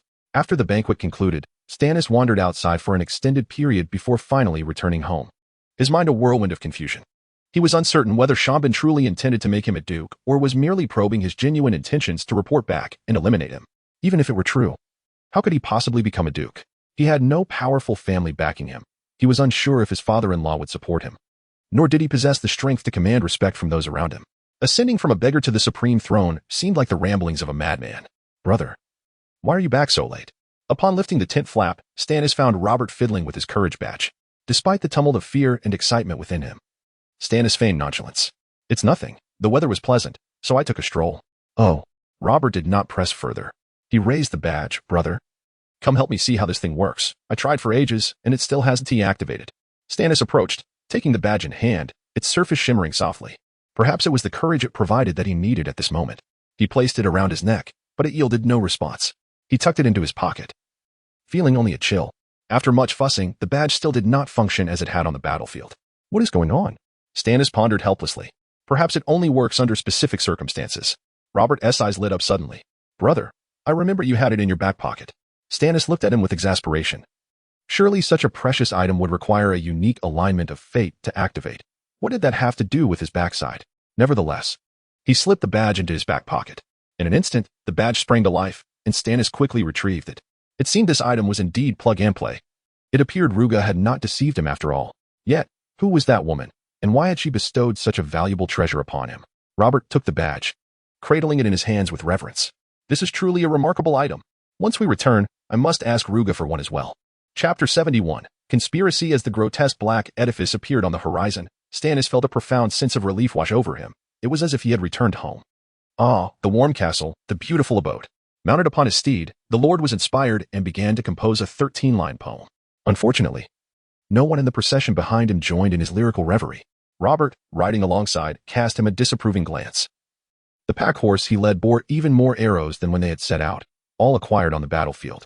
Stannis estimated that he would not need to purchase arrows from that unscrupulous merchant, Albert, for at least a year. At that moment, Bachelor Roman was already standing at the castle gate, eagerly awaiting their triumphant return. Your Grace, you have worked hard this time, he greeted as Stannis dismounted. I trust nothing of great consequence occurred in my absence? Roman shook his head, replying, No, the realm has remained as tranquil as the flowing waters of the Combi River. Ah, that brings me solace, Stannis said, then turned to instruct. Very well, Coach Can, you may return with your men. Everyone is free to dine at Cook's stall. This meal is on me. There will be no training for the next couple of days, rest well. The soldiers erupted in a brief cheer before dispersing like birds taking flight.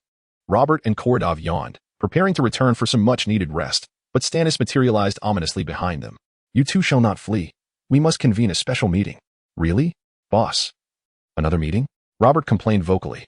When did you take a liking to such affairs? However, Stannis paid no heed and swiftly ushered his entire staff into a small room.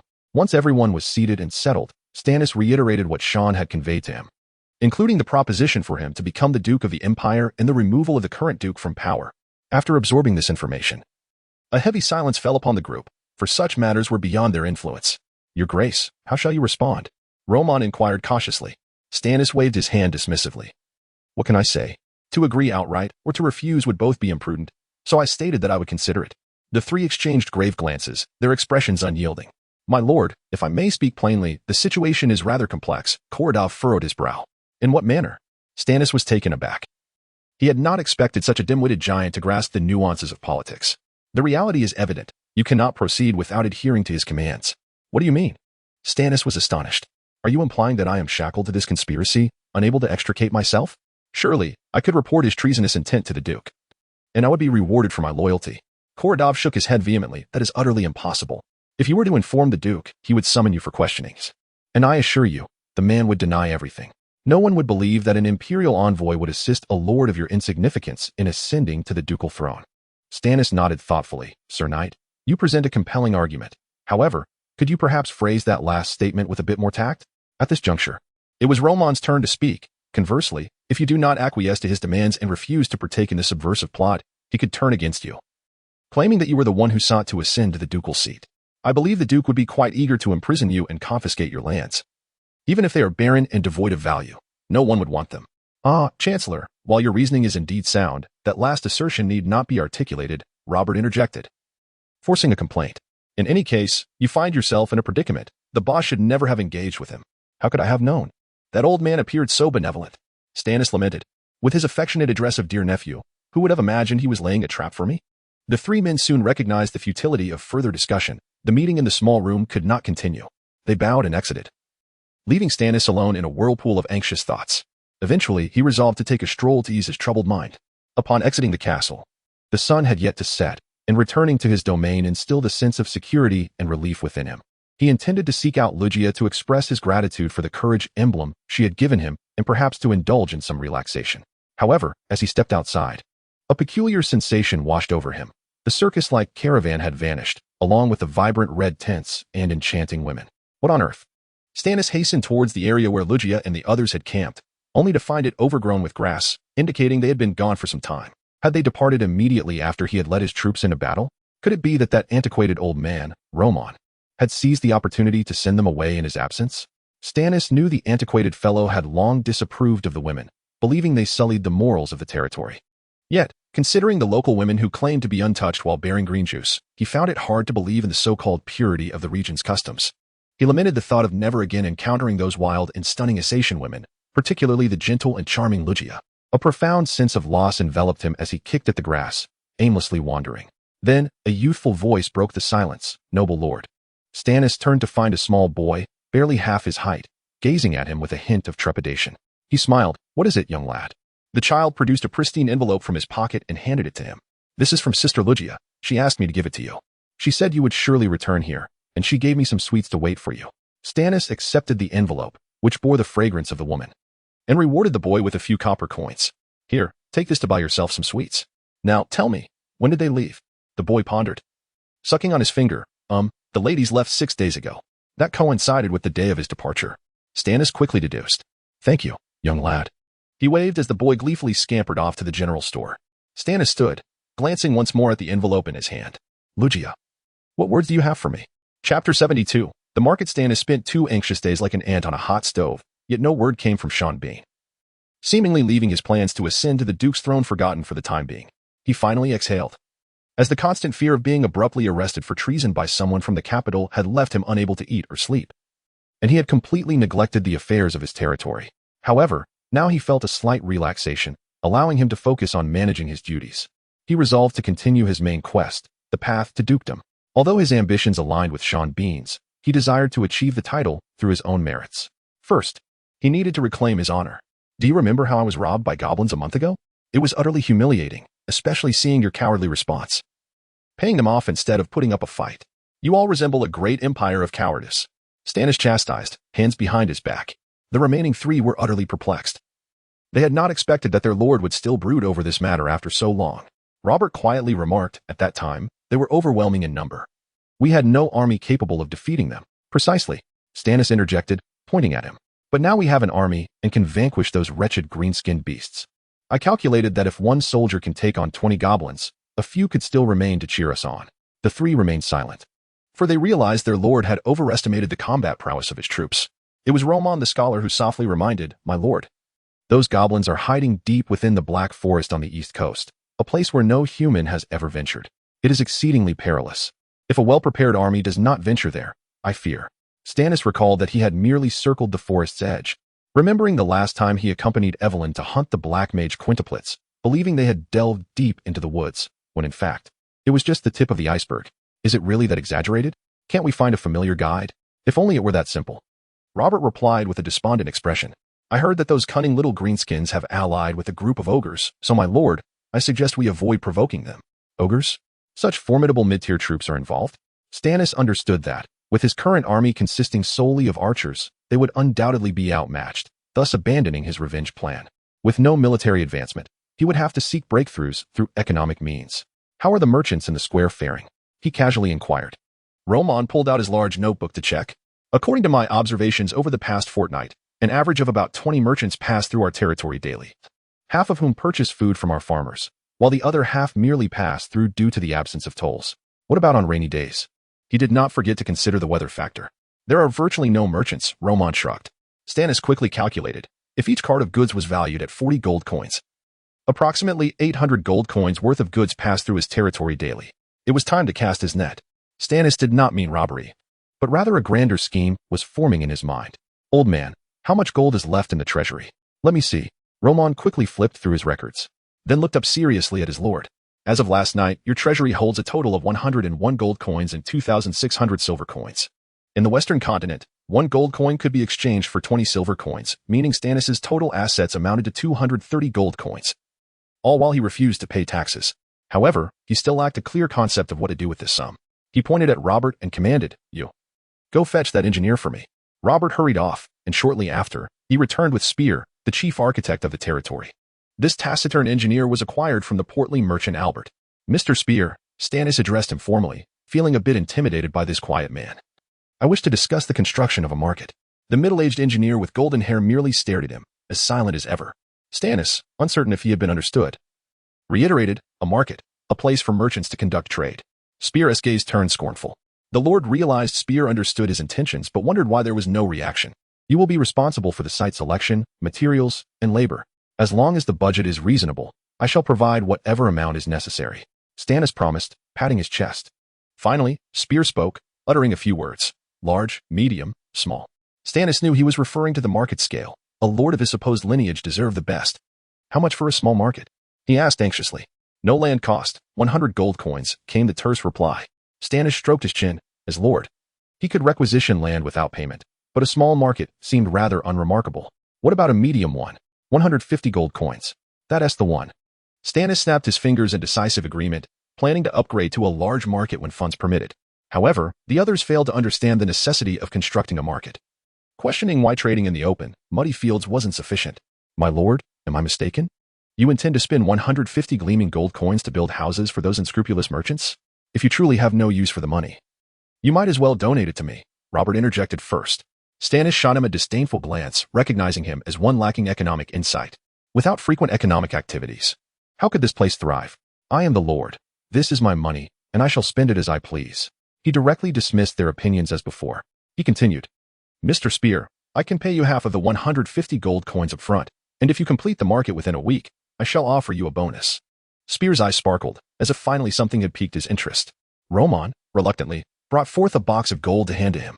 The engineer accepted it with a bow and prepared to leave. However, Stannis posed a question he had long wanted to ask. Mr. Spear, wait a moment. The engineer halted. Still silent. Why do you never speak in complete sentences? Is it to maintain an air of coolness? Does construction now require a certain demeanor? To Stannis' surprise, Spear blushed and, after some hesitation, finally said, I do not speak Alasia very well. Chapter 73. Archiving despite his desire to voice his grievances. Stannis exhibited remarkable restraint. He prepared to sway the old man using alternative methods, remarking, Your granddaughter's education in the academy must be quite costly. Wouldn't you agree? This statement struck a nerve with the elder. Stannis then declared, to celebrate the establishment of the first entertainment venue in our territory, I have decided to bestow a gold coin as a bonus upon each of you present, except for you, Rabo. You've been nothing but a nuisance all day, so your benefits are revoked. Upon hearing of the monetary reward, Scholar Roman quickly softened his stance, sincerely addressing the others. I believe our territory should have had a brothel, an entertainment venue long ago. Kanya and Spear were indifferent. Stannis even suspected that, should he meet a grim fate one day, they would not bat an eye. Consequently, the proposal for the construction of the entertainment venue was passed unanimously. What shall we name this tavern or entertainment venue? Kaladov inquired curiously. Stannis initially thought to name it Heavenly Realm, but deemed it too ostentatious and potentially attracting unwanted scrutiny, which felt ominous. After careful consideration, he spontaneously suggested Chen's entertainment venue. Naming it after himself could be seen as a modest way of honoring his lineage. What kind of pronunciation is that? Robert furrowed his brow, as it seemed that the people of the Western lands did not possess a word resembling Chen. A touch of exotic allure from the East, perhaps? Stannis had already prepared an explanation. The other shrugged, indicating no objections. It appeared there were no Easterners present to discern the accuracy of the pronunciation, assuming such a place existed in this world. Meanwhile, Stannis arranged his itinerary for the day. Additionally, I will be surveying my territory alone today. There's no need for your company. If there are no pressing matters, please refrain from bothering me. As the sun set, Stannis, having walked all day, comfortably sat by the riverbank. The tranquil Combi River flowed beside him. Though autumn had set in, the temperature remained pleasantly mild, prompting reflections on the beauty of life. Today marked the 1-month anniversary of his arrival in this world. In the morning, he had concocted an excuse to escape the persistent company of 3 individuals, finally granting himself the opportunity to gather his thoughts. The events of the past month had been overwhelming. First, he had inexplicably found himself inhabiting the body of a certain character, a last descendant of dragons, albeit in a rather dismal situation. Then came the allocation of 3 subordinates by the traversal system, each a mix of talents, but all inadequately skilled, leaving him in despair over his inability to govern effectively. Lastly, a cascade of troubles continued to besiege him: fiancé, rival, childhood friend, enemies, terrorists, an absurd ensemble, influential figures, and schemers, one after another, leaving him no respite. Despite pouring his heart and soul into the development of his territory, reforming its systems, economy, and military, he yearned for a life of ease, free from peril, where he could indulge in frivolities, akin to a disregarded prince's most inconsequential son, a figure synonymous with pleasure-seeking and folly. Yet, despite his tireless efforts, he merely scraped by, now entangled in a grand conspiracy to overthrow the Duke. Should such rebellion come to light, even 10 additional heads would not suffice to save him. As he pondered this, Stannis tugged at his hair in despair, his stomach churning with regret. All of this stemmed from that day when he was coerced into overtime by his supervisor. How he wished he had stood his ground. Even if it had led to his dismissal, he would not be living in constant trepidation. What should he do next? Stannis chewed on a twig, his makeshift toothbrush, deeply contemplating his future. Yet even with rigorous thought, his limited intellect yielded no more effective means of strengthening his position than quietly tending to the land, all while proceeding with utmost caution to avoid drawing attention from others. However, the most perplexing question remained. Who was Nissa? Since his return from the Sunset Pass, he had been vigilant, hoping to hear the name mentioned. Yet it seemed as if the one who bore it had been forgotten by the world. Stannis was certain that the elusive her Robert had alluded to, the woman whom Scholar Roman evaded, was the same individual who incited his father-in-law's ire. This woman held the key to unlocking his lost memories. But how could he have no recollection whatsoever? Boss. Robert's signature lascivious call echoed from afar. Stannis rolled his eyes, resigning himself to the fact that he could never rid himself of these burdens. He dusted himself off and stood up from the riverbank, spitting out the chewed wood and calling back at Robert. What are you shouting about? Mind your manners. Raybo scampered over, a smirk on his face. Boss. Why are you hiding here? The old man and the big guy have been looking for you. Indeed, these individuals seemed utterly incapable of achieving anything without him. What is the matter? Speak up. Stannis nodded at him. Robert chuckled. We've been busy building markets and that entertainment venue. Spear just mentioned we're short on labor. He needs 20 more workers to finish on schedule. Stannis grinned, thinking, is that all? Why not just gather 20 old men from the countryside? Stop bothering me with trifles. Robert replied anxiously, Boss, that's not feasible. Spear said it's heavy labor. Those old men won't manage. We need able-bodied young men, but it's harvest season. So where will we find that many? The Lord stroked his chin, recognizing the dilemma. Thus, we 3 have conferred and decided to borrow 20 soldiers from the barracks to assist, and they won't require payment. Stannis considered this a viable solution, after all. Training was similar to construction. Finally, you 3 are thinking clearly. Go to the barracks and inform Coach Ken that tomorrow's training is cancelled. Those lads will work on the site. Also, speak with Cook. There will be no business tomorrow. Prepare a hearty meal for these men, and ensure the ingredients are of good quality. No more dark culinary experiments to mislead anyone. Though the idea originated from his staff, the specific steps were ultimately left to him to determine. Chapter 74. The tyranny of taxation. With the arrival of fresh reinforcements, the pace of construction saw a remarkable acceleration, transforming what was initially a 10-day project into a mere 4-day accomplishment. New markets and inns emerged within the territory, and Stannis felt his fighting spirit surge, bringing him a step closer to reclaiming his title as Duke. On the day following the completion of the two buildings, Stannis attended the inauguration ceremony, where, in the presence of his three aides, he ceremoniously pulled the red ribbon and personally cut the ribbon, indulging in the moment. Meanwhile, Robert seemed to have uncovered a lucrative opportunity.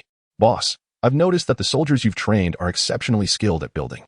Shouldn't we form a construction team? There are plenty of lords around looking to undertake large projects and are short on manpower. We could take this crew and earn some coin." However, Stannis promptly dismissed the idea without a second thought. He recalled the sage advice imparted to him by an elder: the military must never engage in commerce. With the market established, merchants quickly settled in, as Stannis had promised them 3 months of rent-free occupancy. Yet, finding suitable entertainers for the taverns proved more challenging. Reluctantly, Stannis resolved to initiate a talent acquisition program to source skilled performers from elsewhere. "Where can we find a large number of entertainers nearby?" he inquired. Robert was quick to respond. "I know. The main city of House Horse, White Stallion City, is teeming with beautiful ladies ready to entertain. If you're willing to pay, you can surely recruit a few." "Well said," Stannis acknowledged with a nod of approval. "Then I entrust this important task to you. Make sure to select wisely." "Boss, you truly want me to take on the responsibility of choosing these lovely ladies?" Robert exclaimed, visibly ecstatic, and eager anticipation evident in his demeanor. "Of course. When have I ever failed to assign you the most appealing tasks?" Stannis quipped, recalling how Robert had previously withheld his own merits during their exploits. Stannis waved his hand dismissively. "Enough of that. I am your superior. It is only natural for me to put you in such positions. Here," he said, producing a small pouch of gold coins and tossing it to Robert. "Make sure to save some for the return trip. If you fail to convince at least 3 entertainers to return with you, I do not wish to see you again." "Yes, boss. I will not disappoint you," Robert cheerfully exclaimed as he hurried off. Once Robert departed, Stannis felt a sense of melancholy wash over him. Despite the incessant chatter and occasional annoyance that Robert brought, his absence left an uncomfortable void. He sat in his count's seat, sighing as he lamented the loss of the only source of levity, leaving him surrounded by a group of somber faces devoid of humor. "Roman, tell us a joke," Stannis called out to Roman, who was passing by with an armful of parchment scrolls. The elderly scholar opened his mouth, but remained speechless, lost in thought. "Not a silent performance, please," Stannis urged, frustrated. As he pondered Robert's progress in finding suitable companions, Stannis was suddenly interrupted by the hurried entrance of Korodov, whose demeanor was markedly different from his usual composed self. "What is it? Did Robert return with a horde of dinosaurs?" Stannis jested, seeking to lighten the mood. "My lord, at this moment, you still find it amusing to jest?" Korodov replied, evidently displeased. "There's no need for such anger, my valiant knight. Speak slowly. If the sky falls, I shall bear the burden." Stannis reassured him, though Korodov remained unconvinced. Korodov reported, "My lord, we've just received intelligence that an army is advancing towards us." Stannis nearly stumbled from his seat in shock. "How is it possible that I am quietly minding my own affairs at home, and yet an army approaches? What is happening?" he exclaimed, bewildered, struggling to recall any recent transgressions against powerful figures. "The latest information is unclear. We only know that it is an army from the Empire." "The Empire? The Erathian Empire?" Stannis questioned, perplexed as to how he had entangled himself with the Empire once more. He summoned Roman. "Do we have any grievances with the Empire?" Roman stroked his white beard thoughtfully. "None that I am aware of. It has been ages since their representatives last graced our lands." "Then what madness is this?" Stannis fumed, returning to his seat in frustration. Suddenly, Roman's expression brightened as if a thought had struck him. "Could it be that our failure to pay taxes last time has angered them, and they are now coming to exact retribution?" Korodov nodded in agreement. "Indeed. The Empire is relentless when it comes to matters of taxation." Yet Stannis remained unconvinced. He had meticulously outlined the taxes owed and highlighted numerous discrepancies, leaving the tax collector momentarily speechless, but they had not agreed to a refund. Surely, they would not resort to sending an army to collect taxes outright. It seemed excessively tyrannical. "How many troops have arrived?" the lord inquired anxiously. "Approximately 20, Korodov replied. Stannis almost laughed aloud. This is clearly a standard show of force for a public feast under the guise of taxation. A little incentive will likely suffice to send them on their way. What is there to fear? Just have you all line up to greet them. My lord, will you not go to welcome the imperial officer?" Roman asked, his face betraying concern, aware of the dire consequences of offending the Empire's garrison. Stannis waved his hand dismissively. "I shall not attend. Simply ensure that they are well fed and well treated, but as for taxes, not a single coin shall be handed over. There are far too many matters to attend to in life. I have no time to squander on such trivialities. Right now, I would rather daydream than meet any imperial army." Korodov and Roman exchanged glances, understanding that Stannis had made up his mind, and they could no longer argue. They quietly exited, leaving the lord to once again spiral into his own thoughts. Chapter 75. the dark room uncertain of how much time had elapsed. A cacophony of noise erupted from outside the door, growing increasingly tumultuous, disrupting the contemplative solitude of the castle's inhabitants. Who dares to intrude upon my reflections on life? Stannis was on the verge of reprimanding the disturbance when the castle door was forcefully kicked open. Before he could utter a sound of protest, a battalion of fully armed soldiers stormed in without reservation. The leader, appearing to be the commander of this formidable group, cradled his helmet, revealing a partially bald head. Adorned in armor draped with a cloak emblazoned with a double-headed eagle, the expression on this half-bald commander's face was one of fury. How dare the lord of this domain refuse an audience with the Imperial army? His voice echoed through the hall, laced with indignation. Stannis immediately sensed the gravity of the situation. He considered hastily delegating responsibility to an underling, but realized he was seated upon the lordly throne. The commander had discerned this truth as well and strode towards him, hand firmly gripping the sword at his side, his soldiers trailing closely behind. The lord, paralyzed with fear, found himself unable to flee. The group halted merely 2 meters away from him. "You are Stannis?" the commander demanded with an authoritative tone. Yes," Stannis stammered, utterly unnerved. At that moment, scholars Roman and Koradov rushed in but refrained from interrupting the Imperial officer's interrogation. They had valiantly attempted to prevent the intruders from breaching the castle. But it was evident that these men were not benign. Nevertheless, the Imperial army had always exhibited such behavior towards minor lords. The officer adjusted his helmet and declared, "I am Lieutenant Vlad of the 3rd Battalion of the Imperial Eastern Forces stationed here. Major Shalachi has dispatched me to ascertain why you have neglected your tax obligations." "What?" Stannis exclaimed, incredulous that a mere lieutenant would presume to act so brazenly while he was a hereditary earl. Realizing the absurdity of the situation, he was about to unleash his frustration when he noticed Scholar Roman gesturing for him to remain calm, signaling him to avoid provoking the situation further. "Is there a problem?" Stannis forced a smile, attempting to maintain composure. "Why have you, as the Lord of the Empire, failed to fulfill your tax obligations?" Vlad's voice reverberated throughout the hall. Under the weight of the commander's commanding presence, Stannis' voice barely rose above a whisper. "I believed I had settled this matter with your tax officials. According to the promulgated codes, it turns out you have overcharged me and should refund the excess." "Silence!" The lieutenant rudely interrupted him. "Is the Imperial army so tyrannical?" Stannis gathered his courage and retorted, "You cannot be so unreasonable. Who is your superior?" "I wish to lodge a complaint against this Major Shalachi." Lieutenant Vlad, evidently unimpressed by Stannis' defiance, placed his hand upon the hilt of his sword and shouted even louder. "Very well, you wish to see our superior? I had intended to do just that, for I have received orders from the Major to escort you back for questioning." Stannis was taken aback. He had merely uttered those words in jest, not anticipating the lieutenant's unwavering resolve.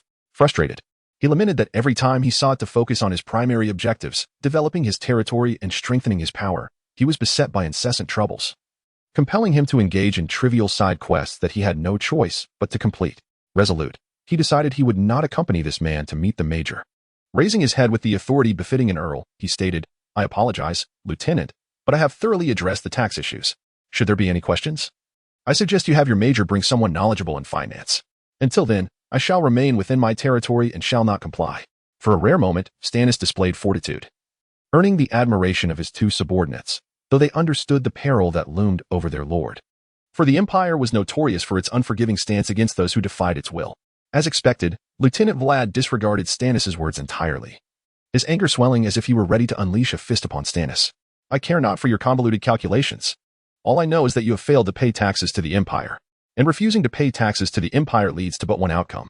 With that, he and his soldiers drew their swords simultaneously, the glint of their blades converging ominously before the Lord.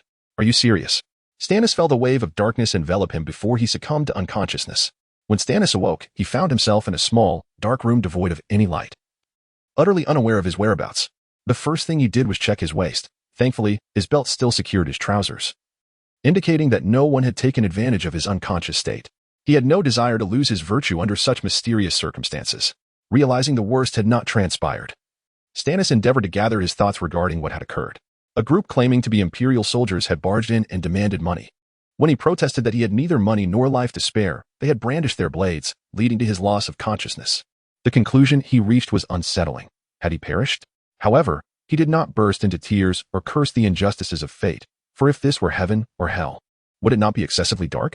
He strove to maintain inner tranquility when he heard voices from the adjacent area, suggesting even the underworld necessitated communication. Rising slowly, Stannis approached the edge of the small room, discovering it was quite cramped. Merely standing caused his head to collide with the ceiling, which, though painful, confirmed that the chamber was constructed of wood. Heaven and hell would not utilize such mundane materials for their abodes, implying that he had not died and was still among the living. A wave of relief washed over him, yet the rustling noises from next door stirred his unease. As if someone were murmuring incessantly. Tentatively, he called out, "Is anyone there?" The rustling intensified, suggesting urgency in the other's speech. Stannis pressed his ear against the wall, straining to discern the words being spoken. "Is this another newcomer?" An elderly voice echoed, repeating the question. "Yes. Have you also been imprisoned for tax evasion?" Stannis inquired softly. After a prolonged silence, the elderly voice seemed to reminisce, then sighed heavily. "Indeed, I was captured 30 years ago, merely for owing a month's worth of taxes." What the hell? The time traveler felt his legs weaken beneath him. He had not anticipated such dire consequences for mere tax delinquency. Merely a month of overdue taxes had led to a fate of imprisonment. Surely, the laws of the Empire were utterly absurd. Chapter 76 The Consequences of Provoking the Empire. Did no one from your family come to redeem you? Stannis clung to a glimmer of hope, believing that regardless of the tax debts, once settled, he would surely be released. But how naive? The elderly man next door sighed deeply, his lament resonating with sorrow, evoking tears from those who heard it. According to the laws of the Empire, any overdue tax would double after a month, escalating thereafter. Because my son delayed his payment by 2 months, our tax had swelled to a staggering amount, and in my barren fief, even the standard taxes were a struggle to meet. There was no surplus to secure my release. Thus, years passed, my title was passed to my son, and then to my grandson, while I remained confined here. Upon hearing the old man's tale, Stannis found himself choked with emotion. Ever since he had chased away the tax collector, he had been 1 month overdue, which meant his obligation of 300 gold coins had ballooned to 600. To his knowledge, the treasury was utterly depleted. There was no spare coin to effectuate his release. Would he be condemned to languish in the sunless cell for eternity? Stannis had thought his plight dire, yet it appeared he had not yet reached the depths of despair. "Do you have no other family members?" the old man inquired again. And no. Stannis's mind was a blank slate at that moment. Good. It is better to abandon any hope of their coming to rescue you. Relinquishing that hope will enable you to endure longer. Endure longer? Stannis thought bitterly. Rather than languishing in this dismal cell for a lifetime, he would prefer to end his own existence. Yet, he still held a flicker of hope for his 3 subordinates. Surely they would not so callously abandon him. Perhaps. Time slipped away, and eventually, the door of the small cell swung open, revealing a soldier. Stannis shielded his eyes from the sudden glare of sunlight, adjusting to the brightness, and recognized the lieutenant from the Imperial Army who had come to capture him not long ago. "Get up," Lieutenant Vladi commanded, urging Stannis to stand. With a gulp, Stannis's legs trembled. "Where to?" "On your way," came the distant voice of the old man, echoing through the walls. Tears threatened to spill from Stannis's eyes. He had never anticipated the severity of his tax-related fate. "Hurry, the commander wishes to see you." The lieutenant's impatience was palpable as he frowned. Reluctantly, Stannis shuffled forward, stooping as he exited the small, dark room, only to find himself within a vast military encampment. Hundreds of white tents were meticulously arranged in the courtyard, and patrols moved in formation, suggesting a garrison of at least 1,000 soldiers. Unlike the ragtag assortment of banners and troops he had witnessed at the Sunset Pass, this army exuded the aura of a disciplined force. With the 2-headed eagle banner fluttering proudly, and soldiers clad in uniform armor, wielding finely crafted swords and spears. As Stannis descended the stairs, he glanced back at the place of his confinement, recognizing it as a row of wooden sentry boxes, each cubicle resembling a pigeon coop or a sauna chamber. Soon, he was escorted to the largest structure within the camp, a fortified villa. They ascended to the 3rd floor and halted before the central hall. Lieutenant Vladi knocked twice before entering, leaving Stannis to follow. Upon entering, he found himself in a tastefully decorated room, exquisitely arranged, albeit with a hint of a perfumed essence. However, the spacious room was devoid of any company. Surely, they would not execute him here? "Excuse me," Stannis began to inquire, but the lieutenant shot him a fierce glare, prompting him to immediately silence himself.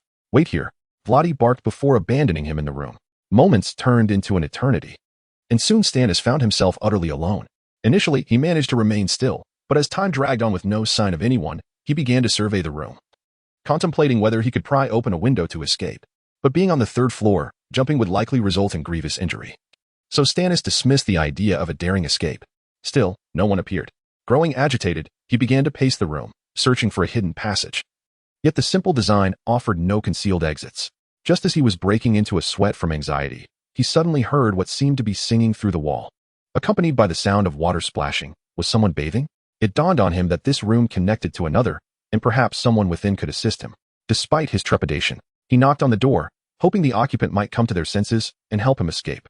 Before he could utter a word, the voice of a woman emerged from within. Who is it? Chapter 79 follows Chapter 82.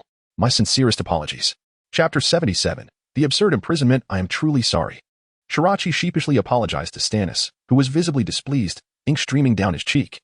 He recalled that this commander had previously sought materials pertaining to his tax issues, only for a full ink bottle to be hurled in his direction, leaving his face utterly smeared. At times, he genuinely believed the other party acted with intent. Otherwise, how could such a woman serve in the Imperial Army, let alone rise to the rank of commander? Shirachi picked up a towel, intending to assist him, but Stannis firmly declined, stating, "No need. I shall manage this myself." After a brief pause, the woman located the record detailing Stannis's alleged infractions and began to read it swiftly. "Sir Justin, could you elucidate why you refused to pay taxes last month?" She cleared her throat, attempting to imbue her voice with a tone of seriousness. Yet, the image she held of herself was irretrievable. Stannis, with a hint of mockery, replied, "Did I not clarify before that, in the presence of Tax Officer Loke, according to the Imperial Code, I am not only exempt from paying those 400 gold coins, but you must also refund me the previous amounts you collected?" Shirachi appeared utterly perplexed. She had never encountered a situation involving tax refunds.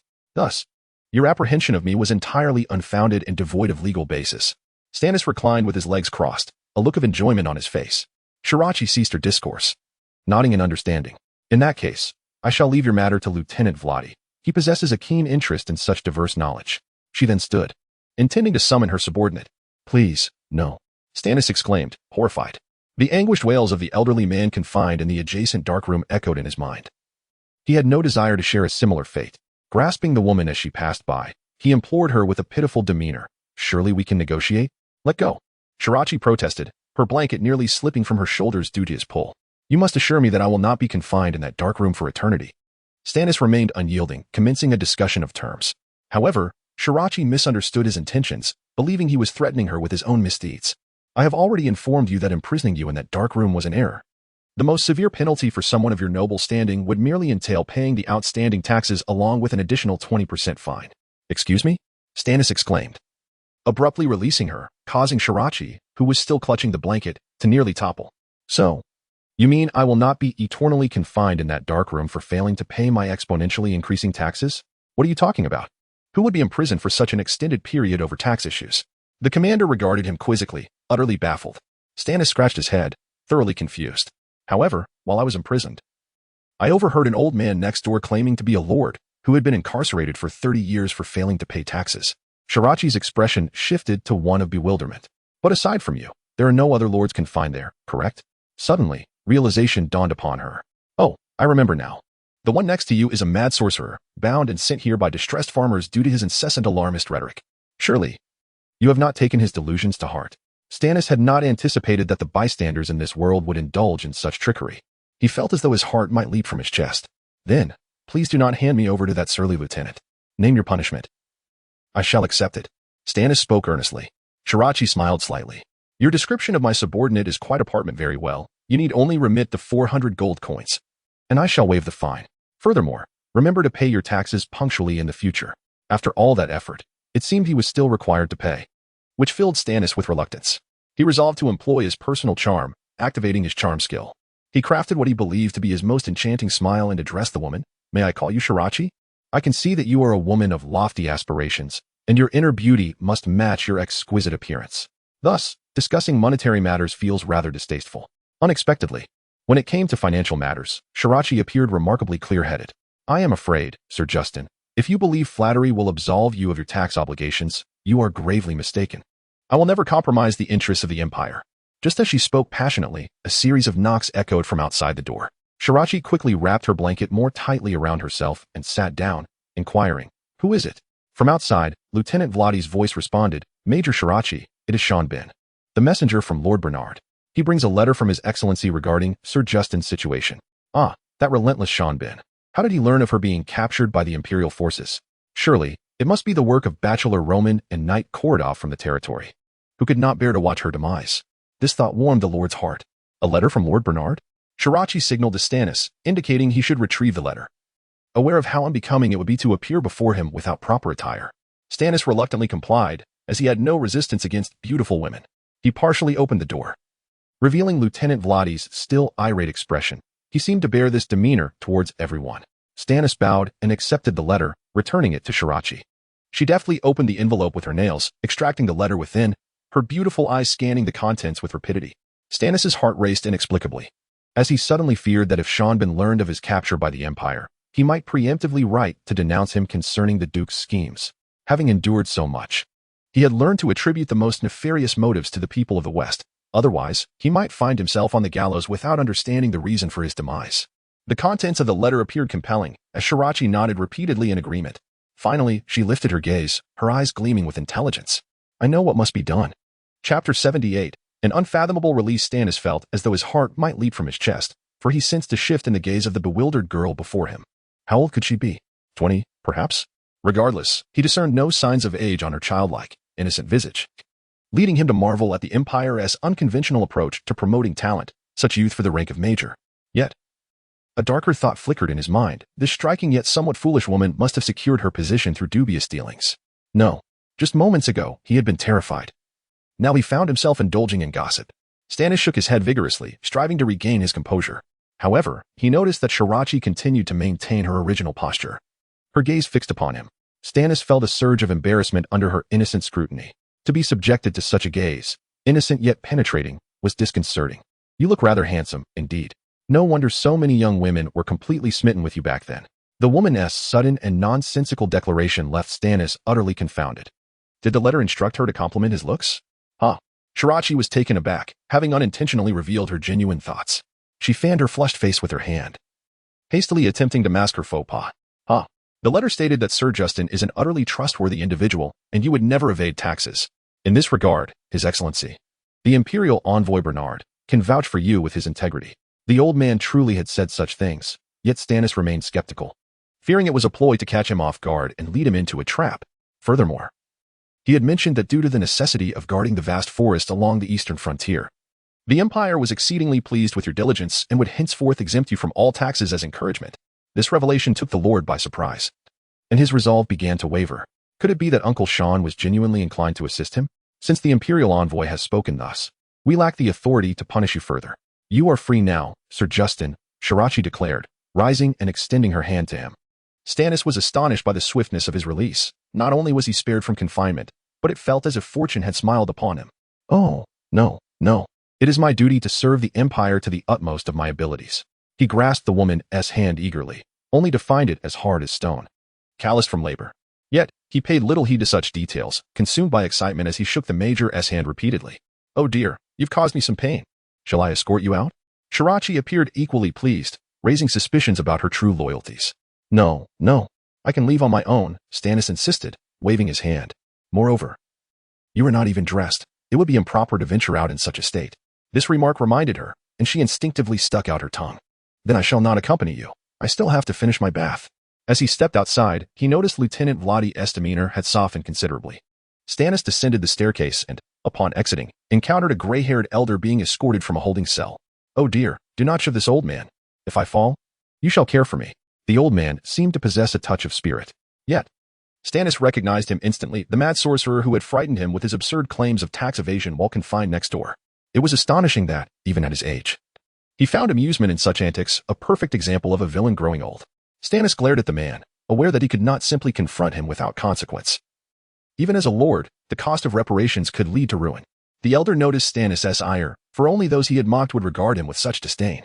He appeared quite pleased, waving his arms and laughing uproariously, revealing a toothless grin. It seems you have settled all your dues. Wishing you a long life, my lord. Ha. The mad sorcerer gestured with a thumb adorned by a black metal ring, etched with a flame-like design. Stannis felt a sense of déjà vu regarding the ring's style, but could not recall where he had seen it before. The guards escorting the sorcerer roughly shoved him onward, leaving Stannis alone to simmer in his frustration. Once he had calmed, he considered how to return. Allow me to gift you a horse, a familiar voice called from behind. He turned to find Shirachi's sunny smile illuminating his thoughts. She appeared to be dressed now. That is quite unnecessary, he replied, feigning politeness. We too bear some responsibility in this matter. It was unwarranted to have seized you without cause and confined you for so long. Thus, it is only fitting that I accompany you with a horse. Given her insistence, Stannis found it difficult to decline. In truth, he preferred that she escort him home, for he was unfamiliar with the route. Shall I send someone to guide you back? Though you should remember the way, it truly poses a challenge. Shirachi's brow furrowed in confusion. No, I can ride back alone. Stannis quickly refused, For a lord who could not navigate his own lands would surely expose his identity as an interloper. Unaware of his thoughts, Shirachi replied, "Oh, then I shan't accompany you. Just go to the stables and inform the guards that I sent you for a horse. They will know what to do. By the way, were you not about to take a bath? Why are you dressed now?" Stannis asked, curiosity piqued. The woman waved her hand dismissively. Alas, Lieutenant Vladi just reported that around 10 sheep have vanished again. Every year at this time, a multitude of livestock inexplicably disappears, yet the culprit remains elusive. It is truly vexing. It was a challenge to have such a confused woman act as a detective, Stannis thought, but he merely said, "I shall not disturb you further. Do attend to your matters." "Oh, take care on your journey," she replied, turning back toward the hall. What an intriguing girl. He wondered if he might have the chance to see her again. With that thought lingering, Stannis made his way to the stables. Chapter 79. The tomb. Even someone like Stannis, who possessed no understanding of horses, could discern the exceptional lineage of these heavy horses, which were incomparable to the clumsy beasts he had in his domain. Upon explaining his purpose to the plump stableman, the man eagerly rushed into the stable to select a fine steed for him. However, it would be some time before the horse was ready, and as Stannis meandered in boredom, he inadvertently overheard two soldiers engaged in idle chatter. It seems a significant incident transpired in the capital a few days ago. The first soldier proclaimed, "I was unaware. What occurred?" The other inquired with curiosity. "An attack, of course. A sorceress suddenly unleashed her magic before the Weeping Cathedral, slaying several members of the royal guard. Even the Duke narrowly escaped death." How outrageous. Indeed, and it is said that the assailant was a woman, though she managed to disguise herself and flee. Stannis grimaced. It appeared that this world was perilous, even within the capital, and he resolved to conduct a safety assessment before venturing out in the future. "Your horse is ready, my lord," the stableman announced, leading forth a splendid chestnut steed with a lustrous coat. Stannis expressed his gratitude, mounted the horse, and set off eastward, toward his territory and home. After riding for 2 hours, Stannis began to feel as though he had lost his way. Having circled for what seemed an eternity, he found himself back where he had started, utterly adrift in the vast, shadowy forest. Returning to his domain of Zavini from the Alasia military camp required traversing the expansive black forest. And for Stannis, who was woefully directionally challenged in both reality and fantasy, he was as blind as a bat. "Where am I?" he pondered, the ancient, towering trees around him swaying with decaying branches as if they were alive, silently watching the intruder. If only a merchant caravan would pass by and take me along. Stannis paused at the entrance of the black forest, hoping to encounter a traveler, but after waiting for an extended period without a soul in sight, anxiety began to creep and as ominous clouds gathered overhead, threatening rain. He resolved to wait no longer. After all, Private Vladi had assured him that as long as he continued eastward, he would return to his lands. As long as there was a path, he would surely find his way out of the forest. He nudged the belly of his steed with his heels, and the chestnut horse ambled reluctantly into the dark thicket. Approximately an hour later, Stannis, leaning on a makeshift cane, navigated through the clover. His leg ached painfully, a result of his recent fall from the horse. Suddenly, a deafening crash resonated from above, akin to thunder splitting the sky. The horse below him became frantic, sensing danger, rearing up and throwing him off before galloping away in terror. The unexpectedness of the event left Stannis no time to react, and he crashed to the ground, feeling as though his posterior might split apart. He assessed his condition. Although his ankle throbbed painfully, he was relieved that nothing was broken. Damn it, just my luck. Stannis could not suppress his curse. What had driven the horse to such madness? Surely, a mere clap of thunder shouldn't incite such fear. Now, he had no choice but to rely on his swollen foot to walk. However, after a long while, he saw no signs of a way out of the forest, and trepidation began to take root in his heart. Was he destined to wander endlessly in this wilderness, eventually becoming just another forgotten pile of bones? Such a death felt unbearably lonely. Suddenly, amidst his mounting anxiety, he sensed an unusual presence within the vast expanse of trees, as if something were beckoning him to move forward. There was a mysterious aura resonating with his very soul. Despite knowing that curiosity often leads to dire consequences in such situations, Stannis found himself compelled to advance, as if his limbs had taken on a will of their own. At last, he arrived before the source of his compulsion, a towering mound. This massive earth formation stood in stark contrast to its surroundings, rising from the grassy ground and exposing its yellowed soil, devoid of any greenery, resembling a grotesque caterpillar. Not only plants, but insects, birds, and animals seemed to shy away from its vicinity, as if life itself instinctively feared this hill. Stannis circled it twice, contemplating that it resembled not merely a hill, but rather a tomb, concealing a secret best left undiscovered. The tomb possessed a minuscule entrance, barely wide enough for a single person to pass through.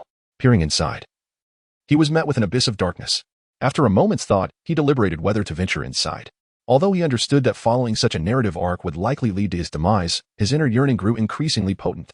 Just as he found himself ensnared in this internal conflict, a tremendous rumble erupted from deep within the earth, shaking the ground violently, as if an earthquake had struck. Stannis lost his footing and tumbled into the entrance.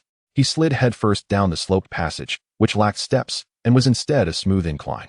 All the while, he had no handhold, maintaining a position akin to a dog digging in the dirt until he reached the tomb's bottom, spitting out the mouthful of mud he had accumulated. Stannis quickly regained his footing and scanned his surroundings. An oppressive darkness enveloped him, leaving him feeling as though he were trapped in an unforgiving underworld. Cautiously, he stepped forward, only to be assaulted by a pungent metallic scent that permeated the air, nearly inducing him to retch. At the very least, he could confirm that the tomb contained two elements, darkness and blood. The combination of the two did not bode well, with escape seemingly out of reach.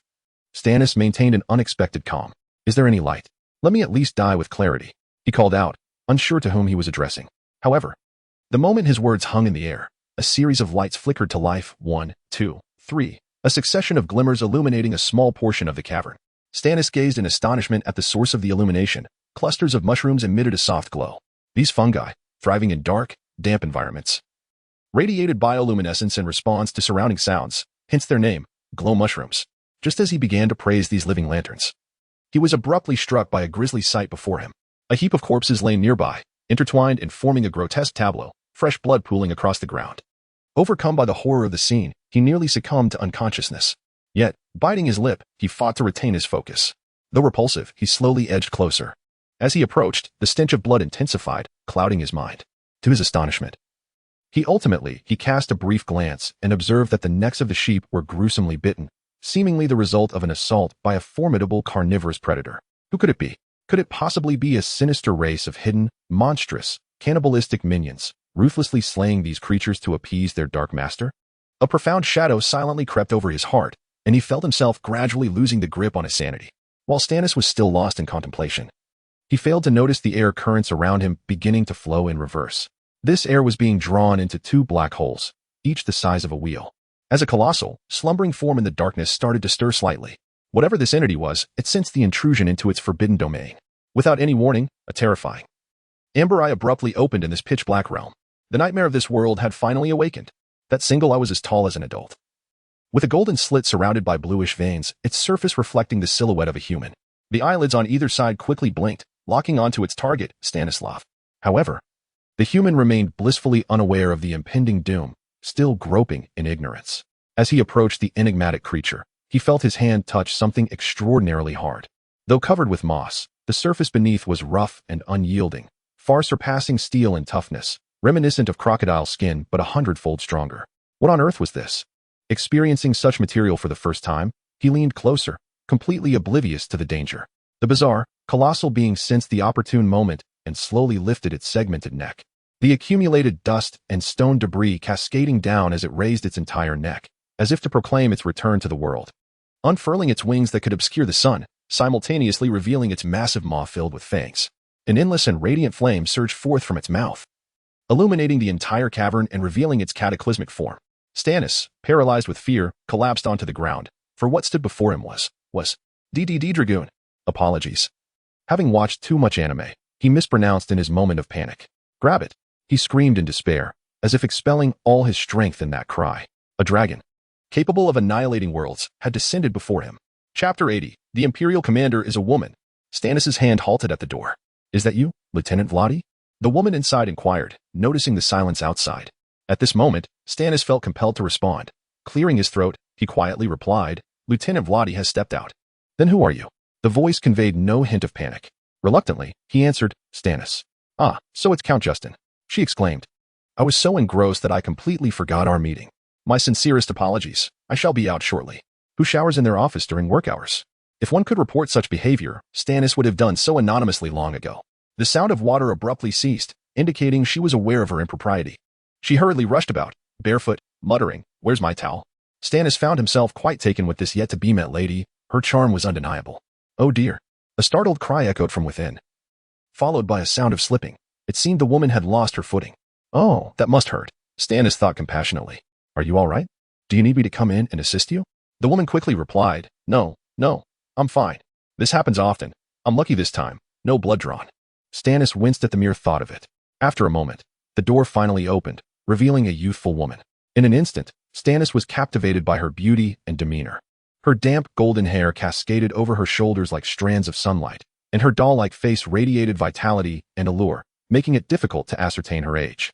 However, what astonished Stannis even more was her attire. Though she was clad in armor, there was something amiss beneath. Imagine as you will. Did she forget something of great importance? Stannis pondered. The woman, undeterred, gestured to the chair before her desk. Please, take a seat, Count Justin. I am Major Shellac, the commander of this camp. I sincerely apologize for startling you. No offense taken, Stannis replied, waving his hand.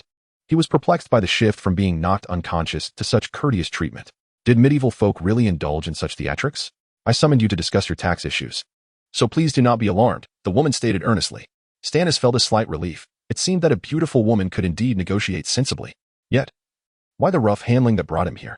Hearing his grievance, Shellac playfully stuck out her tongue and whispered, I truly apologize. Lieutenant Vladi has always been rather brutish. I've admonished him countless times, but he refuses to change. He didn't inconvenience you in any other way, did he? He locked me in that row of small dark rooms, nearly suffocating me. Stannis could not help but complain. That's the solitary confinement for serious offenders. In summer, staying there for a day is enough to leave anyone utterly drained. One would confess to any crime, Shellac boasted. However, she suddenly realized something was amiss. Why would a lord be confined there? Wait. I never ordered Vladi to place you in confinement. I intended for you to be well taken care of. I specifically instructed to prepare a luxurious suite for you. What? A suite? That tiny room nearly had me gasping for breath. Wouldn't a standard room force me to curl up? No, there must be some mistake. Shellac bent over, rummaging through a pile of disordered documents on the desk. She exclaimed, pulling out a piece of paper triumphantly. Let me see. Oh, I see how my orders were misinterpreted. As she continued reading, her face flushed with embarrassment.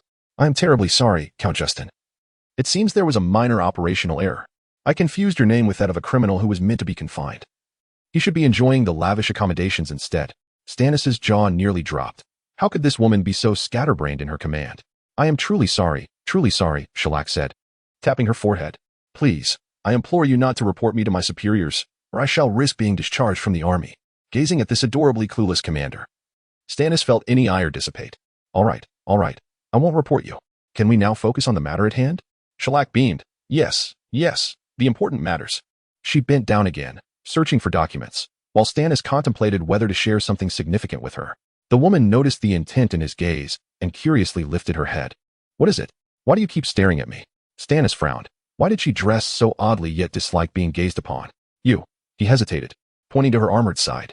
Shellac looked down in confusion, and upon realizing her attire, she gasped in horror, quickly draping a blanket over herself. Oh dear. I just finished drying off and slipped into my armor without a thought. How very improper. Were it not for the setting of the Supreme Commander's office, Stannis would have laughed uncontrollably. He had never encountered a woman so adorably absent-minded. Stifling laughter, he covered his mouth as he beheld her flushed cheeks. And the weight of his earlier concerns lifted. Seeing the Lord before her nearly in stitches, Shellac blushed and stuck her tongue out playfully. This is terribly rude of me. I was just so flustered. Please don't mock me. Stannis waved his hands dismissively. He found the situation too amusing to hold any resentment toward this endearingly Na'vi commander. Chapter 81. The world-destroying dragon. Stannis, paralyzed by fear, cowered on the ground. Trembling uncontrollably, his heart was on the brink of stopping. Before him loomed an entity of supreme existence, a genuine dragon, its fiery eyes nearly pressing against his face. Ah, a mere insect. How rare, it remarked unexpectedly, its voice ancient yet powerful enough to shake the earth. Stannis, in his terror, could not utter a single word. If the dragon claimed to be an insect, then it must be an insect. If it claimed to be excrement, he would have no choice but to accept that as well. Remarkably, he did not faint at first sight. It seemed he was a courageous insect. From the mist, a shadow materialized, revealing a colossal dragon that could devour the heavens and the earth, showcasing its unparalleled form. With a mere flap of its wings, a deafening sound reverberated, causing the luminescent mushrooms in the cavern to glow in fear, illuminating the vast space with a dazzling brilliance, transforming the cave into a dreamlike realm. Roar. It has been a century since I last set off these fireworks. They remain as beautiful as ever, do they not? The dragon's last remark was evidently directed at Stannis. The Lord, eager to appease, nodded vigorously and responded, You are absolutely right, mighty dragon. This is the most magnificent spectacle I have ever witnessed in my life. Under the glow of the luminous mushrooms, the dragon's immense body was fully revealed. Its scales were adorned with green moss, bearing the marks of time. and its outspread wings were riddled with holes left by subterranean waters. Yet, the most striking feature was its imposing physique, rendering human forms insignificant. Akin to mere ants before it, Stannis gaped in horror, unable to produce a sound.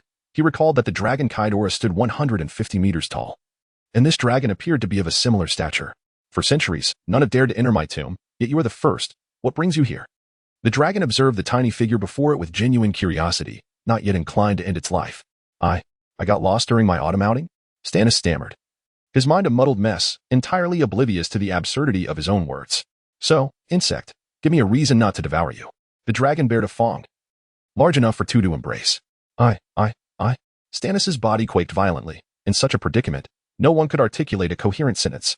The dragon snorted, its hot breath nearly sweeping Stannis away. I lack the patience to await your answer. It has been too long since I have savored human flesh. Today is fortunate. Gathering his courage, Stannis realized he must speak, lest he leave this world without a final word. Mighty dragon, you cannot truly wish to consume me.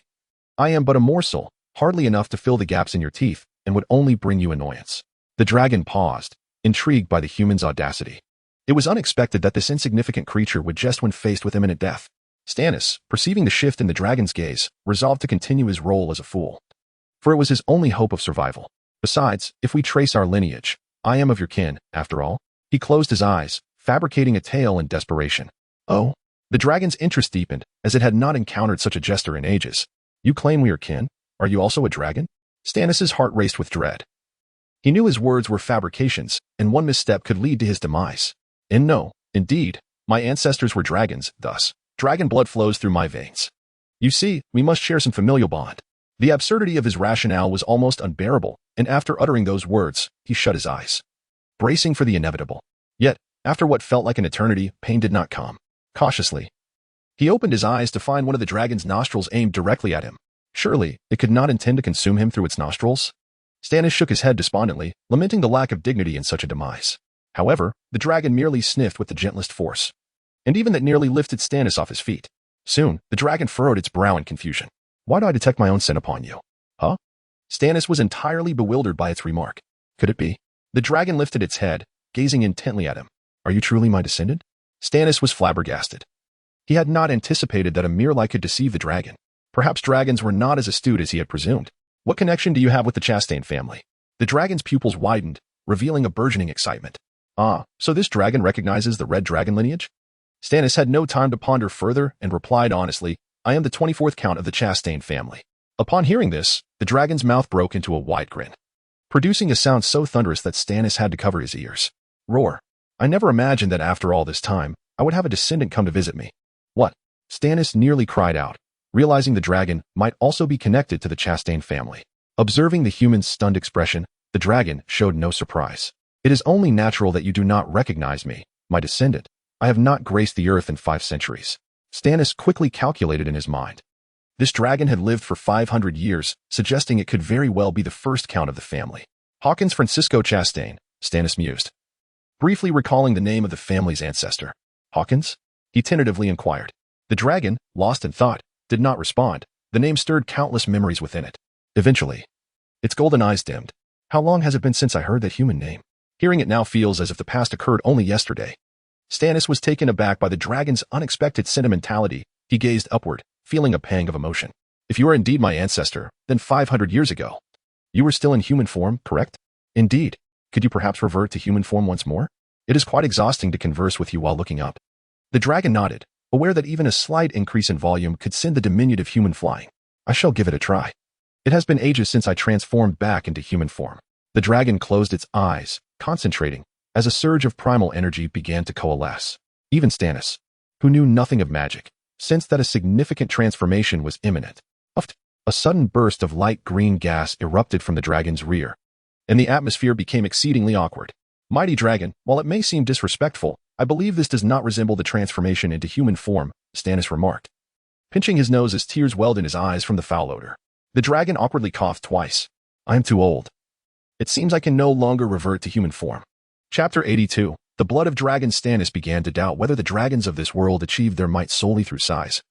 As the dragon before him was unable to transform into its humanoid form, the dragon let out a few awkward roars, attempting to justify its earlier predicament. It is quite normal for my innate magic to wane with the passage of time. Thus my inability to revert to human form is understandable.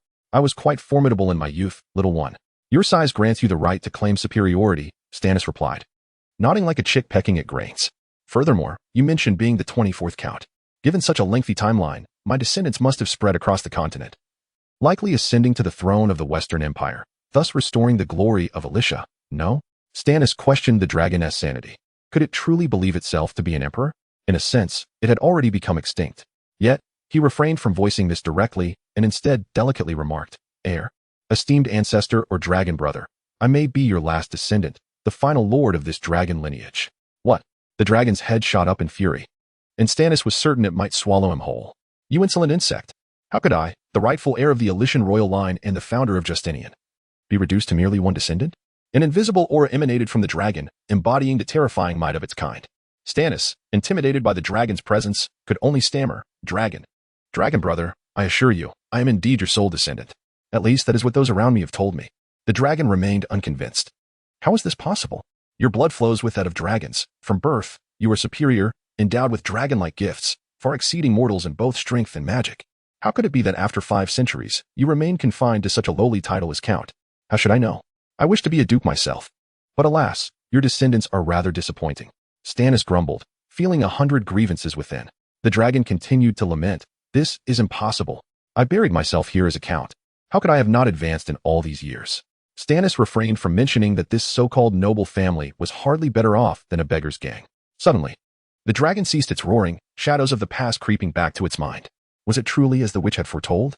That my progeny was cursed to pass on only one heir, ultimately leading to extinction? In truth, it had already ended. And he was inexplicably drawn into this role of Stannis. Wait, the dragon scrutinized Stannis with newfound suspicion. If her curse were true, my lineage should have ended with the 24th generation. This has always been my concern, yet you chapter 83, talent unlocked Stannis sensed a shift in his fortune. This harrowing journey, which could have cost him his life, had instead led him to a robust ally and a newfound kinship. Are you saying that I can transform into a dragon? He gazed skeptically at the colossal dragon before him, unable to believe that someone like him could ever embody such grandeur. Do you doubt my words? The dragon's expression darkened at the hint of skepticism. Stannis hastily waved his hands in protest. No, I would never dare to question you. It's just that I am not your genuine descendant, but rather an outsider plucked from my own world. To be honest, I have not fared well there. The dragon snorted dismissively. Your lack of confidence betrays your essence. However, fret not. As long as you possess dragon blood, you can become a dragon. This is the promise of the Dragon King to the bloodline of dragons. No matter how diluted your lineage, transformation remains possible. Oh, with such objective conditions in place. I merely need to activate my own potential, Stannis mused, feeling considerably more at ease. So, how can I transform into a magnificent dragon like you?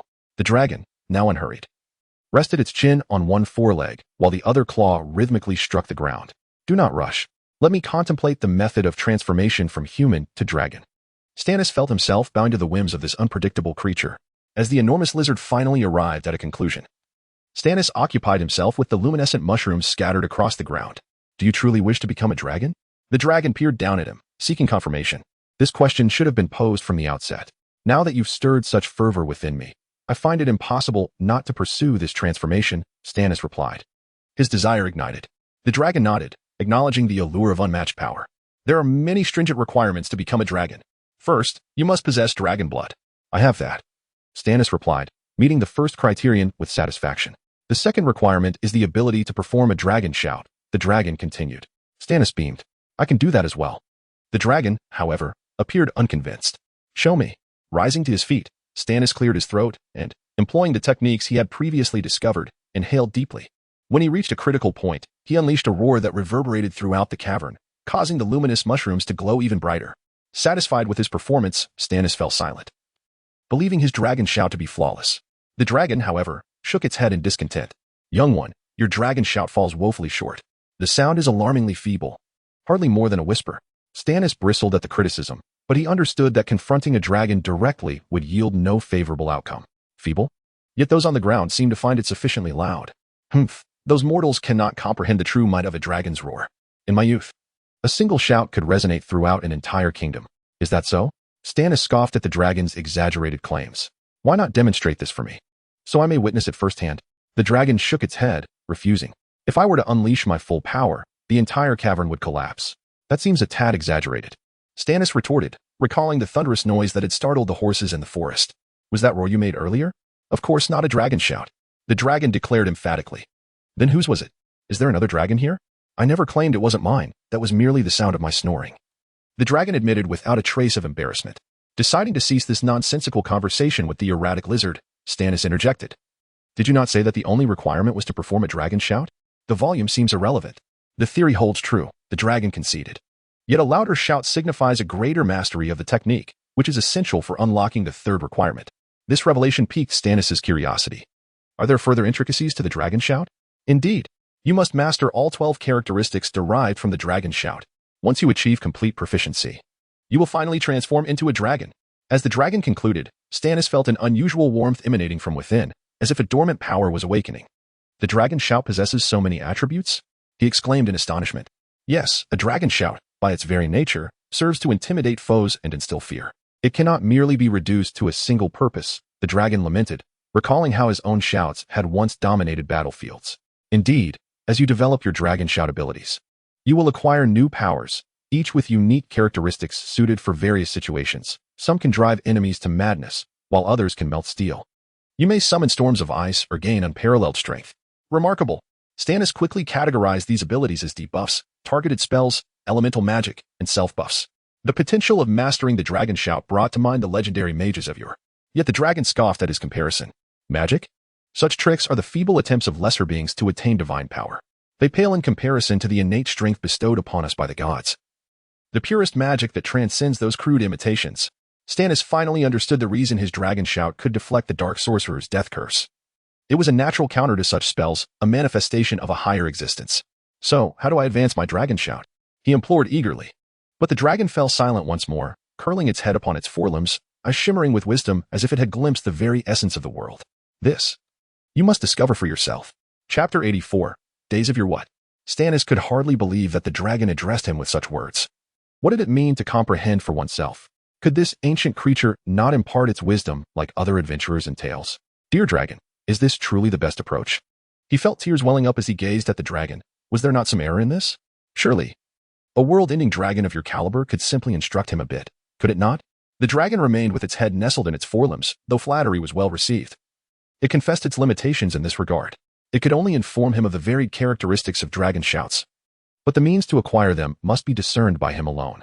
Frustrated, Stannis unleashed a torrent of curses, yet the dragon remained unfazed. However, considering the legacy of his lineage, the dragon offered a small piece of advice. Among all dragon shouts, the dread confusion category is the simplest to master. One only needs to project their voice loudly enough. Yet, to achieve such volume, it is not merely a matter of vocal strength, but also of one's inner self. Again with this vague notion of inner strength. Inner self, could it be referring to sufficient emotion? Stannis realized he would have to navigate this path on his own.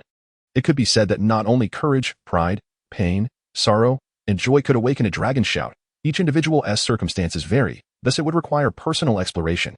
With that, the dragon ceased its engagement, evidently exhausted from the exchange. Stannis waved dismissively, understanding that his success lay in his own efforts. Yet, could such ethereal concepts as inner strength and emotion truly be of assistance?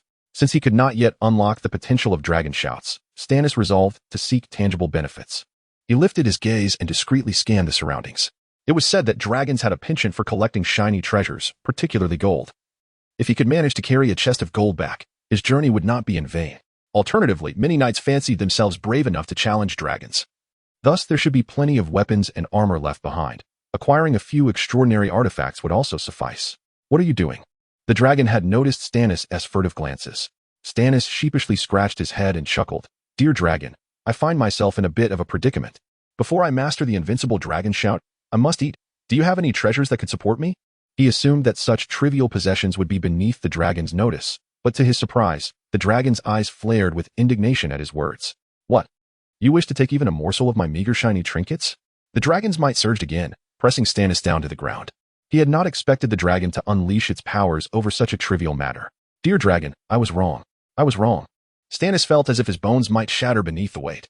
Hearing his pleas for mercy, the dragon eventually relented. After a considerable pause, Stannis regained feeling in his limbs and slowly rose, every part of him aching. Dragon, dear dragon, surely you wouldn't risk your own descendant's life over such trifles, would you? However, the dragon was not swayed. Snorting haughtily, Other matters may be negotiable, but my treasures are solely mine. Do not entertain such thoughts. Even if your blood flows with my lineage. This dragon was remarkably stingy, having lived for 5 centuries, yet unwilling to part with even the smallest gain. Surely, you must have amassed a staggering fortune from raiding towns and capturing princesses over the years. Stannis was reluctant to give up. He continuously sought some advantage from this obstinate dragon. Yet, to his astonishment, the dragon exclaimed, "How dare you sully my reputation? I have never committed such misdeeds." Stannis' worldview was shattered. Was not a dragon expected to wreak havoc and commit atrocities? Had this dragon truly spent its days hidden within the cave? "Dear dragon, you have not ventured outside this cave at all?" he inquired skeptically. "What is wrong with that? What ill befalls one who resides here?" The dragon acknowledged its hermit-like existence with pride. "Surely there have been valiant knights who came to slay dragons. You must have dined upon them, leaving something behind." At this, the dragon wore a smug expression. "This lair was selected with great care when I was still human, nestled in the most obscure corner of the Black Forest. Surrounded by my own traps, no mortal could ever hope to find it. Then how is it that I have unwittingly appeared before you?" The dragon found this question rather naïve. "Is it not because of the dragon blood that courses through your veins? I possess a strong awareness of nearby dragons. Hence you were irresistibly drawn here." Stannis realized that he bore a dragon's mark within him, feeling increasingly burdened by the seemingly useless abilities he possessed. A rumble emanated from his stomach. Hunger gnawed at him. Since being captured by the Imperial army the day prior, he had not consumed a single morsel, and after being frightened by the dragon, he felt as if he might collapse from starvation. "Little one, are you hungry?" It seemed the dragon could be considerate. Stannis nodded. "Go fetch a sheep." The dragon gestured with its claw. Stannis complied, straining to drag a sheep's carcass from the pyramid. "Stand back." As soon as the words left the dragon's mouth, flames erupted from its teeth, enveloping the sheep in a liquid inferno. Soon, the scent of roasted meat wafted through the cave. "Eat." Stannis immediately lunged forward, devouring the feast with relish. The dragon's flames had indeed worked wonders, charring the exterior while leaving the interior tender. He felt capable of consuming the entire roasted sheep. Yet, such exquisite fare could not quell his curiosity. "Dear dragon, where do these sheep come from? You have been holed up in this cave. How could you hunt?" The dragon chuckled. "As the sovereign of the earth, I am entitled to enjoy tributes from all directions." Tributes? Stannis was bewildered, for he had seen no one around. "Do not search further. It is the wolves of the forest who bring me offerings. They fear my wrath, and each year at this time, they deliver the carcasses of sheep or deer, sliding them down the passage through which you entered. This collection of sheep comprises my sustenance before my slumber this year." Ah, this dragon certainly lived in luxury. And at last, the mystery that had plagued Major Shalachi for years found its resolution. Chapter 85, The Method of Memory Restoration. The wolves, toiling tirelessly in their hunt, offer their tribute to you. How foolish they seem. Stannis devoured a leg of lamb with gusto, savoring the remnants on his fingers. "No, they are far from foolish. They are wise, for all creatures know that when I feel a twinge of hunger, this forest shall bear the brunt of my wrath." The dragon appeared unashamed of its unearned bounty. This also elucidates why no living being dares approach this tomb. "Why, then, do you slumber eternally in this cavern, refusing to emerge? With your power, a mere display would suffice to conquer the world in no time." Stannis began to entertain mischievous thoughts. If his family possessed a dragon as an ally, in this era of cold steel and sorcery, would he not be able to unleash unparalleled prowess? However, the dragon thought otherwise. It shook its head, recalling its own youthful impulsiveness, an era better left unexamined. "There exist forces in this world greater than I, and I merely languish here, entombed and surviving." To his astonishment, the formidable creature he revered could not even acknowledge its own might, causing Stannis' respect for the dragon to plummet. Simultaneously, a chill crept down his spine. Could this realm be akin to the chaotic, despair-laden darkness of Cthulhu? Yet at that moment, the dragon spoke again. "I merely caught a fleeting glimpse of your soul and discovered a blank void within. You have noticed it too." Stannis exclaimed with delight, finally encountering someone, or something, that acknowledged his lost memories. Although the duration was brief, only a year, it constituted the most significant portion of your existence. The dragon continued. Stannis eagerly nodded. "Indeed, since my arrival in this realm, many people and events have starkly contrasted with the original memories of this body. I suspect that a tremendous upheaval transpired during my year of amnesia. So, mighty dragon, can you restore this lost fragment of memory?" The dragon raised a claw and delicately touched Stannis' forehead with a sharp talon. "Let me try," it said. Stannis closed his eyes, aware that the dragon was about to invoke some extraordinary spell, and he knew his own being would surely resonate with radiant energy. However, just as he shut his eyes, the dragon spoke. "No, your memory has entirely vanished. I cannot restore it." "What?" Stannis was taken aback by the dragon's swift resignation. He opened his eyes and protested. "Surely your magic is powerful. Yet he observed the dragon appearing utterly drained, as if that slight exertion had consumed all its vigor. The one who severed your memory possesses immense power. Not only did he erase all recollections from the past year, but he also sealed away the key figures associated with that memory. Key figures? Is it that woman named Sasha? Stannis inquired anxiously. The dragon shook its head, panting and weary. But do not despair. Even the mightiest human sorcery has its flaws. I just circumvented that seal and employed secret command to the depths to allow you to regain awareness of key figures from the perspective of an observer, enabling you to witness the events of the past once more. However, the restoration of these memories will require time, perhaps a week, perhaps a year, or even a lifetime.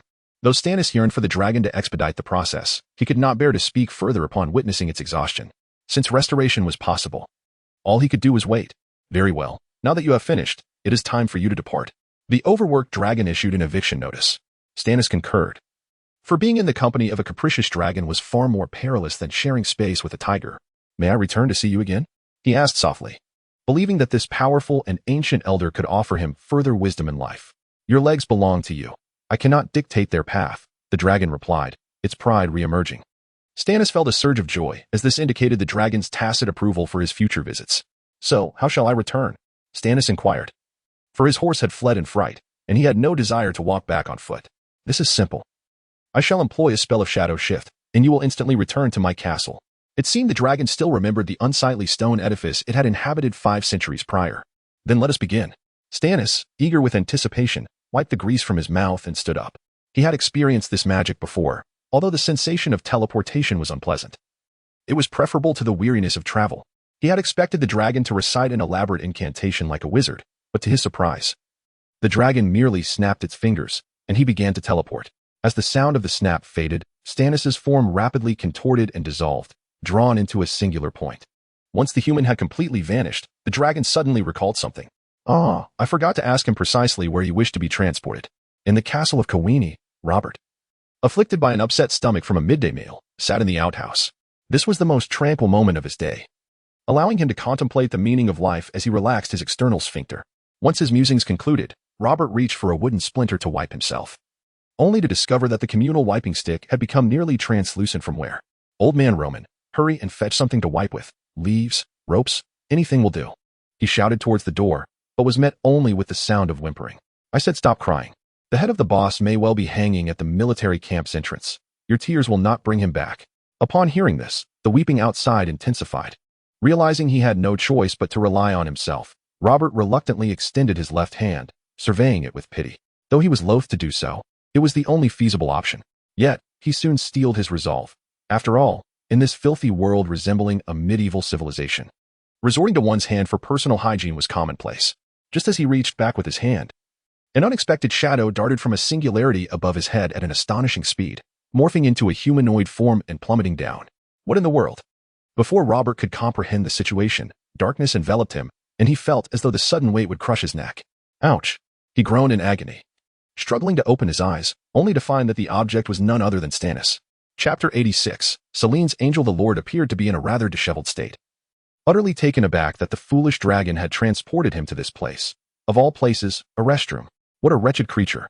Next time, I shall surely achieve the noble feat of slaying a dragon. Stannis lamented in agony, feeling as though he were perched upon a soft surface. Robert, blushing profusely, awkwardly said, Boss, could you possibly get off me? Stannis lowered his gaze and, to his embarrassment, realized he was indeed seated atop his younger brother's plump posterior, a most indecorous position.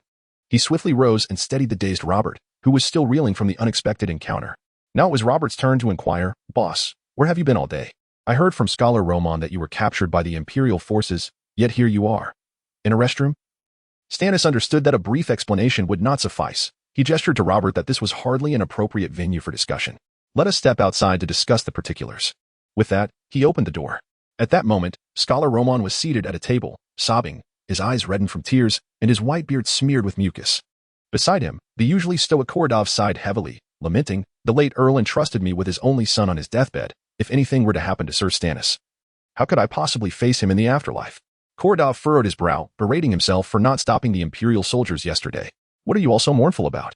I'm not dead yet. Stannis' exuberant voice rang out from behind, causing the Chancellor and Knight Commander to turn in astonishment. They were greeted by the sight of their lord emerging from the restroom, with Robert adjusting his trousers in tow. My lord, sir, The two men were so overwhelmed with joy that they could scarcely articulate their words. They rushed forward, enveloping Robert in a tight embrace, as if celebrating a miraculous resurrection. Stannis struggled to breathe amidst the fervent affection, desperately exclaiming, "I must insist you do not express yourselves so passionately. Sir, if something were to happen to you, how could I, an old man, endure such a fate?" Scholar Roman poured forth his heartfelt sentiments, having always regarded this young lord as a cherished family member. "Is it truly so exaggerated?" Stannis replied bashfully, realizing he held such significance in their hearts. Meanwhile, Robert, seizing the moment, discreetly tore a few sheets from Roman's notebook to clean himself, appearing before Stannis with a sense of satisfaction. "Boss, you must regale us with the tale of your escape. I heard that those captured by the Empire seldom meet a favorable fate, and their commanders are said to be fierce and menacing." "Nonsense," Stannis retorted with righteous indignation. "It is no wonder the Empire's reputation is so tarnished, thanks to the misguided rumors spread by the uninformed. To describe a commander like Sriracha as fearsome is simply intolerable. Do not heed such foolishness. The Imperial Army treated me with utmost respect. It was all a misunderstanding. Once the situation was clarified, they not only apologized sincerely, but also waived all future taxes on my lands." He conveniently omitted the part where Ambassador Sean had intervened on his behalf. Otherwise, they would surely accuse him of foolishly falling into a trap set by Sean Bernard. Such kindness. Robert obviously found it hard to believe that the Empire had experienced a change of heart. Did their commander succumb to some sort of confusion spell? While the woman named Sriracha indeed had a somewhat naive demeanor, Stannis would not tolerate anyone disparaging her. "Mind your words, Robert.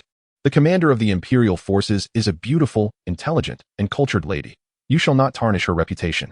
Robert stuck out his tongue, and it was evident to all present that something had transpired between Stannis and the woman. "But how did you suddenly appear in the restroom, landing right on my head?" Robert seemed still troubled by the incident.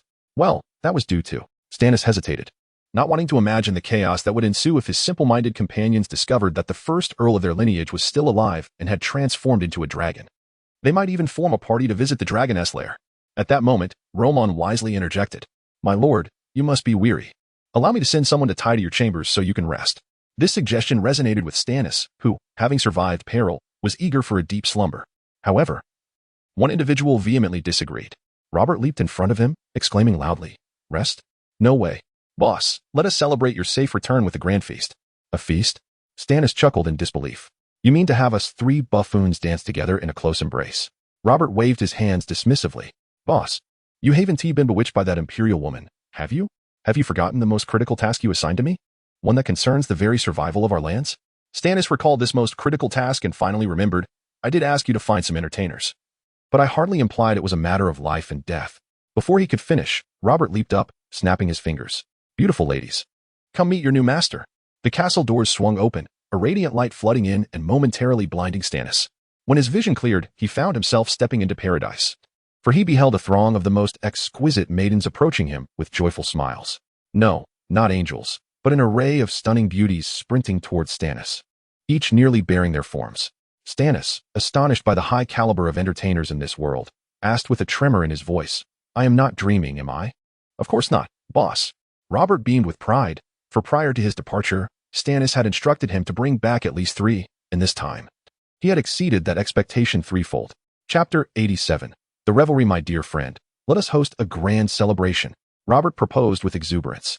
The Lord raised a finger, shaking it at him. "Ah, you truly possess the art of pleasing others. My investment in your upbringing has not been in vain. Master Scholar, Sir Knight, would you care to join in the merriment and partake in a welcoming festivity?" The elder, covering his face with his hands, longed to disappear into the floor. He had never anticipated that during his tenure as a scholar, this castle and its lands would descend into such chaos, leaving him speechless before his mentor in the afterlife. Meanwhile, Koradov remained composed, utterly unfazed by this unexpected windfall. A true knight would not gaze upon these women, but would win their hearts through valor and love. Such pretentiousness, Stannis remarked with disdain. Rising to his feet, he considered that since these young ladies posed no issue and were willing to assist him, what reason had he to decline? It was time to revel, so let us proceed. He embraced the knight commander and the master scholar, gesturing toward Robert, signaling the commencement of their indulgence. Robert excitedly burst through the doors, raising his arms high, as if about to commence a grand ritual before the ladies gathered below. "Let the festivities begin." They all cheered in unison. "I demand more wine for the castle's knight," slurred the inebriated scholar Ramon, sprawled across the table, still muttering. Not only he, but all the men in the hall, save for Koradov, were flushed and merry. In the spirit of revelry, Robert extended invitations to everyone within the castle. from guards to cooks, ensuring no one was excluded. Soon, the great hall resonated with laughter and cheer. However, it was peculiar that nearly all the men were stripped to their bare essentials, dancing exuberantly atop the dining tables. Meanwhile, the beautiful ladies donned impenetrable silk gowns, incessantly urging the men to drink, or encircling the knight commander, who strummed a mandolin. This humble castle could hardly afford the services of a court musician. Thus Korodov was reluctantly enlisted as the chief performer. To everyone's surprise, he proved to be quite the talented artist. Stannis belched, having consumed nearly half a barrel of sparkling wine. With bleary eyes, Robert lifted his gaze, noticing a captivating dark-haired beauty with a voice akin to a nightingale, gazing affectionately at him from across the table. Yet, the knight commander remained oblivious, engrossed in his music. "Ah, I hear this oaf was quite the charmer in his youth." Stannis mused, downing another drink. "Knight commander, since you are so popular with the ladies, I shall entrust the tavern to you. You'll be the bartender tomorrow." "What?" Robert, inebriated and discontent, protested. "I wish to be with these ladies. Besides, can that oaf even mix drinks?" His indifference to these exquisite beauties is precisely the reason I would trust the tavern to him. "Can you ensure your virtue if you take on that role?" "Indeed. You make a valid point," Robert conceded, realizing his unsuitability for such pursuits. Not far off, Chef Cook was lost in the rhythm, flamboyantly twirling his coat, his ample figure swaying in time with the melody. The atmosphere reached a fever pitch, yet the intoxicated revelers could discern no oddity, as nearly all congregated around the table, exulting. Perhaps they had always relished such indulgence? How amusing. With his mind clouded by drink, Stannis began to cheer. "Cook, dance on. I shall reward you with extra pay." Tonight, the castle was destined to be the most joyous of places. Chapter 88. The ailing Lord Stan. "Promise me, forget me." A spectral woman smiled from afar, and he longed to reach out and embrace her, only to shatter that beautiful illusion, which dissipated into the wind. Stannis awoke from his slumber, his head throbbing as if it might split apart. He regretted drinking so excessively the night before. For the first time, he experienced the torment of a hangover, feeling utterly wretched. A sneeze escaped him. A sudden gust of cold air from the window sent shivers down his spine. Only then did he realize he lay bare on his bed, clad in nothing but a pair of undergarments. Had he, in a drunken stupor, engaged with someone? Yet, his mind bore no recollection of such events. Slowly, he crawled out of bed, his feet barely touching the ground before dizziness enveloped him, as if he were suspended in mist. This was it. He must have caught a cold from sleeping uncovered. Autumn had deepened, and if he did not shut the window, his chamber would resemble a frigid icehouse. It was only upon feeling unwell that he remembered he had yet to ascertain whether there was a physician in the realm. Stannis hastily donned a garment and prepared to descend in search of some remedy. Upon opening the door, he was taken aback by the sight before him. In the hall of his castle, the very venue of last night's festivities, a multitude of naked men lay intertwined in slumber, the revelry having evidently crossed all bounds of propriety. What on earth was happening? He stepped over a fellow sprawled at his doorstep and made his way to the dining room, observing his subordinates in various compromising positions. Particularly striking was the sight of Bachelor Roman, the usually austere elder, who had lost his form-fitting black robe, revealing a gaunt body so emaciated that one could discern his ribs. Someone had whimsically adorned his torso with crude markings, rendering him akin to a flamboyant dancer. Upon entering the dining room, Stannis found Robert listlessly sipping hot tea at the table, draped in a blanket, no doubt similarly unclothed beneath. Stannis pressed his throbbing head into his hands as Robert looked up, his dark circles betraying a restless night. Indeed, last night had spiraled out of control. "Why are all the men in the castle stripped bare?" Stannis queried, his voice hoarse from the previous night's shouting. Robert stirred his tea lethargically. "Oh, it was the courtesans' doing. They believe that men cuddling together is true love." The narrative had suddenly veered into a realm of romantic absurdity, prompting Stannis to assert some order. "And you allowed them to run amok without intervention?" Even poor old Roman was subjected to their antics. Robert chuckled knowingly. "Ah, you refer to the artwork on Roman? That was Hypatia's masterpiece. Quite lifelike. Wouldn't you agree? To capture such a provocative image with mere strokes requires a certain creativity." Stannis could only concede the point. "Hypatia? Who is she?" "The dark-haired woman, rumored to hail from the Empire of Illis. Quite exotic, isn't she?" At the mention, Stannis recalled her as the enchanting figure who had captivated the audience with her presence while listening to the mandolin the previous night. "And how did I end up stripped and tossed onto my bed?" Stannis still harbored a glimmer of hope that it was the handiwork of the lovely maidens. Robert raised his hand. "I know. Last night, Chef Cook carried you back to your chamber and lingered for quite some time. Not sure what he was up to." A wave of nausea swept over Stannis, and he quickly shifted the topic. "Where is my knight?" The memory of that clumsy giant surfaced. Today marked the opening of the Chun's entertainment club, and surely he hadn't become so inebriated as to miss his duties? "Fear not, my lord," Robert assured, sensing Stannis's concern. He abstained from drink, retired early, and has been preparing for the club's opening since dawn. It should be operational now. At last. A reliable companion. Stannis stood and returned to his quarters. Where are you off to? Robert inquired. I had hoped to enjoy breakfast and accompany you to the club to assess the ladies' services. Despite his two panda-like eyes, Robert remained true to his nature. While Stannis too was intrigued by the prospect of inspecting the maidens, his legs trembled from the deepening cold he felt. I am unwell. You go ahead and keep an eye out for me. Ensure no one dines at my expense. At once. I shall rest for 2 more hours before departing, Robert saluted. Stannis decided it wiser to return to his warm bed. By the way, do we have any medicine for colds? Medicine? Robert scoffed. Such a concept is foreign to us. Our folk are robust and require no remedies. Stannis anticipated this response. What about a physician? Surely, this territory must have one. In such a small locale. How could we possibly have a doctor? Robert dismissed him. And what need have you for a doctor? I could simply bleed you, and you'd be right as rain. Bloodletting? Stannis shuddered at the thought, recalling the countless lives claimed by such half-witted remedies. He resolved to prioritize finding a physician as an urgent task. For now, he would rely on his body's resilience. Unable to endure the chill any longer, Stannis hurried back into the comforting embrace of his blankets after passing the sprawled Roman. Time passed, and suddenly, my lord, trouble. Robert burst through the door, startling the shivering Stannis. The symptoms of his cold had worsened, and now his head pounded as if struck by a hammer. Lower your voice. He croaked feebly. Yet Robert, seemingly oblivious, continued, a scoundrel is in your tavern, eating and drinking for free without paying. Stannis sprang from bed at once. Encountering such a rogue on the opening day of the tavern was unacceptable. If he did not handle this severely, how would he maintain his reputation? What would the ladies who sought refuge under his patronage think? Who dares to indulge in my ale and entertain my maidens without recompense? Stannis' resolve morphed into that of a brothel keeper. I'm not certain. I only heard it from passers-by. Curse it, this rascal must be taught a lesson. Yes, let us deal him a proper thrashing. Robert egged on, relishing the chaos.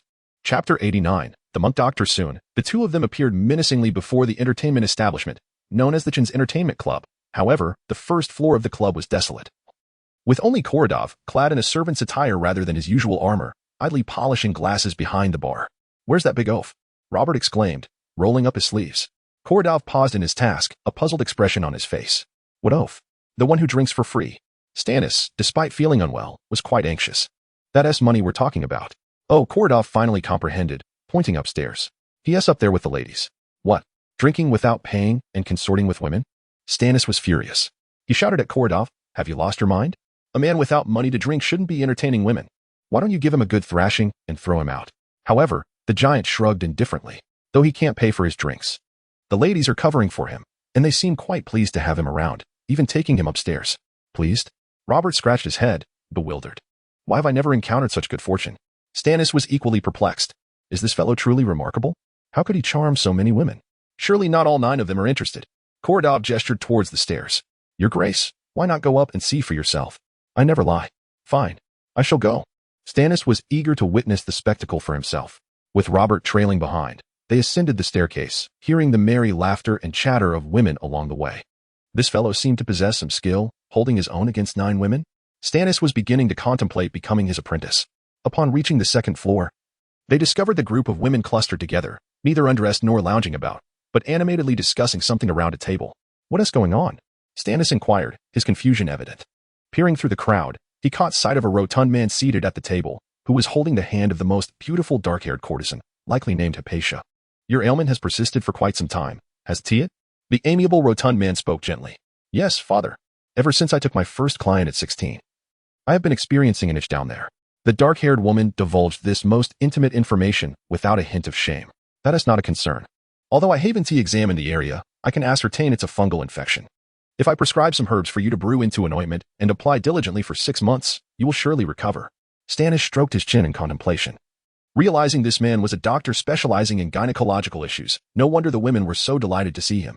From his Mediterranean-style haircut and attire, as well as his title, Stannis deduced the man's profession.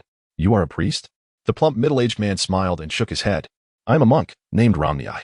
Compared to a priest who engages more with the world, a monk embodies asceticism, maintaining greater principles in both life and faith, such as solitude, austerity, lifelong celibacy, and minimal involvement in secular affairs. Yet, this fellow seemed to disregard all tenets of abstinence, eagerly accepting wine and boldly holding the ladies' hands. A gluttonous monk, Stannis labeled him outright. While these ladies may willingly cover your drinking expenses, as a man, I cannot condone your behavior of taking advantage of them. Therefore, as your lord, I must impose a punishment. Stannis proclaimed brazenly, oblivious to his own hypocritical indulgences during his time in this world. The monk appeared innocent, explaining that he had merely entered seeking a drink of water and was unexpectedly drawn upstairs by these young women. But, your grace, Stannis raised a hand, signaling him to cease his defense. I intend to punish you. How shall I do so? Ah, Chu. His cold symptoms worsened. The monk quickly supported Stannis as he sat down. Though he sensed Stannis' intent to hassle him, his inherent nature of healing compelled him to assist. He produced a small bottle of liquor from his robes. Take a sip, my lord. This is wormwood laced with honeysuckle. A small amount will alleviate your symptoms. Stannis followed his instructions and took a swig. To his surprise, the liquor coursed down his throat, providing instant relief. He smacked his lips, finding the flavor quite agreeable. Then, the monk spread his hands, a golden light emanating from them as he recited a prayer. As the incantation resonated in Stannis' ears, he felt warmth enveloping him, and perspiration poured from his body like rain. Finally, as the spell concluded, his cold symptoms vanished, leaving him invigorated.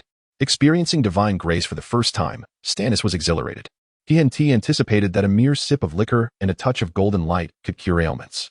He resolved to retain this talent at all costs, appointing him as his chief physician. My lord, may I take my leave? The monk had yet to notice the growing ferocity in Stannis' gaze. The lord brandished his usual trickery. Leave? Where do you think you're going? Do you believe that curing a trifling cough and fever can absolve you of your transgressions?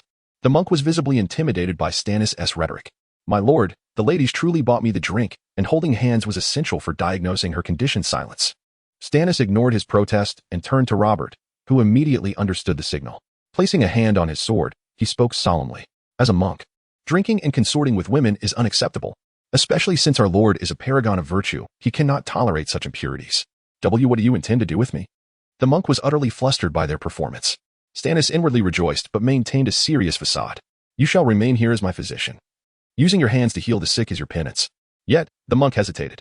I was invited by my brethren of the church to attend the 160th Theological Symposium of the Holy Cloister. Stannis coughed twice. Very well. I am not one to force anyone against their will. For those who do not wish to serve under me, I have a mutually agreeable solution. Robert. Take him to the river and execute him. Yes.